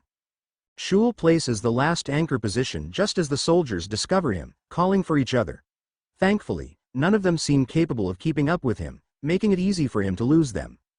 Once the anchor is placed, he steps outside of the wall, casting the spell. He can feel most of the mana he just reclaimed drain from his body, but he is able to summon another massive wall, closing in the south side of the invading main camp. As long as he can close in the north side as well, then anyone trying to flee will have to do so through the front, where Daniel is closing in. It's still unlikely the leadership of the invasion have processed that they're being trapped, since the siege hasn't even begun yet. But, he has to move quickly. The walls are humongous and imposing, making it clear to everyone for a long way off what's going on, especially now that the second wall is established. Shul takes a breath, lowering into a ready position. He can hear the soldiers drawing near to his current position, some of them calling out, "Where is the elf? We need her." He's still trying to conserve his mana, so he'll need to rely on his physical strength in a form other than his human form. He murmurs to himself with amusement, "My liege, I do appreciate this chance to challenge myself in new ways." With that, Shul digs his posture deep, launching himself over the crowd of soldiers racing towards him with their weapons drawn. He lands in a forward roll, breaking into a sprint. He is bounding in massive steps, since his speed is too high to make short steps. He also doesn't have the time to turn sharply and navigate the shelters. As he's cruising through the air in one such large bound, he panics a little when he sees a pair of personnel, a human and a Geishanin, walking briskly together with messenger bags. Shul manages to twist his body to change his direction just enough, but it throws off his landing, and he slams into the ground, tumbling through the tent past the two as they yelp in panic. They look through the demolished canvas, and Shul springs out of the twisted fabric and pulls. "Pardon me." He jumps out of the ruined pavilion, continuing on his bounding rush towards the northern perimeter. He is able to reach it, sliding to a stop on his knees as he catches his breath, quickly placing the magic glyph as he pants heavily. It's easy to forget, as a dragon, how exhausting crossing great distances on foot can be. It takes very little magic to aid in flying, and even then, his wings are likely the strongest limbs on his body in his true form, and if flying correctly, doesn't require continuous exertion. Shul wearily climbs to his feet, panting as he jogs to the additional positions he chooses to make sure he gets the proper spacing for summoning. At the last point, he leans against a tree, casting the last glyph as he coughs, panting heavily. "Noted, my liege. I need to exercise more. To think I allowed myself to get like this." Shul then uses the last of his renewed mana, which had built up a little more as the crystals dissolve in his stomach and diffuse their mana into him. He casts the summoning spell, summoning another section of wall towering over the camp and restricting escape. He notices fire erupt on the western front, and the heat of the flames could only be a dragon. Or, two dragons, specifically, and perhaps a tiny Feldrock girl. As he rests against the tree, something he heard during the last few minutes sticks in his mind. Who is this elf, and why should she matter? Chapter 70. Battle for the Plains Part 3. All hail His Imperial Greatness, Daniel, and Her Imperial Greatness, Hecate, for leading us to victory against the invasion. Calls out Balame's voice as Shek and Sklo are preparing ingredients for the first batch of baked treats they intend to make. They listen happily, cheering as Balame continues over the strange, faceless voice that fills the whole citadel. With his superior intellect and strength, our beloved Emperor Daniel drove back the hostile invaders. Please join us in celebrating His Grace's victory and to welcome him home at the Eastern Gate. Suddenly, the Golem woman appears before Shek and Sklo, surprising them a little, but they're mostly used to it. Balame doesn't have a face to smile with, but Shek can tell by her voice that she's pleased. "Ladies Shek and Sklo, I have a favor to ask." Shek and Sklo go to East Gate, says Shek happily. Sklo nods in agreement. Sklo and Shek celebrate with Ma Daniel. Make treats later. "Actually, the favor I need is to help Daniel. He's not really coming back yet." They both gasp, and Shek asks quickly, "Daniel safe?" "He's all right. For now, he's fighting in the central camp. But, to lure out the intruders, I want them to believe he's returning to the Citadel." "What Sklo and Shek have do?" asks Sklo nervously. "I'll protect you with strong magic barriers, but I want you to excitedly greet the fake Daniel and fake Hecate like they're the real ones. Ideally, while you're hugging Daniel, it'll make it easy for them to identify him. Then, you'll lure him to your private quarters in town. But not real Daniel. You won't have to do anything with the fake Daniel. It'll just be an illusion anyways. We're trying to trick the intruders so they don't kidnap anyone like last time." Shek hugs her belly gently, which is large and heavy. She nods. Shek want help Daniel. Shek love Daniel. Balame nods. "Don't worry. I won't let anything happen to you or Daniel's precious children. I just want you to act like you're separating Daniel from the crowd." Shek and Sklo nod in understanding. Balame teleports them to the entrance of the castle, and they both make their way quickly through the crowds that have gathered.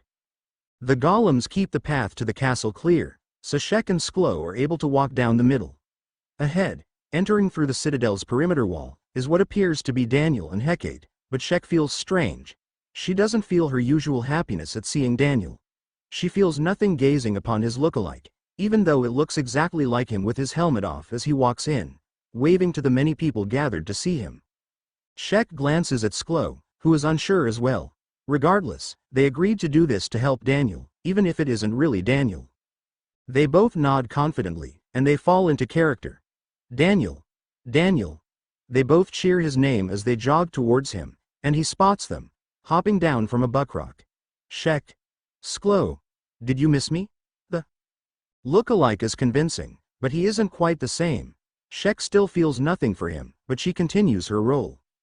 She hugs him alongside Sklo, and he wraps his arms around her. He kisses both of their cheeks, petting their bellies. It doesn't feel right, but Shek agreed to allow it. She says as excitedly as she can, Daniel. Shek and Sklo miss you. We celebrate victory? Daniel smiles warmly. I wouldn't have it any other way. He looks at Hecate, saying, my beautiful lady, I'll meet up with you later. The Hecate look-alike replies haughtily, fine, but you have to spend the rest of the night with me afterwards. He nods with a grin, sounds good, see you in a bit. Daniel then stands up, saying warmly to Shek and Sklo, please lead the way. The two goblins nod, leading Daniel by the hands towards the simple little town cottage that he provided for them to live in when they're spending time in town, rather than the Citadel, which is usually when Daniel is out on missions. They lead him into the townhouse, and Daniel begins taking his armor off. Shek isn't too happy about it, but she plays along. She's not sure what's supposed to happen, but she and Sklo have to be part of the plan to help Daniel. Just as the three are climbing into bed, something crackles behind Shek. She gasps and looks, finding a man in dark clothing with a short sword, recoiling with shock in his eyes, the only thing visible through the wrapping around his face and head. Similarly, Sklo is hit by an attack that nearly stops Shek's heart, but it bounces off of a glowing layer surrounding the goblin woman. What? Cries out the second attacker. The Daniel look-alike suddenly changes form, revealing itself to be a soldier golem, and it pounces at the first attacker, the one that tried to hit Shek. Shek and Sklo cuddle together, but the second attacker tries to take one of them hostage, only to be electrocuted. It's terrifying to the two goblins, and two more attackers rush into the room. What's going? The two new assailants are immediately grabbed from behind and impaled below the ribs by two more golems that were invisible in the room, their mouths covered to prevent screams. Balame appears in the room suddenly, as if stepping out of thin air, and she approaches Shek and Sklo. I apologize for frightening you, Your Majesties. Please forgive me. Daniel S. safe? Asks Shek nervously, still hugging Sklo. Yes. You did your jobs perfectly, thank you. We'll begin the questioning of these men and the sea we found outside. Return to the Citadel, please. Shek and Sklo nod, nervously getting dressed and returning to the castle entrance. There, one of the other golem mana guides from one of the other districts is waiting for them, and he teleports Shek and Sklo back into the secured zone, where their ingredients are ready for use. Thank you for your help, Lady Shek, Lady Sklo. Shush, Shek happy to help, replies the Goblin Queen nervously. Sklo nods, fidgeting with her hands. Balame apologizes again for the fright you experienced. I will ensure Daniel is informed to comfort you at the soonest possible time available. Shek nods, and Sklo whimpers, why yes, please. Hecate cackles as she fires ice rifles in quick succession, passing each one back into the cabin from the turret hatch she's poking her torso out of. In the cabin of the rover, as Daniel drives, Ileana cranks the recocking handle. To reset the crystals inside. Yes, flee, you fools. You are facing the dreaded Empress Hecate Fel Lawson. Nothing is more terrifying than. Just before she finishes, a platinum-colored stream tears across the sky, and flames erupt in a wide swath of destruction. Ryuogryer's strafe specifically closes the soldiers in, leaving behind a trail of fire. A second offensive flyby from an orange blur streaks by, and another wall of fire erupts. The soldiers, who were fleeing and avoiding Hecate's ice shots, are now fleeing and screaming as they try to escape the dragons and their fire. Of course, it would be forgivable to assume that they aren't dragons, as they're both in their human forms still, and they catch up to the rover, flying alongside. Hecate shouts over the noise, show-offs. Ryuogryer chuckles, and Girahole adds, that useless dragon was taking too long. Mukori, you did not wait for us, states Ryuogryer near the window. I knew you'd catch up, retorts Daniel playfully. Daniel steers around a handful of people that are fleeing from the flames, and Hecate shouts, hey, I'm scarier than them. I'm just not trying to hurt anyone right now. Mind the shrapnel, Hecate, calls Daniel. Gara, Ryuo, look out, shouts Viregraze as she points ahead, attempting to generate a magic barrier. The warning comes too late. A flash races in, and Daniel can barely see it. it slams the front of the rover, and it's all he can do to brace himself as the front end crumples, and he can feel vertigo as the whole rover pivots. He's fairly sure the rover shouldn't try to front-end flip from a simple head-on collision. However, he is able to crack his right eye open as shrapnel shards of glass and metal spray all around the rover. Below him ahead of the rover is a humanoid figure using a magic staff. He can only tell because there are strange, flame or smoke-like swirls coming from the staff and connected to the rover as it front flips over the person. He wants to call out for the others to brace themselves, but he can't do anything but clench, waiting for the inevitable tumble. He can barely hear anything else. The rover slams the ground, tumbling violently as pieces of it are scattered across the field. Daniel coughs himself out of his momentary daze or blackout, and he has a surreal feeling, like a dream. He has been in a car wreck before, and as his senses slowly return with the adrenaline kicking in, he recognizes the feeling itself. It helps him begin processing again, and he has to move quickly. He's hanging upside down, with Viregraze next to him in the passenger seat. Ileana has already freed herself, having flopped to the roof of the rover, which is now the bottom. She wearily scrambles forward, calling, my lady." Viregraze coughs, replying, "I'm all right." An explosion rattles them, and Daniel coughs as well. "We need to move." He pats his chest, finding the hilt of a knife, and he pulls it free, cutting his seatbelt, doing his best to land as carefully as possible as he drops from his seat. He then helps Ileana get Viregraze down. They all have scrapes and cuts, but thankfully, no broken bones. "Ileana, the door," calls out Daniel. He is acutely aware that Hecate is nowhere present, but he has to get free to figure out what happened to her. He prays her god-like strength will protect her, or that the Feldrocks of the past are looking out for her, but he can't do anything until he frees himself. Ileana uses a spell to blast the driver's door free, and Daniel climbs out, using the rover to support himself. The air is heavy with smoke, which only exacerbates his cough and clouds the area. He draws his pistol, as well as Nemesel, which seems to actively be resisting him. "Please, Nemesel. Please help me," he coughs, and the sword finally slides free of its scabbard. He keeps Nemesel in his hand as he crouches down, helping Ileana and then Viregraze out of the vehicle. A glow draws his attention as they're checking over each other, and his instincts crawl. He places himself in front of the two Ultal with Nemesel at the ready, and a lance of energy streaks across the ground, slicing through the dirt and exploding it, only prevented from bisecting the three thanks to Nemesel's negation of magic attacks. The proof is the clean cuts through the remains of the rover, with a gap only where they're standing. Daniel asks over his shoulder, "Why, you two all right?" "Yes," replies Viregraze. "It's her." "Her?" asks Daniel, coughing. His blood runs cold when a very familiar voice cries out in pain. "Girahol." She emerges from the smoke, one of her wings tattered, and she crawls towards Daniel. "Gara." Daniel pushes through his own pain and bruises, running to the orange dragon. Daniel. "Stay back," cries out Girahol. A figure suddenly flashes in with a long staff weapon. One end of the staff has what appears to be an arcane gem, glowing with various colors of energy, some of which swirl around the crystal in smoke like auras. The other end of the staff is a metallic blade with a rainbow gradient that shifts with magic energy around it.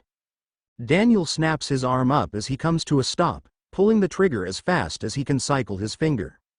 The attacker is wearing what Daniel would describe as assassin's clothes, similar to a video game on Earth. While not the same, and lacking the wrist daggers, the hooded light armor accommodates the assailant's speed and agility, while obscuring their facial features. She is attempting to spear Girahol in the back, but is forced to shift to defense as the bullets of his pistol ricochet off of a barrier. Daniel loses track of his remaining shots, and his pistol clicks as the slide locks back, his last shot spent. He flinches at the realization, and he shoves the pistol into its holster, gripping Nemesel as he moves closer to Girahol. The woman stalks in a cautious circle. "Gara, talk to me," calls out Daniel without looking at her. "Tell me you're okay." Daniel, I'm sorry." Daniel is biding his time. He's anticipating a certain move. He has no idea who this woman is or what her capabilities are, but she can move lightning fast. The crystal on the staff glows, and he shifts his weight, changing direction in that instant. The spear appears next to him as the woman flashes towards him, and he winces as he feels it slash his side, avoiding impaling him completely by a narrow margin. Thankfully, he gets what he wanted. She stumbles, and he closes in on her, elbowing her chest. His own body is sore and weak from the wreck, as well as the fact that she just injured him further. She is caught off guard by Daniel's ability to suddenly keep up with her, but he's just a normal human. And now, at least for the moment, so is she. Daniel does his best to slash Nemesel through the spear, and she narrowly avoids him cutting the polearm in half. She tries to dart away, but Daniel stays close, keeping Nemesel within a few feet of her. She seems to be flustered, but she's still a better fighter than Daniel. She zootinly switches tactics, using the loss of momentum of one of Daniel's swings to parry as she spins, briefly abandoning her spear as she grapples. His arm.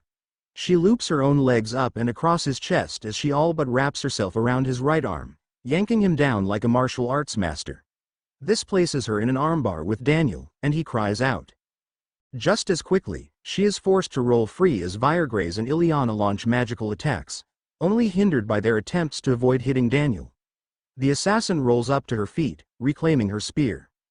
Just as Daniel is climbing to a standing position, Girahol, having scrambled to him, grabs his waist. Daniel. You can't, you have to run. No, not while you're in danger. Daniel shields his face instinctively as a powerful magic blast hits Ileana's barrier, shattering the barrier. Viregraze moves to defend Ileana, and Daniel begins to realize that this attacker is at least as powerful as Viregraze, which is a high bar. Where is Hecate? Asks Daniel. I don't know, she disappeared in the smoke. Daniel cycles through his magic bag, finding a semi-automatic rifle. He also hands Girahol a healing potation. Gara, Mukori, take this. I'm going to help those two. He pulls himself free of her, and she tries to object, but she quickly drinks the potation. Daniel takes a knee, coughing again as his ribs burn. He does his best to steady himself with the rifle, taking aim. The attacker is trying to close the distance on Viregraze and Ileana, and he opens fire. Now, the attacker's on defense, needing to focus on a barrier, and their shift in posture suggests whoever it has found this surprising, since the rifle is slamming the barrier harder. Daniel stops firing briefly to dig in his pouch, and she makes her move. Daniel springs to his feet, barely having time to grip Nemesel and prevent it from returning to its sheath. He doesn't have enough time to avoid the attack. The spear finds its mark this time, and Daniel flinches. He is at once in a duality of thoughts. He knows he has been stabbed. He's certain of it. He knows pain is searing through his nerve endings in a bid for response from his brain. He knows blood is leaving the wound. In contrast, he also doesn't feel anything. If anything, he feels cold around the point of impact, rather than pain. And yet, cold doesn't feel right either. Again, the surreal feeling has returned, and reality doesn't feel real anymore. He has what he wanted in his hand, but it was foolish to try to get it. Maybe. Motion catches his eye as the attacker draws closer, grabbing his chest and using him as a human shield. Daniel coughs up blood as the spear is removed from his torso. His vision is fading, and his mind is becoming foggy. No, one last thing. Do one last thing, Daniel. He draws his hands together as Nemesel falls to the ground. He pulls them apart with the last of his strength. And, the last conscious decision he makes, though he can't even be sure he carries it out, is to reach behind him with his right hand. Daniel! Screams Girahol. Her body bursts into flames as she begins panting, fire rolling from her mouth as she prepares to unleash every ounce of her magical power. You're not leaving this place. I'll kill you, I'll kill you. I swear to all who will listen, I will kill you. The assassin keeps Daniel between himself and the three magically powered women, who are keeping close to defend each other. Viregraze and Ileana are losing magical power, and Girahol is prepared to use the last of her own to annihilate the assassin, but the only thing holding her back is Daniel fading in the assassin's arms. Suddenly, a fast movement swoops in. A humanoid figure with gray hair and a gray tail pounces onto the assassin's back, biting seemingly harmlessly and catching the assassin off guard.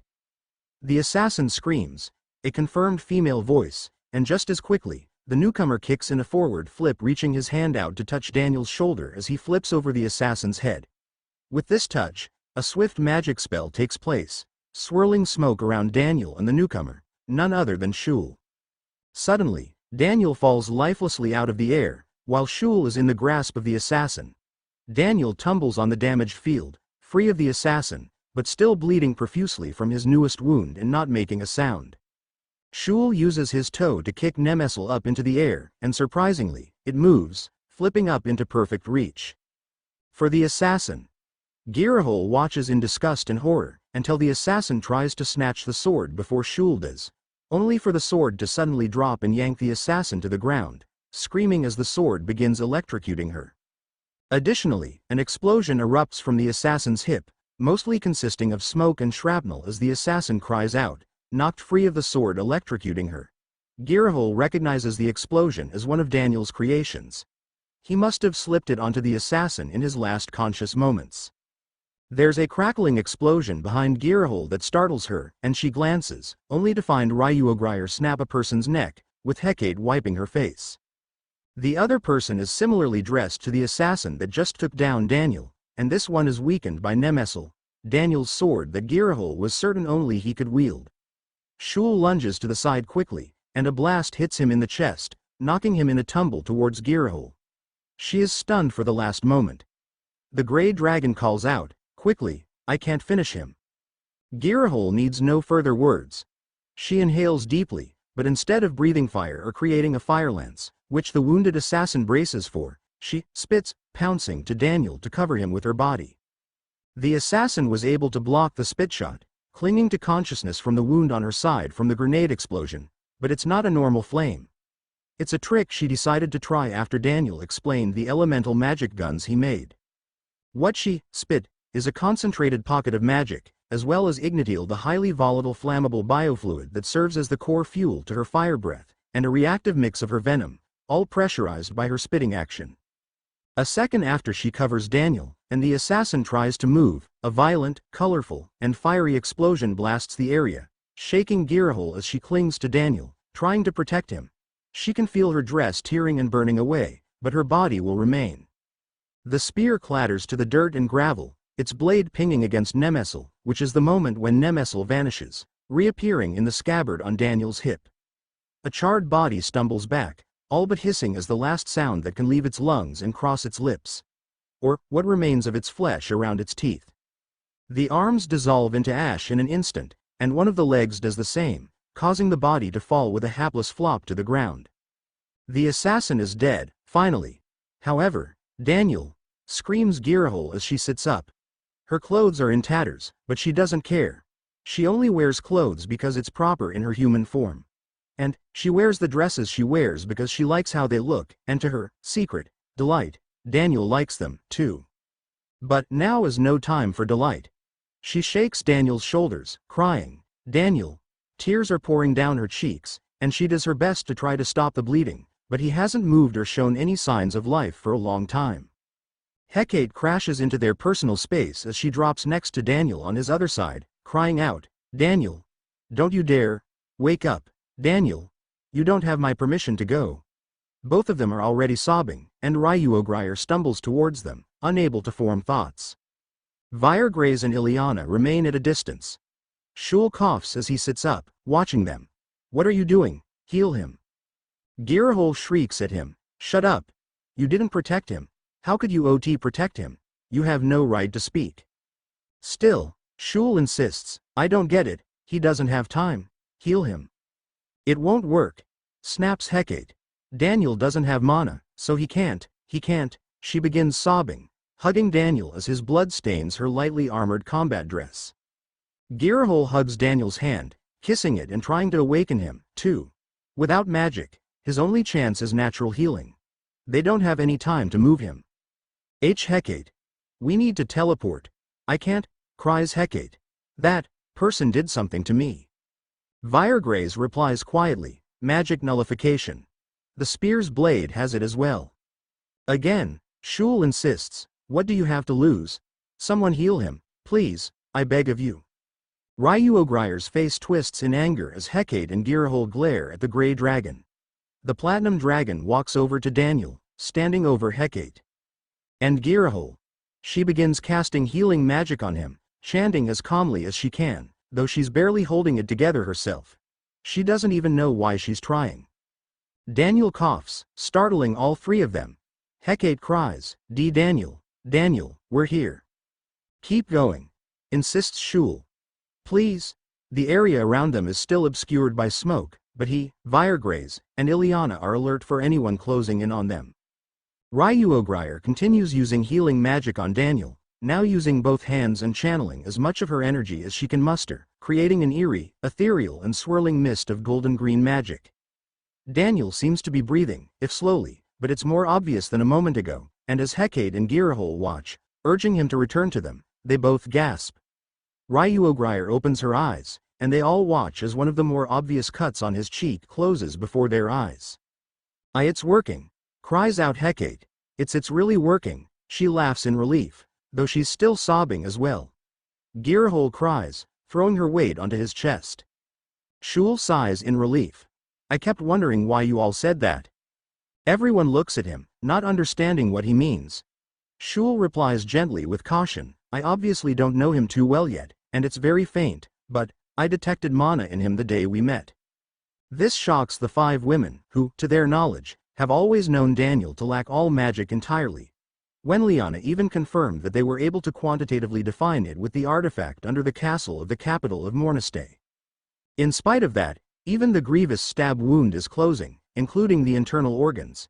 It seems like it's draining Ryuogrier, but he is healing before their eyes. Potations! Cries out Hecate. She begins digging in her bag as Girahol shifts to cradle Daniel and sit him up a little on her lap to make it easier to feed him the potations. They bicker about how to feed him the potations, but ultimately settle on being cautious, pouring it into his mouth slowly. Virgraze jogs up as Ryuogrier begins losing strength. Let me take over, Lady Ryuogrier. The platinum dragon in human form nods, slumping and dropping to her knees as Virgraze takes over the healing magic. Virgraze has the most magic of anyone present, except Hecate, if Hecate's magic wasn't blocked. Ideally, it'll be enough even for the inefficient healing of Daniel, and Ileana asks as she keeps watch, could this have been the case all along? Hecate shakes her head. No, he said he has had potations before, but they didn't do anything at all. Ryuogrier points out as she catches her breath, holding Daniel's free left hand with both of hers, as long as he recovers, we can figure it out later. Shul, I'm sorry I doubted you. Girahol flinches. She glances at Shul, but she doesn't say anything. Shul replies gently, I have no grudges or regrets remaining. I live to serve my liege, now. And, I obviously need to get stronger, to protect him more adequately. Girahol hugs Daniel more firmly in her lap, cupping his cheeks with her hands. I still don't forgive you, but you did. Get him away from that assassin. Who were those people? Asks Hecate. Everyone shakes their heads. I don't know, replies Virgraze. But, their mana is surprising. I had thought the only remaining human kin with that much magical power was an elf. Shul adds, I know of whom you speak, Lady Archpriestess. These two did not fight in the manner of Sen. It was more like a demon kin. During his remark, Shul claims the spear of the fallen attacker, and Hecate points at the one she and Ryuogrier finished. Let's store that one. When we can revive him and peel every inch of skin off of him before healing him until he answers all of our questions. Girahol growls, I'd rather the other one. Shul perks up. Looks like he had his own plans. He lunges to the one Hecate fought, gripping the back of his skull just as he was starting to lift his head. The man flinches, though Shul can unfortunately do nothing about it. Ileana is there in an instant, sprinting to them. She borrows the spear from Shul, finishing the assassin once more. How? Starts Hecate. Ileana states, we should retreat from here and regroup, now that Daniel is safe. Virgraze nods, I think I closed all of the internal and external wounds, but that took most of my magic as well. Ryuogrier pets Daniel's cheek, saying tenderly, that we can heal him at all is worth it. One thing, though, starts Virgraze as she looks at Shul. How were you able to manipulate Nemesel? Shul scoffs and smirks as he shrugs. That last spell? That was the last of my mana. If I understand correctly, Nemesel simply hates magic. If it makes you feel better, it did shock me. The others stare at him for a moment in disbelief. Chapter 71. The world powers of Zenkon when Liana sits with Rainleif, Gwenisphia, Treya, and Karatai in a small circle on a large circular sofa in the secured area of the Citadel's control room. Shek, Sklo, Thymeria, and Aulon are busy baking nearby. The magic artisan cradles the humongous egg in her lap, stroking the slightly rough, ceramic-like shell that contains her own distant relative to be, as strange as it is to think about. The egg is warm to the touch, but usually, the dragons are just carrying them around either in their arms or in special harnesses that Daniel made based on harnesses his world used for human infants. Great Aunt Reyna, starts Wenliana gently. I noticed that all three of you carry your eggs around with you, but there doesn't seem to be much of a purpose that I can see. Do you not have to keep them warm? Rainleif replies softly, sitting closest to Wenliana of the group, we do. Dragon eggs hold heat really well, so we don't have to tend to them every second. I believe it was so we could protect our nests if something came up. But, any time we're holding it, we're heating it with our bodies by heating ourselves up. Would an incubator not work? It would. And Daniel made some for us that we use when we're sleeping sometimes. But she blushes, keeping her mouth hidden behind the high collar of her blue mantle. It's an indescribable feeling when for hundreds of years it was impossible. I see, apologies. No need. I don't mind answering questions. Treya asks, if you don't mind me asking, do you help the babies hatch? The shell seems really sturdy. Rainleif chuckles softly. Ideally, no, it's a rite of passage for a dragon to successfully hatch. She blushes, scratching her cheek as she averts her gaze. I think no mother would allow her child not to hatch, though. Especially now. Because there are so few of you? Asks Gwenisphia gently and sympathetically. Rainleif shakes her head. No, because the weakest dragon can still be strong, just as a human can be stronger than the strongest dragon. There's a knowing chuckle with all of them, especially since Gwenisphia and Treya know that Daniel fended off a dragon, even if they didn't witness it directly. Rainleif adds to her thought, Morthy Bargaran, the former Lord of Dragons, believed weakness was intolerable. He'd never give a child that can't even break out of its shell a chance, and so many of them never hatched, even though they cried for help. She trails off, with her gaze going distant.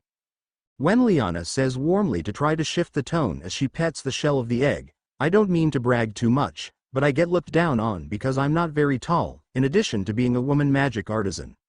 No other magic artisan has as many world-changing patents as I do, no matter how tall they are.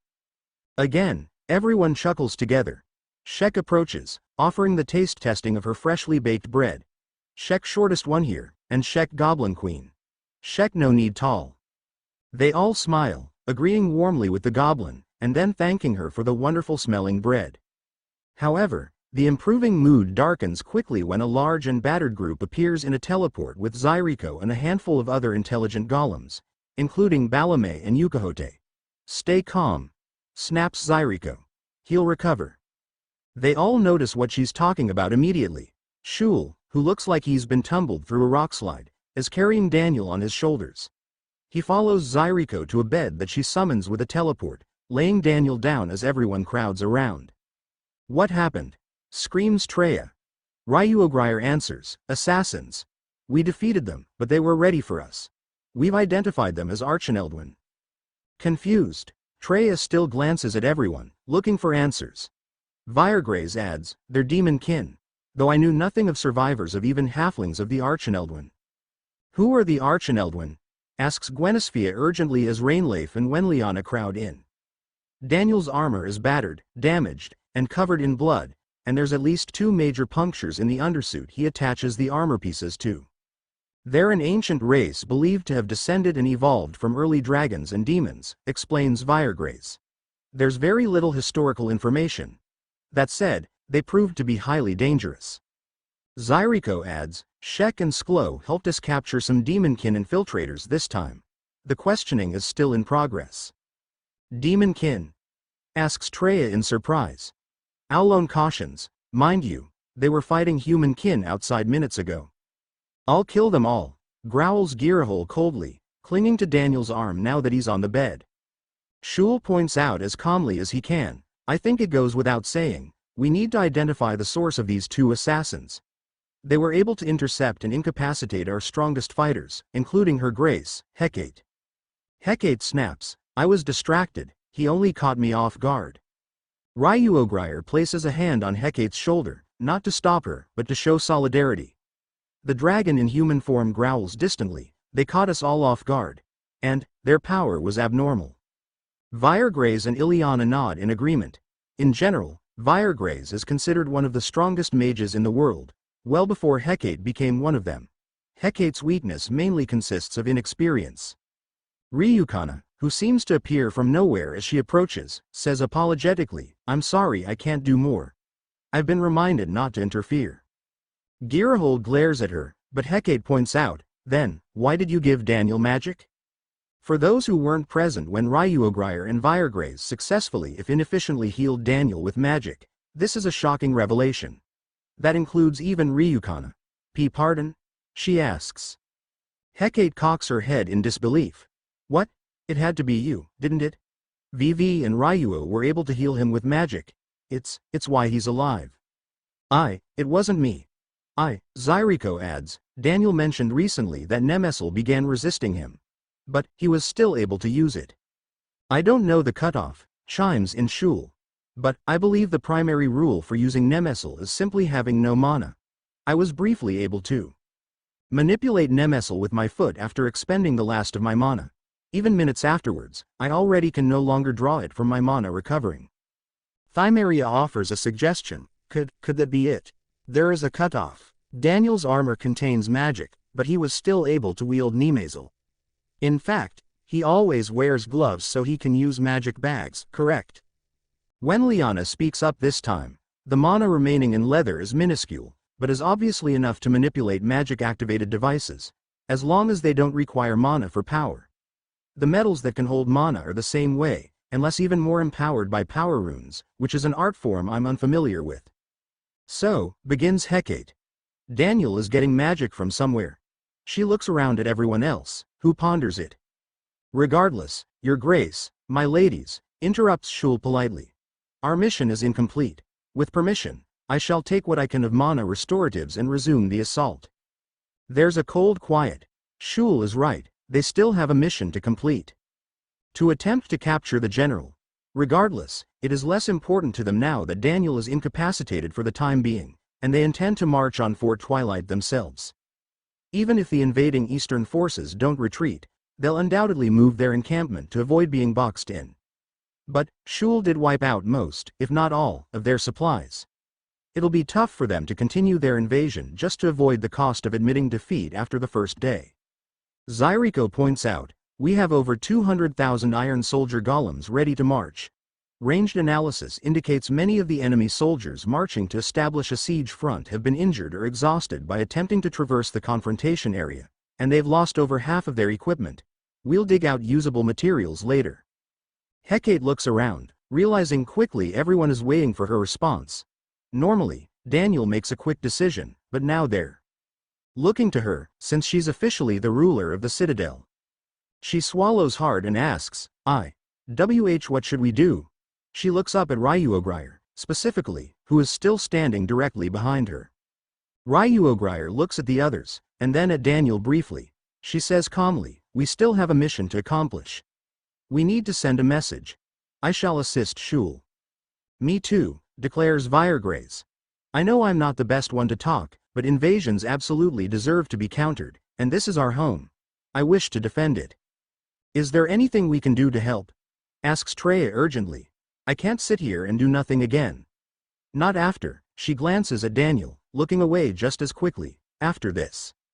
Gwenisphia nods in agreement with her, and Ileana suggests, "We'll take a shuttle, if one of the golems can pilot it for us.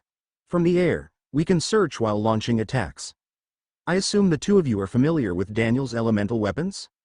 Both Treya and Gwenisphia nod confidently. "Yes. He showed us how to use them, though accuracy." "We'll do what we can," states Gwenisphia confidently, smiling at Treya. "Please include us." Ileana nods, looking to Viregraze, who also nods in agreement. Shek chimes in, Shek, stay here in care of Daniel." Sklo nods in agreement. Surprisingly, though, Aulon offers to join the second strike team. "I'll join the strike team, if you'll have me." She looks at Zyriko. "Daniel will be safe here, won't he?" Zyriko nods. "Yes. He will be monitored continuously, and Shek and Sklo will be able to assist in anything I need. She nods, and Karatai adds, then, I'm going, too. Wenliana fidgets, Zyriko adds, I recommend you remain here, Lady Wenliana. As a human, you will be the best choice of monitoring his condition. She nods softly. Sorry, I'm not a combatant. Hecate flexes her hand, but she's unable to summon magic yet. Will my magic come back? Yes, reassures Viregrace. You're too powerful to be sealed permanently, though, it may take time to wear off. You are welcome to assist with ranged elemental weapons. After all, the most powerful sorcerer in the world, until recently, possessed no magic. Everyone manages an uneasy chuckle. The assassin proved that, while Daniel is crafty and can fumble his way through certain situations, he's not all-powerful. Far from it. And these enemies came prepared to defend against his rifles. Zyriko, starts Hecate. The assassins were able to defend against Daniel's fast rifle and his pistol. He also survived one of Daniel's grenades. Zyriko nods, thank you. I'll begin testing all known barrier spells and find ammunition to penetrate them, though. Hecate slumps. Daniel was armed primarily to minimize casualties. I know. I'll talk to him when he wakes up. She holds her black hair out of the way to kiss his cheek, saying tenderly, you're a big meanie, Daniel. Wake up quickly. She then joins the strike team. Girahol, who still hasn't let go of Daniel's arm, whimpers, Shul. Shul perks up, replying, I'm here, my lady. She glares at him, saying sternly, I'm going to trust you to find the leader of these invaders. I can't go, or we won't, we need them alive, so you have to succeed. If you fail, you will suffer.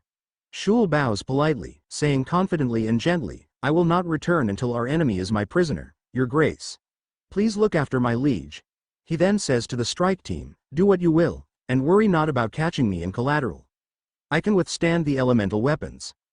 I shall find the leader, if you would graciously suppress our enemies from the sky. They nod in agreement, and Ryuogrier says sternly, you risked your own safety for Mukori, Shul. Prove your loyalty and complete his mission. Leave it to me, your grace. Shul jogs to the exit teleporter, which puts him in the main control area, where he can transform and access the flyway. Yukahote offers, I recommend deploying the soldiers, then, with your permission, your greatness. Hecate nods. Do it. Overwhelm them and box them into Shul's walls. If we lose half of our forces, take no quarter. Yukahote nods. As you wish, your greatness. Balame adds, your greatness, Sir Yukahote. I would like to recommend illusion magic of our central figures within the ranks of the golems to draw out any additional assassins, if they should be present. Hecate nods. Do it. Play it however you need to. Yukahote nods. It shall be done, your greatness. With that, the strike team also departs, and the golems, excluding Zyriko, also vanish to continue their tasks. Zyriko kneels next to Wenliana, who is sitting on the edge of the bed, while Girahol and Rainleif sit with Daniel. Rainleif asks softly, tell us what happened, Gara. Girahol is still visibly upset, but she begins recounting the events, from the successful hindrance of the troops to the suddenness of the attack from the assassins. Shek asks, Daniel healed now? Mostly, admits Girahol. They said that, although it worked, it was far more inefficient than normal. Wenliana, still cradling Rainleif's egg, pets Daniel's arm with her free hand. What I wouldn't give to be able to test him with the artifact in Mornastay. Shek offers gently, Shek give milk. For what? Asks Girahol. The only reason we didn't give him more potations is that we already gave him a lot. Shek's milk heal. Claims Shek. Shek blessed. Girahol sighs, but when she looks at Ryukana, the goddess makes a point of smiling gently and nodding.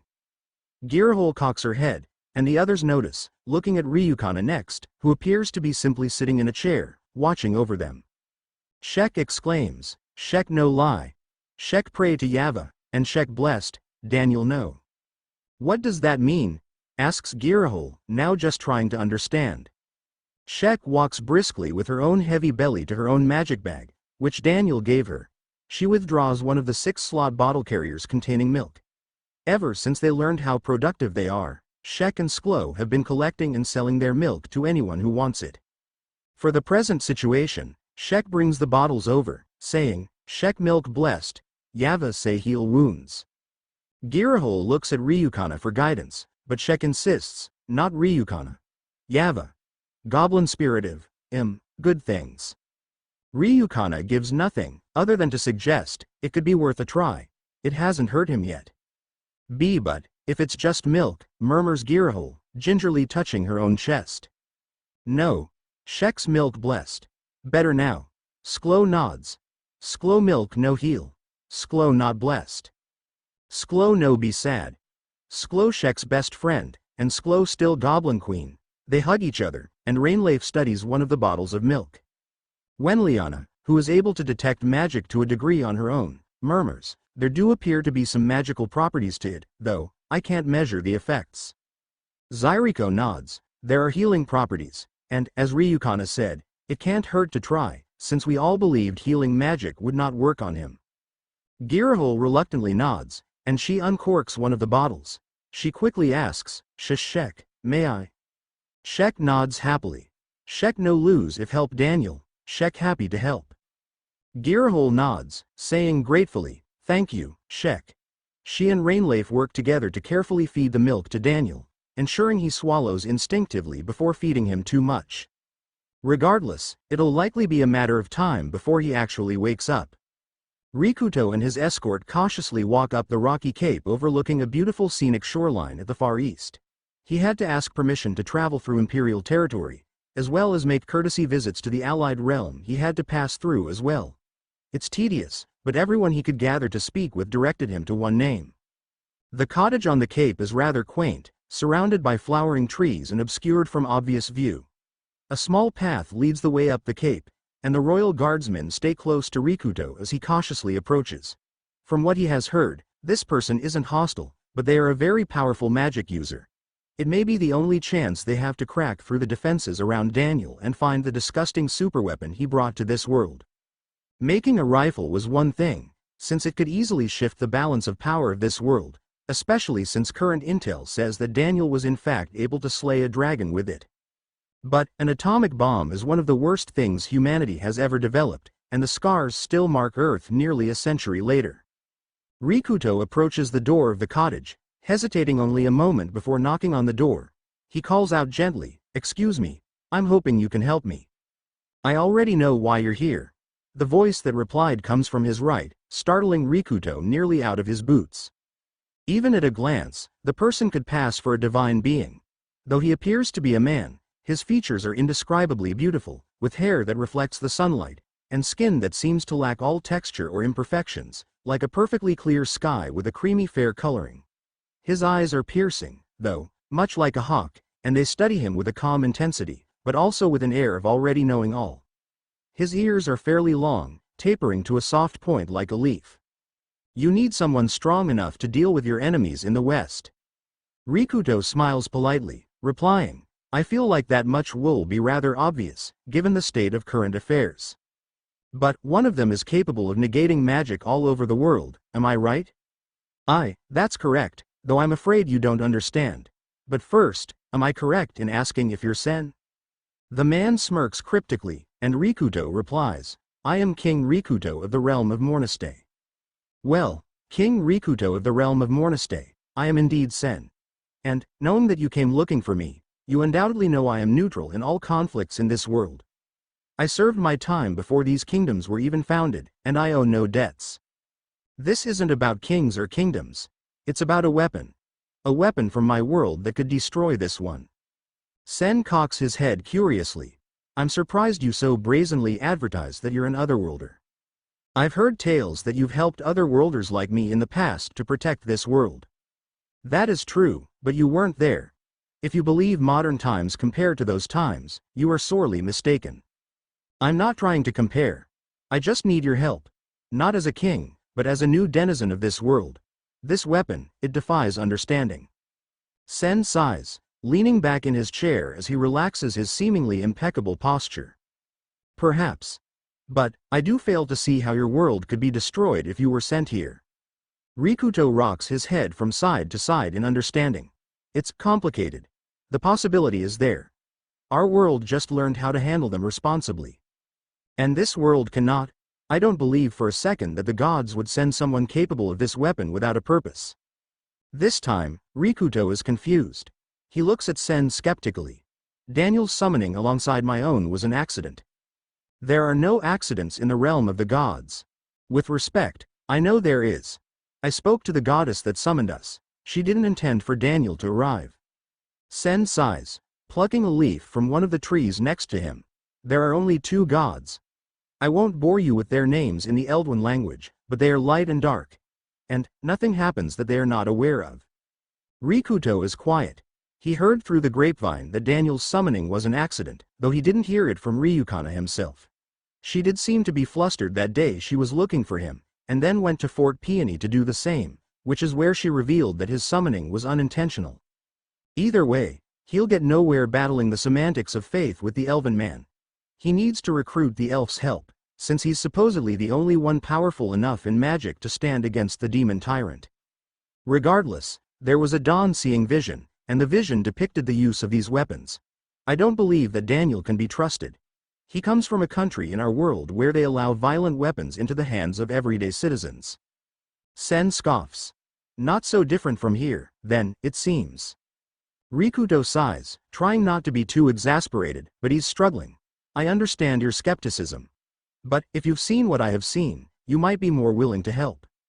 I've seen something more important, replies the elf as he slowly spins the leaf in his fingers, revealing a light and dark side to the leaf. Have you had your Dawnseer peer into the great river since, King Rikuto? No, our first court Dawnseer passed away under the immense amount of stress the visions were causing her, and then when Daniel detonated his weapons, the new Dawnseer nearly went completely mad.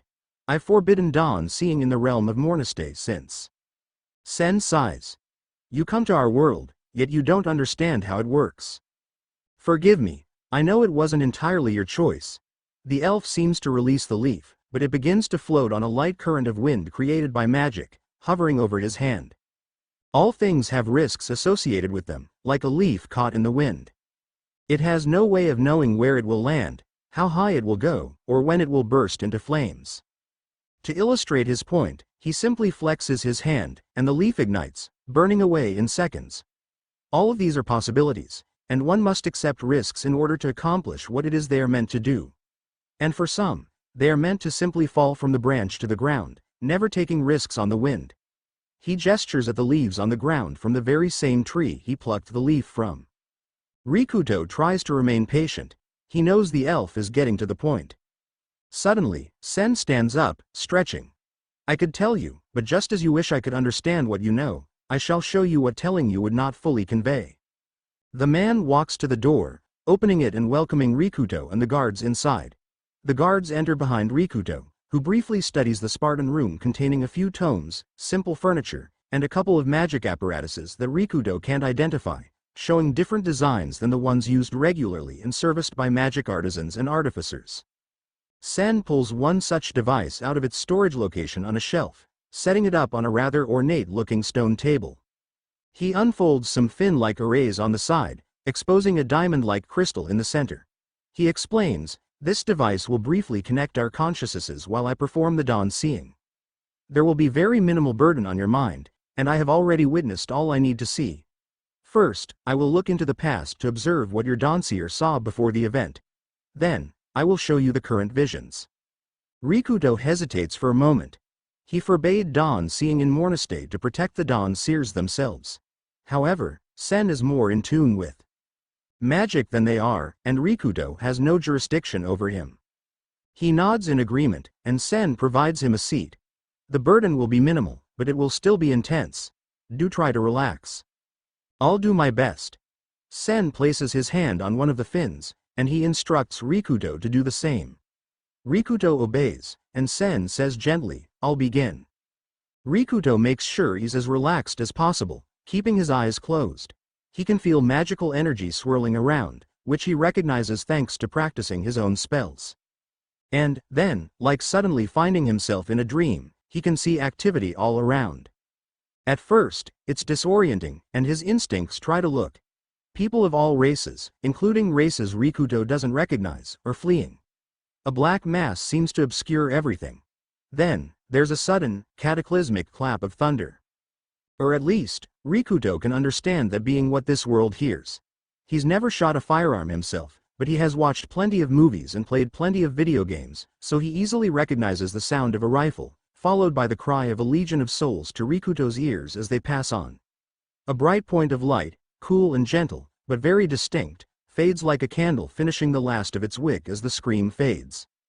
A black dragon with triangular horns and a broad, spiky-looking tail, the mightiest of beings in the world, has been slain under the power of an otherworldly weapon. And then, the figures.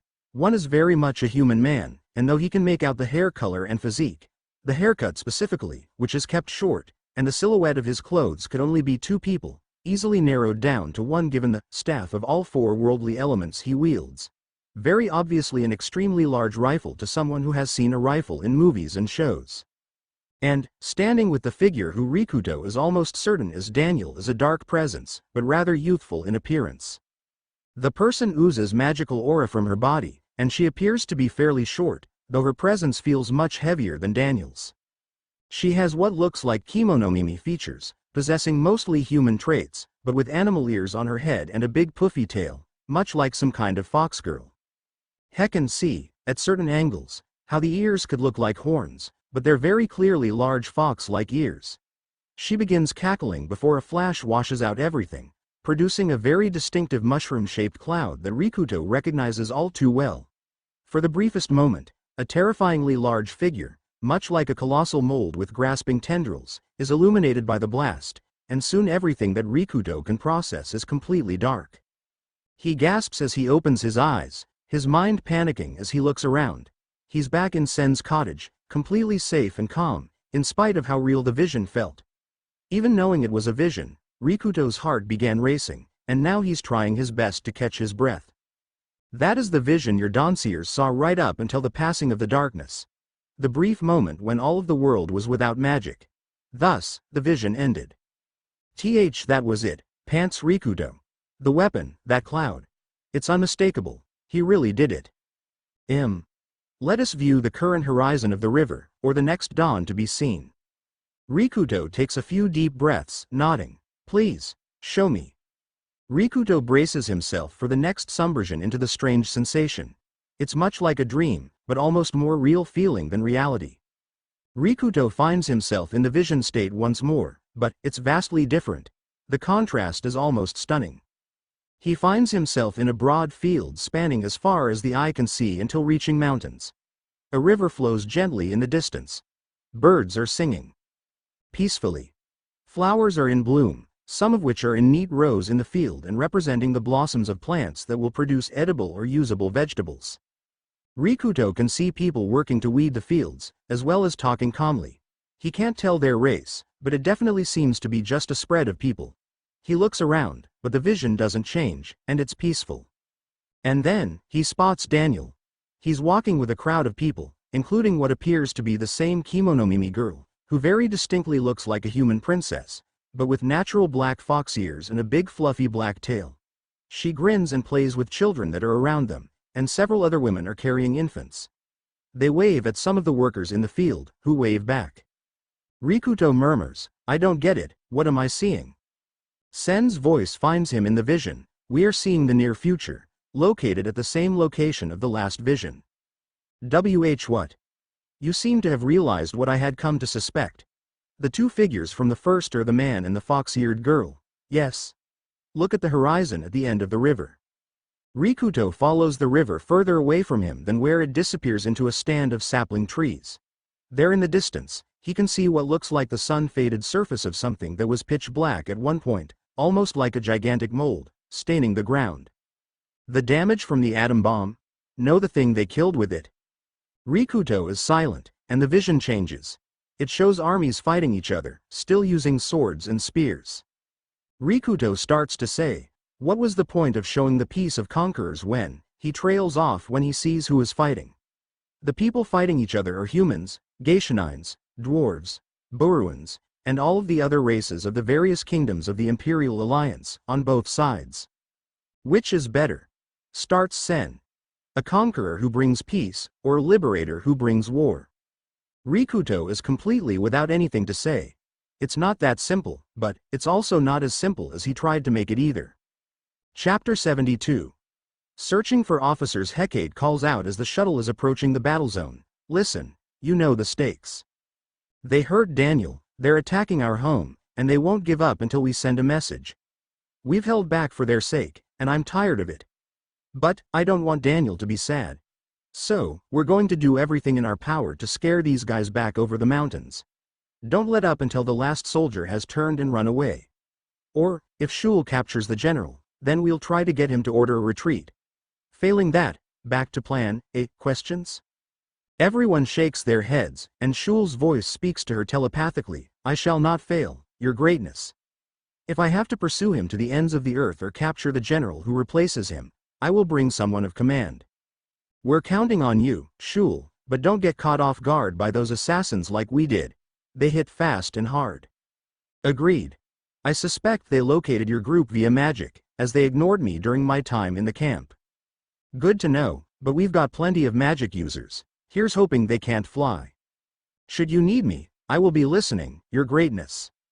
She nods, thanking Yukahote. Thank you, Yukahote, for relaying to him. The golem bows his head as he pilots the shuttle, which will also allow him to command the battle from above. He states, brace yourselves. Golem strike team is dropping now. The golems in the back, much heavier than usual soldiers and wearing backpacks with a large piece of fabric inside for each one, hook cables to an anchor just inside the door as one of the golems opens the hatch. Wind begins roaring in the cabin as the women hold firmly to their seats. As the golems file out, the cable pulls the parachutes out, deploying them automatically and allowing the golems to fall safely to the ground without suffering damage, even from high up out of range of attack spells. By the time the golems are in range, they can detach from the parachutes and likely survive the drop, assuming they are at risk of being destroyed during the drop. The other shuttles deploy golems in the same fashion, dropping them directly into the ranks of the forward attack force, who are re-establishing their ranks to march on the Citadel. Yukahote banks, guiding the shuttle in a descending arc, giving the hand signal. They're flying slower, and the strike team members anchor their own cables to prevent themselves from falling out of the shuttle. Even though he expressly desires to avoid conflict, Daniel spared none of his secrets, it seems, by bringing warfare techniques of the militaries of his world. The other shuttles, completely manned by golems, have machine guns and are on defense for the shuttle carrying Hecate, Aulon, Karatai, Treya, Gwenisphia, Viregraze, and Ileana. They are all armed with various elemental rifles, and they take stations on either side, taking turns firing and pulling back to cycle the recocking handle. Elemental attacks rain down below the golems, causing explosions of all 6 of the primary elements that scatter and injure some of the soldiers. They're beyond the point of caution, but the elemental weapons can be tuned to be less lethal, and the long range saps some of the energy. The soldiers will almost certainly survive, as long as they aren't hit by multiple shots, but it's no longer as much of a priority. They spot Shul and Ryuogrier flying by underneath them, igniting lines of fire on the ground with fire breath. Ryuogrier is no longer restricted by any contract, meaning she can cause harm if she needs or wants to, but for now, she's also abiding by Daniel's wishes to try to turn the enemies back with minimal casualties. Hecate does ponder as she fires, though, which Treya notices. You all right, Hecate? Asks Treya loudly over the wind noise and the blaster shots. Yeah, I was just thinking, if the assassins are demon kin, should we be focusing on the Covenant as well? I don't know that they'll leave us with much choice, but I'm not an expert on warfare. I'm just a soldier.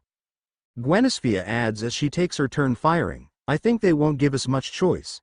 She pulls back, and Treya leans out next. The former lieutenant continues, if what we discussed before comes true, they may just be waiting in hopes that the Alliance soldiers will soften us up. That reminds me, starts Hecate. You're both okay with this? Aren't you afraid for your families? Treya answers, I've been talking about that with Daniel and Zyriko. For now, our status is unknown to the Eastern military. I'm going to visit my parents and talk to them about it in secret when I get a chance, and if they're willing, move them and my siblings to the Citadel.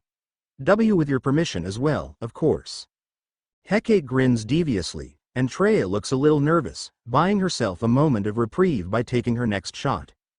However, Hecate adds, I'd never deny you that. But your sister is forbidden from talking to Daniel. Hecate takes a shot this time, and Treya scoffs. Agreed. I'll never forgive Daniel if he touches her.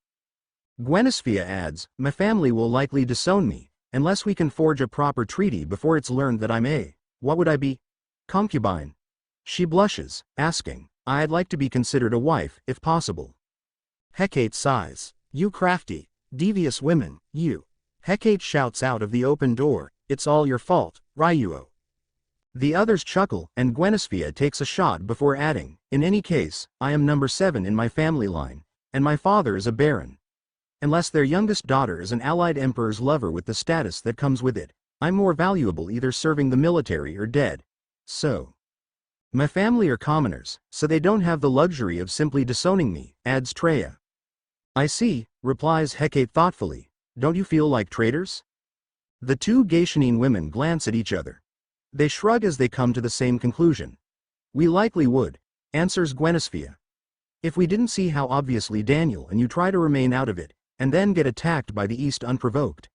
I don't really remember what I wanted when I joined, but I know that I don't want to be on the morally wrong side. Treya nods in agreement. I'd like us all to get along, obviously, they didn't have to come here. Well, let me just say one last thing on the matter, then.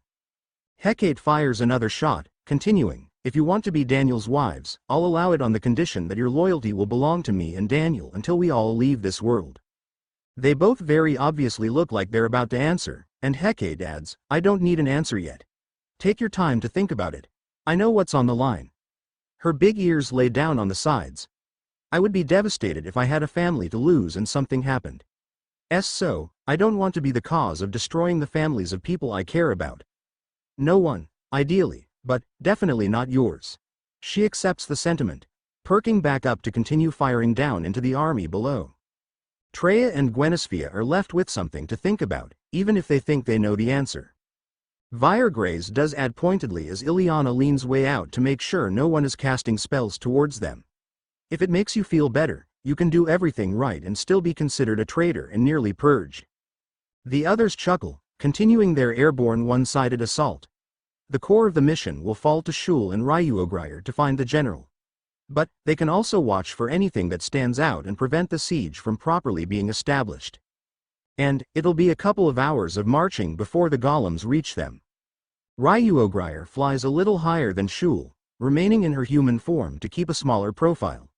She loses very little of her magical power, and it only really affects her fire breath, but she can still do plenty of damage. In fact, being in such a small form condenses the flame so much, that it cuts more like a molten blade than burns like a fire. And, ideally, she'll be more readily available to intercept attacks from more of the Archanelwyn assassins, wherever they came from. Shul offers telepathically when he notices her searching diligently. I don't sense any more of them, Your Grace.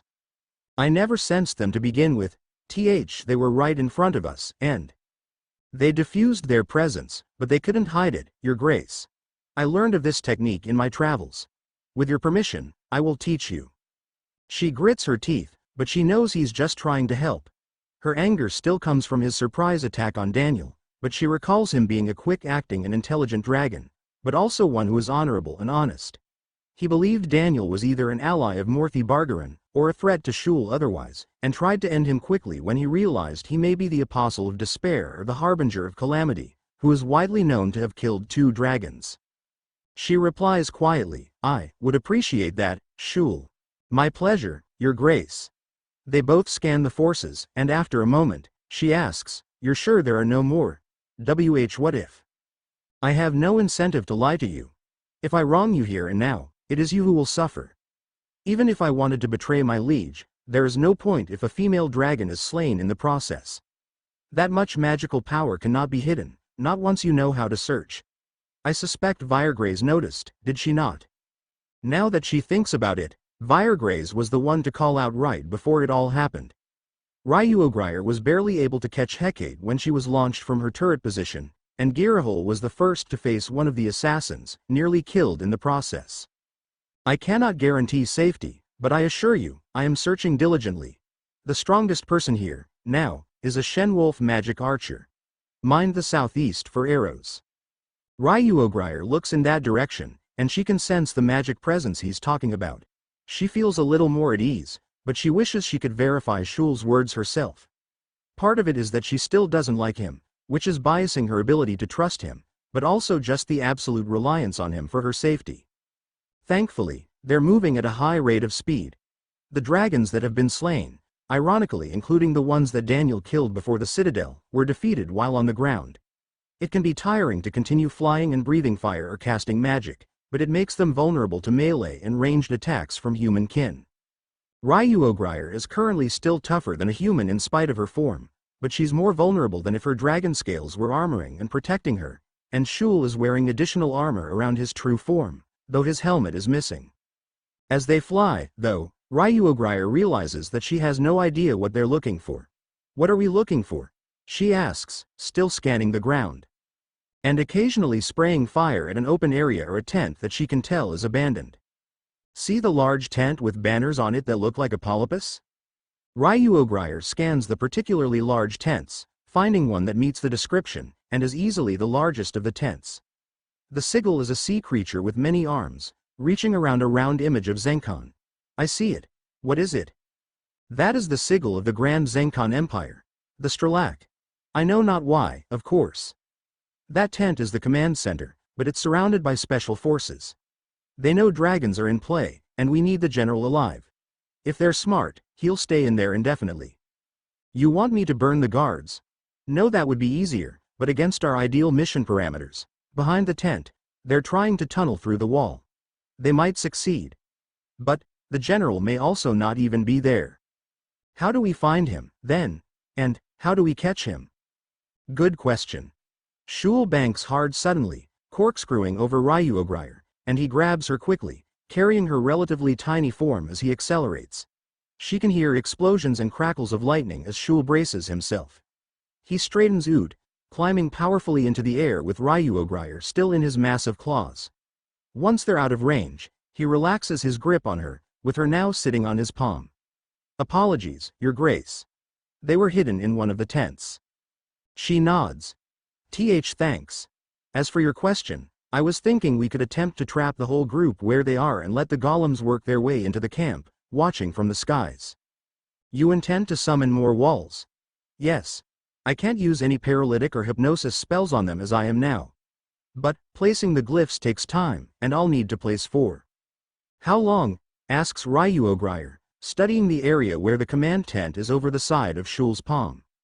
"About a minute per glyph, and I can't be disrupted." Ryuogryr nibbles on her thumb as she thinks. She asks, "Would you be able to connect to glyphs on the other side of the wall?" He cocks his head, looking down at the wall for a moment. "I see no reason why not. That'll save us 2 minutes that you don't have to defend. I'll watch to see if I can find the general specifically when they try to move him, or some indication of where he is from the top of the wall." Shul assents. "Very well. What of the other 2 glyphs?" "We'll have Virgraze and Ileana defend you with barriers, and I'll continue to watch for signs of the general while out of sight." "I see no fault in this plan. Are you ready?"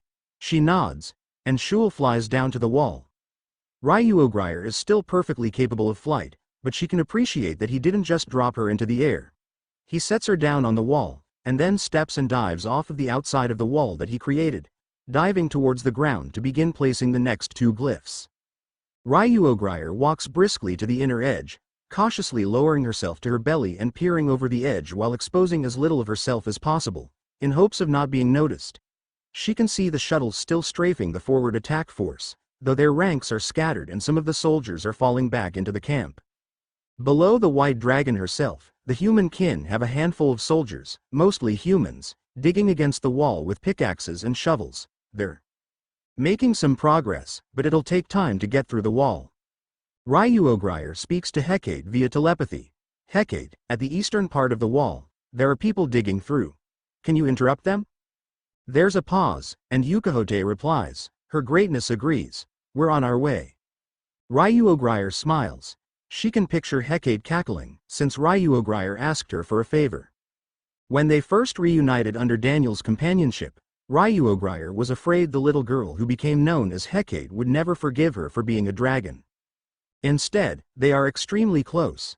Ryuogrier knows she could trust Hecate with her life and the lives of her children, just as she's confident Hecate feels the same way. The little Feldrock girl had no one as a slave, but every now and then, would receive a small kindness that regrettably was far too little compared to what she deserved as a living being. Daniel and Girahul recently apologized to each other for what happened upon their first encounter, even though technically neither of them were specifically in the wrong and claimed they had no hard feelings about it. And Ryuogrier has been unable to do the same. She enjoys teasing Hecate, but in the end, Hecate is probably one of her closest companions, even if she could be considered Ryuogrier's daughter with how different their maturity can be. Regardless of her thoughts, Hecate's shuttle and the others briefly detour from their airborne assault on the forward attack force and make a beeline towards Ryuogrier's position. It's probably due to Virgraze, who is very in tune with the magic of the world, likely even more so than Shul is. Directly below me, Your Greatness. The shuttles begin banking into circling flight as Hecate and her team begin firing down on the tunneling operation. The workers there quickly scatter. But Ryuogrier underestimated one thing. Hecate's team proceeds to fire on the tents, carts, and anything else in the immediate area below them. Naturally, the command tent is one of the targets, and it bursts into flames, scattering the guards, who can do virtually nothing about the range the shuttles are firing from. Even dragons have to get closer to their targets to breathe fire than the elemental blasters need, meaning dragons aren't far off from losing air superiority to Daniel's shuttles combined with elemental and non-magic weapons. But something about that makes Ryuogrier content. She won't be one of the strongest beings in the world anymore, once Earth's military prowess becomes even more of a reality on Zenkon, but she also won't need to be on the front lines anymore in that case. She can dedicate herself to her family, the future, and everything she cares about. As she's pondering, she notices that the only people that flee from the command tent appear to be regular soldiers. She's still not sure what she's looking for in a general, but they all have standard issue armor. Even the guards have more ornate armor. It's then that she spots a group of 3 of the guards following a handful of people sneaking from one tent to another. The advantage to Shul's wall, as far as Ryuogrier knows, is that it is immune to almost all magic, since it's magically summoned. It'll also dissolve on its own after a day or so. Thus, the group is forced to flee along with the others, but they still have to ensure important figures are protected, in case there are assassins. Ironic, since assassins were in fact in their camp. Shul, don't waste more time on the wall. They're on the move. I can see them. The general? Asks the gray dragon via telepathy. Yes. I'm fairly confident. Same guards as the command tent, but they're trying to escape the area. Hecate may have burned the whole command tent. I see. I'll be there momentarily, do not lose them. Of course. Ryuogrier watches the handful of people duck into another tent, with one of the apparent officers glancing back at the shuttles as they bombard the encampment around the command tent and soldiers do their best to evacuate each other. After the last one ducks into the new secret command tent, Ryuogrier keeps an eye on it until Shul lands on the wall next to her in his human form, dropping into a prone position and crawling up beside Ryuogrier. She points, that tent there. The ones being guarded had more elaborate armor, as did the guards themselves. No one has come out since they went inside. Shul nods. Excellent. Thank you. Leave it to me. He climbs to his feet, taking a few steps back before running and diving forward like he's diving into the water. He says through telepathy as he plummets towards the ground, "Please guide me from above, Your Grace, and watch if they flee." Yes. Good luck. Shul uses magic to soften his landing in a forward roll, returning to his feet swiftly and jogging in a crouch toward the tent. Go past the next 2 tents, and it'll be on your left. Got it.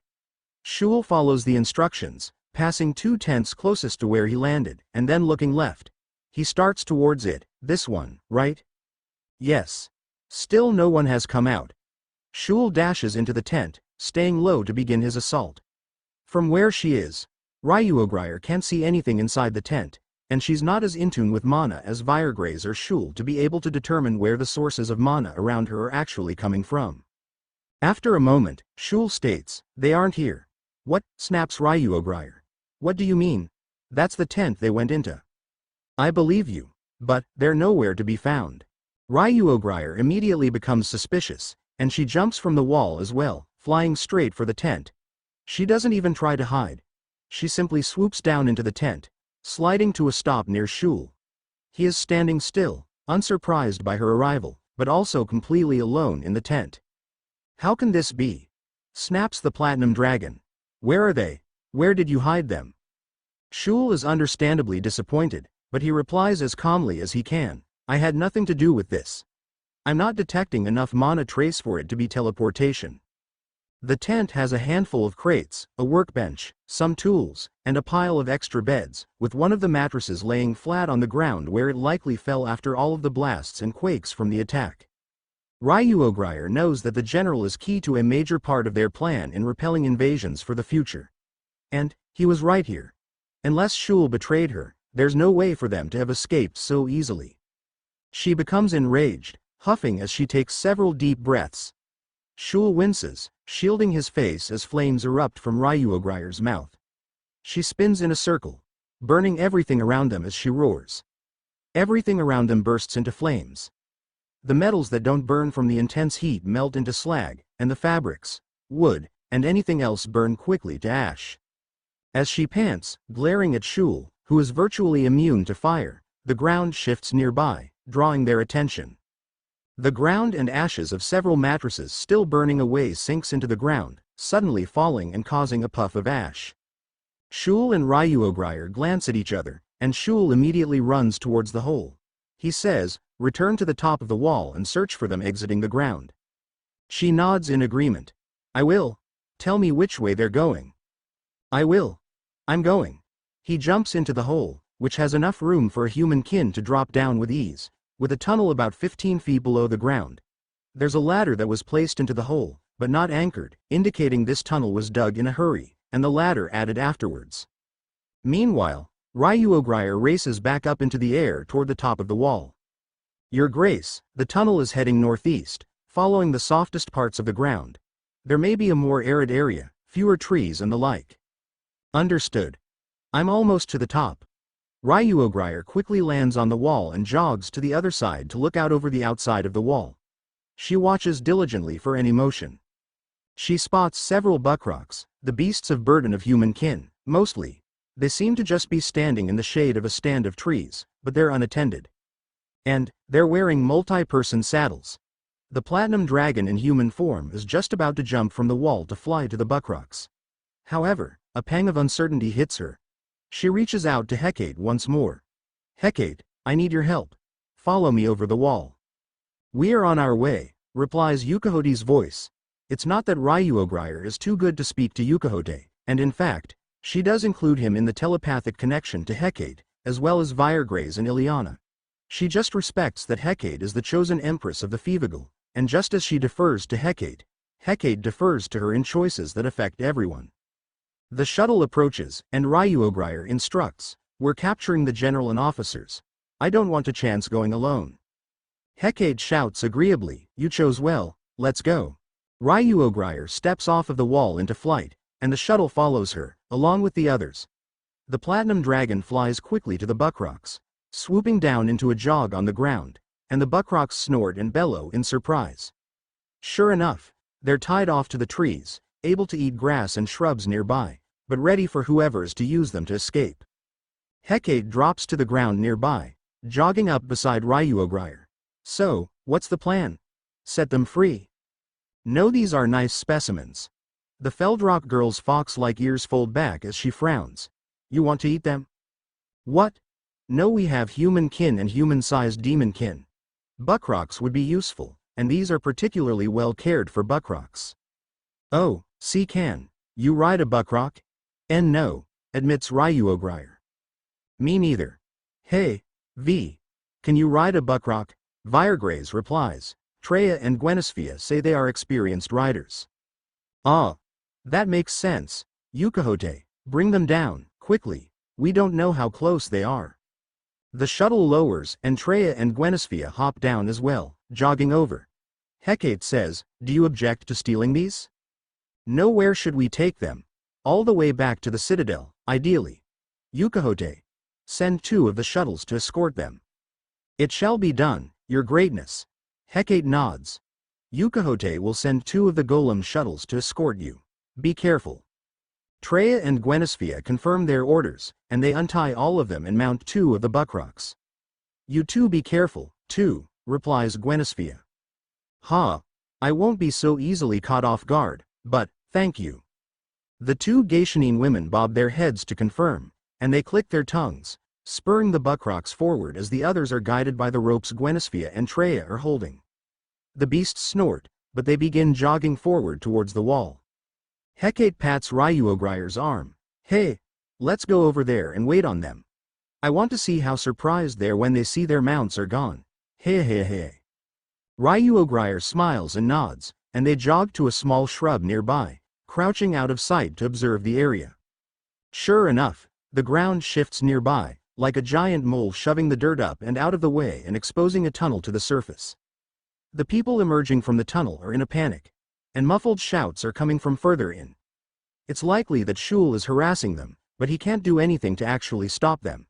It's ironic that he promised Girahul that he would capture the general, since he can't do anything himself other than try to trap him. And, trapped they are. Hecate gestures her hands, and the golems deploy accordingly.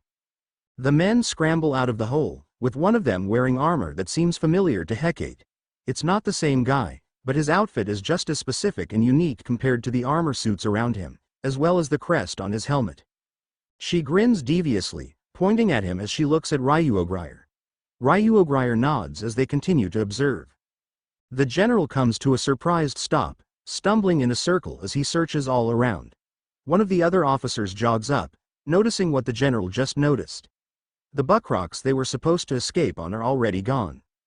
Hecate whispers, "Say, how did they even get a message to anyone to bring buckrocs back here to begin with? It's possible they came from the forward attack force, though it is a little sad that he's already abandoning the invasion." Hecate scoffs as the officers all gather together, beginning to bicker about the lack of buckrocs and the dragon harassing the guards in the tunnel. They're probably planning to just move back the command, but keep the invasion going. Too bad for them, they're our real targets. Ryuogryar nods. "Shall we, your greatness?" "We shall, your grace." Ryuogryar smiles. Usually, they have a rivalry at best, vying for the attention of their mutual love. But, Hecate is also reliably loyal and sincere when her real feelings are on the line.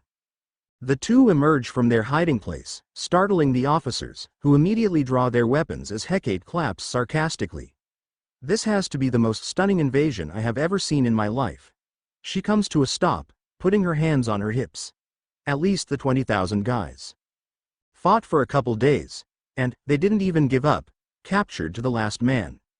The general snarls, "I am General Jothriligus Kos Extragar III, Lord Commander of the Grand Imperial Army's 3rd Battalion.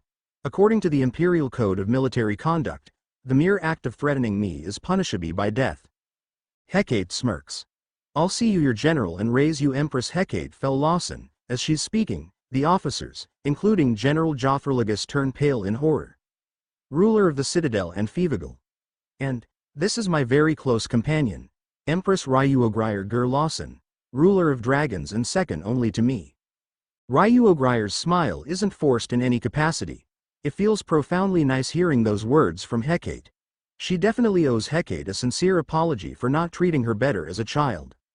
However, the young Feldrock Empress surprises the mature dragon with what she says next. "Now then, if you can best me in one-on-one combat, General Jothi, I'll let you go free. But, if I win," Hecate grins deviously, "then you have to do whatever I say." Chapter 73. A Noble's Medal versus a Former Slave's Perseverance. "Now then, if you can best me in one-on-one combat, General Jothi, I'll let you go free. But, if I win," with a deviously wicked grin, Hecate finishes her offer. "Then you have to do whatever I say." The officers are visibly cornered, especially when a figure leaps out of the hole they came from, landing on the ground. He is lightly wounded, but mostly unharmed. A dragon in human form, Shul. General Jothriligus Kos Extragar III is the general in charge of the invasion. He's not the one who made the call on his own, of course, but he is someone important trying to gain something, and now trying to flee in the face of the Fevigal's forces making absolute mockeries of the invasion, in spite of how large it is. Of course, Ryuogryar knows something they don't at the moment. She whispers, "Hecate. Hecate looks at her, smiling. It's fine. Trust me. Ryuogrier is hesitant. Daniel, for one, would never forgive her if something happens to Hecate, and Ryuogrier did nothing. In spite of that, Hecate is insisting, even though Ryuogrier doesn't know what the youthful empress has planned. Ryuogrier decides to wait and see for the moment. Hecate's magic is currently sealed by assassins that appear to have come from the Demon Covenant to try to interfere during the invasion.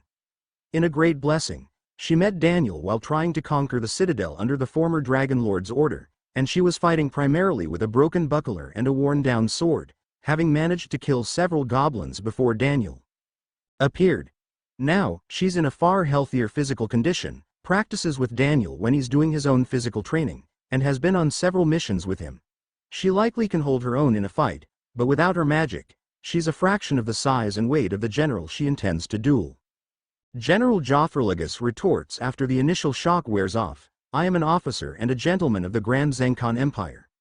The Fevigal is not recognized as a sovereign state, so you have no authority here. Hecate begins laughing. He called himself a gentleman. Peeved ha ha ha ha ha. As she wipes a tear away, she adds dryly, a coward and a weakling, maybe. Hecate puffs up, saying more sternly, the Fevigal does not recognize the Grand Zenkan Empire as a sovereign state. See how easy that is? Now then, let's find out who's stronger. Don't you want to accept my duel? This is your big chance to strike me down. Jothriligus hesitates. He and his men, who are now loosely surrounded by Shul, Ryuogrier, and Hecate, are on guard. They obviously don't realize that Shul can't harm them, as they are just as afraid of him as the other two. Why should I trust the word of a demon? Asks Jothriligus caustically after discussing quietly with the officers with him. One of them says haughtily, it is widely known that demons are violent, treacherous beings. You can't trust the word of savages. Hecate sighs. I can't believe you're the same species as Daniel. You little cur. Snarls one of the other officers. Hecate draws her short sword, saying dryly without any interest in the insults, listen, you're not leaving here unless you win the duel. So, you can face me, or you can lose immediately. Your choice, gentlemanly Jothi. The general grits his teeth, and he grunts, Zendel, I nominate. Ah! Calls out Hecate, interrupting him as one of the guards starts forward. I'm facing you myself, General. You are the one who fights. No exceptions. Or, are you not as loyal to your men as I am to mine? She already essentially knows the answer, since he was abandoning the crumbling attempt at an invasion before they had even been completely defeated. One of the lesser officers tries to come to the general's aid. You have no right. A real officer's place is in command to keep the soldiers in line. We do not lower ourselves to combat. Certainly not with lowly demons. Again, Hecate simply smiles. I'm hearing a lot of fearful racism, but not a lot of gentlemanliness or courage. If you want to just surrender, I'm fine with that. Finally growing frustrated, Jothriligus growls as he draws his sword from its scabbard on his hip. You said it yourself. When I defeat you, we go free. He glances at Ryuogrier, and the voluptuous woman bows her head respectfully. I understand the terms, General. Best of luck. He scoffs, stepping away from the other officers to get closer to Hecate, who stands calmly. His companions try to object, but he ignores them, shedding part of his armor. He lunges forward, swinging his sword in a broad arc. Hecate easily steps out of range, lunging in to spear her sword at him. He narrowly avoids being stabbed twice, sweeping his sword in to parry her attacks. Metal strikes metal, and Hecate hops backwards. She tries to swing, but he parries skillfully, easily knocking her sword away with metallic pings and shrieks. Then, he takes the offensive once more. He successfully parries another feinting strike from Hecate, but he closes the distance to her with a massive lunge, shoulder-checking her with his much greater weight. She stumbles back, grunting, whoa! Eep! She tries to parry his next strike, since she's off balance and can't escape so easily. His blow is heavy with the practiced skill of a duelist. Hecate manages to hang onto her sword, but the flat surface smacks her forehead as she's slammed into a backwards tumble. She scrambles to her feet, avoiding a follow-up downwards strike. Hecate wipes her forehead, making sure she's not bleeding yet. Fortunately, she just had her bell rung a little, but is ultimately okay. Still, the fight doesn't favor the small Feldrock girl. She manages to strike his armor a couple of times, but his much heavier swings knock her down with ease if she isn't fast enough to escape, and more than once, she tumbles through the leaves and dirt of the small stand of trees where they're dueling. The officers and guards cheer, but Hecate climbs to her feet once more, still holding her sword firmly. She chuckles as she wipes blood from her mouth. "You fight like someone who has always had everything he ever wanted," remarks Hecate before spitting out a little blood. She sniffles, wiping her nose. "It is my right," replies Jothrilligus arrogantly. "My father and his father before him were counts. But, I wouldn't expect you to understand. You call yourself Empress, because of childish whimsy. You have no idea what it takes to be a noble." Hecate smiles gently, "And, you have no idea what it takes to fight." Suddenly, Hecate shifts, and she lunges forward in a blindingly fast movement that startles the general. She keeps unnaturally low to the ground advantage because her big tail can help balance her. She swoops in close to Jothrilligus's offhand side, sweeping her blade up under his shoulder, which he throws his weight away from her to avoid. Her boots skid on the dirt as she changes direction instantly, driving her knee into his leg hard, and he grunts out in pain. Hecate is already behind him, slamming him with her sword. He stumbles forward, nearly falling. When his knee buckles slightly, he spins, swinging his sword as brutally as he can, and Hecate flops backwards, catching herself on her cushiony tail as the sword slashes over her by inches. She springs back up to her feet, clawing his face with her free hand and then leaping in an acrobatic flip as he tries to swing back across again, this time lower. He snarls in frustration, but she's using something she learned through her entire life of suffering: desperation. She knows how hard he can swing now. She knows most of his range of movement and how he chooses to move. She knows what it sounds like when he's about to make a swing, from the way his armor shifts with his breathing to the breaths themselves. But desperation is only one part. To succeed, one still needs to fight with their mind, and Hecate has had all of her practice being the underdog, the weakest person in the room trying to defeat anything. Otherwise, she might have starved. Jothrilligus has never had to fight against impossible odds for fear of starving to death. He has never had to claw his way out of a trap. He has never had to eat scraps and still summon enough strength to fight. She is sore and weakened by the blows she has taken so far, but she is desperate to win, because Daniel is counting on her. "Your greatness," calls out Ryuogrier. "I truly believe, now, you will win, and I will tell Daniel of your victory myself." Hecate grins, her soul igniting with passion.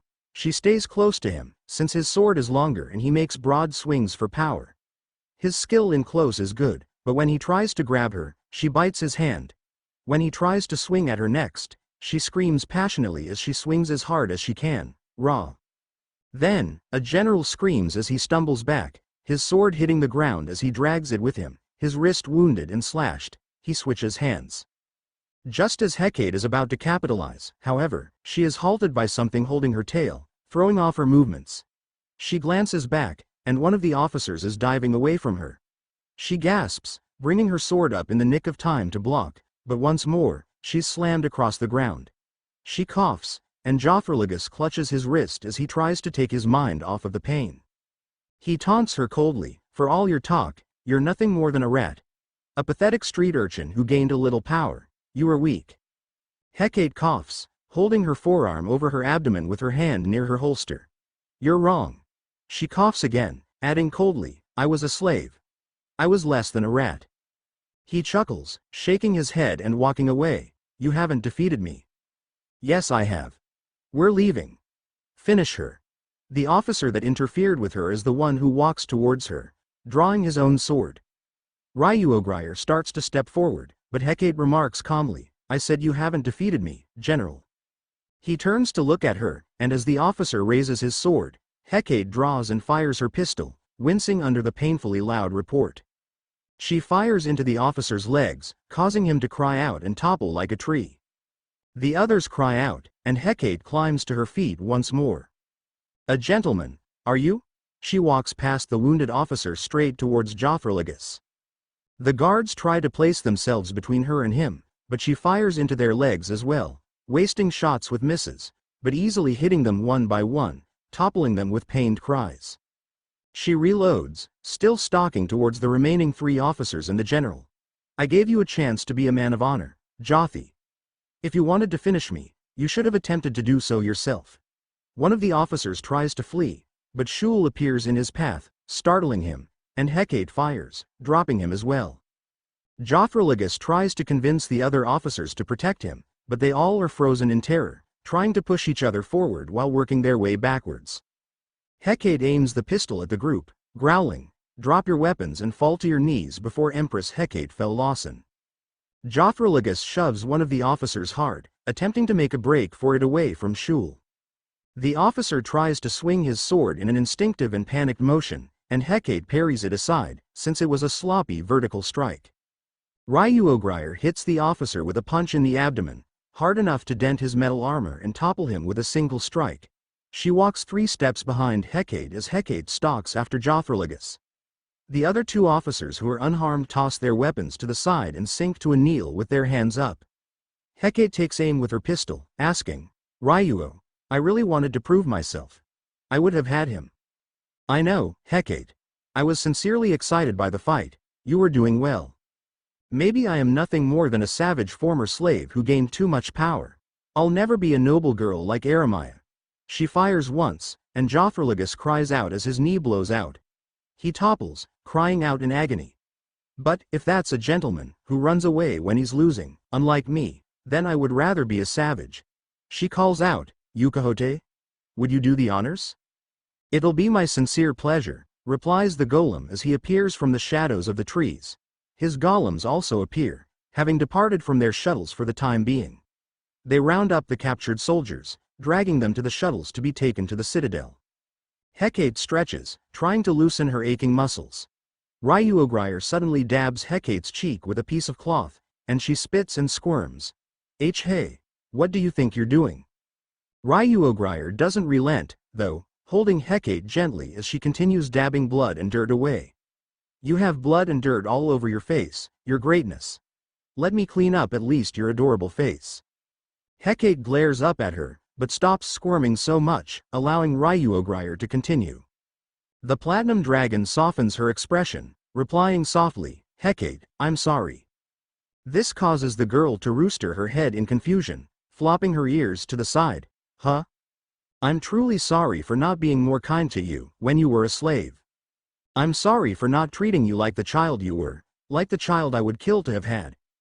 I justified to myself that I wasn't cruel to you, and that I would be an excellent mother. And yet, I was able to see and hear a child be abused, crying herself to sleep every night, and belly rumbling from constant hunger. Tears form in Ryuogrier's eyes, which surprises her as much as anyone else. I don't deserve it, but, Hecate takes a step back, which halts Ryuogrier as she simply slumps, resisting the tears. The young Feldrock girl has every reason to hate Ryuogrier. "And yet, why Ryuo," Hecate scratches her cheek sheepishly. "I don't hate you. Why, you were the kindest person to me, when I was a slave, and, I know I'm ugly."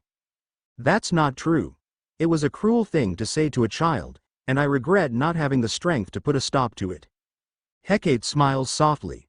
She steps forward and hops into a hug, holding Ryuogrier's neck affectionately. "I forgive you, Ryuo. Please continue to be a part of my family." Ryuogrier feels a feeling she never knew she could feel. The closest she got was when Zyriko revealed that she was successfully pregnant, as well as when she was holding her egg in her arms. Tears begin forcing themselves out of Ryuogrier's eyes, and she sniffles, beginning to sob as she sinks to a kneel, hugging Hecate firmly to her chest. "Thank you, Hecate, I will. I swear, I'll always treat you as my family. I love you." Hecate smiles, nuzzling Ryuogrier's neck.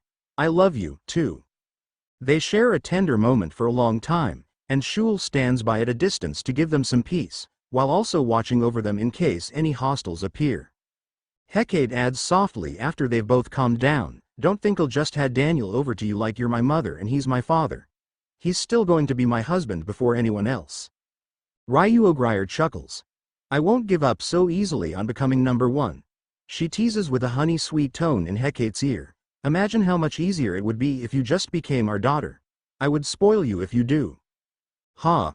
Hecate springs away from the Lady Dragon, pointing at her. "Never, Daniel will spoil me as his wife plenty. but I don't mind treating you as both of our grandma. Ryuogrier can't help but laugh, wiping her eyes with her hands. Hecate hesitates, but she withdraws a clean handkerchief from her bag, offering it to Ryuogrier while looking away. You use this. Ryuogrier smiles, gingerly taking the handkerchief. She wipes her eyes and nose. I'll clean this before I return it. Thank you. Hecate nods. She then puts her hands on her hips, saying proudly, now, go back to calling me, Your Greatness, sarcastically. It helps everyone else know what to call me. Ryuogrier chuckles, but she's sincerely touched when Hecate helps her to her feet. As you wish, Your Greatness. She cups Hecate's cheek with her palm gently, adding tenderly, I pray my children can grow up with your sincerity and fortitude, sweet little Hecate. Hecate blushes, trying not to make eye contact as her tail swishes back and forth, betraying her happiness. She huffs as haughtily as she can. I hope my children grow up as beautiful as you, in either form. Ryuogrier smiles. I'm sure they will, since I'm confident you will. You're already adorable. Hecate blushes even more, finally growling to try to break her embarrassment. Gra, let's go. We still have to break the soldiers while our minions work over the officers we captured. Hopefully, we can figure out where the orders came from. Ryuogrier nods with a happy smile. Her greatest regret is laid to rest, and she vows to herself to ensure Hecate is also happy long into the future. Rikuto has been sitting in his seat in Sen's house, pondering their conversation deeply. Sen, the elven mage rumored to be one of the most powerful in the world, approaches and offers Rikuto a cup of tea. Rikuto is pulled out of his trance. Oh, thank you. He accepts the tea, taking a sip as his thoughts return. You seem to be deeply troubled, Your Majesty, remarks Sen, taking a seat across from Rikuto as he sips his own tea. Rikuto nods.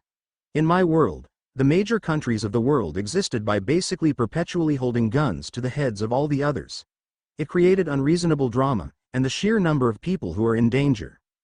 Sen is silent for a moment as he simply sips his tea, paying no particular mind to Rikuto's concerns. Your world sounds difficult to choose to live in. Well, for the most part, it was fine, I guess. But, the country Daniel comes from. You keep saying that. The country Daniel comes from, what does that mean? Did you not live in his country? No, of course not. I'm Japanese. He's American. We're almost as far apart on our world as you could possibly get. And, during the war, America used those weapons against mine. I see. You lost someone precious, then? No, but, the effects lingered for almost 100 years. 100 years? So, humans in your world live for centuries as well? No, listen, you don't understand because they don't exist here. These weapons are an atrocity. Hundreds of thousands of people were wiped out in seconds by just 2 of them. So don't try to justify Daniel's actions by saying he did the right thing. Sen sighs. I don't need or want to justify his actions. If you knew he could make these weapons, why did you allow him to leave your proximity? Rikuto is aghast by the question. I had no idea. He presented himself as a normal guy. It's not like they teach nuclear weapons theory in school. And yet, this apparently normal guy was able to make 2 of them to defeat a threat to this world, becoming the new one, according to you. Rikuto stands up. You refuse to understand. By the time Daniel decides to do something, it will already be too late. Rikuto storms to the door, pausing long enough to add, if you intend to turn a blind eye, I hope you can live with the horror when that time comes. You could be doing something to stop it, but you prefer to justify his actions. With that, Rikuto storms out, leaving the elf to sigh. He takes another sip of his tea, replying softly, atrocities are the acts of people, not the weapons they create. From there, Rikuto boards the carriage to make the return trip to Mornastay. A lot of time was wasted coming here, but he was hopeful that he could convince the elven sage of the threat. The Otherworlder King begins thinking about his options. He trusted Daniel initially, but now he knows that Daniel is an immense threat to the stability of not only the Empire, but all of the kingdoms of the East. I need to come up with something to counteract it. I don't know how atom bombs work, but maybe we can come up with something. I don't have to work alone. Once all of the artisans and artificers are gathered, we can develop something to counter Daniel's weapon. He stares out the window as he thinks, watching the landscape pass him by. Zengkan is beautiful, comparable to Earth, but not quite the same. That said, it's worth protecting. It's his home now for the foreseeable future, and he has come to care about the people in this world. Rikuto does his best to relax in the carriage during the trip. It's a long trip, though, and he has a lot to think about. Daniel coughs awake, having partially inhaled some saliva. He finds himself buried in a pile of bodies. Thankfully, he's not in a hole about to be buried in a mass grave. He's in the Citadel, judging by the lighting and the ceiling above him, as well as the massive size. Is this where I say the dumb line about the ceiling? Thinks Daniel to himself. He inspects the bodies that are piled on and around him. He easily recognizes his companions. Rainleif and Girahol are crowded against his sides, with eggs resting between their legs and Daniel. Hecate is asleep on his chest, sandwiched between Shek and Sklo, as if she crawled onto him and collapsed. Wenliana is asleep on the edge of the bed, and Ryuogryer's hair is visible beside his cheek, indicating she's doing the same behind his head. Treya and Gwenisphia are nearby, bundled in blankets, and Aulon and Karatai are sleeping with their backs leaning against the bed near his legs. It comes back to Daniel, though. He was impaled pretty definitively by a magic spear belonging to a superhuman assassin. He's not sure how he's alive, since healing magic shouldn't work on him, and this world's medical technology almost exclusively relies on magic. He has no idea what time it is, and he feels a little bad doing it, but he can't help it.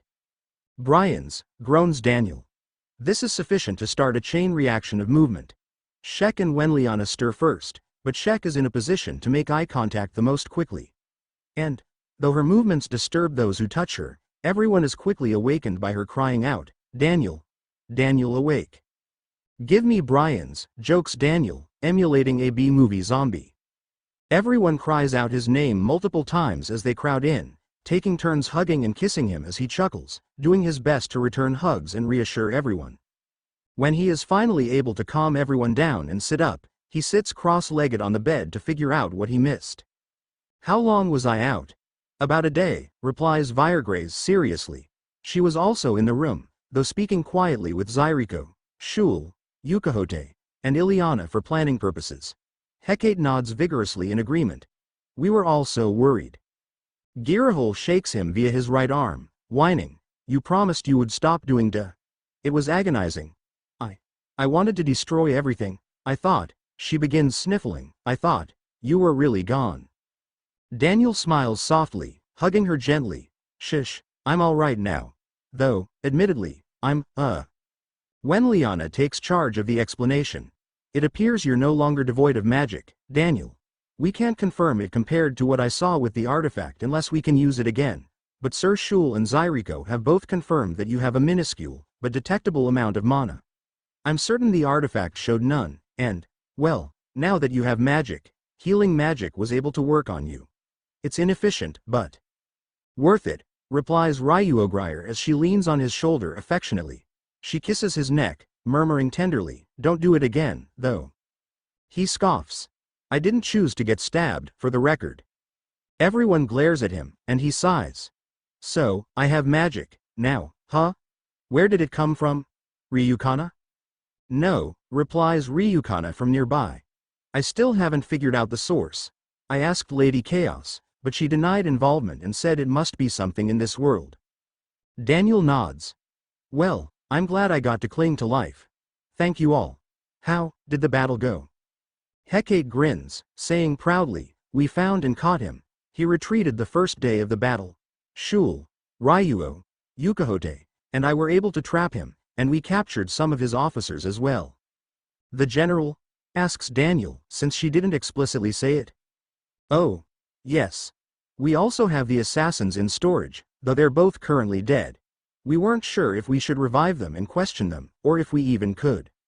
Ryuogryer adds tenderly, "Hecate challenged the general to a duel and performed splendidly. He had to drop his honor just to contend with her skill, even with her magic sealed."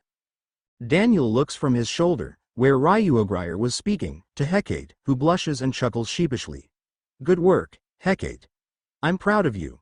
He pets her head, but she suddenly bats his hand away. "No, tea today. I want a kiss, not a head pat." Daniel smiles, and he gestures for her to come closer, since he's still crowded by his other companions. Hecate eagerly crawls closer to him, leaning on his lap. He hugs her head and kisses her forehead, and she giggles happily. Thank you, darling. He chuckles and replies, great job, sweet bee. She hugs him, and Girahole grumbles, Mukuri, are you still hurt? No, actually, I feel pretty great. A little bloated, like I was drinking too much milk or something, but... Most of the women around him shift, and Shek blurts out, Daniel, drink Shek's milk blessed. Daniel starts to give her an empty platitude, but he remembers not too long ago when they spent some personal time together. She has, in fact, been blessed by Ryukana, though she doesn't know it was Ryukana. And, among those blessings, Shek's milk acts as a healing potion, restoring injuries and stamina. Treya adds, we also fed you potations, F for the record. Shek always making milk, retorts Shek proudly, Shek happy to help. You all saved my life. Thank you. I'm next, exclaims Gwenisphia before anyone else can say anything. He looks at her, a little confused, and she blushes. I'm next. F for, why you? No. I really don't. It's embarrassing to say it out loud in front of everyone, whines the Geishanine lieutenant. Karatai teases deviously, you'll have to say it, or I will, Gwenisphia. I'm not shy. She starts to take a breath, and Gwenisphia cries out, no, she blushes, saying to Daniel, glancing at Hecate, who scowls lightly at her the whole time. I want what ladies Ryuo, Reina, Gera, Shek, and Sklo have. Daniel looks at each of the 5 she just named. They smile happily at him, content that he's okay. I don't mind. I do like the Western-style dresses more than the ones I saw in Mornastay. Gwenisphia stammers, and Hecate grabs Daniel's shirt's chest, shaking him. She means children, Daniel. She's asking you for children. Why do you have to be such a meanie? He chuckles, and Gwenisphia squirms.